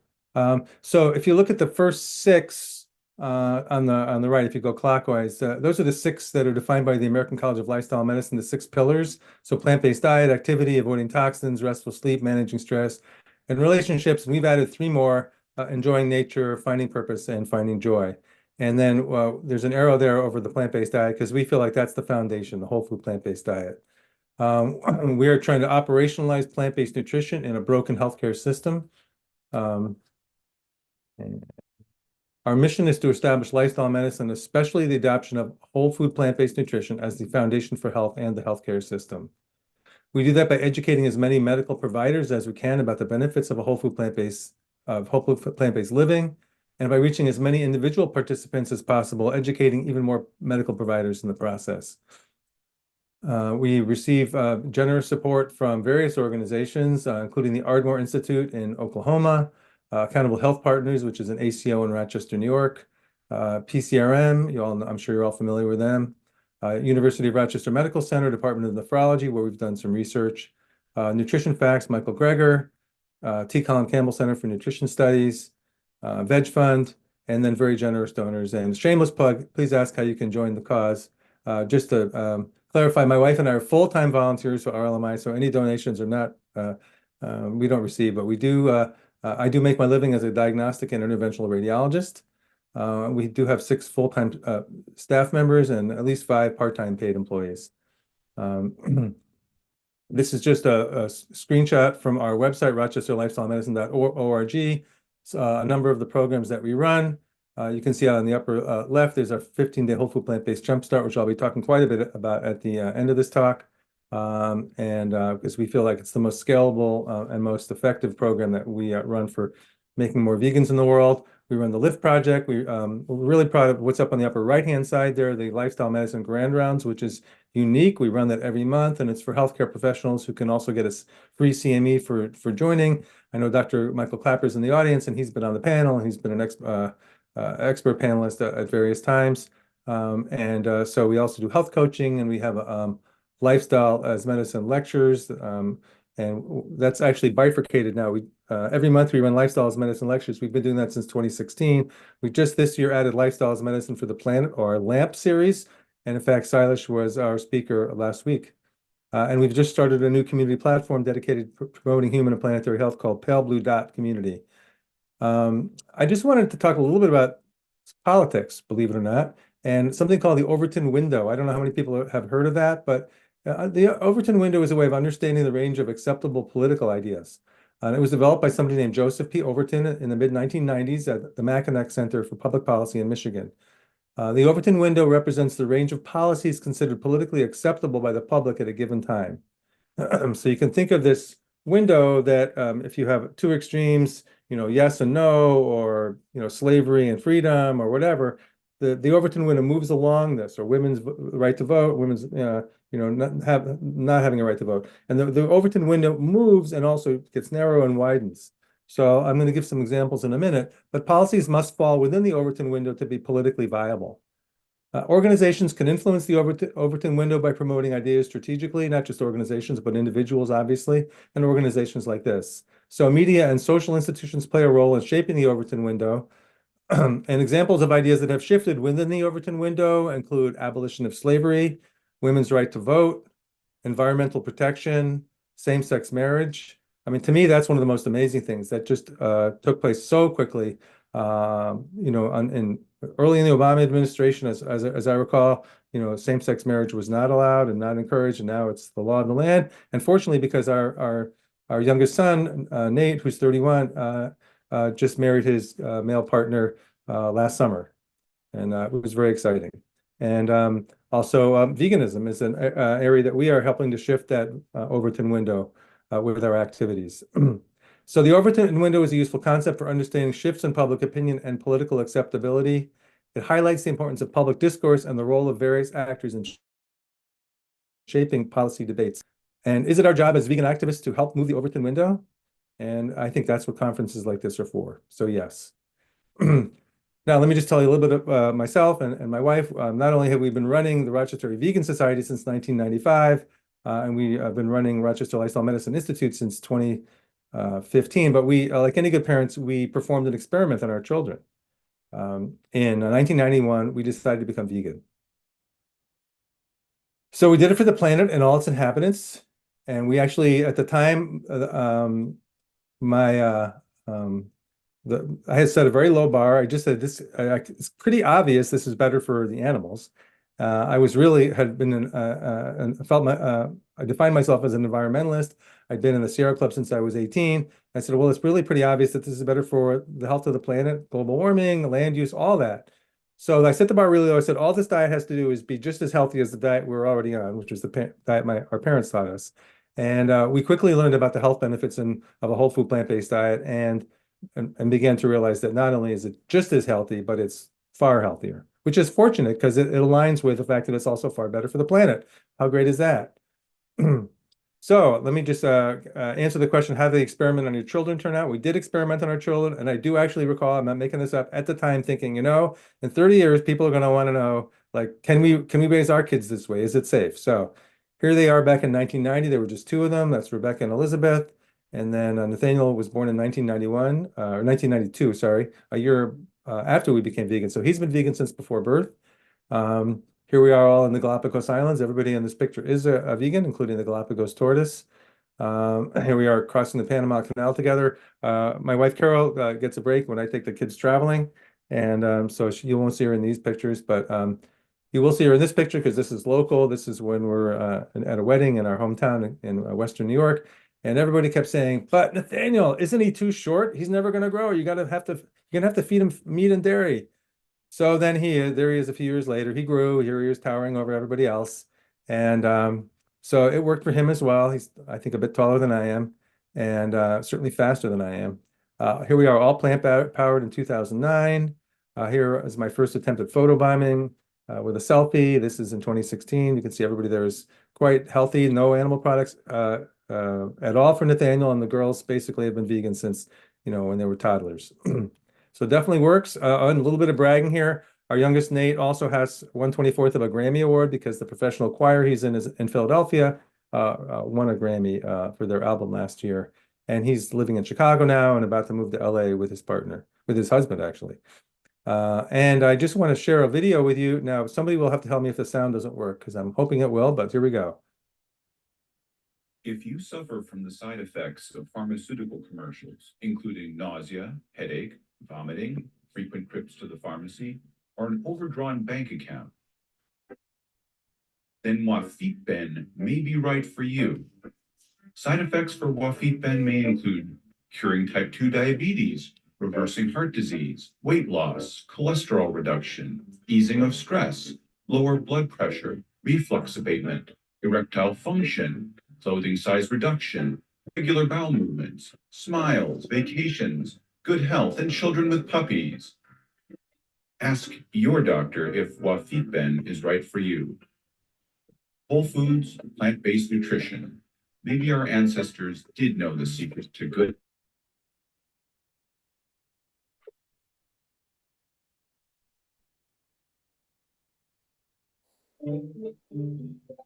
It stopped. The sound stopped. The sounds, you didn't hear the sound at all? No, it just stopped just a couple of seconds ago. Oh, okay. All right. Well, that might have been something I did to my microphone. But anyway, you got most of it, right? Yes. Okay, great. Thank you. So I promised I would talk about medical paradigms and how hard they are to change. And so we're going to start with hand washing. And I don't know if anybody recognizes who this guy. This is the first example of how hard it is to change medical paradigms. And this is Ignaz Semmelweis, who's known for his admonition to wash your hands. And this was back in 1847 when he was hired by Vienna General Hospital to take care of women in the 2 obstetrical wards. And the main thing that caused death back then was something called strep pyogenes or puerperal fever. And there were 2 obstetrical wards. The first clinic, they admitted women every other day. So on even days, you go to one clinic, and odd days, you go to another. And the first clinic had a 10% death rate, and the second clinic had a 4% death rate. And doctors and medical students ran one of the clinics, and midwives ran the other clinic. So if you can guess who ran which clinic, I would just like to say that, let me just back up for a second. You're probably saying, well, the midwives ran the second clinic, and that is correct. They had a 4% death rate, and the first clinic had a 10% death rate. That was the doctors and the medical students. What was the difference between the two? Well, you might think it was that the midwives were washing their hands, but in fact they weren't. Nobody was washing their hands back then. But once they initiated hand washing, there was a 90% drop in deaths after the initiation of hand washing in both clinics. And what was the problem there? Well, the difference was the doctors and medical students were going down to the morgue multiple times a day to examine women who had died, and then they weren't washing their hands, and they'd come back up and they would give the strep pyogenes or puerperal fever to the women in labor. So that was his contribution was getting people to wash their hands. And the message here is you should wash your hands after you do an autopsy, as if you didn't know. But hand washing didn't become standard in hospitals for many years. Why is that?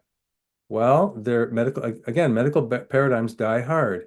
And a well-known obstetrician at the time is quoted as saying, "Doctors are gentlemen and gentlemen's hands are clean." And on top of that, we didn't have a theory about why it worked. So it worked in practice, but not in theory. And so we couldn't come up with a reason, so we're not going to do it. And Semmelweis was outraged by the indifference of the medical profession and began writing open and increasingly angry letters to prominent European obstetricians, at times denouncing them as irresponsible murderers.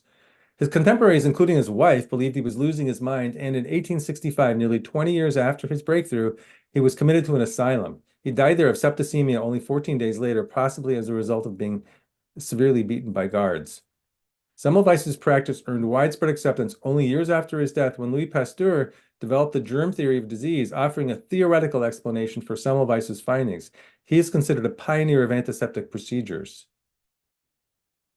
And now it works in practice and in theory. So now we're going to do it.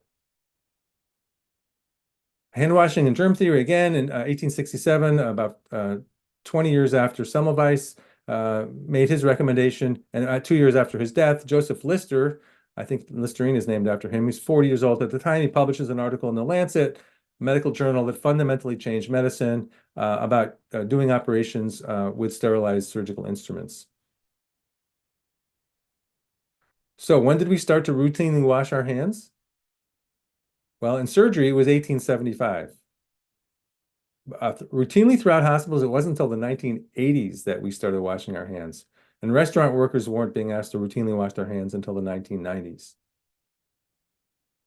Again, medical paradigms are hard to change. So let's talk about another paradigm. Let's talk about radical mastectomy, which is this horrible procedure.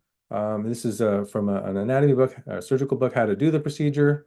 And here's some complications that women get after it. So the patient on the left has terrible post-mastectomy lymphedema. You can see the difference in her hands.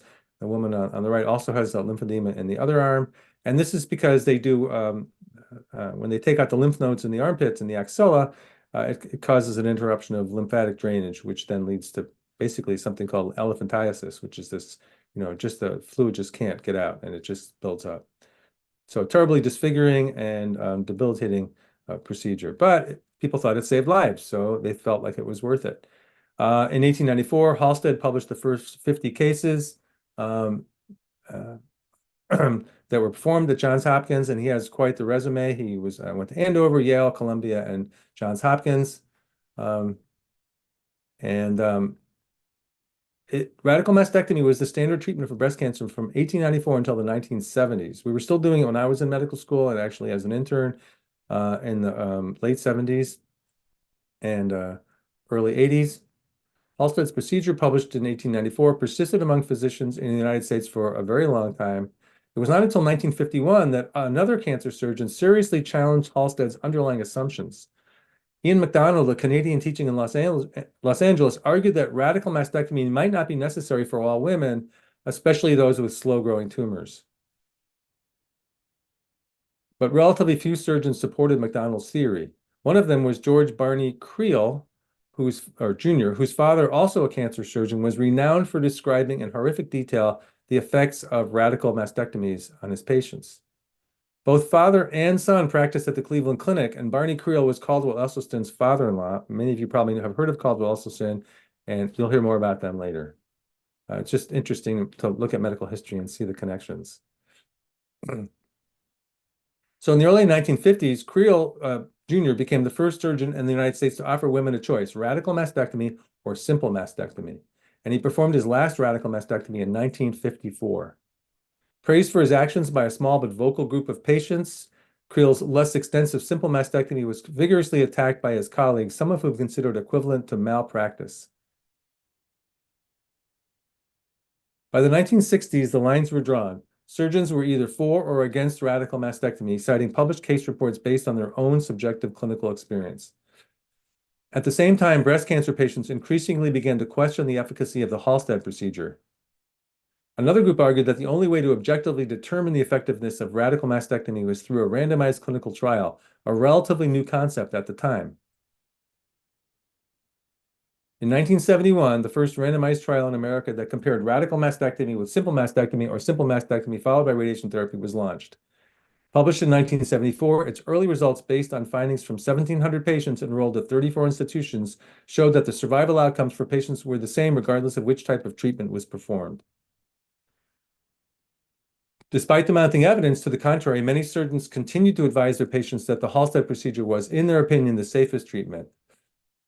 But as later results confirmed the efficacy of the simple mastectomy, the medical profession altered its standard treatment for breast cancer patients.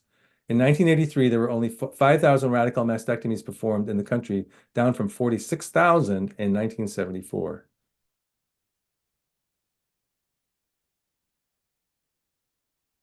Radical mastectomy is virtually never performed anymore. And it only took 100 years. So what's next on our list? What about ulcers? So sorry, I can never pronounce this. Helicobacter pylori and peptic ulcer disease. In the early 20th century, ulcers were believed to be caused by stress and dietary factors. Treatment focused on hospitalization, bed rest, and prescription of special bland foods.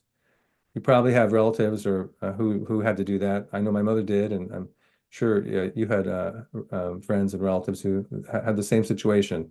Later, gastric acid was blamed for ulcer disease, and then we started to do surgery to cut down on the gastric acid, and we took out people's stomachs. My grandfather had his stomach in a jar on his bureau, which my mother used to show her friends. And then we, instead of taking out someone's stomach, you could do a vagotomy, which is you cut the vagus nerve so the stomach can't make so much acid. And then you can do what's called a pyloroplasty, which is what helps the stomach just sort of drain very quickly. And those were procedures that we were doing when I was a medical student and intern. In the 1980s, medications came along that block acid production. They became the standard of therapy. I'm sure there are people on this call who have taken these medications, may still be taking them. Despite this treatment, there was a high recurrence of ulcers. So in 1982, these two Australian physicians, Robin Warren, a pathologist, and Barry Marshall, a gastroenterologist, first identified the link between Helicobacter pylori and ulcers. They concluded that the bacterium, not stress or diet, causes ulcers. But nobody would believe them. So what would you do if nobody believes you? Well, become your own experimental subject. So in 1984, Marshall, after having a normal baseline endoscopy, drank a broth containing cultured H. pylori, expecting to develop perhaps years later an ulcer. That's actually a picture of him drinking a soda, I guess. He was surprised when only 3 days later he developed vague nausea and halitosis, noticed only by his mother. On day 5 through 8, he developed vomiting. So on day 8, he had a repeat endoscopy, which showed massive inflammation and a biopsy from which Helicobacter pylori was cultured, showing it had colonized his stomach. On the 14th day, a third endoscopy was done, and Marshall began to take antibiotics, and he recovered promptly.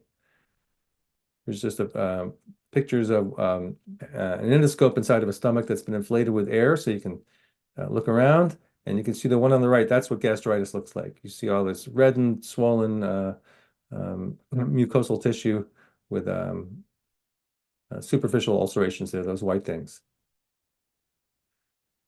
So Marshall's illness and recovery based on a culture of organisms extracted from a patient fulfilled Koch's postulates for H. pylori and gastritis. This experiment was published in 1985 in the Medical Journal of Australia and is among the most cited articles from the journal. And Koch's postulates basically show that describe how you prove that an organism is responsible for disease. In 1996, the Food and Drug Administration approved the first antibiotic for treatment of ulcer disease, and treatment of ulcers is now almost exclusively with a short course of medication. And gastric surgery is now rarely performed for ulcers. A picture of these cute little guys, that's what they look like. at least to an artist. And here's Robin Warren and Barry Marshall celebrating what was this, receiving the Nobel Prize in Medicine in 2005. So these guys got the Nobel Prize for their discovery that you could, ulcers are actually caused by a microorganism and that you could cure them with antibiotics. Again, medical paradigms are hard to change. So what's the next one on the list? How about cardiovascular disease? So what is cardiovascular disease or atherosclerosis? It's hardening of the arteries, and it can be responsible for stroke, heart attack, claudication, which is when you have trouble walking because your legs get tired very quickly, erectile dysfunction, and it's a systemic disease. It affects arteries everywhere in the body and therefore affects every organ. And in different people, it just presents differently because it may be a different rate in different parts of the body. So on the left-hand side, you can see a normal coronary artery lumen. I borrowed these from Dr. Esselstyn himself, these slides. And so the thin black line, see if my mouse shows up for you guys. This thin black line, here is what's called the endothelial layer, and then there's muscle in the artery, and then that's the outer wall of the artery. And you can see it's a nice big lumen. And on the right-hand side, this is the type of plaque that causes angina, because the blood has to go through this little tiny hole or lumen in the vessel. And at an arteriogram, this would be demonstrated as what we call a string sign. So just a thin amount of blood is getting through there, and it shows up on an angiogram as this little white line or string sign. Now that causes angina. What do you think is going to happen if that completely closes over? I know most of you are thinking, well, that'll probably cause a heart attack, but not necessarily. That may be a non-event when that lumen closes over, because this person has had time to develop collaterals around that narrowing, which has taken a long time to develop, probably decades. So that person's arterial tree has basically made its own internal bypasses around this, so that when that closes over, there may be plenty of blood supply to the part of the heart that was supplied by that artery anyway, and it's not going to cause maybe any symptoms at all. And at the very least, though, it's going to probably cause angina, which is this person's going to have trouble exercising. So going up the stairs, walking to the mailbox, those types of things. And this person would also have an abnormal stress test if they put them on a treadmill. Now, this is the type of plaque that causes sudden death. Now, what we're seeing on the left-hand side there is a plaque that's basically a young and unstable plaque, more like a pimple. And that plaque is probably not big enough to cause angina or cause any symptoms. So this person could get on a treadmill and have a completely normal treadmill test. They'd say, hey, you're fine. But the problem is that's unstable. And so this, you can see there's a little crack that's developed here.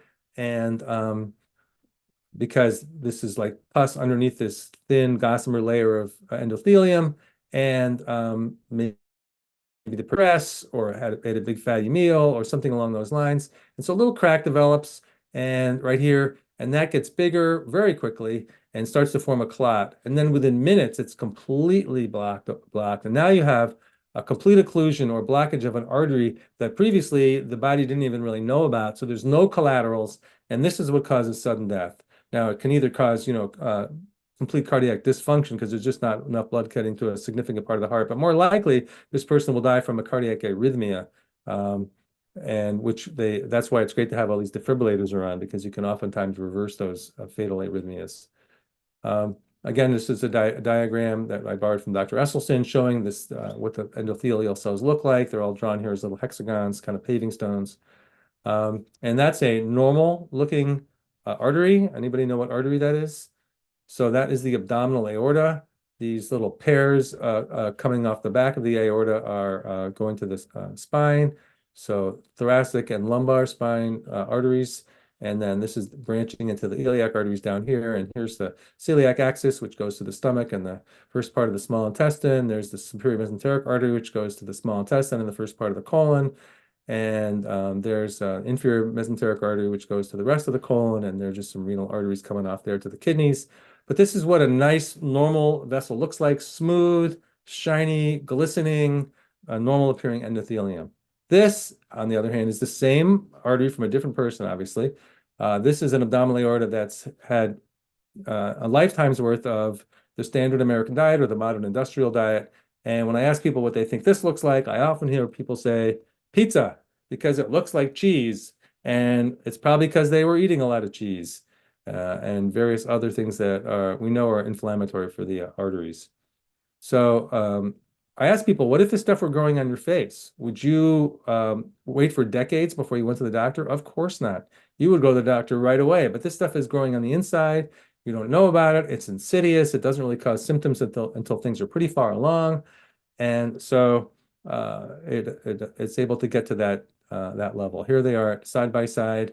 You can see that nice, smooth, slippery endothelial on the top and the really abnormal vessel down below, both abdominal aortas. So what is the Esselstyn program? And that's what we're going to be talking about now. So Dr. Caldwell Esselstyn, first I'll tell you about him. He was a surgeon at the Cleveland Clinic for over 35 years. He's now retired. As I mentioned earlier, here's the son-in-law of the surgeon who actually was the first person to stop doing radical mastectomies and doing simple mastectomies instead. Former president of the American Association of Endocrine Surgeons. He has an Olympic gold medal in rowing from when he was on the Yale rowing team in Melbourne, Australia in 1956. Got a Bronze Star as an Army surgeon in Vietnam. First recipient of the Benjamin Spock Award for Compassion in Medicine. He's a very compelling figure. I'm guessing a lot of people on this call know of Dr. Esselstyn and may have met him. He gets a lot. I think he gets great results because he's kind of intimidating. When he asks patients to do things, I think they're fairly obedient. And as I said earlier, he's the son-in-law of Barney Creel, the innovative breast surgeon we discussed earlier. So what is the Esselstyn plan for eliminating heart disease? Well, foods to include vegetables, lots of greens. Dr. Esselstyn wants you eating greens before and after every meal, so 6 times a day. Lots of legumes, whole grains, fruit, no nuts or oil. And if you Google the words no oil, you'll get a hit with him because he'll be saying no oil. So foods to avoid, again, anything with a face or a mother, meat, poultry, fish, and eggs. So totally vegan, which is great, right? All dairy products. And then, of course, to avoid all oils, including olive oil, canola oil, also called healthy oils. People often get stuck with this on this one. And olive oil and canola oil are not as unhealthy as the other oils, but they're not really considered health foods in Dr. Esselstyn's opinion or in my opinion. You want to avoid refined grains like white flour, white rice, etc. All processed foods and foods with added sugars. And then nuts, including coconut and avocado. So for people who go through our program, we want you to stick with the Esselstyn diet throughout the 2 weeks that you're on in the Jumpstart, and then we're going to talk about that in a few minutes. But most people can add back in nuts and avocado. We never really recommend coconut because it's so high in saturated fat. It's kind of higher in saturated fat than lard is. This is a story that Dr. Esselstyn talks about. And this is Dr. Joe Crow, who was 44 at the time of this story, a Cleveland Clinic surgeon. He succeeded Dr. Esselstyn as chairman of the Breast Cancer Task Force. So this is kind of an amazing coincidence.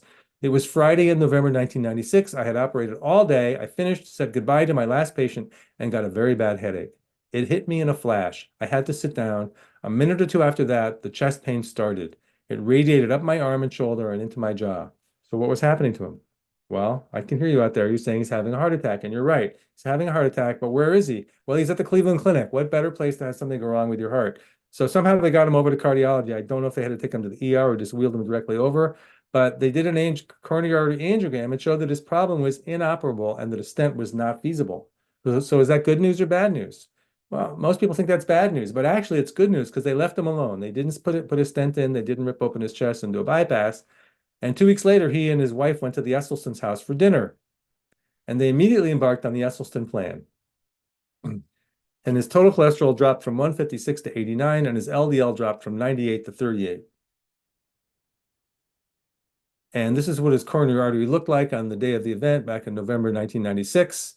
You can see that's the distal LAD. That stands for left anterior descending artery, otherwise known as the widowmaker. And you can see this is very irregular. That's what it should look like up here. But as you get distal further from the aorta, where this is branching off of, you see very narrow, long, irregular narrowing. And probably many of you have seen these pictures. But this is 2.5 years later, completely normal.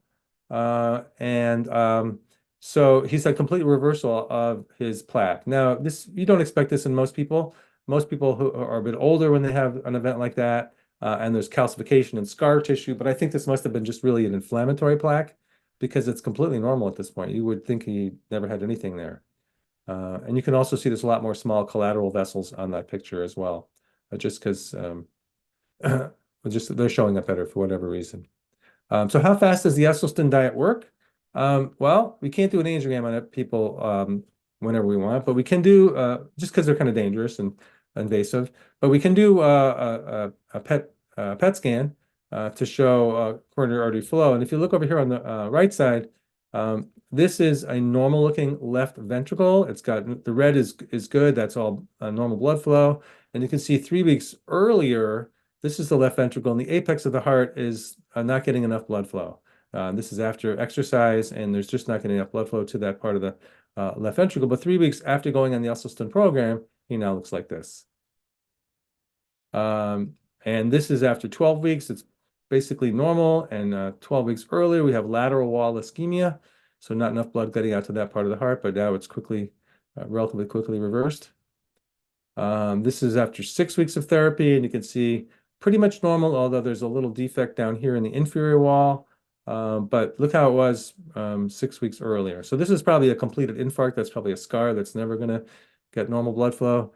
But again, dramatic improvement after 6 weeks. And here's another PET scan, almost normal here.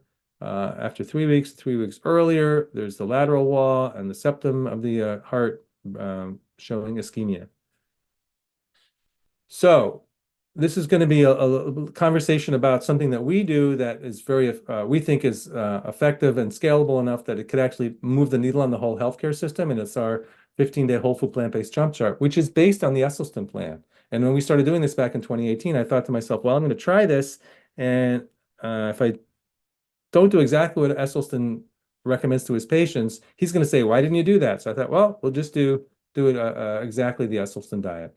And it's the one diet that's been shown to prevent, treat, and reverse heart disease, diabetes, obesity, and most of the chronic conditions causing so much misery in the world. So again, it follows the Esselstyn plan, which is a very low-fat, whole food plant-based diet, or VLF-WF-PBD. Again, there's no oil, no high-fat plant foods, nuts, avocado, olives, or coconut. We consider it the prescription for chronic disease. It's one of a handful of programs that has been certified by the American College of Lifestyle Medicine. We had to jump through hoops to do that, including publishing some articles in peer-reviewed journals. We've had over 2,400 participants from 44 states and 9 countries since we launched it in 2018. When we first launched it, we were doing it in our office outside of Rochester, New York, actually, bringing 24 patients in at a time into the medical office that we were running at the time.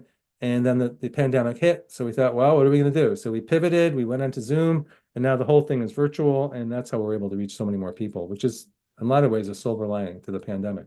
So here's an example of a patient that we had come through our program. 61-year-old male presents in September 2018 with a hemoglobin A1C of 13.6, not on any medications. So healthcare professionals out there, or if you have diabetes, you know that a hemoglobin A1C of 13.6 means that your blood sugar has been really high for a while. So the beauty of hemoglobin A1C is it tells you what the average blood sugar is over the last 3 months.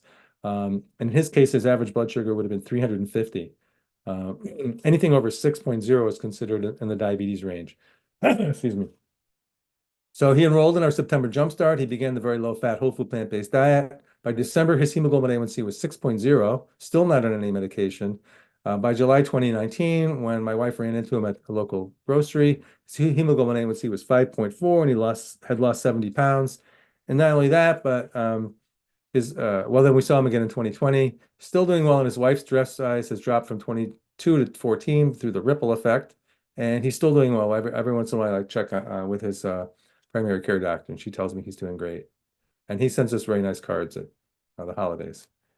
Here's another patient, a 50-year-old woman with chronic kidney disease who had very high cholesterol of 299 on day number 1. And remember, we're doing finger sticks on people when they come into the office on day number 1, and then finger sticks again on day 15 when they at the end of the program. And on day 15, her total cholesterol was 149.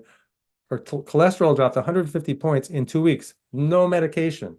So this is something that doctors have to get used to. They have to, for one thing, if their patients are going to do something like this, they should be comfortable ordering tests frequently. I call it motivational testing. If people know they're going to be tested, they're going to probably adhere more to the program. Plus, when they see these results, then they really want to adhere to the program because they think, wow, that's fantastic. There's a local ER doctor and his wife. They were experimental subjects. This was back in, I can't remember, 2018, 2019, something like that. It'll be on my next slide. But they wanted to go through the program. He had a strong family history. His father and grandfather both had died from heart disease. And so he felt he was at risk. And he wanted to have a big reveal at a hospital gala that was coming up. And so he enrolled in the Jumpstart. They had to get their labs drawn on day 14 because the party was on day 15. So how did they do? Well, so Julie, the local pediatrician, she starts out with a total cholesterol of 148 and an LDL of 71. So according to Dr. Esselstyn, she's already heart attack proof because he wants to get your cholesterol under total cholesterol under 150 and your LDL under 80. And so what was she on the day 14? Well, her total cholesterol dropped to 112 and her LDL dropped to 46. So she's really heart attack proof. And then what happened to Dustin? His total cholesterol dropped from 187 down to 139. So he got it under 150. And his LDL dropped from 126 to 83, which if you round it down is pretty close to 80. So that's in 14 days. So you can see how amazing this is. And it's not a miracle. The body wants to heal. We just have to stop injuring it. This is how we run our Jumpstart. There's 7 Zoom meetings, and so this would be a typical schedule for one that starts on where the day number 1 is on Saturday. Now we consider day number 1 to be actually 3 days after it really starts because we have a check-in and an orientation. So if it starts on a Saturday, there's an orientation on a Wednesday. And then we want them to get their labs drawn, within a week or a few days of them starting the diet. So day number 1, there's a presentation from 1 to 3 p.m. Then day number 2, there's a cooking class from 1 to 3 p.m. Eastern time. We do have people from all over the country doing this, but it works for people pretty much anywhere in the U.S. So we do have people from various countries as well. I don't know how they do it. They must be getting up in the middle of the night. But anyway, then we have these check-ins at 6:30 on Wednesdays. So there's another one here at day 5 check-in, then the virtual potluck on day number 8. And then day number 12, we have another check-in. And then we have commencement day and on the last Saturday from 1 to 3 p.m. So there's 11 contact hours with our staff. We have medical facilitators and regular facilitators. This slide I should have changed. We were doing it in the Google Classroom until a couple of months ago. It's now posted on the Pale Blue Dot community. And I'm going to skip through these because these are pictures of the Google Classroom, which I meant to hide. Okay, now it's hosted on our new community platform called Pale Blue Dot Community. If you are aware of the Carl Sagan, you understand what the Pale Blue Dot is. So this is where we connect lifestyle medicine and planetary health, and we also, because it's basically a social media website, we're able to have people participate in programs in forums. So this is what it looks like inside the classroom.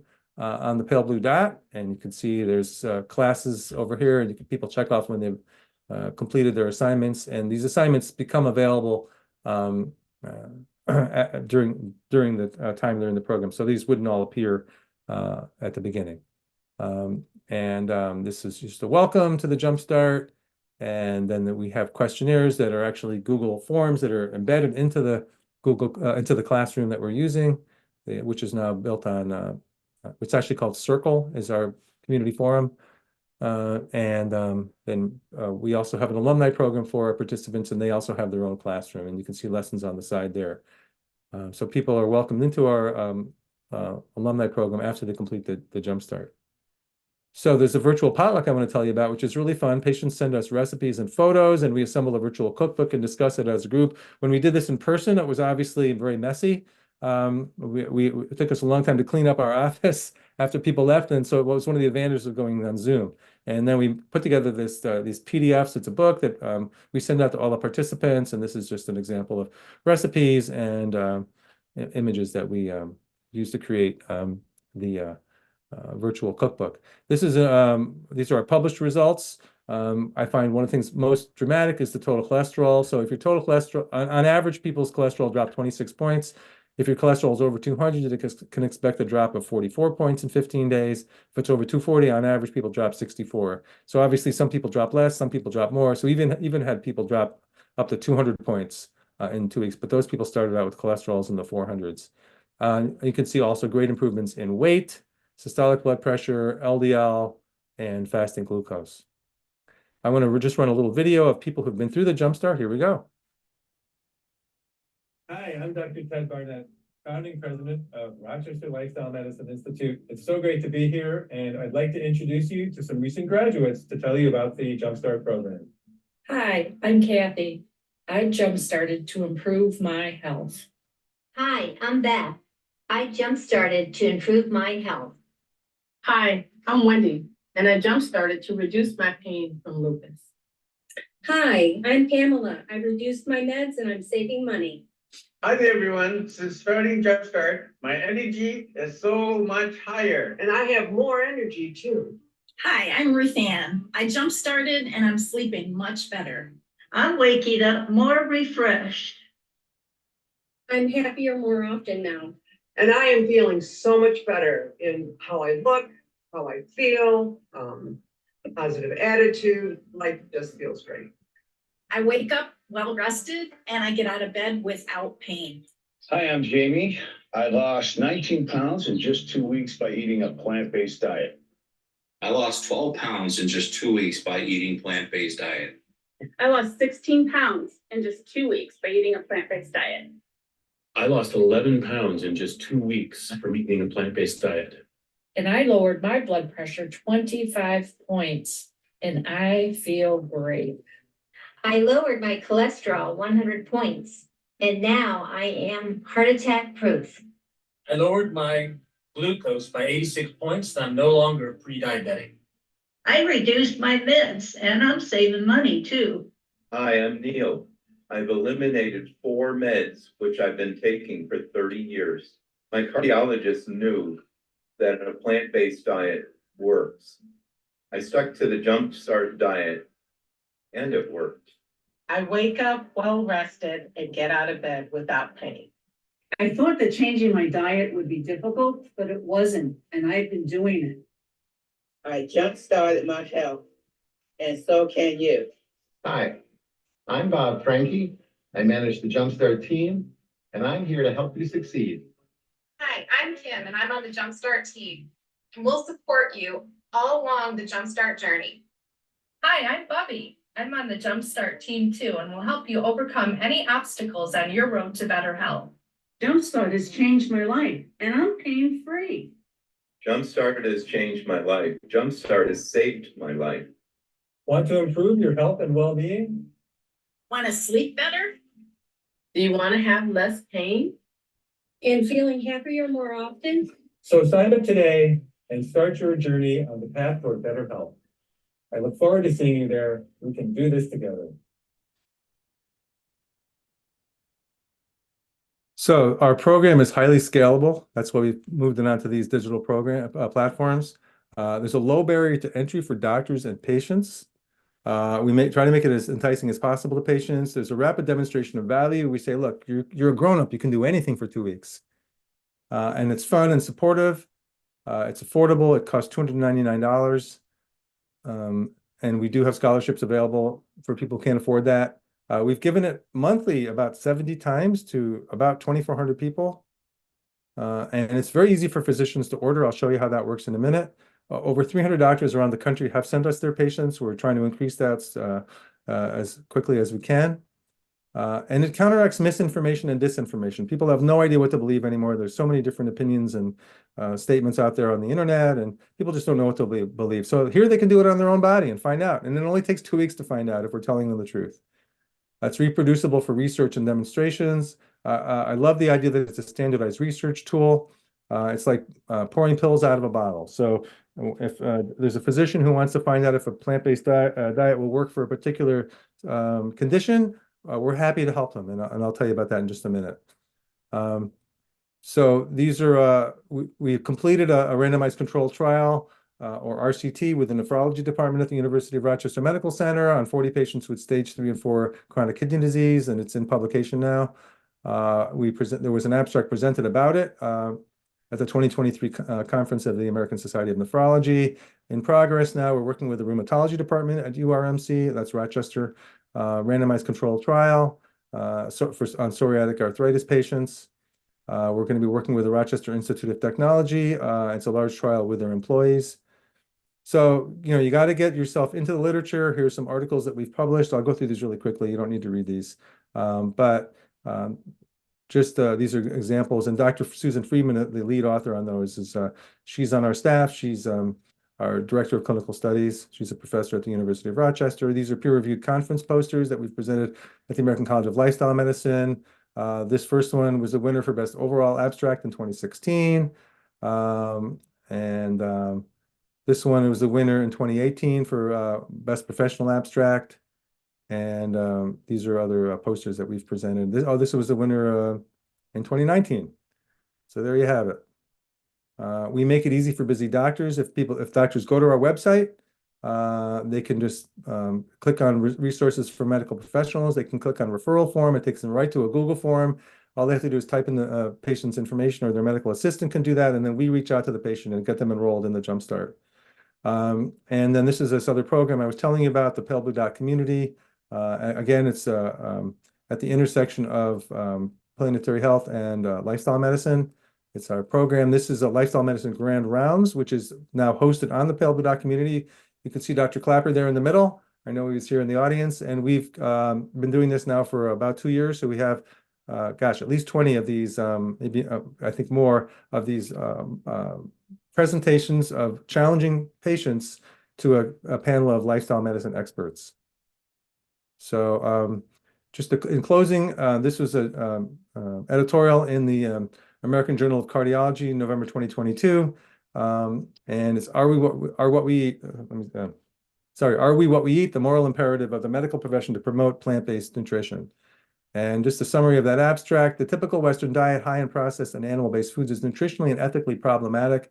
Beyond the well-documented cruelty to animals that characterizes the practices of the factory farming industry, current patterns of meat consumption contribute to medical and moral harm in humans on both an individual and a public health scale.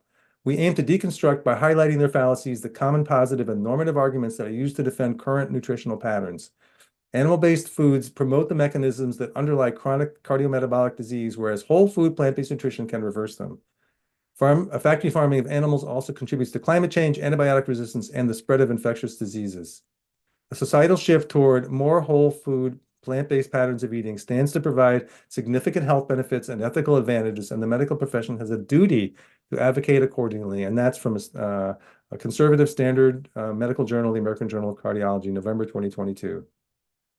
So you can help too.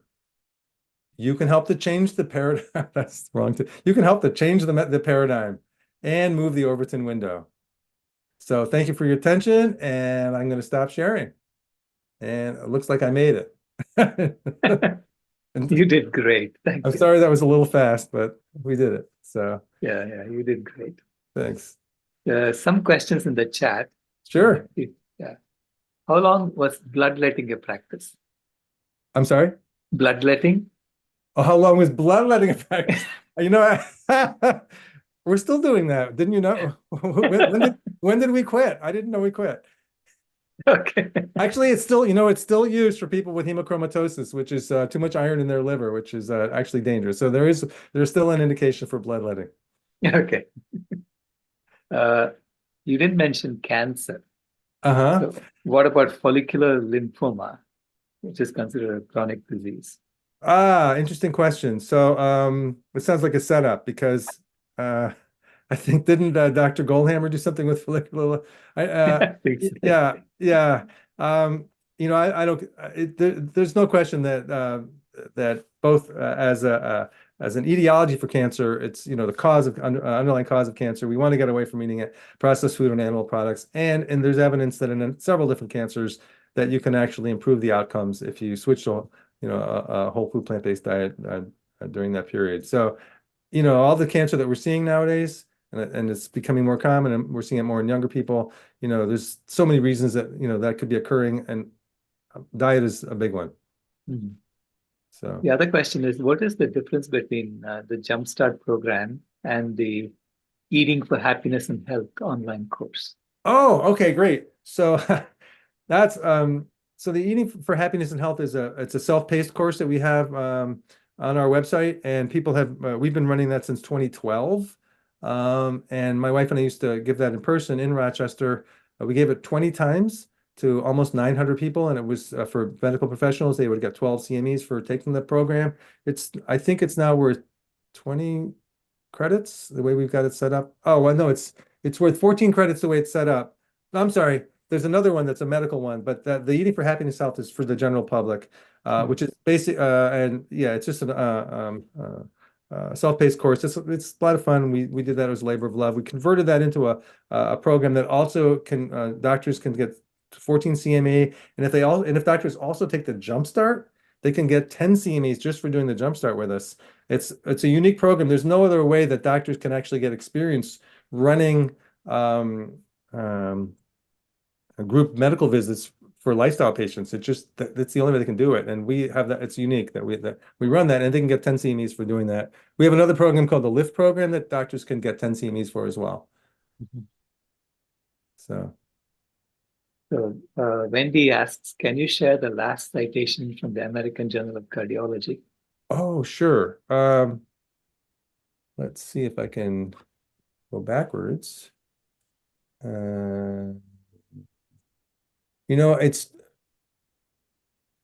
It's just American Journal of Cardiology, November 2022. I'd have to pull Oh, it yeah. Okay. BJ posted it. Thank you. Okay, great. Thanks. Yeah. And no, I think that's all the questions we have from the chat. Okay. Any other questions for Dr. Barnett? You have 1 more minute. You can slip in a question. Welcome to my gazebo. Yes, it's beautiful. You can see it got dark. It got dark. Right, it did. I think I can turn off the low light setting here. Let's see. Nancy, you have the last question then. Go for it. You're muted. Oh, you're muted, yeah. I couldn't tell you. You need to unmute me. Oh, I see. Okay. I'm on your website, and I'm not. How do you find those courses and that one with the Zoom course? I couldn't find that on your website. It's actually Planet Blue Communities. Is that the website? Yeah, go to rochesterlifestylemedicine.org. Okay. Oh, okay.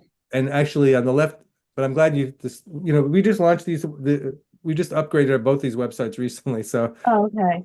If there's an interaction problem, we should know about it. But there is a link back to Rochester Lifestyle Medicine Institute on the pale blue dot.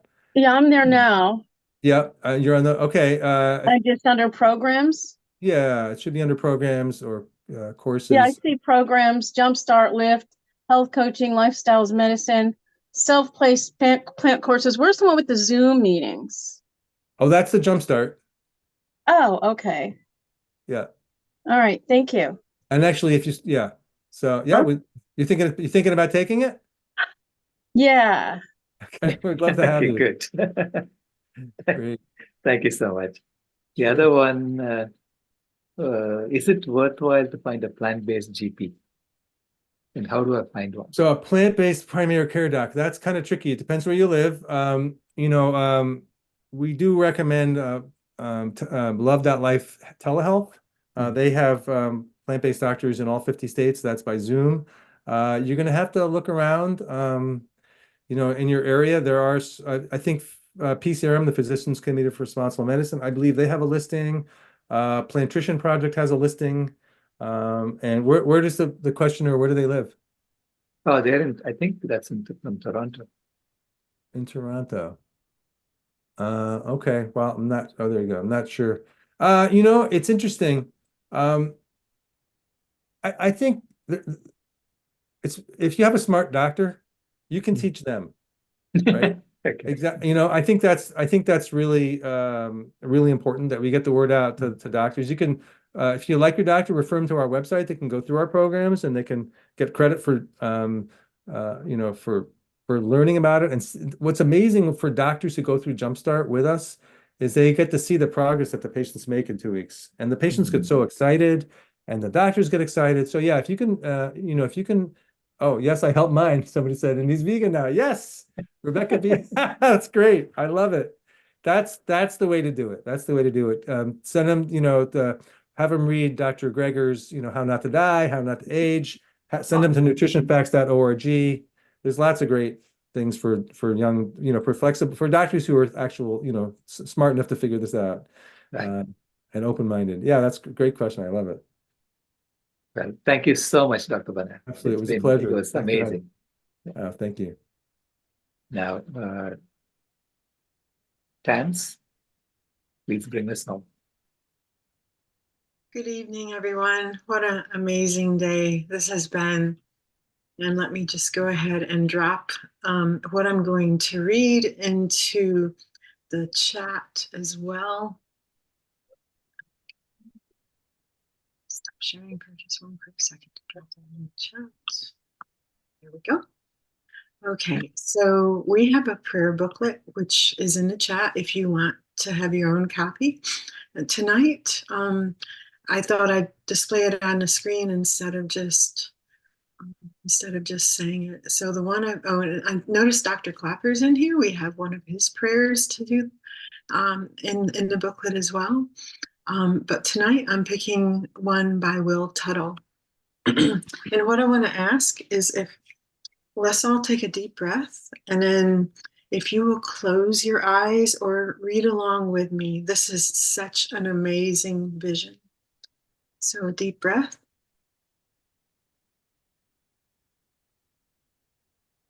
Remembering the Vision by Dr. Will Tuttle.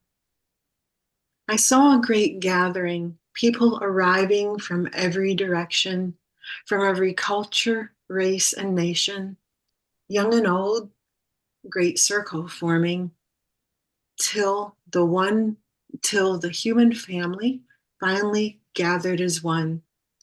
And then they came, walking, crawling, flying, swimming, all species, our fellow mortals, joining us in the great circle. And then the ancestors joined us, and beings from generations yet unborn, and we were joined at last by the hosts of nature spirits and divas and angels, long neglected and forgotten. They came forth and rounded out our circle, so vast yet so dear, every being somehow close as the two hands in mine. A hush, all eyes now on us, we humans calling and sobering us, silent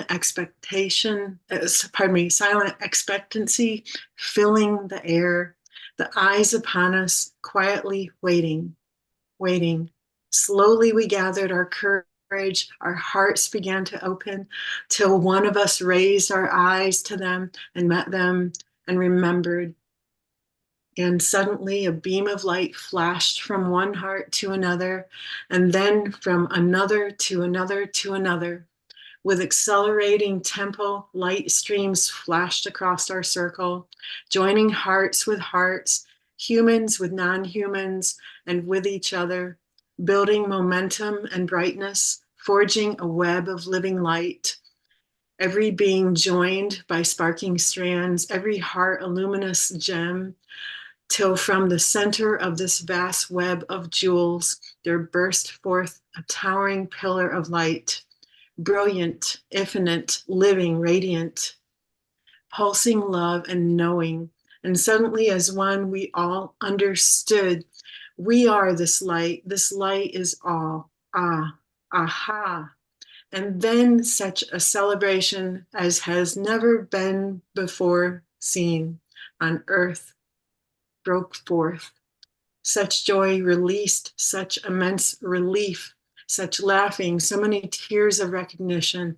The hospitals emptied, the prisons and asylums emptied, and the great wave of understanding swept through every heart, and the slaughterhouse doors were opened, and the doors from the factory farms, and never again would beings be imprisoned and used by others.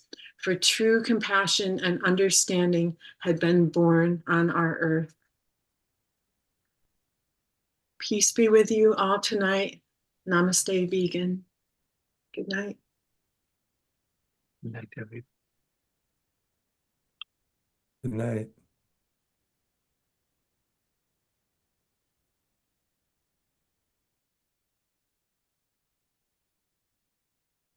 Thank you for letting me close.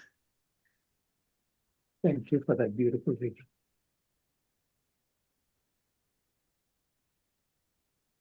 See you all tomorrow at 11 a.m. Eastern Time.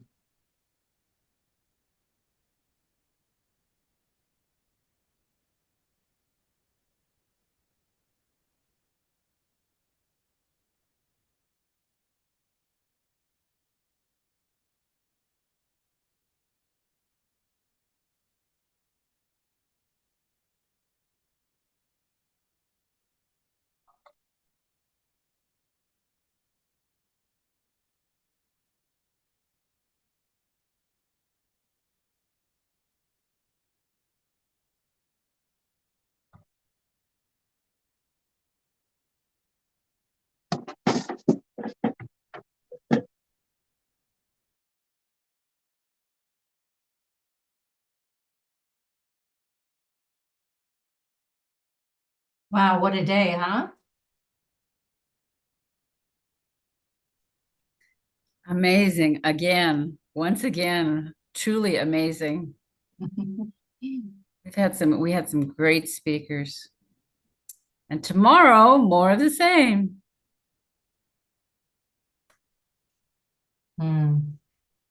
Yeah. I ended the recording, and I'm going to leave the meeting unless there's anything we need to discuss.